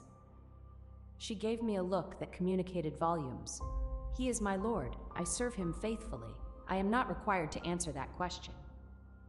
I folded the document and put it in my belt pouch. I kept it. I did not examine too closely why I kept it. Later, I learned this was the beginning of what his soldiers internally titled the 47 Reasons the Black-Winged Dragon Lord has never truly lost. By the time of our final campaign together, the list had grown to include reasons such as the enemy moved unexpectedly, his pre-battle meditation was interrupted by a baby dragon stealing his boot buckle, and the captain was wearing her hair differently, and it was distracting in a way that affects combat readiness. The 4th week brought the first real test of our alliance.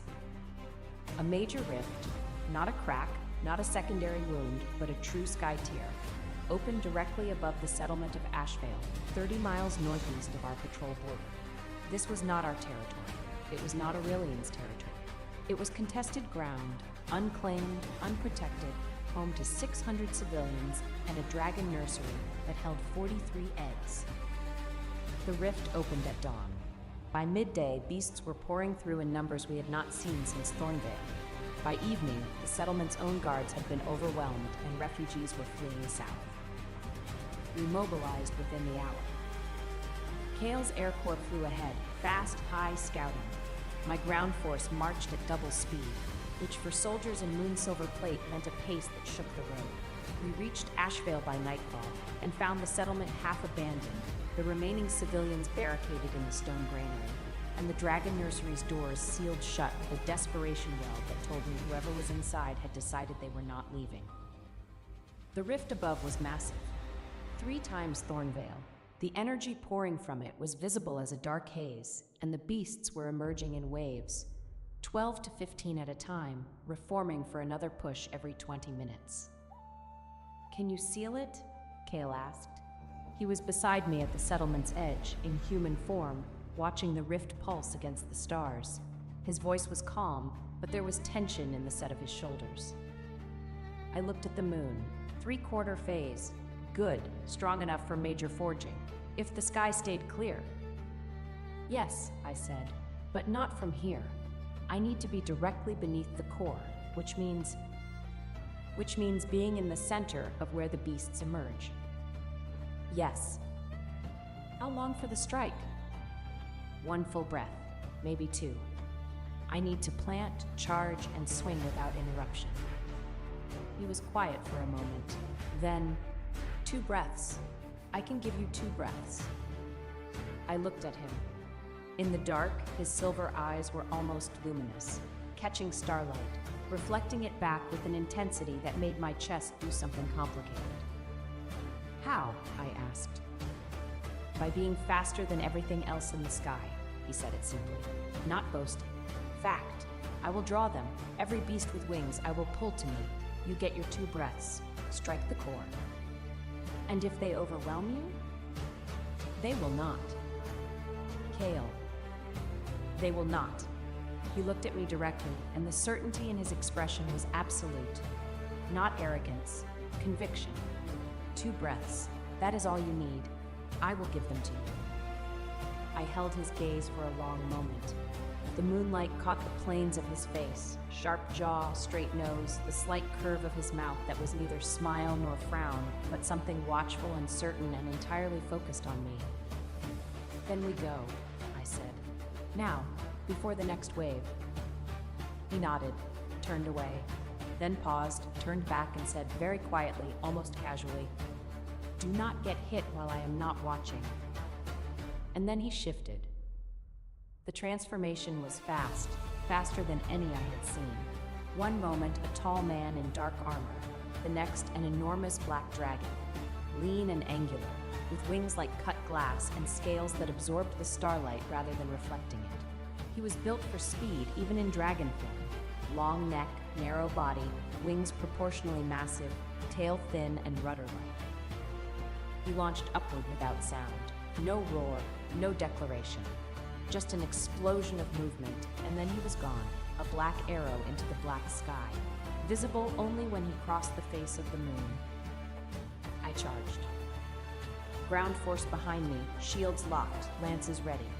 We pushed into the beast swarm at the rift's base, my soldiers holding the perimeter while I drove through the center, hammer raised, heading for the core point directly beneath the wound.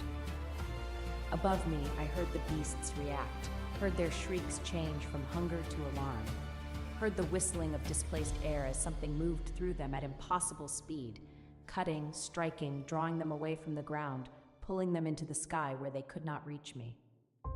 2 breaths. I reached the core point, planted my feet, raised the hammer. The moonlight hit the metal and the silver blazed white, not just the hammer, but my entire armor, my hair, my skin. I became a column of lunar fire, drawing every particle of moonlight within a 1/4 mile into the weapon above my head. 1 breath. The hammer charged. The energy built. The rift above me screamed, a high, thin sound, the sound of something that knows it is about to be sealed. 2 breaths. I swung. The impact shattered the core. The rift collapsed inward with a thunder crack that knocked every soldier within 50 feet to one knee. The dark haze dissolved. The beasts dissolved. The sky above Ashvale went clear, instantly, completely, like a curtain torn away to reveal the stars behind it. Silence. Then, from high above, a roar. Not anger, not hunger. A single clear note of triumph that echoed off the mountains and rolled across the valley like a bell. Kale descended, shifted in midair, dragon to man in the space of a heartbeat, and landed beside me on the scorched ground with the kind of impossible grace that made my soldiers mutter enviously. He was breathing hard. His armor was scored in 6 places. Claw marks, tooth marks, one deep gouge across his shoulder guard. His black hair was wild, his silver eyes bright, his expression was alive, open, unguarded in a way I had not seen before. And he was looking at me with something that made my stomach flip in a way entirely unrelated to combat adrenaline. 2 breaths, he said. I told you. You are bleeding, I said, pointing to a cut above his eyebrow. He touched it, looked at the blood on his fingers with mild surprise, as if he had not noticed. Irrelevant. It is on your face. Still irrelevant. Sit down, let me.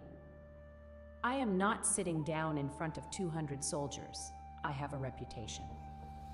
Your reputation is that you never lose. You can add never bleeds to the list. The corner of his mouth twitched. Is this concern, Captain? I had a cloth in my belt pouch. I took it out, stepped closer, and pressed it against the cut above his eyebrow without waiting for permission. He went very still. His breath caught, so slightly that I might have imagined it, except I was standing close enough to feel the warmth of it against my wrist. I dabbed at the cut. It was shallow. It would not scar. Thank you, I said quietly, for the 2 breaths. He was silent for a long moment. Then, anytime. I pulled back, pocketed the bloodied cloth. His eyes followed my hand, then returned to my face, and there was a question in them that he did not ask. We did not discuss it further. That night, after the camp was built and the soldiers were fed, I found a small black iron object on my armor stand. It was Kale's spare wing clasp, identical to the one Pearl had stolen during his formal proposal.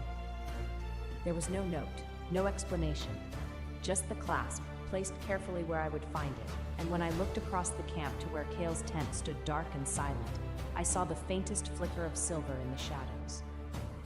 He was watching. I picked up the clasp, turned it over in my hands. It was warm, recently forged, or recently held. I fastened it to the inside of my collar plate, where it would not be visible to anyone. In the morning, I said nothing about it. He said nothing about it. Vareth said nothing about it, but looked unbearably smug. The weeks that followed were the most productive of my military career. The Moonsilver Dragoon and the Black Ridge Corps sealed 9 rifts in 40 days. We established permanent patrol routes, built 3 new watchtowers, evacuated 2 threatened settlements, and protected 5 dragon nurseries. Our combined force grew to 300. Soldiers, support staff, healers, and the ever-growing collection of refugees who found our camps and asked to stay. Kale and I developed a rhythm. He flew ahead, scouted, reported. I planned the ground approach, positioned soldiers, prepared for the SEAL strike. He kept the sky clear. I kept the ground held. We argued about strategy every second day and agreed on tactics every first day. And somewhere between the arguments and the agreements, something shifted. It was small things at first. He began appearing at my morning briefings with 2 cups of tea, one black, one with honey, always handing me the honeyed one without comment or eye contact. He began standing closer during strategy discussions, not inappropriately close, but close enough that I was aware of the warmth of him, the clean metal smell of his armor, the way his sleeve occasionally brushed mine when he reached for a map. He began finding reasons to watch me train, not openly. He would position himself on a nearby ridge or rooftop, ostensibly reviewing reports or studying the sky, but his eyes would drift downward with a regularity that suggested the reports were not particularly engaging. And he began, very subtly, almost imperceptibly, placing himself between me and any other man who stood too close. Vareth was the first to notice. "Captain, the Lord is doing it again." "Doing what?" "Standing between you and Lieutenant Corin. Corin was showing you the supply manifest, and the Lord just materialized like a wall. A very tall, very handsome, very possessive wall. He is reviewing the Eastern Patrol schedule. The Eastern Patrol schedule is in his tent. He is holding a blank piece of parchment." I looked. Cale was indeed standing 4 feet from my right shoulder, holding a piece of parchment that was indeed blank, and staring at it with the intense focus of someone reading extremely important non-existent text. Corin had retreated to a respectful distance and was pretending to organize supply bags. "Lord Cale?" I said. He looked up from his blank parchment. "Captain, what does your document say?" "A beat. Strategic observations." "It is blank. They are unwritten strategic observations, mental notes. You are standing on Corin's supply manifest." He looked down. He was indeed standing on a piece of parchment that Corin had apparently dropped in his retreat. Cale stepped off it without changing expression. "My apologies to the lieutenant," he said. Then he walked away, still carrying his blank parchment, radiating the quiet dignity of someone who has absolutely been caught and will never, under any circumstances, acknowledge it. Vareth looked at me. I looked at Vareth. "Not a word," I said. "Wouldn't dream of it, Captain." The first kiss happened because of Pearl. It was evening. The camp was quiet. I was in my tent, removing my armor piece by piece after a long patrol, and Pearl was, as usual, somewhere she should not be. Specifically, she was on top of Cale's head. He had come to deliver a scouting report, and Pearl had launched herself from my armor stand onto his shoulder as he entered, then scrambled up his hair. He winced but did not make a sound, and settled on the crown of his head like a small, scaly, self-satisfied hat. "Your dragon is on my head," he said. "I see that. She is attempting to eat my hair tie. She collects things. I need my hair tie. You have others." "That is not," he stopped. Pearl had succeeded in removing the tie, and his black hair fell loose around his shoulders and face in a cascade that caught the lamplight end. I stared. I had never seen his hair down. It was longer than I had realized, past his shoulders, almost to his mid-back, and it transformed his face from sharp and severe to something softer, something that made him look younger, less guarded. He was looking at me, looking at him, and something in his expression changed, softened. The careful blankness dissolved into something vulnerable and raw and entirely focused on my face. "Captain," he said very quietly.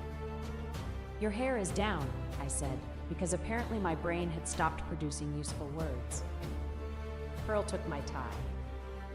Yes. Pearl, oblivious to the moment she had created, chirped happily and began trying to nest in his hair, kneading it with her tiny claws like a cat settling into a blanket. Cale stepped closer. One step, then another. Pearl swayed on his head but clung on, still kneading. "I want to say something," he said. His voice was low, careful, as if each word was being placed deliberately, like stones across a river. "And I need you to know that I am not saying it because of alliance strategy or military advantage or because your hammer is useful to me." My heart was doing something inadvisable in my chest. "Then why are you saying it?" "Because you smiled at your soldiers this morning and I forgot what I was doing for 6 seconds.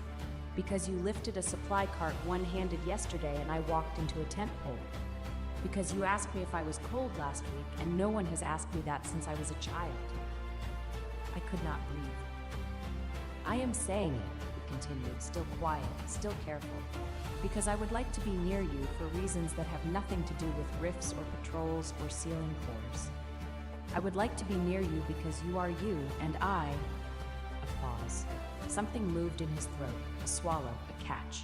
I have not wanted that before, with anything. The lamplight flickered. Pearl chirped again from his head, and somewhere outside, a nightbird called. I reached up and took Pearl off his head, set her on the armor stand. She protested, squeaking, flapping, but I ignored her because for the first time in my life, something was more important than managing a baby dragon's emotional needs. Then I turned back to Kale. He was standing very still, watching me, waiting. His silver eyes held no blankness now. They were open, bright, almost afraid, and I realized that this man who moved through the sky like nothing could touch him was standing in my tent terrified that I would say no. I stepped forward, closed the distance between us, put my hand against his chest, not pushing, not pulling, just resting it there, feeling his heartbeat through the leather of his underarmor. "You walked into a tent pole?" I said. He closed his eyes briefly. "That is the part you are focusing on?" It was a good tentpole moment. I am confessing deep emotional vulnerability, and you are making jokes. I am processing. Give me a moment. Take all the time, you.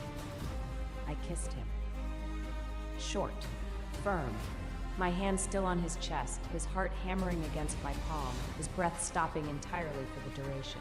His lips were warm and slightly chapped, and he tasted like the iron-tinged tea he drank every evening. I pulled back.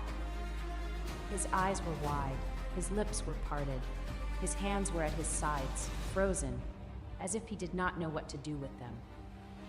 "That is my answer," I said. He blinked. Then his hands came up, slowly, carefully, as if I might disappear if he moved too fast, and settled on my waist, light, barely touching. His fingers curled into the fabric of my undershirt. "Can I?" he started. "Yes." He kissed me back. It was different from mine, slower, deeper, his hand sliding from my waist to the small of my back, pulling me closer with a gentleness that contradicted everything about his sharp, fast, blade-edged combat style. He kissed like he was memorizing something, like he was afraid it would be taken away. When we broke apart, his forehead rested against mine. His breath was unsteady. His hands were shaking, just slightly, just enough for me to feel. "I have never done that before," he said. "Kissed someone?" "Wanted to." When we broke apart, the camp remained quiet around us. Pearl had finally fallen asleep on the far side of the armor stand, and for once chose not to interfere. Kale's hair was still loose around his face. His hands rested lightly at my waist, waiting rather than claiming. "I have never done that before," he said. "Kissed someone?" "Wanted to." I kissed him again because the answer frightened me, moved me, and made something inside my chest feel chosen rather than assigned. The weeks continued. The rifts did not stop. If anything, they were increasing, but our forces were effective. We sealed them systematically, protected the settlements beneath them, and grew. 300 became 400.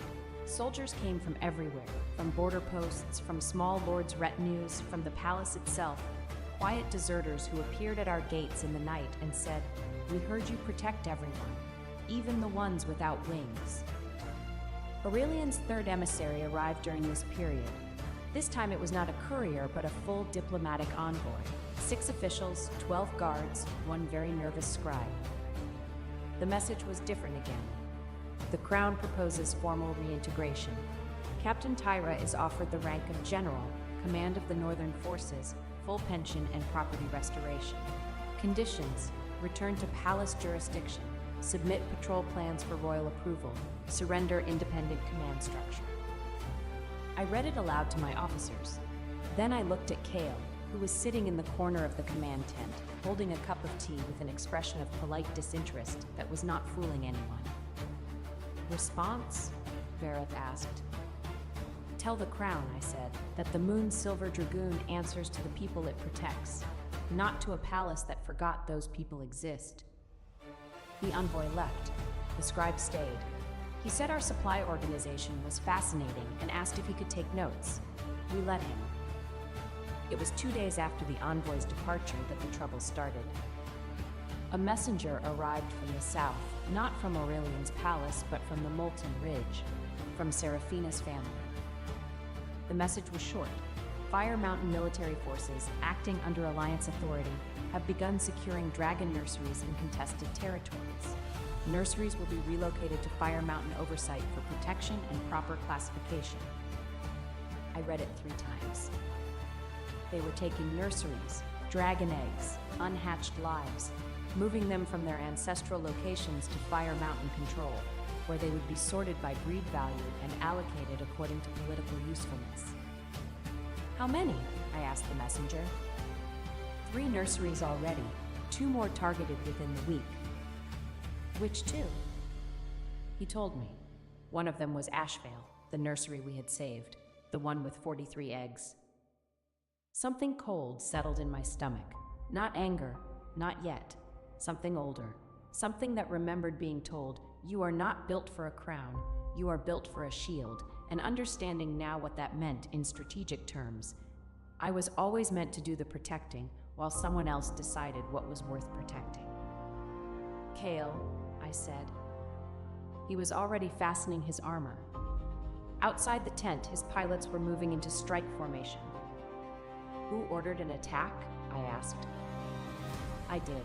We intercept the Fire Mountain column before it reaches Ashvale. No. His silver eyes hardened. If we wait, they may take the eggs. If you attack a royal column before it makes a hostile move, Aurelian will call us rebels. The nursery keepers will be caught between armies, and soldiers who may be obeying orders will die for Volkrath's ambition. I will not watch another nest disappear while lords debate permission. Neither will I. But beside me does not mean racing ahead and choosing the war for both of us. The words struck. He went completely still.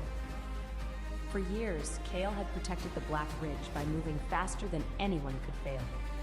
I could see the habit in him. Act first, stand alone, prevent loss by controlling every approach. "You are right," he said at last. It did not come easily. That made it matter. He turned toward the tent opening. "Riven, stand down the strike formation. Patrol only. No engagement without the captain's signal." Then he faced me again. "What do we do?" I looked at Ashvale on the map. "We get there first. We put our bodies between the eggs and the road. Then we make Seraphina decide, in daylight, whether she came to protect a nursery or steal it." We flew through the night. Kale carried me, not because I could not fly in dragon form, but because his speed at altitude was triple mine and time mattered. I sat between his shoulders in full armor, moonhammer strapped across my back, and he cut through the sky with a velocity that made my eyes water and my stomach protest. It was, I will admit, not unpleasant. His dragon form was warm beneath me, his scales smooth as polished glass, and the way he angled his wings to shield me from the worst of the wind was a kindness he would later deny. "This is not a romantic flight," he said through the mind link that formed between rider and dragon. "This is tactical transportation. You are adjusting your wings to block the wind from my face. That is aerodynamic optimization. You tilted left so I could see the stars. Navigational reference for the passenger. You are purring." A long silence. Then, "Dragons do not purr." "Your chest is vibrating." "That is the engine." "Dragons do not have engines." "Then it is a mystery. Focus on the mission, Captain." I smiled against his scales and said nothing more, and he purred louder, or vibrated mechanically, or whatever he was insisting it was, all the way to Ashvale. We arrived before dawn. The nursery was intact, sealed, guarded by the local keepers, undisturbed. The Fire Mountain forces had not arrived yet. But they would.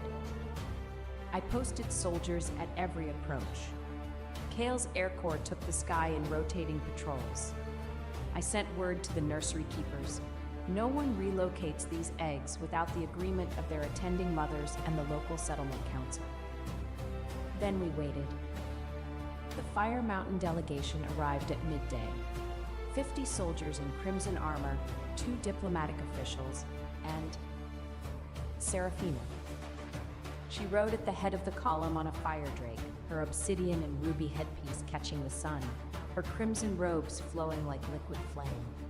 She looked every inch the Dragon Queen she had been made, regal, controlled, beautiful. She also looked tired. There were shadows under her eyes that had not been there at the ceremony, and the set of her shoulders was not the confidence of a queen, but the tension of someone carrying a weight they did not choose. She stopped her column at the edge of our perimeter, looked at my soldiers, looked at Kale's dark-armored warriors circling above, looked at me, standing at the nursery door in full moon silver plate with the hammer on my back and 100 soldiers behind me.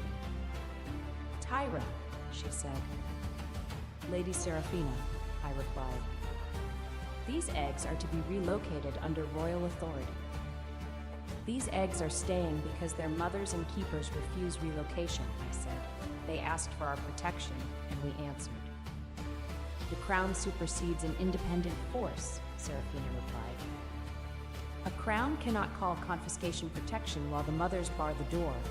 If you intend to take the eggs, you will have to say so in front of them." She was quiet. That was when I understood she had not come because she wanted to. She had come because she had been sent. I looked at her, really looked, past the headpiece and the robes and the political mask. "Who ordered this?" I asked. "You or the Ridge?" Her jaw tightened. She did not answer. "Your father," I said. "He is using Aurelian's seal to legitimize territorial expansion under the guise of egg protection. My father acts in the interest of dragonkind." "Your father acts in the interest of your father. How many of the eggs in those 3 relocated nurseries have actually been returned to their mothers?" Silence. "How many, Serafina?" "None yet. The classification process takes 6 months, during which the mothers have no access and the eggs are under Fire Mountain military guard. That is not protection. That is confiscation." Her hands tightened on her drake's reins. The tiredness in her face deepened. She looked, for just a moment, like someone who knew exactly what was happening and did not know how to stop it. "I have my orders," she said. "And I have 100 soldiers and a very large hammer. Your orders do not supersede physics." Another silence. Her officials shifted nervously behind her. Her 50 soldiers were looking at my 100 soldiers, and at Kale's dragons circling above, and the arithmetic was not in their favor. "We will withdraw," Serafina said, "for now, but this is not resolved." "No," I agreed, "it is not." She turned her column, rode away. At the last moment, she looked back over her shoulder at me, and there was something in her expression, not hostility, not resentment, something that looked almost like relief. I filed that away for later. The confrontation at Ashvale became the beginning of what the soldiers called the Nursery War, though no battle had yet been fought. Over the following weeks, I sent one simple offer to every threatened nursery. Your eggs remain with their mothers. Your keepers keep authority over care. If armed men attempt removal, we will stand at the door. 14 nurseries accepted. 6 settlements joined their supply routes to ours. Aurelian answered by declaring every settlement under our protection ineligible for crown trade, medicine, storm relief, and emergency reinforcement. He did not strike me. He squeezed the people who had chosen me. "He is using civilians as leverage," Vareth said. "As hostages," I replied, bloodlessly enough to call it policy. Kale wanted to build an independent trade network. In 6 months, it could have worked. Winter was 6 weeks away. I looked at the royal proclamation and remembered what Kale had told me after Greyglass. The first covenant of dragonkind was older than any throne. The guardian of a nest held authority only while the nest trusted that guardian to keep it alive. The covenant was not a hidden clause. Every dragon child knew it. Crowns had spent centuries pretending it was ceremonial because no king expected 14 nurseries to withdraw their trust at once. I am going to the council, I said. To invoke the covenant? Kale asked. To make the council look at the people Aurelian punished. I am taking the nursery keepers, the mothers, the settlement elders, and the soldiers who answered the beacons. The covenant can recognize their choice after they make it. It will not replace it. The council may refuse to hear them. Then 300 representatives will watch a king silence mothers asking to keep their own eggs. He can win the vote and lose the kingdom. Kale stared at me with that blade-bright admiration that always felt dangerously close to hunger. You are going to walk into the Dragon Council and make the North choose its commander in front of the crown. Yes, with a hammer. The hammer is for punctuation. He crossed the tent, took my face in both hands, and kissed me, brief, fierce, and entirely certain. I am going with you. Beside me, I said. Beside you. The Dragon Council convened in the Hall of Scales, a cavern old enough to bear the claw marks of the first dragons. I returned to the palace in full armor with Kale at my left, Vareth at my right, 14 nursery keepers behind us, 6 settlement elders, and mothers carrying the names of every egg the crown had abandoned. 100 soldiers waited outside the gate. They did not enter.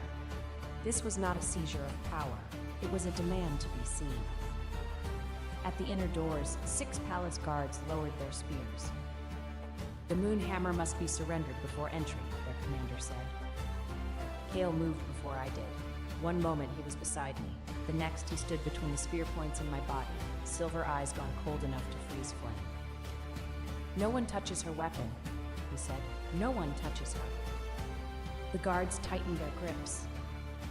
I placed one gauntleted hand against Kale's forearm. Stand down. I choose how this begins. Every line in his body wanted to resist. He stepped aside anyway. That obedience mattered more than the threat. I unstrapped the hammer myself, carried it through the doors, and set it on the central speaking stone where every representative could see it. It remains within my reach, I said. That is the compromise. No guard argued. Aurelian sat on the high throne in gold. Seraphina sat beside him, composed and tired. The 300 council seats were full. I did not begin with a law. I called Mara Fen, keeper of Thornvale Nursery. She walked onto the speaking floor with gray hair braided down her back and named the 17 eggs that would have died while the crown called the rift concerning, but not immediate. I called Elder Rowan of Ashvale. He described 600 civilians sheltering in a granary while palace patrols remained absent. I called a wingless mother named Ellen, who placed both hands on the speaking stone and said, "My daughter's egg was marked non-priority. Commander Tyra came anyway. The crown did not. I choose the guardian who came." One by one, the other keepers stood. 14 nurseries withdrew their defensive trust from the crown. 6 settlements did the same. Then Vareth stepped forward on behalf of the soldiers who had answered the beacons. "We did not follow Commander Tyra because she promised us rank," he said. "We followed because she was walking toward people who had been left alone. We remain because she learned from failure without asking anyone else to pay for it." The hall became so quiet I could hear Aurelian breathe. He stood. In the torchlight, he looked like the king he had always known how to resemble. "This is personal grievance dressed as public duty," he said. Tyra was offered reinstatement, promotion, property, and command. She refused every reasonable path back to lawful service. "Name one rift you sealed," I said. His mouth closed. "Name one nursery you defended. Name one settlement you evacuated. Name one egg alive because you chose it over a banquet, negotiation, or ceremony." He looked at the mothers on the speaking floor. He could not name one. Brethren, the High Council speaker, rose from his stone seat. He had served 3 kings and trusted none of them. The first covenant does not grant authority to whoever owns the prettiest seal, he said. It recognizes the guardian chosen by those whose lives are being guarded. The council will deliberate whether the North has made such a choice. I lifted the hammer from the speaking stone and left the floor with the people who had made that choice visible. We withdrew to a side chamber. The same side chamber, in fact, where I had overheard Aurelian and Seraphina months ago. The irony was not lost on me. Cale stood by the window, arms crossed, watching the sky. His silver eyes reflected the clouds. That was, he started. Do not say impressive. I will think you are being diplomatic. I was going to say terrifying, in a way that I enjoyed very much. I looked at him. He was not smiling, he rarely did, but there was a softness in his expression that was becoming familiar to me. The softness he showed only when we were alone, or nearly alone, when the sharp edges of his public face relaxed into something warmer. If the council rules in my favor, I said, I will hold sovereign airspace over the Northern Territories. That includes your border. I know. You would be operating within my jurisdiction. I know. That does not concern you? He turned from the window, walked to me, stopped close enough that I could feel the warmth of him, could see the faint silver flecks in his irises that I had only recently learned existed. Everything I have, he said, I would put under your authority without hesitation. My soldiers, my territory, my skies. He paused, his voice dropped. Myself. My chest ached. The good kind of ache, the kind that comes from something expanding rather than breaking. That is a significant tactical concession, I said, because I still processed emotions by converting them into military terminology. It is not tactical. He reached out and tucked a strand of hair behind my ear. His fingers lingered at my temple. It is personal. I leaned into his touch. Just slightly. Just enough. Cale. Tyra. If I become commander of the Northern Airspace, I will outrank you.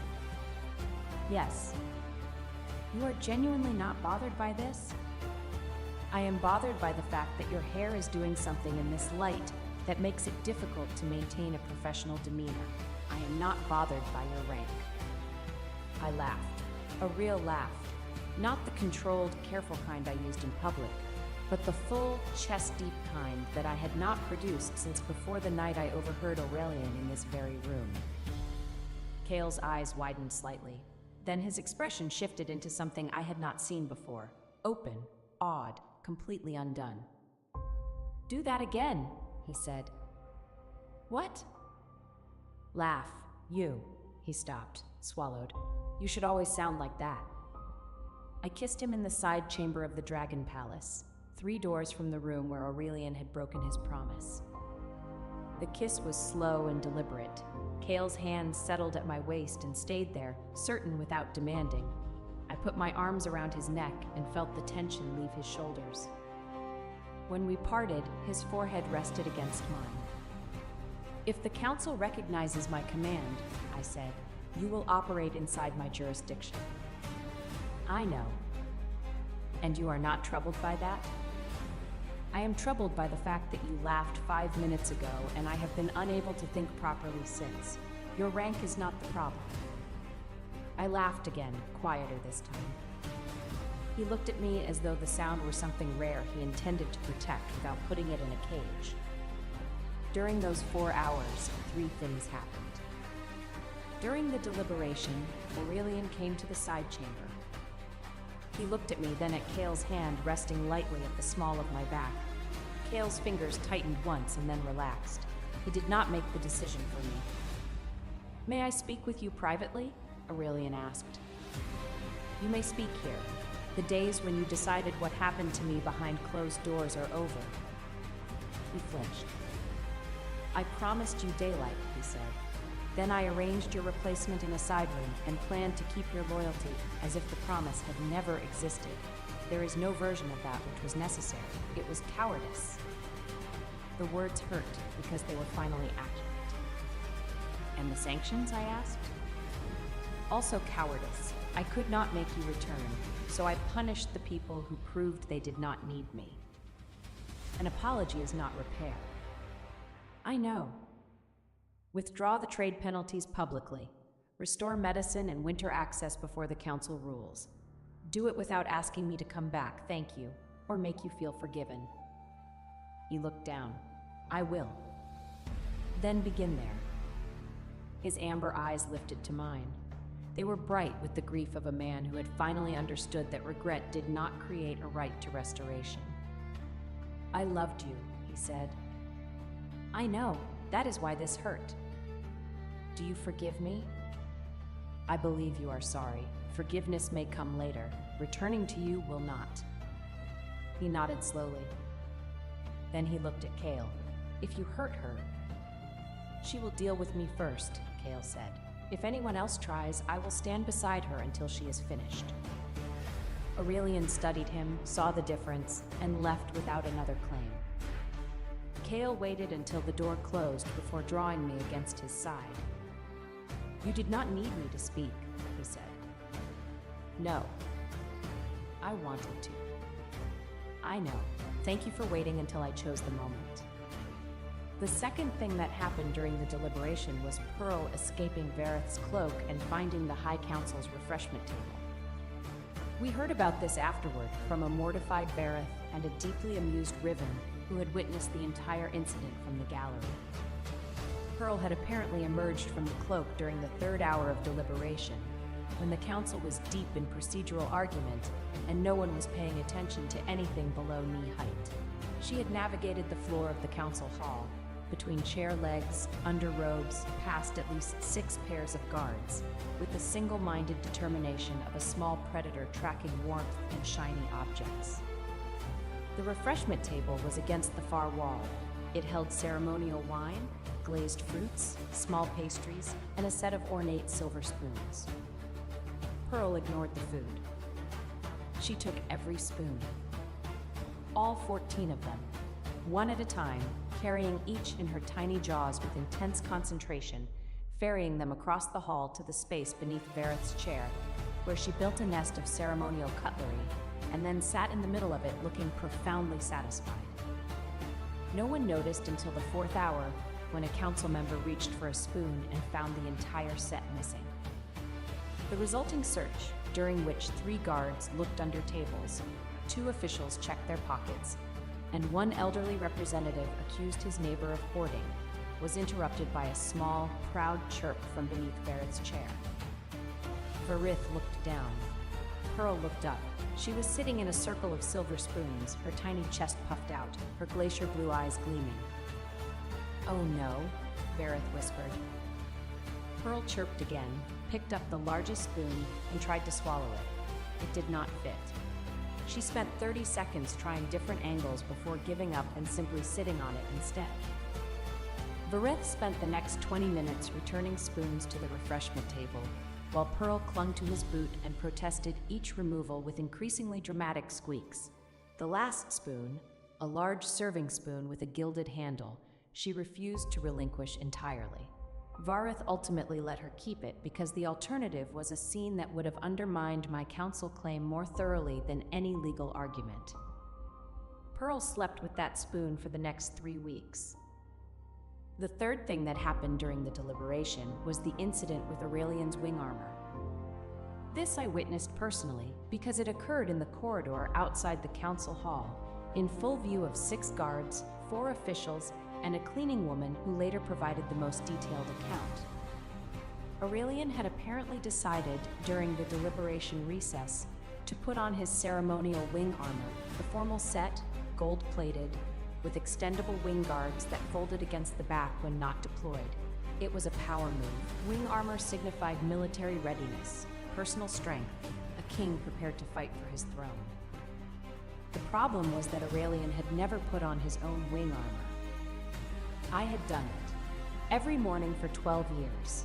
I knew the clasps, the hinges, the specific order of attachment. Left shoulder mount first, then right, then the spinal connector, then the wing guards, left before right because the right guard's hinge was slightly tighter and needed the left already in place to provide countertension. Aurelian did not know any of this.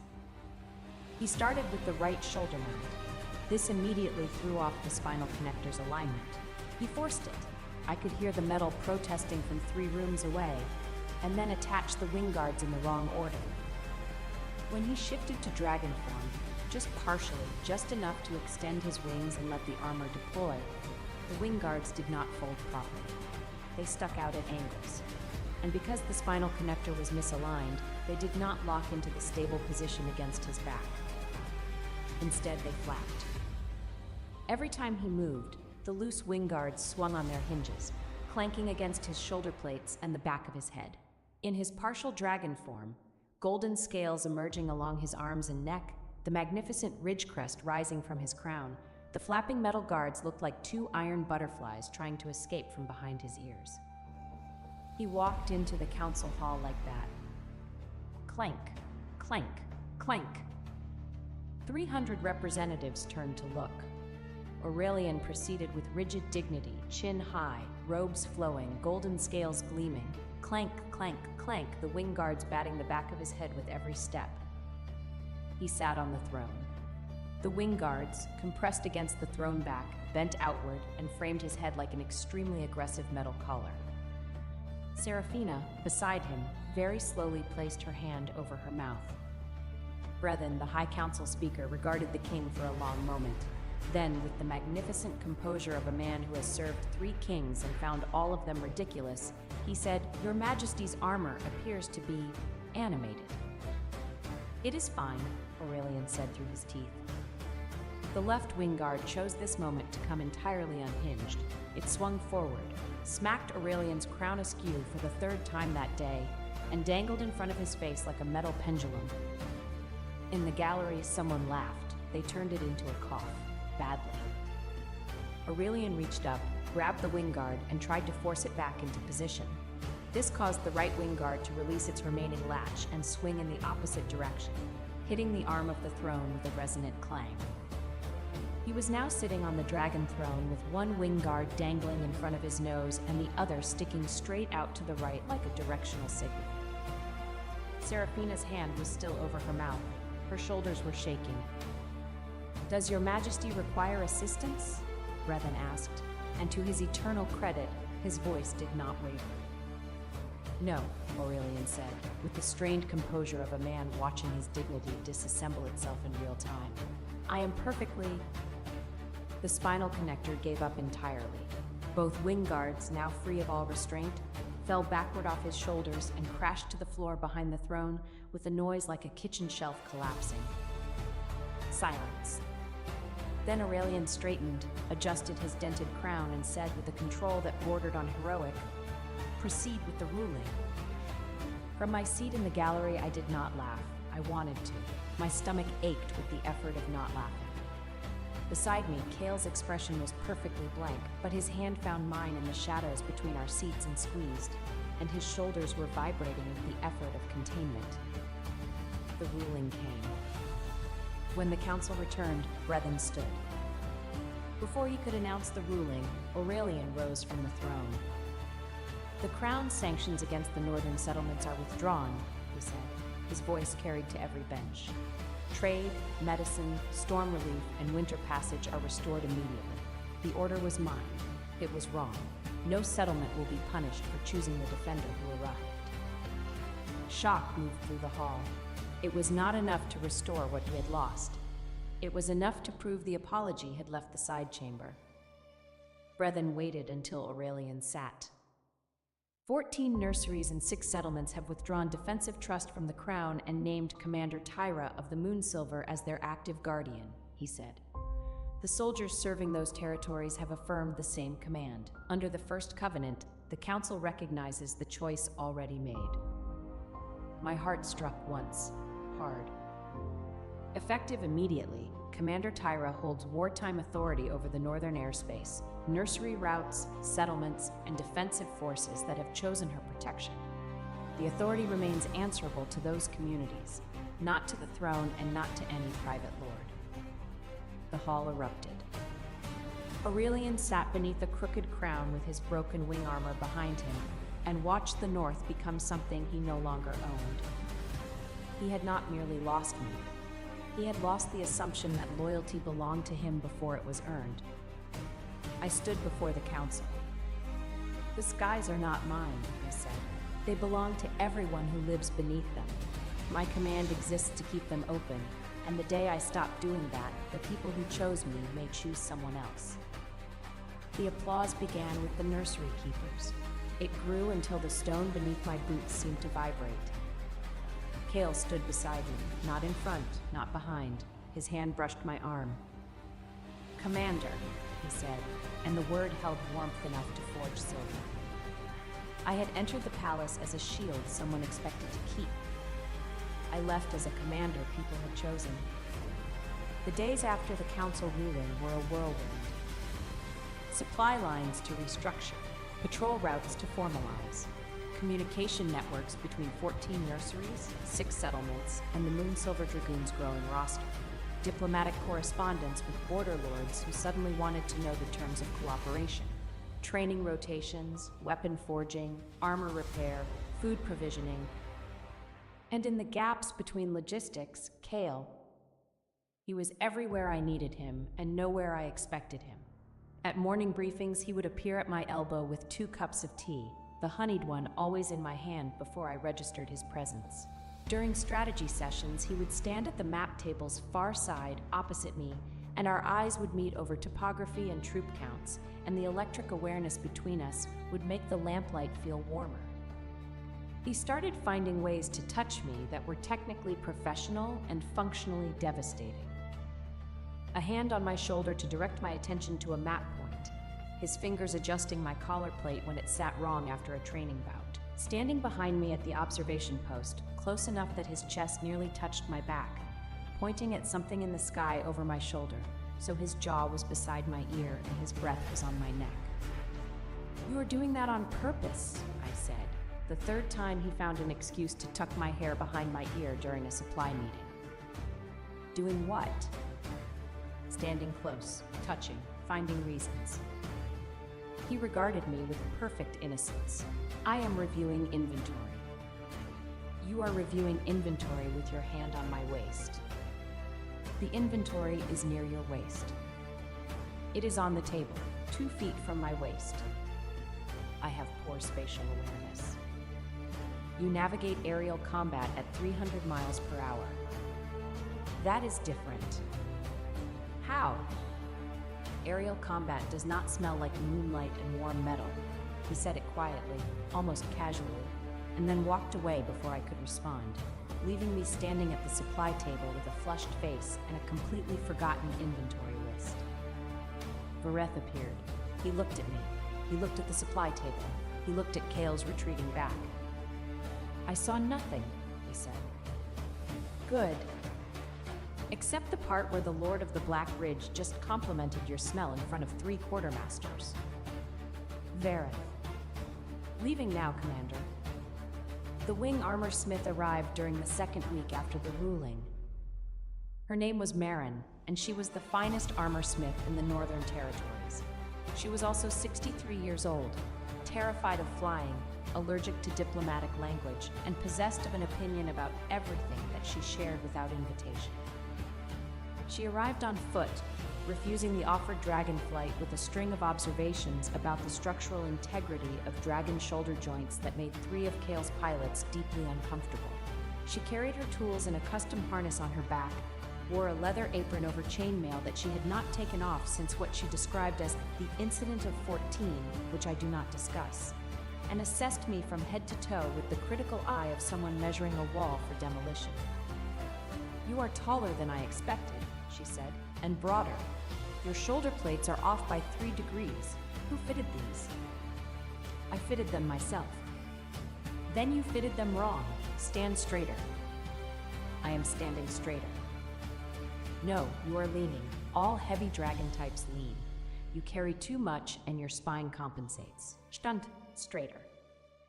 She punctuated this with a tap of her hammer handle against my lower back, correcting my posture so abruptly that my shoulder plates clicked into alignment. "Good," Marin said. "You need a full refit. Your moon silver is excellent, but the jointing is 10 years behind. I can give you 18% more range and reduce the weight by 4 pounds." I like the weight. Of course you do. You are a heavy dragon. You would carry a mountain if someone said it needed protecting. That does not mean your armor should feel like one. Marin stayed. She refit my armor in 6 days, working through each night with a precision that was almost aggressive. She also refit Vareth's wing joints, sloppy, corrected Riven's shoulder mount alignment, criminal, and examined Kale's dark armor with an expression of grudging approval, competent, but the collar is pretentious. Kale, who had never in his life been called pretentious, handled this with remarkable composure. He stood motionless while Marin circled him with a measuring cord, answered her questions about injury history and flight patterns, and only once displayed any reaction, when she tapped his posture straight with her hammer handle and said, "Dragon Lords, always with the shoulders. You think width is a personality." He looked at me over Marin's head. I looked back at him. I did not help him. "She hit me," he said later in the privacy of my tent. "She corrected your posture with a weapon. It is a measuring tool. It is a hammer handle. Hammers are weapons. I have been assaulted by a civilian." "You are being dramatic." "I am being accurate. Add it to the list." "What list?" "The 47 reasons. Reason 48, the commander's armor smith commits unprovoked violence against Allied leadership." I laughed. He watched me laugh with that expression he always got, the open, odd, slightly undone expression that made me feel like the most important thing in any room. "Stop looking at me like that," I said. "Like what?" "Like I am the moon, and you are calculating the best angle to orbit. That is an astronomically accurate description of my intentions." I threw a gauntlet at him. He caught it, set it aside, and kissed me. This kiss was slow, achingly, deliberately slow. His hand slid into my hair, loosening it from its tie, spreading it over my shoulders. My hands found the edges of his armor and pulled, and he came closer, and we stood in the lamplight with our foreheads together, and our breaths tangled, and the whole world reduced to the space between us. "Tyra," he murmured against my lips. "Kale." "You are my first." He stopped, started again. "Everything with you is the first time I have wanted it." My heart clenched so hard I thought it might forge itself into something new. "Even the tent pole?" I whispered. He pulled back with such perfect offense that I dissolved into laughter. He kissed me again, slower this time, until the laughter softened between us. We stood in the lamplight with our foreheads together while the north wind moved beyond the canvas walls, and I thought, this is what it feels like to be chosen without being owned. The problem with the Fire Mountain did not resolve itself. Seraphina's father, Lord Volkrath of the Molten Ridge, responded to the Council's ruling with exactly the kind of measured, strategic escalation that I had predicted. He did not attack. He did not openly defy the Council. He simply continued his nursery acquisition campaign in territories that fell outside my new jurisdiction, south and east, beyond the northern border I now commanded. Within a month, he had secured control of 8 additional nurseries, 41 eggs under Fire Mountain supervision, 0 returned to their mothers. "He is building a hatchery army," Kale said. "Breed the valuable ones, discard the rest. In 10 years, he will have a force that outnumbers every other lord in the kingdom." "I know." "He cannot be allowed." "I know." "Then what?" "I need Seraphina." He looked at me. "Explain." "Volkrath's legal authority flows through 2 channels: the alliance marriage, Aurelian's seal, and Seraphina's inheritance claim as the Molten Ridge heir. If Seraphina withdraws, she will not. Her father terrifies her, but she is not her father." I thought of the look on her face at Ashfair, the tiredness, the relief when I told her to leave. She agreed to this marriage because she believed it was the only way to have value in her father's eyes. If I can offer her a different kind of value... What kind? The kind that does not require stealing other people's children. The meeting with Seraphina took place at the border of our territories. Neutral ground, A cliff edge overlooking the valley where the first rift I sealed still bore the scorch mark of my hammer strike. She came alone. I came alone. Kale objected strenuously to this arrangement and then accepted it with the visible effort of a man swallowing a live coal, stationing himself at altitude where he could reach me in 7 seconds if needed. Serafina dismounted from her fire drake and walked to the cliff edge. The wind caught her crimson robes and her dark hair and the ember glow at her temples. She looked, I thought, like a woman who had been burning from the inside for a very long time. "You wanted to speak," she said. "Speak." "Your father is building a hatchery army. My father is protecting dragon heritage. Your father is confiscating eggs from their mothers and sorting them by breed value. The ones he finds useful will be raised as weapons. The ones he does not will be, what? Released? Abandoned?" She was quiet. "Serafina, I am not your enemy. I was never your enemy. You stepped into a role that was offered to you, and you have played it as well as anyone could. But the role is consuming you. I can see it. You are tired. You are carrying a burden that was loaded onto you by a man who considers you an asset, not a daughter." Her eyes blazed, not with anger at me, I realized, but with the fury of recognition, the fury of hearing something true that you have been telling yourself is false. "What do you want from me?" she asked. "I want you to stop the nursery acquisitions." "I cannot. My father—" "I am not asking you to defy your father. I am asking you to protect the eggs." She stared at me. "The Dragon Council ruling gives me authority over the northern airspace, but the eggs your father has taken are outside my jurisdiction.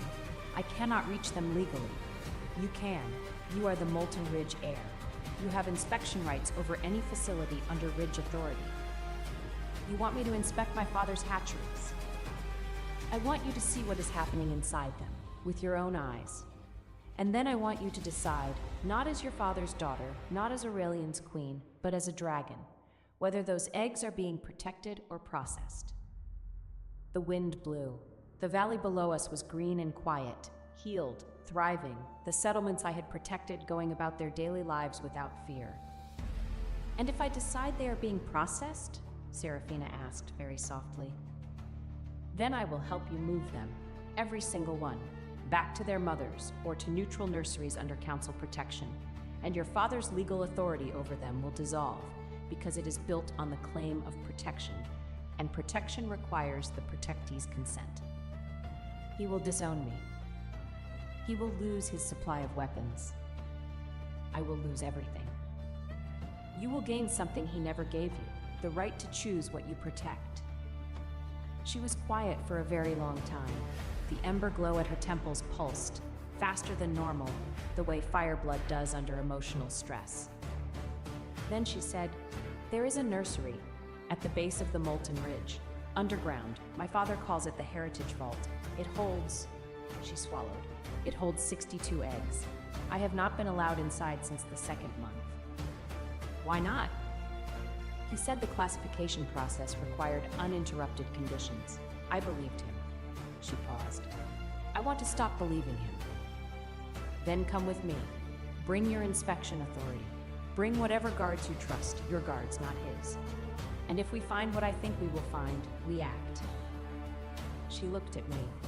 I saw the calculus behind her eyes, the fear, the loyalty, the exhaustion, the tiny, furious spark of something that wanted to be more than her father's tool. "You are nothing like he described you," she said. "What did he describe?" "A blunt weapon with loyalty issues."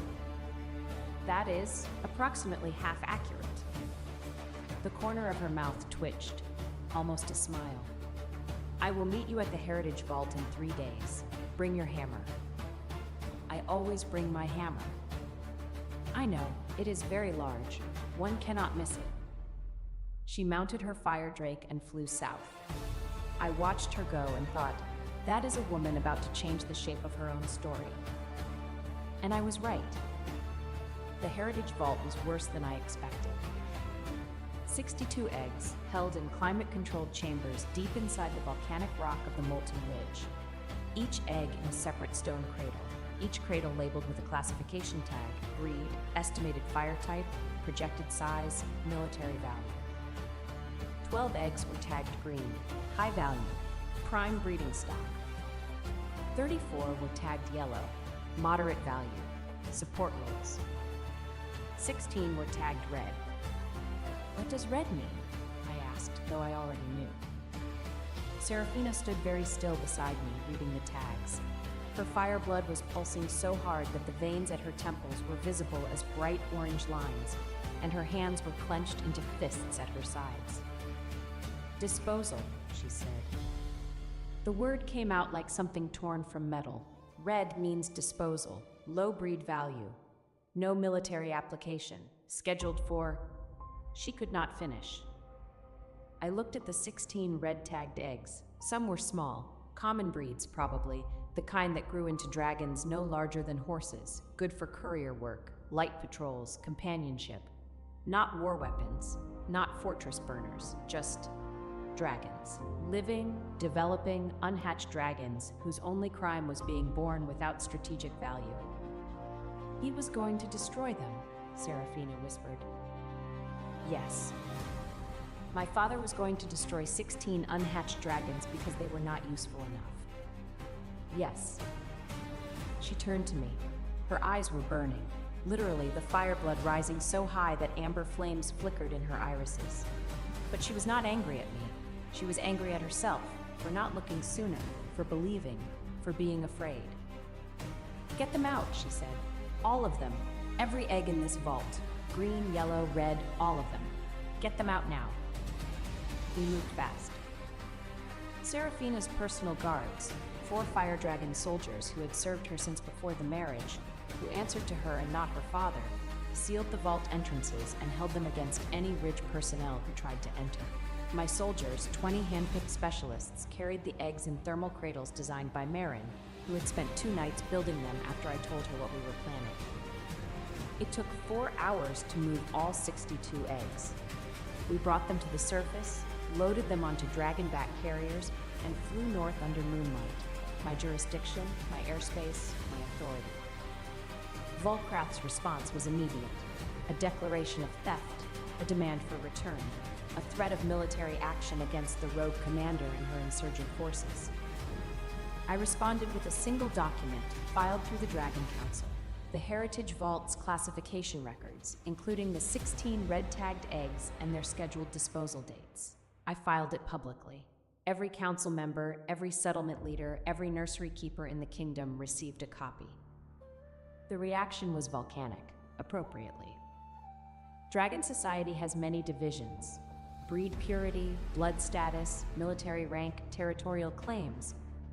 But there is one line that no one crosses, one taboo that unites every dragon from the highest lord to the lowest wingless ground crawler. You do not destroy eggs. You do not destroy eggs. Volkrath's declaration of theft dissolved overnight. His allies withdrew. His military commanders, many of whom had daughters, sons, mates, clutches, refused to enforce his orders. The Molten Ridge's political power, built over decades of careful maneuvering, collapsed in a matter of days. Aurelian, I learned this later, was the one who delivered the council's judgment. Volkrath was stripped of his lordship.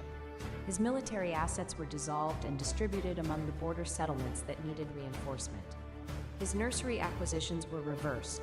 Every egg returned to its mother or placed in council-protected neutral nurseries. His personal wealth was seized and allocated to the regions his expansion had damaged. The oldest crime recognized by Dragon Society was the deliberate destruction of an egg. Planned destruction carried the same judgment when the records and means were clear. Volkrath was sentenced by the council. I did not attend the execution and asked for no details. His wealth and military property were distributed to the damaged settlements and restored nurseries. Serafina stood beside me when the news arrived. She was pale, the ember glow at her temples dimmed to almost nothing, her hands folded in front of her with the stillness of someone who has just lost everything and found something else entirely. I am no longer the Molten Ridge heir, she said. There is no Molten Ridge. No. I am no longer a queen. The marriage was contingent on the alliance, and the alliance is dissolved. Aurelian could choose to maintain it. Aurelian signed the dissolution himself this morning. She paused. He said he should have made different choices. He said he learned that from watching you. I did not know what to do with that. I filed it away in the part of my heart that still held the 12 years of love I had given him. The part that would always ache but no longer bled. What will you do now? I asked. Serafina looked at the nursery tents where 62 eggs rested in safe, warm cradles, tended by keepers and mothers and the soldiers of the Moon Silver Dragoon. I know Dragon Nursery Administration, she said. I know egg classification, the real kind, the kind that helps mothers and keepers, not the kind that sorts living things into weapons and waste. She looked at me. If you will have me, not as a queen, not as an heir, as someone who wants to protect what she should have protected all along. This woman who had stood beside Aurelian on the platform while I walked away. This woman who had worn my forged chain at her throat and said nothing while my heart broke. This woman who had ridden to Ashvale with 50 soldiers and left with none, and looked relieved about it. The Moon Silver Dragoon does not care about your bloodline, I said, or your former title, or your father's name. Can you do the work? Yes. Can you look at a common breed egg and a rare breed egg and treat them exactly the same? Yes. No hesitation. Her eyes were steady, tired, stripped of pretense, but steady. Then welcome to the Dragoon, Serafina. Your quarters are in the East Wing. Marin will fit you for working armor tomorrow. It will not be pretty. I do not need pretty anymore. Good, because Marin will hit you with the hammer handle at least twice during the fitting. She hits everyone.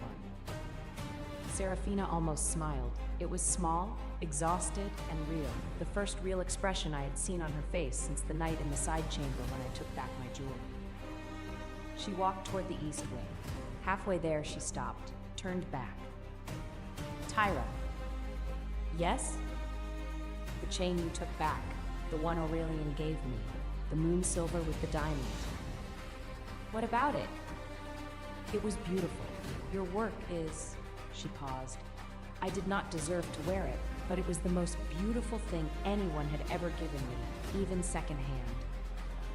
I did not know what to say to that, so I said nothing, and she turned and walked away, and somewhere in the complicated architecture of my feelings, a door that had been locked against her shifted, not open, not yet, but unlocked.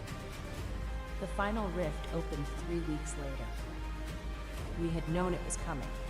The energy readings had been building for months, a deep bass vibration in the earth and sky that every dragon could feel in their bones. The main rift, the original wound, the one that had spawned every secondary crack and every beast swarm since the beginning, was preparing to rupture fully. When it opened, it was above the heartland, not the border, not the contested territories. The heartland, the densest population center in the kingdom, where 3 major settlements converged around the ancient dragon cradle, the original nesting site of the first dragons, still home to the largest nursery in existence. 247 eggs in the cradle. And above it, a rift so large it blotted out the stars. We mobilized everything, every soldier, every dragon, every ally. The Moon Silver Dragoon at full strength, 460 ground troops, shield bearers, lance fighters, forge workers. Kale's Black Ridge Corps, 200 aerial combatants, the fastest flyers in the kingdom. Serafina's reorganized Fire Dragon volunteers, 30 veterans who answered to her now, not to any lord, and who could hold a perimeter against anything that burned. And arriving on the second day, unexpected and uninvited, Aurelian. He came alone. In full armor, properly fitted this time, which meant someone had finally taught him the hinge order, or more likely he had swallowed his pride and asked a servant. He carried his own flame lance, gold-plated, a weapon I had seen him train with but never use in true combat. He landed at our command post, shifted to human form, and said, "I am not here as a king. I have no authority here. But there are 247 eggs in that cradle, and I know how to fight, even if I have not done it without a shield in a very long time." I looked at him, at the armor that was straight, at the lance that was clean, at the face that was uncertain in a way I had never seen. Not the golden confidence of a king, but the raw vulnerability of a man offering to help without any guarantee of acceptance. "Can you hold a position?" I asked, "without someone standing in front of you?" He flinched, but he nodded. "I can learn." "Then take the eastern wall. Serafina will brief you on the formation. You answer to her for this engagement." His eyes widened, just barely, answering to Serafina, his former political wife, the woman whose alliance had cost him everything. But he nodded, and he went. The battle for the Dragon Cradle lasted 4 hours. I will not describe every moment. Battle is chaos, organized chaos if you are lucky, complete chaos if you are not. We were mostly lucky. The ground formations held, the aerial patrols intercepted. Serafina's fire line burned a perimeter that nothing crossed without losing limbs. Aurelian held the eastern wall. Not brilliantly. He was rusty, and twice he turned the wrong direction, and once he nearly hit one of his own support soldiers with a poorly aimed lance thrust. But he held it, without anyone standing in front of him, without anyone else absorbing the blows. When a rift beast broke through his section, large, fast, going for the nursery's eastern door, he did not call for backup. He stepped into its path, raised his lance, and took the charge on his own shield. It knocked him back 15 feet. He hit the nursery wall hard enough to crack the stone, but he kept his feet, and he burned the beast with a blast of golden fire that was ragged and imprecise but hot enough to stop it permanently. From across the battlefield, I saw it happen, and I thought, there you are, the man I loved, under all that gold. The one who could fight, who was brave, who was strong. He was always there. He just never had to be, because I was always in front of him. Now he was standing in front of himself, and it was enough. Not the best, not the brightest, but enough. The core seal was mine. It had always been going to be mine. The main rift, the largest wound in the sky, the source of every crack and every beast, required a seal strike of magnitude I had never attempted.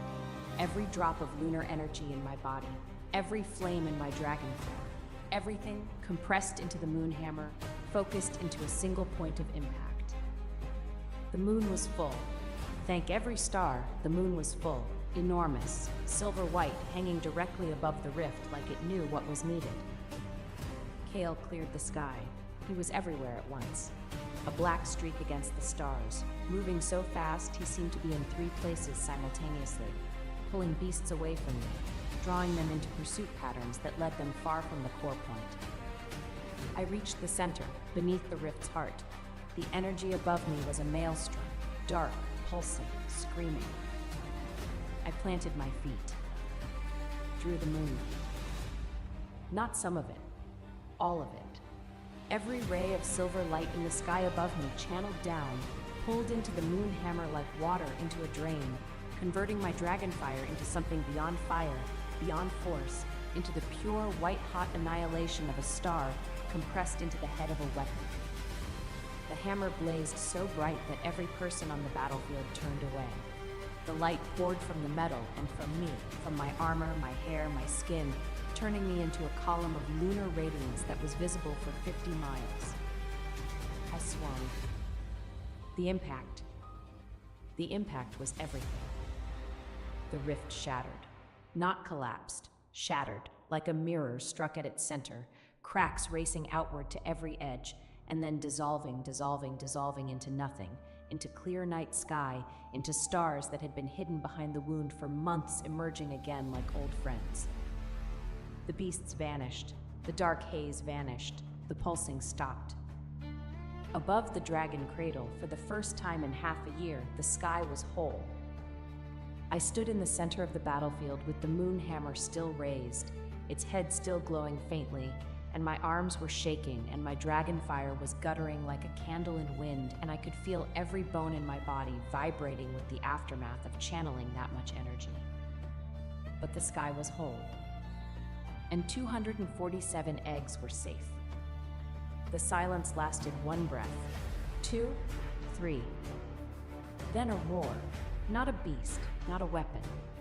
A roar of voices, dragon and human, from every side of the battlefield simultaneously. A sound so large it seemed to shake the ground. Kale landed beside me, shifted fast, almost stumbling in his haste. And he was never clumsy, never stumbling, but he was now crossing the distance between us in 3 uneven strides and pulling me against him with both arms. "You are alive," he said into my hair. His voice was ragged. "You are alive. You..." His arms tightened. His whole body was shaking. Fine, subtle tremors, the kind that come after extended terror, not cold. I could not see you in the light. For 3 seconds I could not see you, and I thought, "I am here." My own voice was hoarse. My arms came up around him, heavy, exhausted, barely functional, and I held him back with everything I had left. "I am here. I am not going anywhere." He kissed my temple, my forehead, the bridge of my nose, my mouth, brief, desperate, tasting like relief and fear and something fierce and permanent. "Never do that again," he whispered. "Seal a catastrophic rift and save 247 eggs? Nearly disappear. Never nearly disappear." I leaned into him. Let his arms take some of my weight. The moon hammer dangled from my limp fingers, still warm, and the moonlight fell on us both, silver on black, light on dark, the two of us standing in the exact center of a healed sky. Around us, the army celebrated. Aurelian approached from the eastern wall with cracked armor and one arm held stiffly against his side. He stopped several paces away, as though he finally understood that closeness was no longer his to assume. In his hand was my old captain's seal. "I kept this because I thought your service belonged to the crown," he said. "It did not. It belonged to the people you protected." He held it out. I took the crescent and hammer badge and turned it over in my palm. Once it had meant being indispensable to a man who would not choose me. "What will you do with it?" he asked. "Melt it into hinges for the cradle nursery." A sad laugh escaped him. "That sounds right." His eyes moved to Kale, whose arm remained around me because I had leaned into it. "You chose better than I did," Aurelian said. "I chose differently," I replied. "You can still become better than you were, but you will do it without waiting for me to witness it." He bowed his head once and walked back toward the healers. Kale watched him go, then looked down at me. "Was that a romantic moment?" he asked. "A closure moment." Good. I had prepared a romantic moment and did not want the scheduling confused. Despite the exhaustion in every bone, I laughed. He kissed my forehead and held me beneath the whole sky. The aftermath of the cradle battle was where everything settled.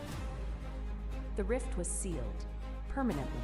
The energy readings showed nothing, absolute zero, a sky as clean as it had been before the first wound appeared. The secondary cracks, deprived of their source, began closing on their own. Within a month, the last one sealed itself with a soft pop that one of Vareth's scouts described as anticlimactic.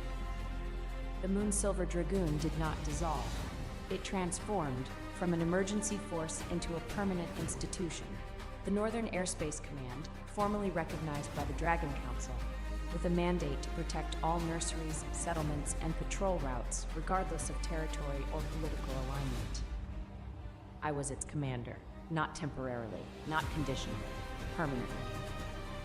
Kale's Black Ridge Corps merged with the Dragoons' Air Wing, a formal integration that he proposed, I accepted, and our respective soldiers celebrated with a joint feast that lasted 2 days and ended with a competitive drinking contest that Marin won despite being 63, 5 feet tall, and theoretically outweighed by every other participant. Serafina became the Dragoons' chief nursery administrator. She reorganized every protected nursery according to a system she designed herself. Mothers had full access, keepers were trained and compensated, eggs were monitored without interference, and no dragon, regardless of breed or projected value, was classified as anything other than alive and worthy of protection. She was good at it. Better than good, she was brilliant. The administrative skills her father had honed as weapons, she turned into tools of care. The political intelligence he had used for expansion, she applied to negotiation and resource distribution. Within 3 months, she had established a nursery network so effective that settlements outside our jurisdiction began requesting inclusion. She also, unexpectedly, became friends with Marin. The friendship was based primarily on a shared disdain for what Marin called men who think wide shoulders make up for narrow thinking, and what Serafina called the fundamental structural flaw in dragon patriarchy. They drank together on Tuesdays. Marin taught Serafina how to repair egg cradle hinges. Serafina taught Marin how to navigate council bureaucracy without setting anyone on fire. It was terrifying. I loved it. Aurelian returned to his palace after the cradle battle. He did not attempt to reclaim authority over the northern territories. He did not send more envoys or proclamations. He sent one letter, addressed to me, personal, unsealed. It said, "Tyra, I am learning to put on my own armor. It takes longer than it should. I keep putting the wing guards on backwards. I have appointed a new captain of the guard. She is competent. She is not you. No one will ever be you. I do not ask to be forgiven again. You have already given me more grace than I deserved. I ask only that you know. I am trying to be the kind of king who does not need someone standing in front of him to be brave. I am not there yet, but I am trying. Aurelian." I read it twice, then I folded it and put it in the same box where I kept the wing clasp I had taken back from his hair, the gold filigree dragon wing, the first piece I had ever forged for him. I kept both. Not because I wanted him back, because they were part of the story, and the story was mine, and I would not pretend any of it had not happened. The unnamed courier, the wingless transmission runner who had joined our forces after the third envoy and never left, became my primary communications officer. His name was Tetch, and he was the fastest runner in the kingdom on foot, which was useful because dragon communication had a fatal flaw: aerial message drops. Dragons, it turned out, were terrible at accurate ground delivery. They flew too high, moved too fast, and invariably the message scrolls arrived with tremendous velocity and minimal accuracy. Tetch had been hit by aerial scrolls 14 times before joining us. He carried an umbrella at all times, not for rain, but for defense against incoming communication.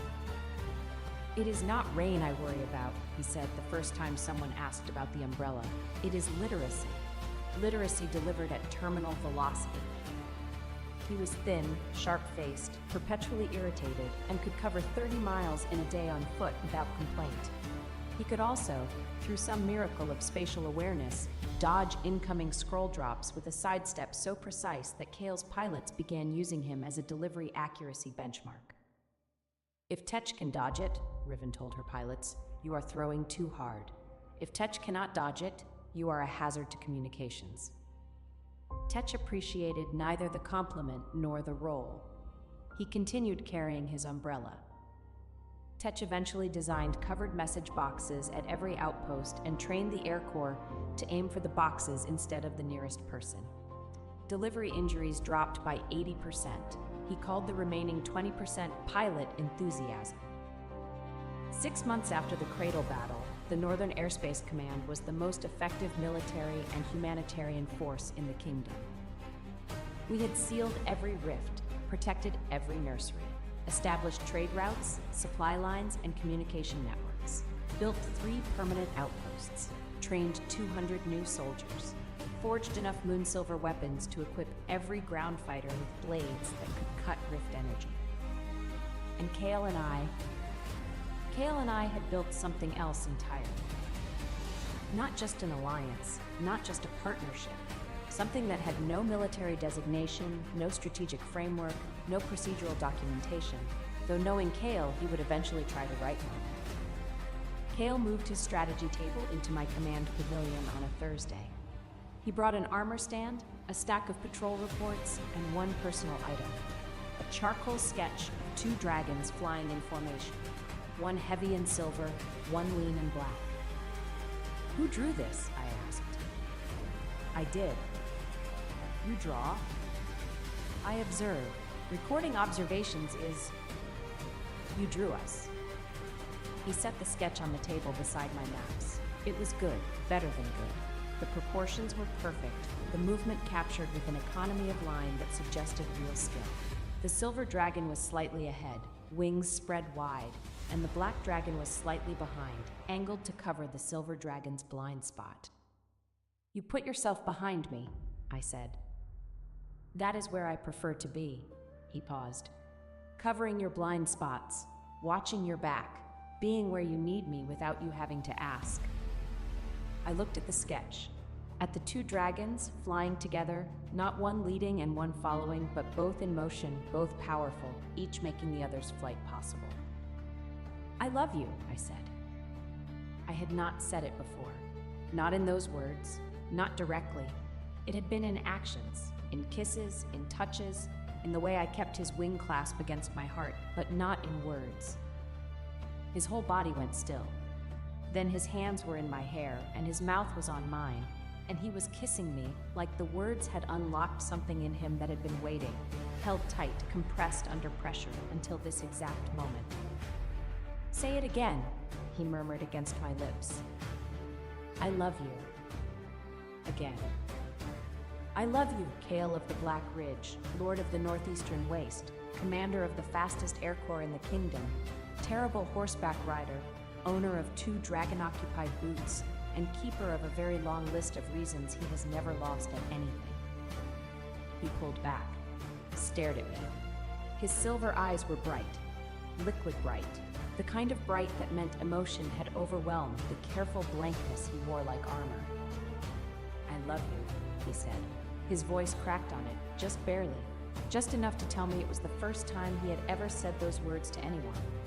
"I have loved you since you pushed me 3 steps in a training ring and looked at me like I was interesting instead of frightening. I have loved you since you pressed a cloth to my forehead after Ashvale, and your hand was so gentle that I forgot I was bleeding. I have loved you since—" He stopped, breathed. "Since the first moment, since before the first moment, since whatever came before I met you was just waiting for you to exist." I kissed him again, and again, and again. We remained there with our arms around each other until the command lamps burned low and neither of us needed another word. The ceremony was small. Not a dragon wedding. Those were political, elaborate, full of binding oaths and territorial contracts. This was something older, a choosing ceremony. 2 dragons standing before their people, declaring that they chose each other, not because of blood or duty or strategy, but because they wanted to. It happened at the cliff edge where I had sealed my first rift. The same spot where I had stood alone 6 months earlier, looking at a wound in the sky and deciding I would be the one to close it. Now the sky was whole above us. My soldiers lined the cliff in moon-silver armor. Kale's corps circled overhead. Vareth and Riven stood together at the ceremony's edge, and Marin announced to anyone listening that sentimentality was a structural weakness while wiping her eyes with her sleeve. Seraphina stood at the back in practical working armor, her old obsidian headpiece replaced by a simple fire opal pin.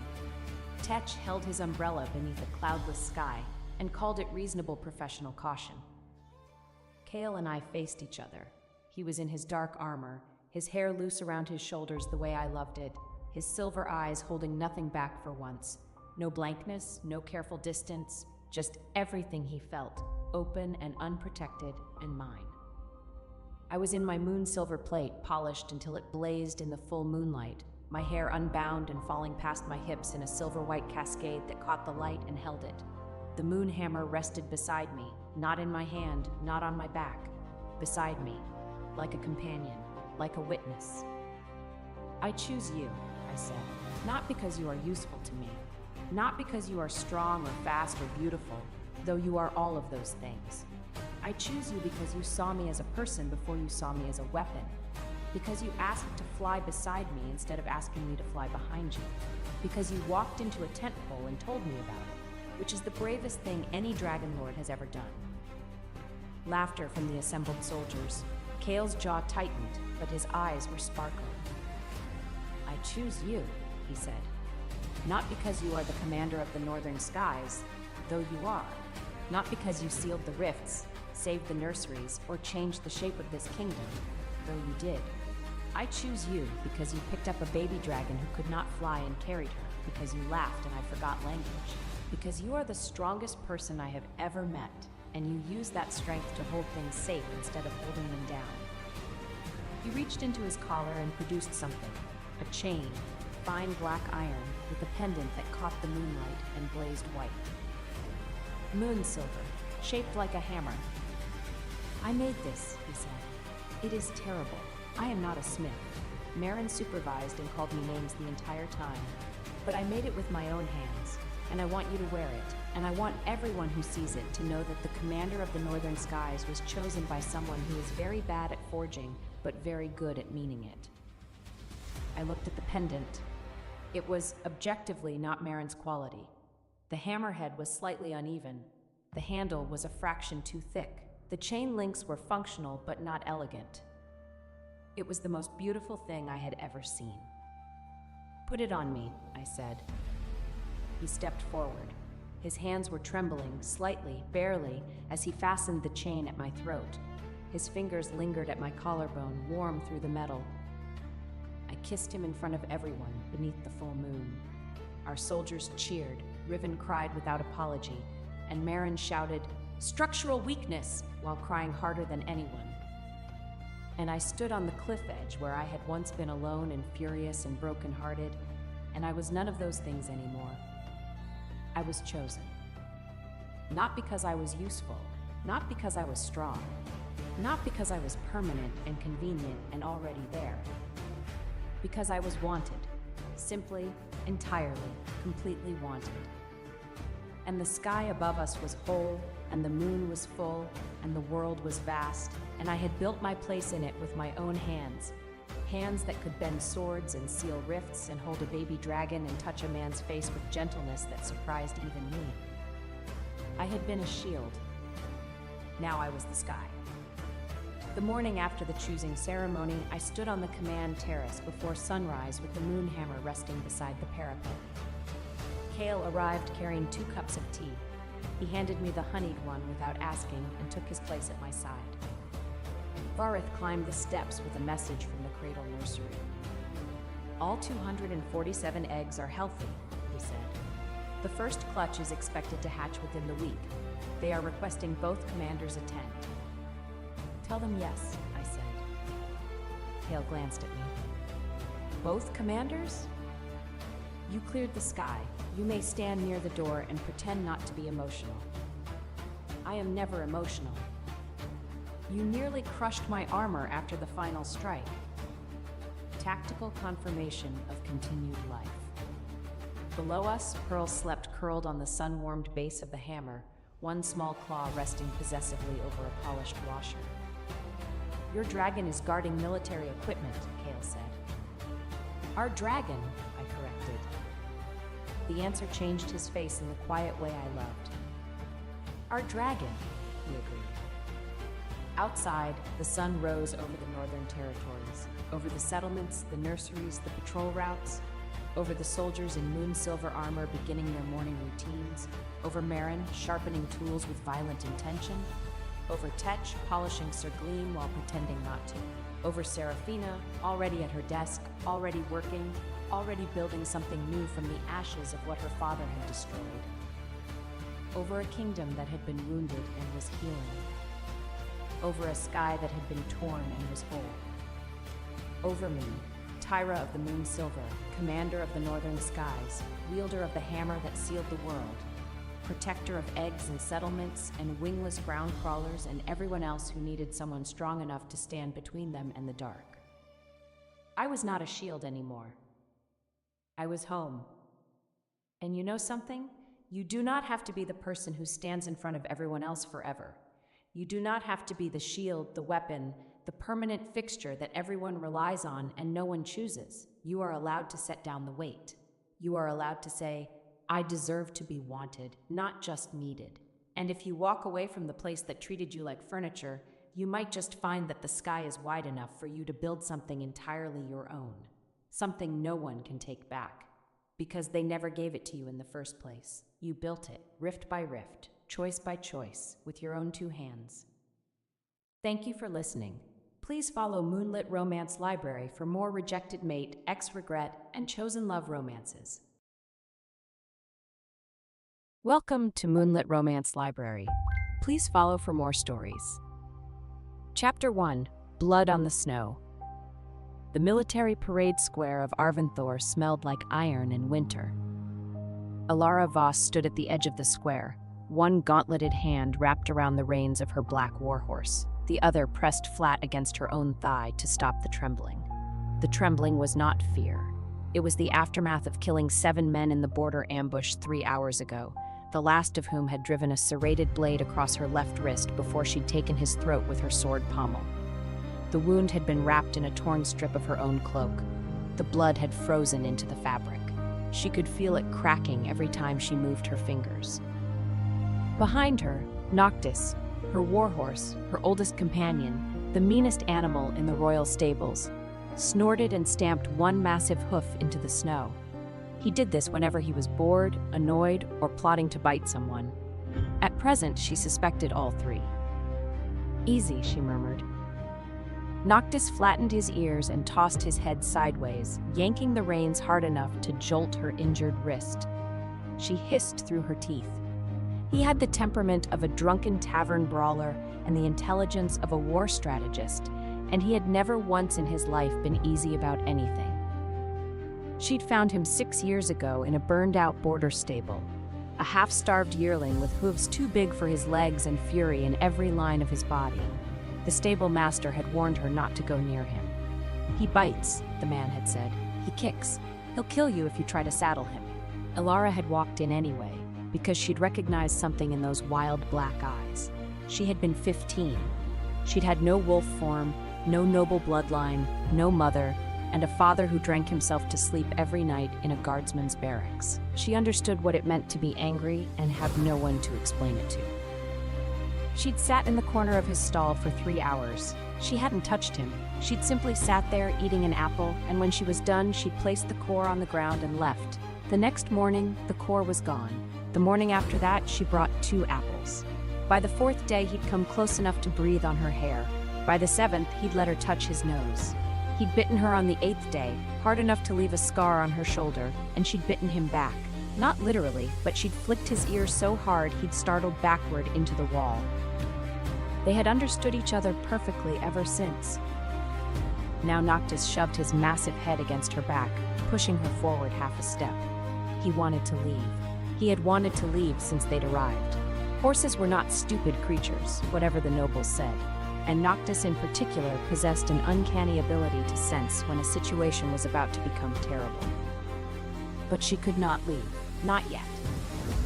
Ahead of her, the parade square was arranged in the rigid formations of a royal acknowledgement ceremony. The Council of Elders occupied the raised stone dais at the center. 7 ancient werewolves in silver-trimmed black robes, their faces carved into permanent expressions of disapproval. Flanking them were the noble houses, arranged by rank. Fur-lined cloaks, jeweled circlets, gloved hands clasped over embroidered sashes. To the left, the soldiers of the Crown Guard stood in polished rows, breath steaming in the cold. To the right, the court ladies and lesser nobles clustered together like a flock of brightly plumed birds. And in the center of it all, standing on the frost-covered stone with his back to her, was Aldrich. Crown Prince Aldrich Veyron, her fated mate. Even now, even with blood frozen to her wrist and 7 kills sitting heavy in her bones, the sight of him made something twist beneath her ribs.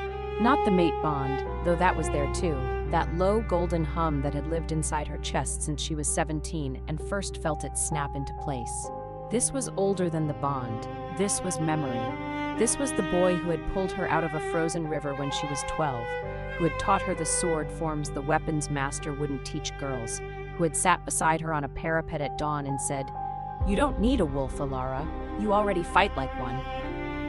She had loved him since before she knew what the word meant. Aldrich turned. Even across the width of the parade square, she could see how the cold had sharpened his features. The strong jaw, the dark brow, the mouth that was too severe for softness but had once smiled at her like she was the only warmth in the kingdom. His black hair was pushed back from his face, and his golden eyes, wolf eyes always, found her immediately. Something flickered there, pain maybe, or guilt. Noctis snorted again, louder this time, and Alara felt the reins go taut as he shifted his weight. He never liked Aldrich. Even in the early days when she and Aldrich had been inseparable, the horse had regarded the crown prince with the particular disdain of an animal who could smell dishonesty long before it arrived. "Stand," she told him quietly. He stomped, twice.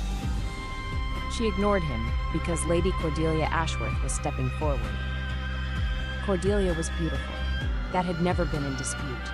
She had auburn hair that fell in perfect waves, a waist like a drawn bowstring, skin that had never been within spitting distance of a battlefield, and a laugh that sounded like crystal chimes designed specifically to make other women feel inadequate. She was the daughter of Lord Ashworth, the wealthiest nobleman in Arventhor, and she had been presented to the council as a suitable Luna candidate 6 months ago. Around the same time, the whispers about Alara's lack of wolf form had grown too loud to ignore. Cordelia placed her hand on Aldrich's arm. It was a small gesture, delicate, possessive, perfectly calculated. Alara saw it. The entire square saw it. That was, of course, the point. Aldrich did not remove the hand. And then he spoke. "Lady Cordelia has stood faithfully beside the crown during the recent border conflicts," he said, his voice carrying across the parade ground with the practiced ease of a man raised to address armies. "Her devotion to the council's guidance and the traditions of our bloodline is beyond reproach." Beside Alara, Noctis made a sound that could only be described as derisive. She agreed with him, but she kept her face still. She had spent 10 years in this court. She knew how to hold her expression. She knew how to stand with blood soaking through her glove and not let a single person see her flinch. Elder Hargrave, the eldest and most venomous member of the council, leaned forward on the dais. "And what of the knight, Your Highness?" Aldrich's jaw tightened. She saw it, the microflexion, the way his eyes darted toward her and then deliberately pulled away. "The knight?" "Sir Alara Voss." Hargrave's voice was thin and precise, like a needle threading through silk. "Your personal guard. The soldiers report she single-handedly broke the ambush at the Thornwinter Pass this morning. 7 enemy wolves, was it? While the rest of your escort was pinned down?" Silence in the square. The soldiers shifted. Some of them had been there. Some of them had watched her walk into that ambush with nothing but a sword and a warhorse while they cowered behind overturned carts. "She performed her duty," Aldrich said. "Her duty." Alara's fingers tightened on the reins. "Indeed." Hargrave smiled, and it was the smile of a man who had already arranged the outcome of this conversation. "And what is her duty, precisely?" "I ask because there has been some confusion among the court about the nature of her position." Cordelia lifted her chin. The torchlight caught the sapphires at her throat. "Surely there is no confusion, Elder. Sir Voss is a guard, a sword, a useful tool." She let the word tool hang in the air like a jewel she was admiring. "But one does not elevate a hunting dog to the throne simply because it bites well." Laughter. Small, controlled, noble laughter. The kind that was designed to humiliate without providing anything concrete enough to challenge. Alara felt the bond pulse, Aldrich's emotions bleeding through. Shame, guilt, and underneath that, a desperate, furious fear she didn't understand. She waited for him to speak, to correct Cordelia, to say something. His golden eyes met hers across the square, and in them she saw the thing she'd been afraid to name for months. Apology. "Sir Voss is my guard," Aldrich said. His voice was clear and carried to every corner. "She is not my Luna. A woman without a wolf is unworthy of standing beside the throne." The world went very quiet. Or perhaps it went very loud and Alara simply stopped hearing it. The words hit her somewhere beneath the mate bond, beneath the muscle and bone, in the place where she had kept every promise he'd ever made her, every dawn patrol together, every battlefield prayer, every whispered "I will always choose you." A woman without a wolf. Unworthy. The nobles were watching her, the soldiers were watching her. Cordelia was watching her with barely concealed satisfaction, her hand still resting on Aldrich's arm like a flag planted on conquered territory. The council watched with the hungry patience of men who had been waiting for this moment. They wanted her to cry. She knew this with the clarity of a sword edge. They wanted her to kneel, to beg, to ask Aldrich to explain, to provide some spectacle of feminine desperation they could reference for years afterward when they needed an example of why wolfless women should not presume. Noctis pressed his nose against her shoulder. His breath was warm and his nostrils flared, and his ears were flat against his skull in the expression she recognized as his battle face. He wanted to charge. He had always wanted to solve problems by charging at them. In this, at least, they were not alike. Alara reached up and unclasped the silver badge from her armor. It was a simple thing, a wolf rampant over a crown, the mark of the royal personal guard. She had worn it since she was 18. It had been pinned over her heart when she'd killed her first enemy wolf. It had been stained with mud, blood, rain, and once, memorably, horse spit when Noctis had sneezed directly onto her chest during an inspection. She held it up so the torchlight caught it. Then she threw it into the snow at Aldrich's feet. The sound it made was very small. The silence that followed was enormous. "Servas," Aldrich began. "That's the last order I'll follow," she said. Her voice was steady. She would make it steady if it killed her. "And I wasn't a dog, Your Highness. I was the only one willing to stand between you and every blade aimed at your throat. The dog was whoever taught you to call it nothing." She turned. She mounted Noctis in a single fluid motion that sent a lance of pain through her injured wrist, but she'd mounted this horse in worse condition, with a broken rib once, with an arrow shaft still lodged in her thigh once, during a thunderstorm that had driven every other horse in the stable to panic. This was nothing. This was just her heart. Noctis needed no command. He surged forward, and the crowd parted. Not for her, but for him, because he was 16 hands of black fury, and he had a documented history of biting anyone who didn't move fast enough. Behind her, she heard Aldrich call her name. She did not turn. They reached the drawbridge before the shouting started. The royal city of Arventhor was built on a high plateau, accessible only through the Great Gate and its ancient drawbridge over the Frostclaw Gorge. The bridge was wide enough for 4 horses abreast, paved in dark stone, and flanked by carved wolf statues that had watched 1,000 years of comings and goings with the same blank expression. Noctis's hooves rang against the stone. Below, the gorge dropped into mist and darkness. Above, the sky was the color of a bruise, violet and black and swollen with snow that had not yet fallen. Alara stopped at the center of the bridge. The mate bond hummed inside her chest. She could feel Aldrich through it, his panic, his guilt, his fury at himself, his desperate certainty that she would come back. She always came back. She had always come back. After every slight, every public humiliation, every whispered insult from courtiers who called her the wolfless shadow, the broken blade, the guard who warmed the prince's bed because she couldn't warm his throne, she had swallowed it and she had come back. Not tonight. She closed her eyes. She reached inside herself, past the pain in her wrist, past the exhaustion in her bones, past 10 years of loving a man who could announce her worthlessness to the entire kingdom and still expect her to return. She found the bond. It was there, golden and warm, woven into the center of her being like a thread spun from sunlight. It connected her to Aldrich, his heartbeat, his breath, his wolf. She had lived with it for so long that she no longer remembered what silence felt like. She wrapped her will around it, and she pulled. The pain was immediate and absolute. It felt like reaching into her own chest and tearing out a rib. No, worse. It felt like reaching into her soul and ripping out the part that had learned to love. The golden thread screamed as it frayed. Noctis shrieked beneath her, rearing, because he could feel it too. The shockwave of a fated bond being forcibly severed, something so unnatural that even the stones of the bridge seemed to shudder. She didn't stop. She pulled until the thread snapped. The silence that followed was the most terrible sound she had ever heard. She swayed in the saddle. The world tilted. The gorge gaped below her like a mouth, and for one dizzying moment she thought she was going to fall, off the horse, off the bridge, into the dark. Noctis caught her. Not literally, because horses didn't catch people, but he did what he always did when she was about to break. He planted his hooves, lowered his massive body, and shifted his weight so that she fell forward against his neck, instead of sideways into nothing. His mane was coarse and warm against her face.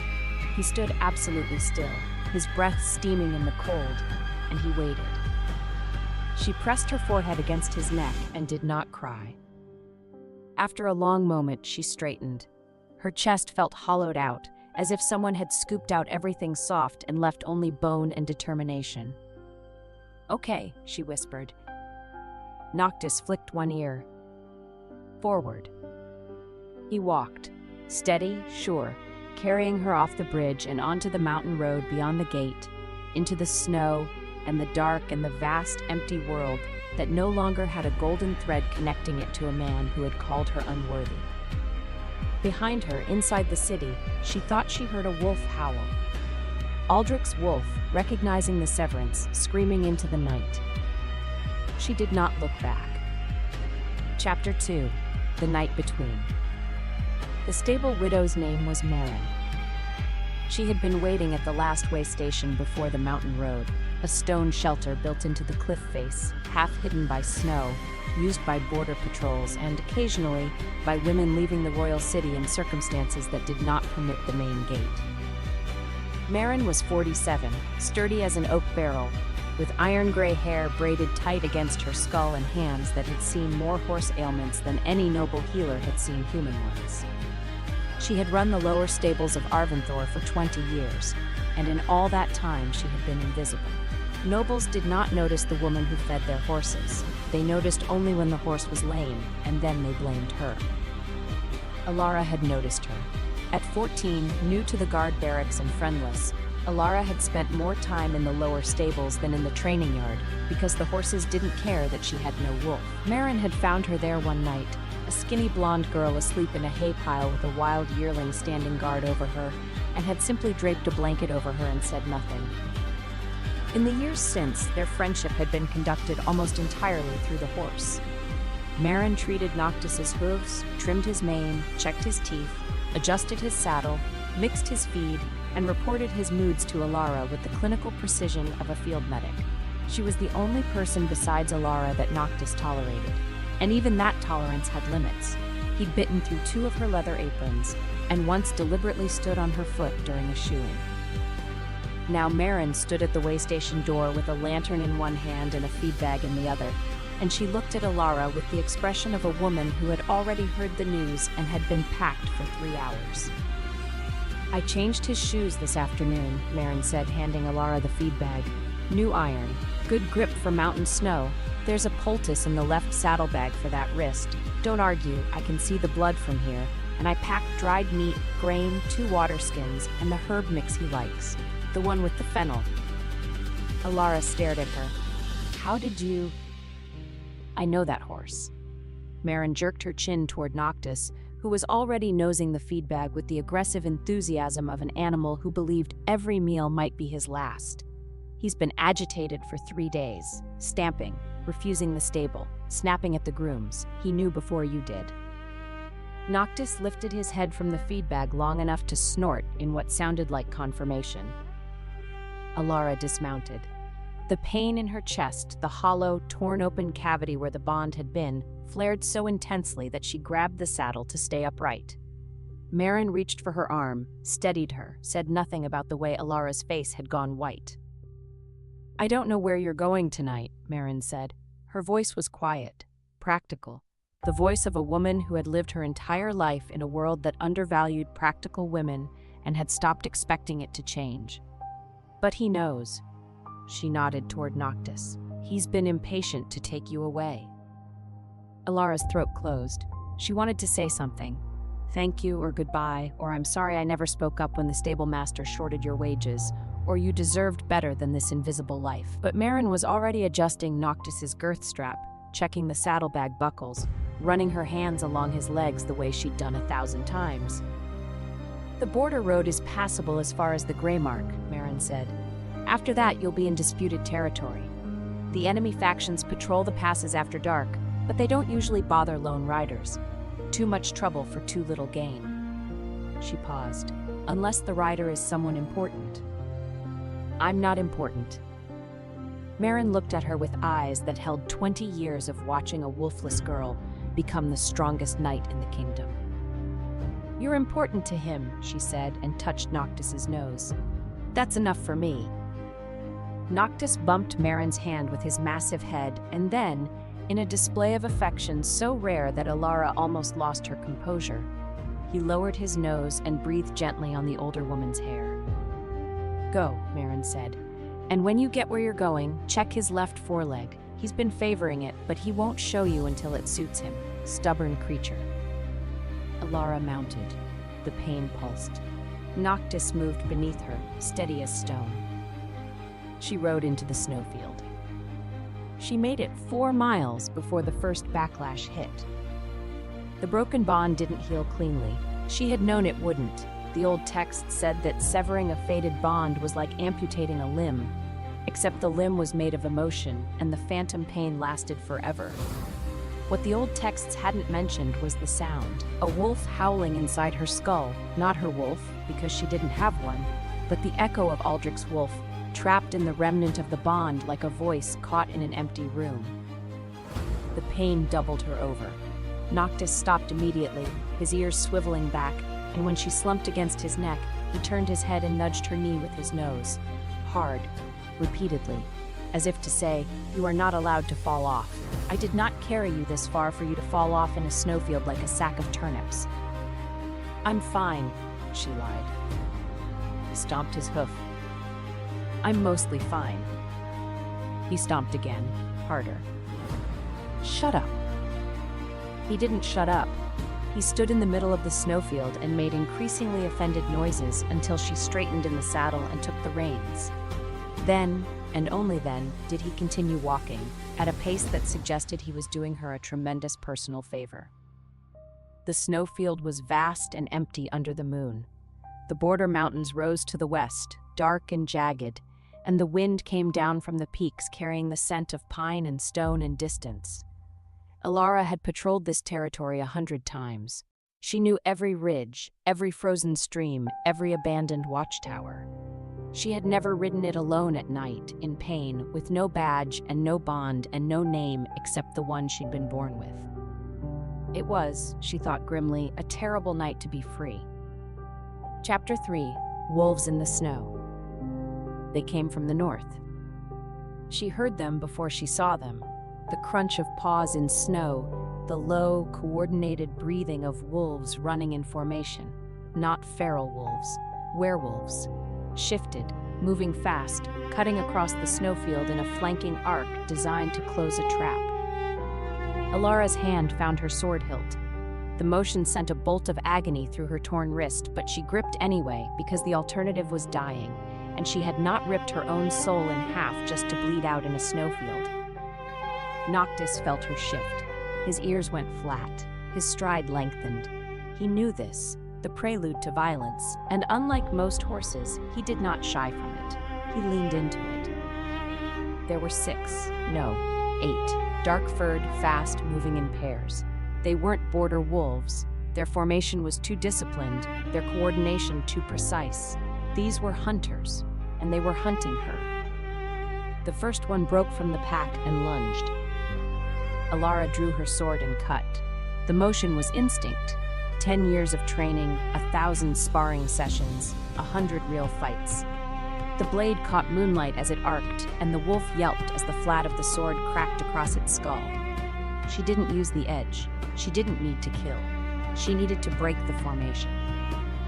Noctis screamed a high, furious sound that no well-bred warhorse should make, and kicked backward with both hind legs.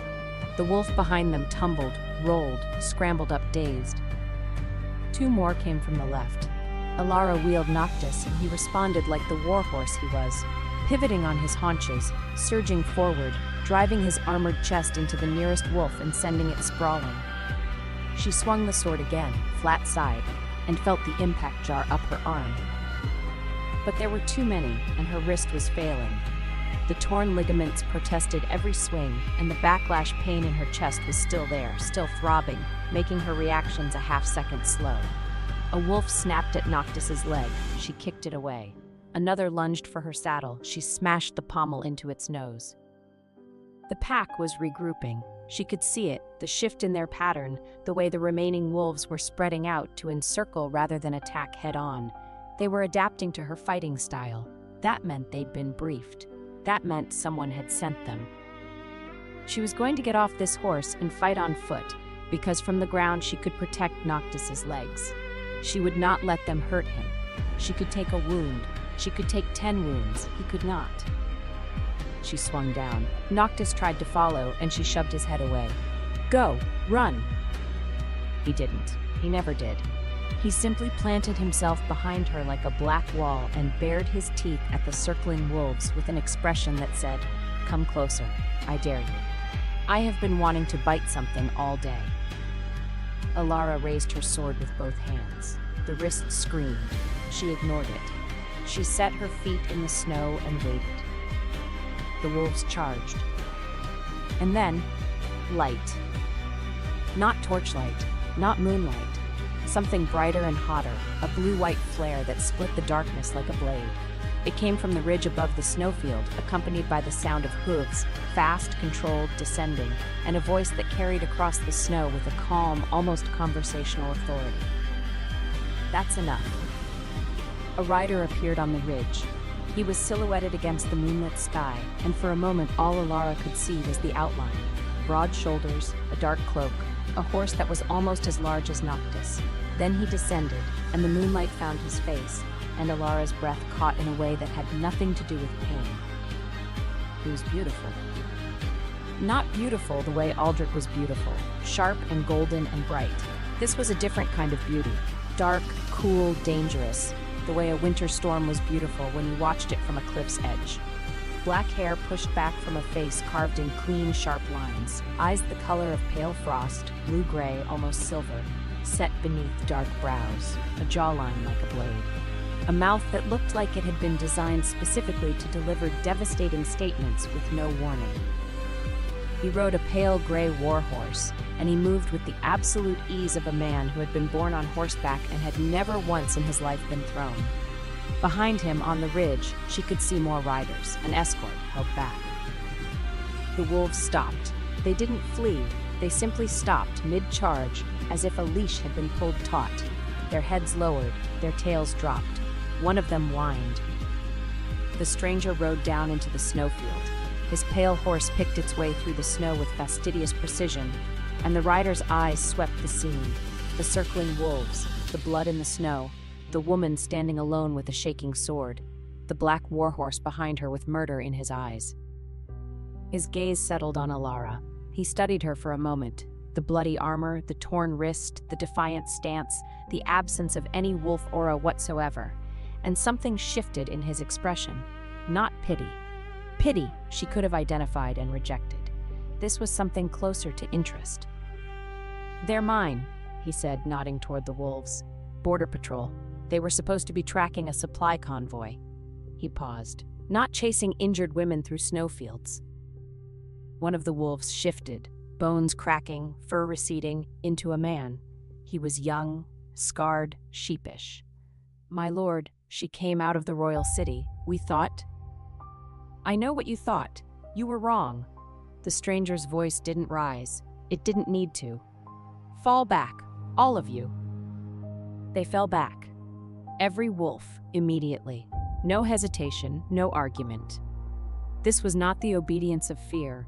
It was the obedience of absolute authority, the kind that was so certain of itself it never needed to shout. The stranger dismounted. He was tall, taller than Aldrich, with the build of a man who fought regularly and well. He moved toward Alara, and she raised her sword. "Stay back." He stopped. He looked at the sword, then at her wrist, then at the blood soaking through her glove. "Your grip is failing on the right side," he said. "Your wrist is either fractured or badly torn. You've been riding for at least 4 hours in this cold, which means the tissue is swelling inside the wrap, and if you swing that sword one more time, you're going to lose the use of your hand for a month." He paused. I have a field medic with my escort and horse feed. The mention of horse feed almost undid her. Not for herself, she could have borne any amount of suffering, but Noctis had been carrying her for hours, had fought beside her, had not been fed since Marin's way station. Behind her, Noctis's ears pricked at the word feed. You're from the border faction, she said. Her voice was flat, assessing. The Kelrith Wolves. I'm the lord of the Kelrith Wolves, he said. Ronan Kelrith. He inclined his head, not a bow, an acknowledgement. And you are the woman who just fought off 8 of my best hunters with a broken wrist and a horse that appears to be personally offended by the existence of wolves. Noctis snorted. It was his most judgmental snort. Ronan's mouth twitched, not quite a smile. Something better, the suppression of one. You may leave, or you may stay. Just do not faint in front of my horse. He jerked his chin toward the pale gray warhorse, which was watching the proceedings with an expression of aristocratic boredom. My horse is very fond of reporting incidents. Alara looked at him. The pain in her chest was a constant roar, and her wrist was on fire, and she was alone on an enemy snowfield talking to a man who should, by all logic, be her adversary. But his eyes were steady, and his voice held no mockery, and he had stopped his wolves without violence. Do not worry, she said. I only faint in front of my own horse. It has better manners. This time, Ronan's mouth definitely twitched. Behind her, Noctis did something extraordinary. He lifted his head, looked directly at Ronan, and then turned his body so that he was standing between them, a black wall of horse blocking Ronan's path to Alara entirely. Your horse, Ronan observed, does not like me. My horse doesn't like anyone. A quality I respect. He stepped to the side. Noctis stepped to block him. He stepped the other way. Noctis mirrored him. This continued for 3 full repetitions, with increasing absurdity, until Noctis leaned forward and clamped his teeth onto the edge of Ronan's cloak. Ronan looked down at the horse holding his cloak hostage. He looked up at Alara. His expression was one of absolute perfect composure, marred only slightly by the fact that an angry warhorse was slowly eating his clothing. Is this a negotiation? He asked. He thinks so. What are his terms? Despite everything, despite the pain, the cold, the ruins of her life, Alara felt the corner of her mouth lift. He wants the feed first, and he doesn't share. Ronan reached slowly into his saddlebag, produced a handful of grain, and held it out. Noctis eyed him, eyed the grain, and released the cloak with a contemptuous flip of his head. He took the grain. He chewed it with the air of a king accepting tribute. There, Ronan said. Your bodyguard is appeased. May I approach now, or does the horse require further concessions? Alara sheathed her sword. The motion made black spots dance across her vision, and she reached for Noctis's saddle to steady herself. Ronan's hand caught her elbow. Not her waist, not her shoulders, her elbow, the most neutral point of contact possible. His fingers were warm through the armor, and his grip was firm without being forceful. The medic, he said. Now. She wanted to refuse. She was Alara Voss, the strongest knight in Arventhor, and she did not accept help from enemy lords in snowfields. But Noctis nudged her back, hard, and the world was graying at the edges, and the hollow place where the bond had been was screaming. Fine, she said. But if any of your wolves touch my horse, I'll kill them with my left hand. I believe you, Ronan said, and for the first time she heard something in his voice that sounded genuine. Chapter 4. The Enemy's Heart. The Kelrith border camp was not what she expected. She had expected a war camp, crude, temporary, designed for aggression. What she found was a mountain stronghold carved into the living rock of the Grey March Pass, with high walls, warm fires, a well-stocked stable, and the general atmosphere of a community that had been here for generations and intended to remain. Ronan's people watched her with curiosity but not hostility. They were border wolves, harder than the court wolves of Arventhor, weathered by wind and war, but there was none of the cruelty she'd been told to expect. The soldiers nodded at their lord. The camp workers moved with purpose. Children, actual children, darted between the buildings, chasing each other through the snow. Alara had been told her entire life that the Kael'rith faction was savage, lawless, dangerous. She was beginning to suspect that whoever had told her that had never actually visited. Noctis was installed in the stable with the ceremony usually reserved for visiting royalty, primarily because he threatened every groom who approached him until Ilara personally introduced them. Even then, he bit one on the sleeve. Ilara pretended not to notice. Noctis pretended he hadn't done it. The groom pretended his sleeve had always been torn. It was a functional arrangement. The medic, a brisk, efficient woman named Helwyn, examined Ilara's wrist with the impersonal competence of someone who had treated 100 such injuries and was bored by this one. Torn ligament, deep bruise on the bone, not fractured, which means you're either very lucky or very hard to break. Helwyn wound a clean bandage with hands that could have performed surgery in a thunderstorm. 3 weeks minimum before you swing a sword. 4 would be better. I'll need it in 2. Then you'll lose the wrist. I'll need it in 2, Ilara repeated. Helwyn gave her a look that conveyed in a single glance an entire medical textbook's worth of disapproval. Then she packed the wrist with a poultice that smelled like winter herbs and fire, wrapped it tight, and said, 2 weeks, but if it snaps, don't come crying to me. Ilara didn't intend to come crying to anyone. She hadn't cried in 6 years. Ronan appeared after the medic left. He'd removed his riding cloak and wore a dark wool tunic beneath, and in the firelight of the stone chamber, the sharp planes of his face were thrown into relief. He set a tray on the table: bread, dried meat, hot broth, water. When did you last eat? She tried to remember. The morning? No, yesterday morning. She'd been in the saddle since before dawn for the border run that had ended in the ambush, and after the ambush there had been the parade, and after the parade there had been the bridge. Recently, she lied. He studied her. Those frost-pale eyes missed nothing. You're a terrible liar. I suspect that's unusual for someone who survived 10 years in the Arventhor court. I didn't survive by lying. I survived by being useful. And now? She looked at the fire. The hollow in her chest pulsed. Now I'm not useful to anyone. That, Ronan said, pulling a chair to the table and sitting across from her with the easy grace of a man who owned the room and everyone in it, is the most absurd thing I've heard today, and I spent this morning listening to my scout explain how he lost an entire supply convoy to a badger. She looked at him. A badger. A very determined badger. He pushed the tray toward her. Eat. You're no good to anyone dead, and I have questions. She ate. The broth was hot and good, and the bread was better than anything the royal kitchens had produced in months. And the simple act of eating, of being warm, of being fed, of sitting in a place where no one was calling her worthless, was so overwhelming that she had to stop twice and breathe. Ronan watched her. He said nothing. This, she was learning, was one of his qualities. He knew when silence was more useful than speech. When she'd finished, he asked, "Who sent the hunters after you?" "What hunters?" "The wolves in the snowfield. They weren't mine, not the patrol I'd assigned. Someone else deployed them. Someone who knew you'd be on that road tonight." His eyes were sharp.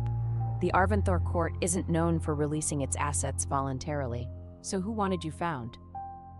She considered lying. She considered telling him nothing. But the exhaustion was bone deep, and the truth was simple, and she was so tired of navigating the maze of court deception. "The Council of Elders," she said. "They've been watching me for months. They think my bloodline is abnormal." "Abnormal how?" "I don't have a wolf form." "I noticed." "But they think," she stopped. She didn't actually know what they thought. She only knew that the scrutiny had intensified, that Aldrich had become increasingly desperate to distance himself from her publicly, and that the council's questions had grown pointed enough to draw blood. Ronan leaned back. The firelight played across his features, and she was struck again by how composed he was. Not cold, not emotionless, but contained, as if every reaction was filtered through a layer of deliberate thought. The Council of Arventhor has a long history of executing things they don't understand, he said. My grandfather was one of those things. He said it without anger, flat, factual, the way you'd state a historical date. They called him a heretic. They burned his records. They said the Kelrith bloodline was tainted. This is why we're on the border instead of in the court. We weren't exiled for being weak. We were exiled for being inconvenient. Alara looked at him. There was more to this story. She could see it in the careful way he held himself, the measured cadence of his words. But he didn't push, and she recognized a man who would share his history in his own time. I should leave in the morning, she said. I'm not safe to be around. If the council tracks me here, then the council will find that crossing the Grey March in winter is considerably more difficult than writing decrees from a warm throne room. He stood. You can leave in the morning, or you can rest. The room is yours. The stable is Noctis's. And the medic will kill me if you don't sleep at least 6 hours. And she is the only person in this camp I'm genuinely afraid of. He moved toward the door. Something made her speak. Why are you helping me? Ronan paused. He didn't turn immediately. When he did, his expression was unreadable. Because I came to investigate strange movements from the royal city's army, he said. And instead I found a woman who was wounded, bond broken, hunted, and still able to leave 8 of my best wolves limping back to camp. He paused. I'm a strategist, Sir Voss. I don't waste interesting variables. He left. Alara sat by the fire and pressed her hand to the hollow in her chest and wondered when exactly she had stopped being a person and become a variable. It was, she thought, an improvement. Chapter 5. Phantom Pains. She woke before dawn with claws in her chest. Not real claws, the phantom sensation of the broken bond raking across her sternum as if trying to dig its way back to the heart she'd torn it from. The pain was so intense that she rolled off the cot and hit the stone floor, gasping, her back arched, her fingers scrabbling against cold rock. The echo of Aldrich's wolf howled in her ears. Not words. Wolves didn't speak in words, but emotion, raw and ragged. Loss, confusion, the desperate searching of an animal that had been severed from its other half and couldn't understand why. She pressed her forehead to the floor, breathed, counted, waited. It passed. It always passed. But each morning it was a little worse, a little longer, a little louder, and each morning she had to spend a few more seconds reminding herself that she had chosen this, that the alternative, staying, submitting, letting the bond remain as a leash in the hands of a man who called her unworthy, was worse than any phantom pain. She dressed, checked her wrist, swollen, stiff but mobile, went to the stable. Noctis was awake. He was always awake before her, standing in his stall with the alert posture of a horse who believed that sleep was for the weak and that vigilance was the only reasonable response to existence. When she entered, he tossed his head and made a low, rumbling sound that she had learned over the years was his version of concern. She checked his hooves first. Then his legs, the left foreleg as Marin had warned, showed a slight heat at the fetlock. She wrapped it with practiced hands, murmuring to him as she worked. Then his mane, which was tangled because he fought every groom who tried to brush it. Then his saddle straps. Then his feed. It was the ritual. It had always been the ritual. Take care of the horse first, because the horse would never lie to you about whether it needed help. Marin says hello, she told him, even though Marin hadn't technically said that. She says you're stubborn. Noctis lowered his head and pressed his nose against her hair. His breath was warm and smelled like grain. He stayed there for a long moment, breathing, and she stood very still and let him, because this was the closest either of them came to saying, I'm worried about you. She found Ronan in the camp's upper ward, standing at a stone parapet overlooking the Grey March Pass. The dawn was coming up gray and silver behind the mountains, and the wind carried the scent of snow. You're up early, he said, without turning. The bond wakes me. He did turn then. His eyes, those impossible silver blue eyes, dropped to her chest, not in the way of a man looking at a woman's body, but in the way of a healer locating a wound. The backlash, he said, from the severance. You know about it. I know that severing a fated mate bond is supposed to be impossible. I know that the old texts describe it as tearing the soul in half. I know that the last person recorded to have done it died within a year. He paused.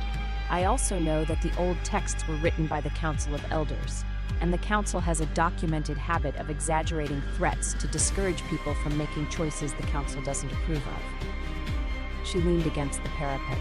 The stone was ice cold through her shirt. You sound like you've studied this. I've studied everything the Council has tried to hide. It's a hobby. His mouth quirked. A dangerous hobby, which is the best kind. She was quiet for a moment. Below the parapet, the camp was stirring. Smoke from the kitchens, voices, the sound of horses being led to water. Normal sounds, life sounds. She had spent so long in the polished silence of the Arventhor court that she had forgotten what a real, living settlement sounded like. I need to keep moving, she said. If I stay, I put your people at risk. My people have been at risk since before you were born. The Council considers our existence an insult. He turned to face her fully. Where would you go? She didn't answer because she didn't know. For 10 years, her identity had been defined by her role, Sir Alara Voss, Royal Personal Guard, the Crown Prince's blade, the wolfless knight who fought harder than any shifted wolf. Without that role, without the badge, without the bond, she was just a woman with a sword and a bad-tempered horse. The thought should have been terrifying. Instead, it felt like standing in an open field after years in a stone cell. The space was overwhelming, but it was space. I'll figure it out, she said. I don't doubt it. He looked at her with an expression she couldn't entirely read, something between respect and something warmer. But consider this, you're injured, hunted, and alone. I have walls, a medic, and a stable full of feed. You could stay until you're healed, at minimum. Consider it a strategic alliance.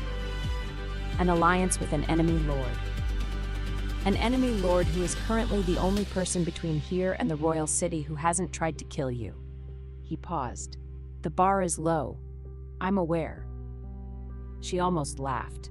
She didn't. The hollow in her chest made laughing feel like pulling stitches, but the impulse was there, and it surprised her. 1 week, she said. Then I go. 1 week, he agreed. She pushed off the parapet and walked toward the stairs. Behind her, Ronan said, Sir Voss. She stopped. In the snowfield, the way you fought, with a broken wrist and no wolf against 8 shifted wolves. His voice was quiet. I've commanded warriors my entire life. I've never seen anything like it. She didn't know what to say to that. She wasn't used to compliments that sounded like they meant something. She went to check Noctis's foreleg again. Chapter 6. The Testing. 3 days passed. Alara trained. She trained because it was the only language she had for processing what had happened to her. Sword forms with her left hand while the right wrist healed. Footwork in the snow. Endurance drills that left her gasping and shaking and momentarily free of the phantom pain. Ronan's soldiers watched her. At first, they watched with the careful hostility of wolves assessing a stranger. By the second day, the hostility had shifted to curiosity. By the third, 2 of them asked to spar. She put them both on the ground in under 40 seconds, left-handed.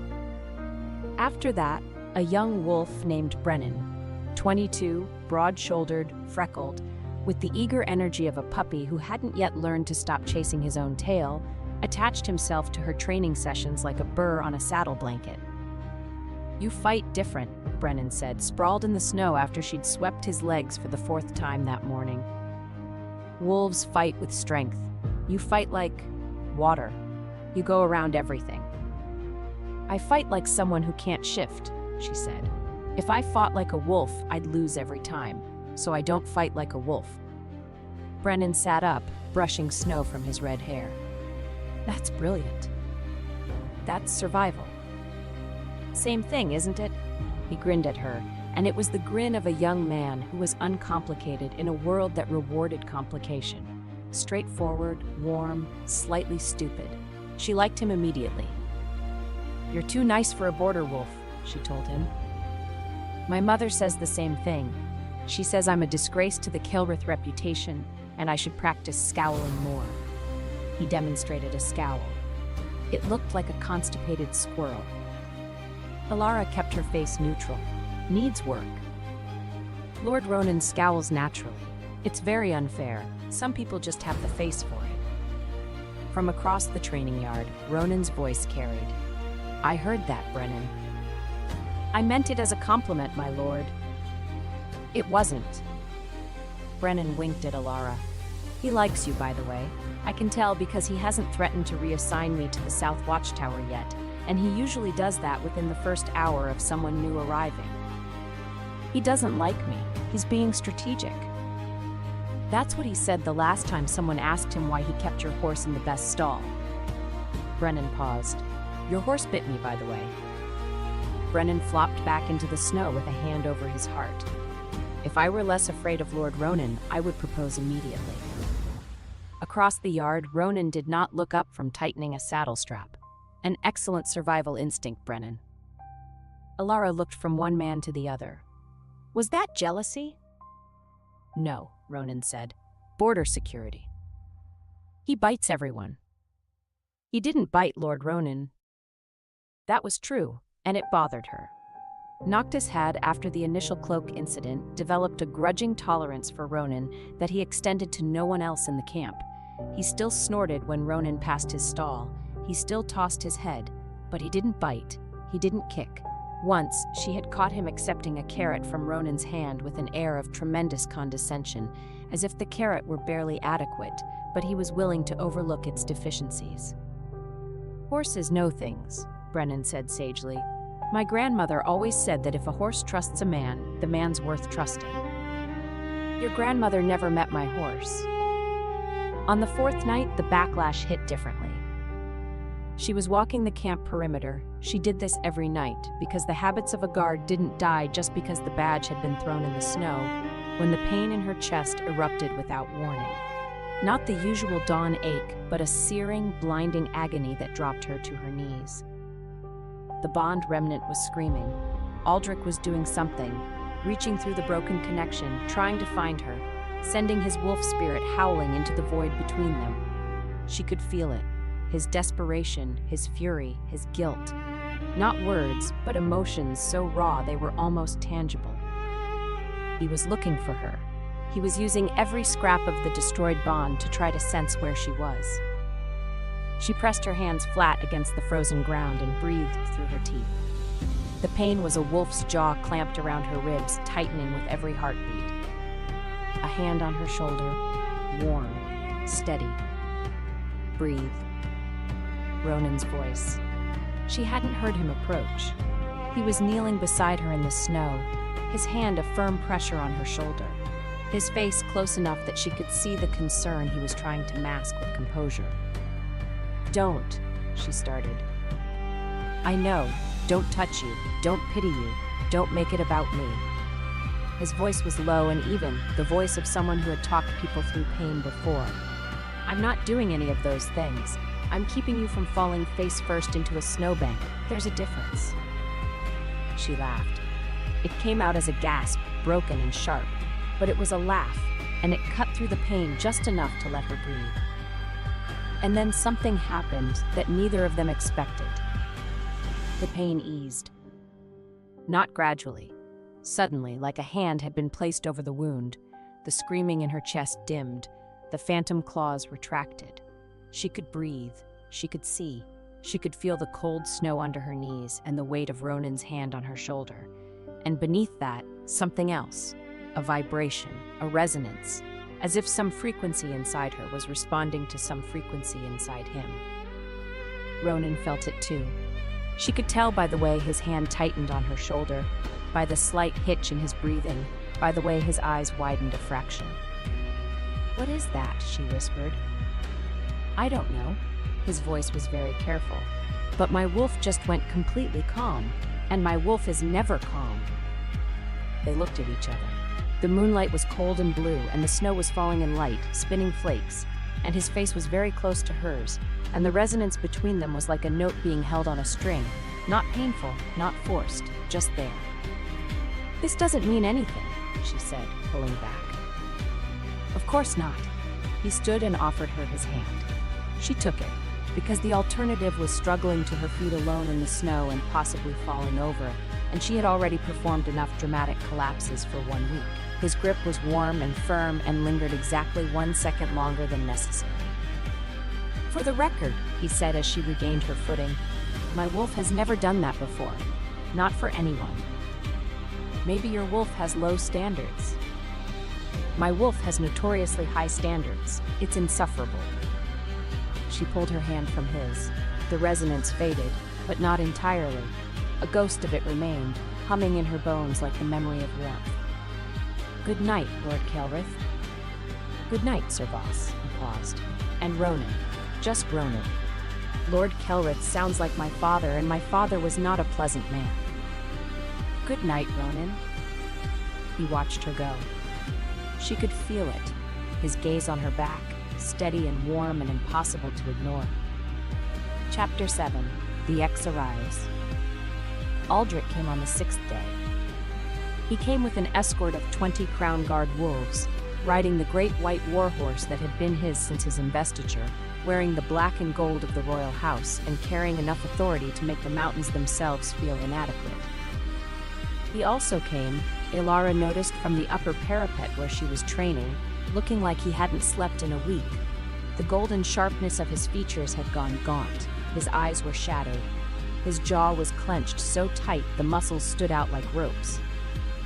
Good, she thought, and then hated herself for thinking it, and then decided she was allowed to think it. Ronan met Aldrich at the gate. The two men faced each other across 6 feet of snow, and the temperature of the camp dropped by several degrees. Not literally, but the effect was convincing. 2 alpha wolves, 2 lords, 2 very handsome men who immediately and instinctively disliked each other. Crown Prince Aldrich. Ronan's voice was the ice-smooth courtesy of a man who could kill you while discussing the weather. "What brings you to the Grey Mark? I wasn't aware the Crown took an interest in our humble border." Aldrich's golden eyes swept the camp, found Ilara on the parapet, locked onto her with an intensity that made the bond remnant throb. "You have something of mine," Aldrich said. The temperature dropped further. Beside Ilara on the parapet, Brennan muttered, "Oh, this is going to be good." Ronan didn't move, didn't blink. "I don't have anything of yours, Your Highness. I have a guest who arrived of her own free will, injured and hunted, and who is welcome to leave whenever she chooses." He paused. "Would you like to specify what you believe you've lost? I keep thorough records." Aldrich dismounted. His wolf was close to the surface. She could see it in the amber flare of his eyes, the way his movements had gone too smooth, too controlled. He walked toward the gate. Ronan did not step aside. "Lord Kelrith." Aldrich's voice was quiet, and that was worse than shouting. Ilara had heard him quiet before. Quiet meant the wolf was in charge. "I am not here to negotiate. I am here for my—" "Your what?" Ronan's voice was silk over steel. "Your guard?" She threw her badge in the snow. "Your mate? From what I understand, you declared her unworthy in front of your entire court. Your property?" One dark eyebrow rose. "I wasn't aware the Crown had started claiming people as possessions. That's an unfortunate regression." Behind Ronan, 2 Kelrith soldiers shifted their weight.